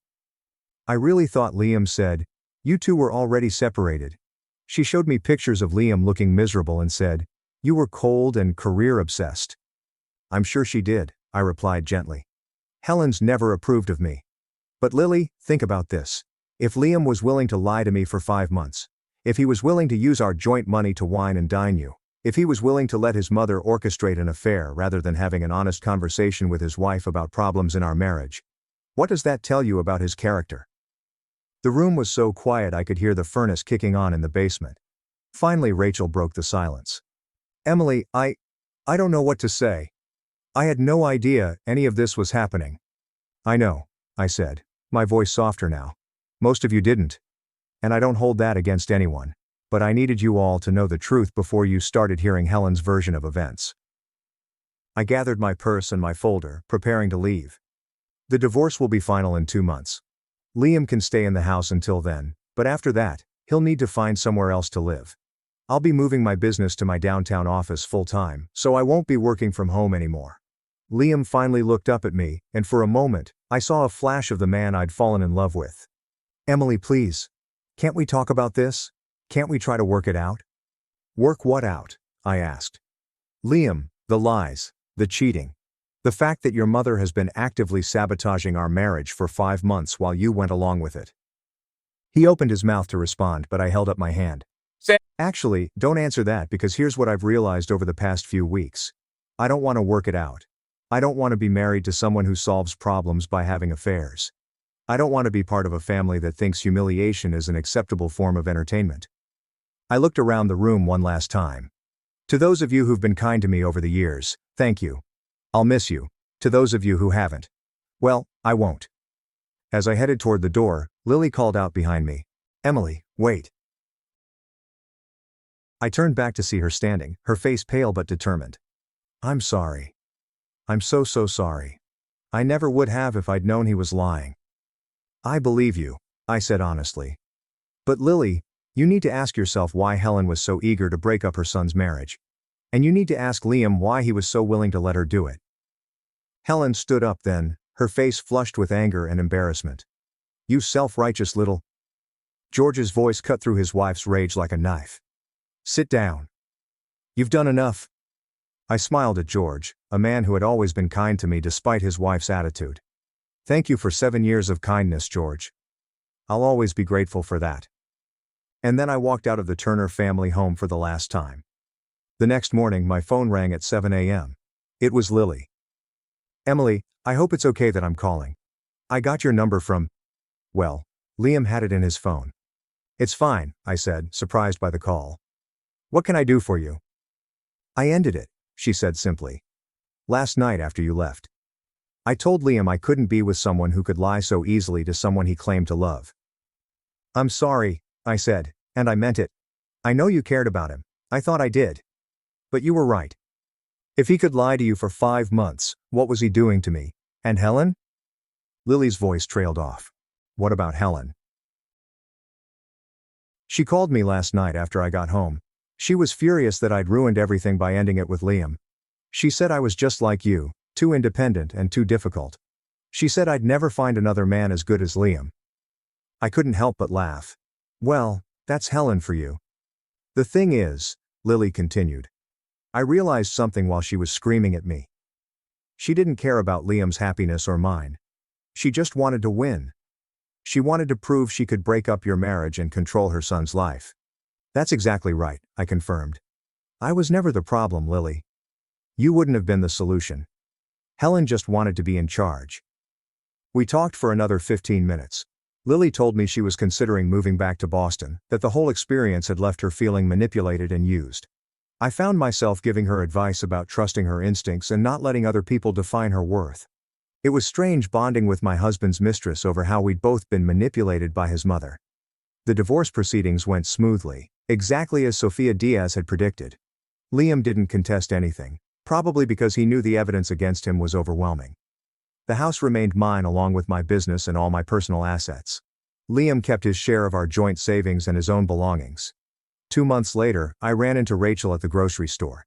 She looked embarrassed when she saw me, but I smiled and approached her anyway. How are you doing, Rachel? I'm so sorry, Emily, about everything. About Christmas dinner, about Mom, about Liam. I had no idea. I know you didn't. How is Liam? She sighed. He moved in with Mom and Dad temporarily. He's been pretty miserable actually. I think he's starting to realize what he lost. And Helen? Rachel actually laughed, though it sounded pained. She's been telling everyone who will listen that you trapped Liam with a prenup and that you seduced him away from his true love. Most people aren't buying it, especially after Lily left town and told her side of the story to several mutual friends. Lily left? Yeah, about a month ago. But before she did, she had lunch with several of the women who were at Christmas dinner. She told them everything. How Mom had manipulated her, how Liam had lied to her, how she felt used by both of them. I felt a surge of pride for Lily. It took courage to admit you'd been fooled and even more courage to set the record straight. I'm glad she found her voice, I said.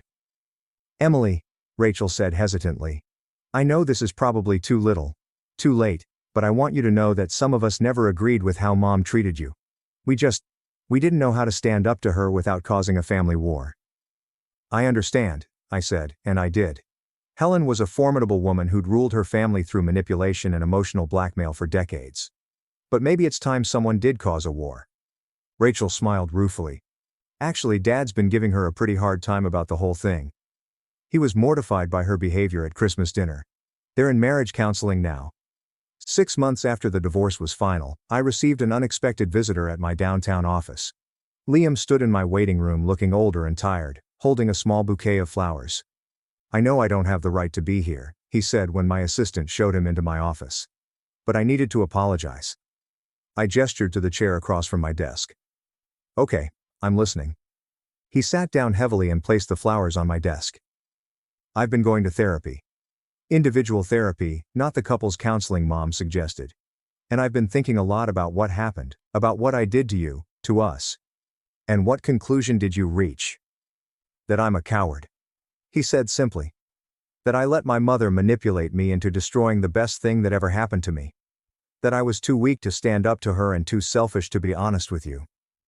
I studied his face, looking for signs of a man I'd once loved. Why, Liam? Why didn't you just talk to me if you were unhappy? He ran his hands through his hair, a gesture I remembered from 100 arguments. Because I wasn't unhappy with you.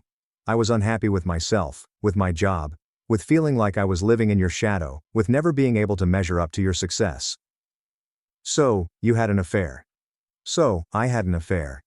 He agreed miserably. And I let Mom convince me it was your fault for being too ambitious, too independent, too focused on work. But none of that was true. No, it wasn't. It was all projection. I was the one who was too focused on work, on trying to prove myself to Dad, on trying to make enough money to feel like I deserved you. We sat in silence for several minutes. Finally I spoke. I would have supported you if you'd wanted to change careers. You know, if you'd wanted to do something that made you happier. I know, he said quietly. I know that now. But at the time, I couldn't see past my own insecurities, and Mom was so good at feeding them, at making me feel justified in my resentment. What do you want from me, Liam? Forgiveness, closure, a second chance. He looked up at me then, and I saw tears in his eyes. I want you to know that I know what I lost. I want you to know that Lily wasn't better than you. No one could be better than you. I want you to know that the biggest mistake of my life wasn't the affair, it was not appreciating what I had when I had it. And I want you to be happy. Really happy with someone who deserves you. It was the most honest thing he'd said to me in years. Thank you, I said finally. I appreciate you coming here and saying that. He nodded and stood to leave. At the door, he turned back one more time. For what it's worth, Emily, you were magnificent that night at Christmas dinner.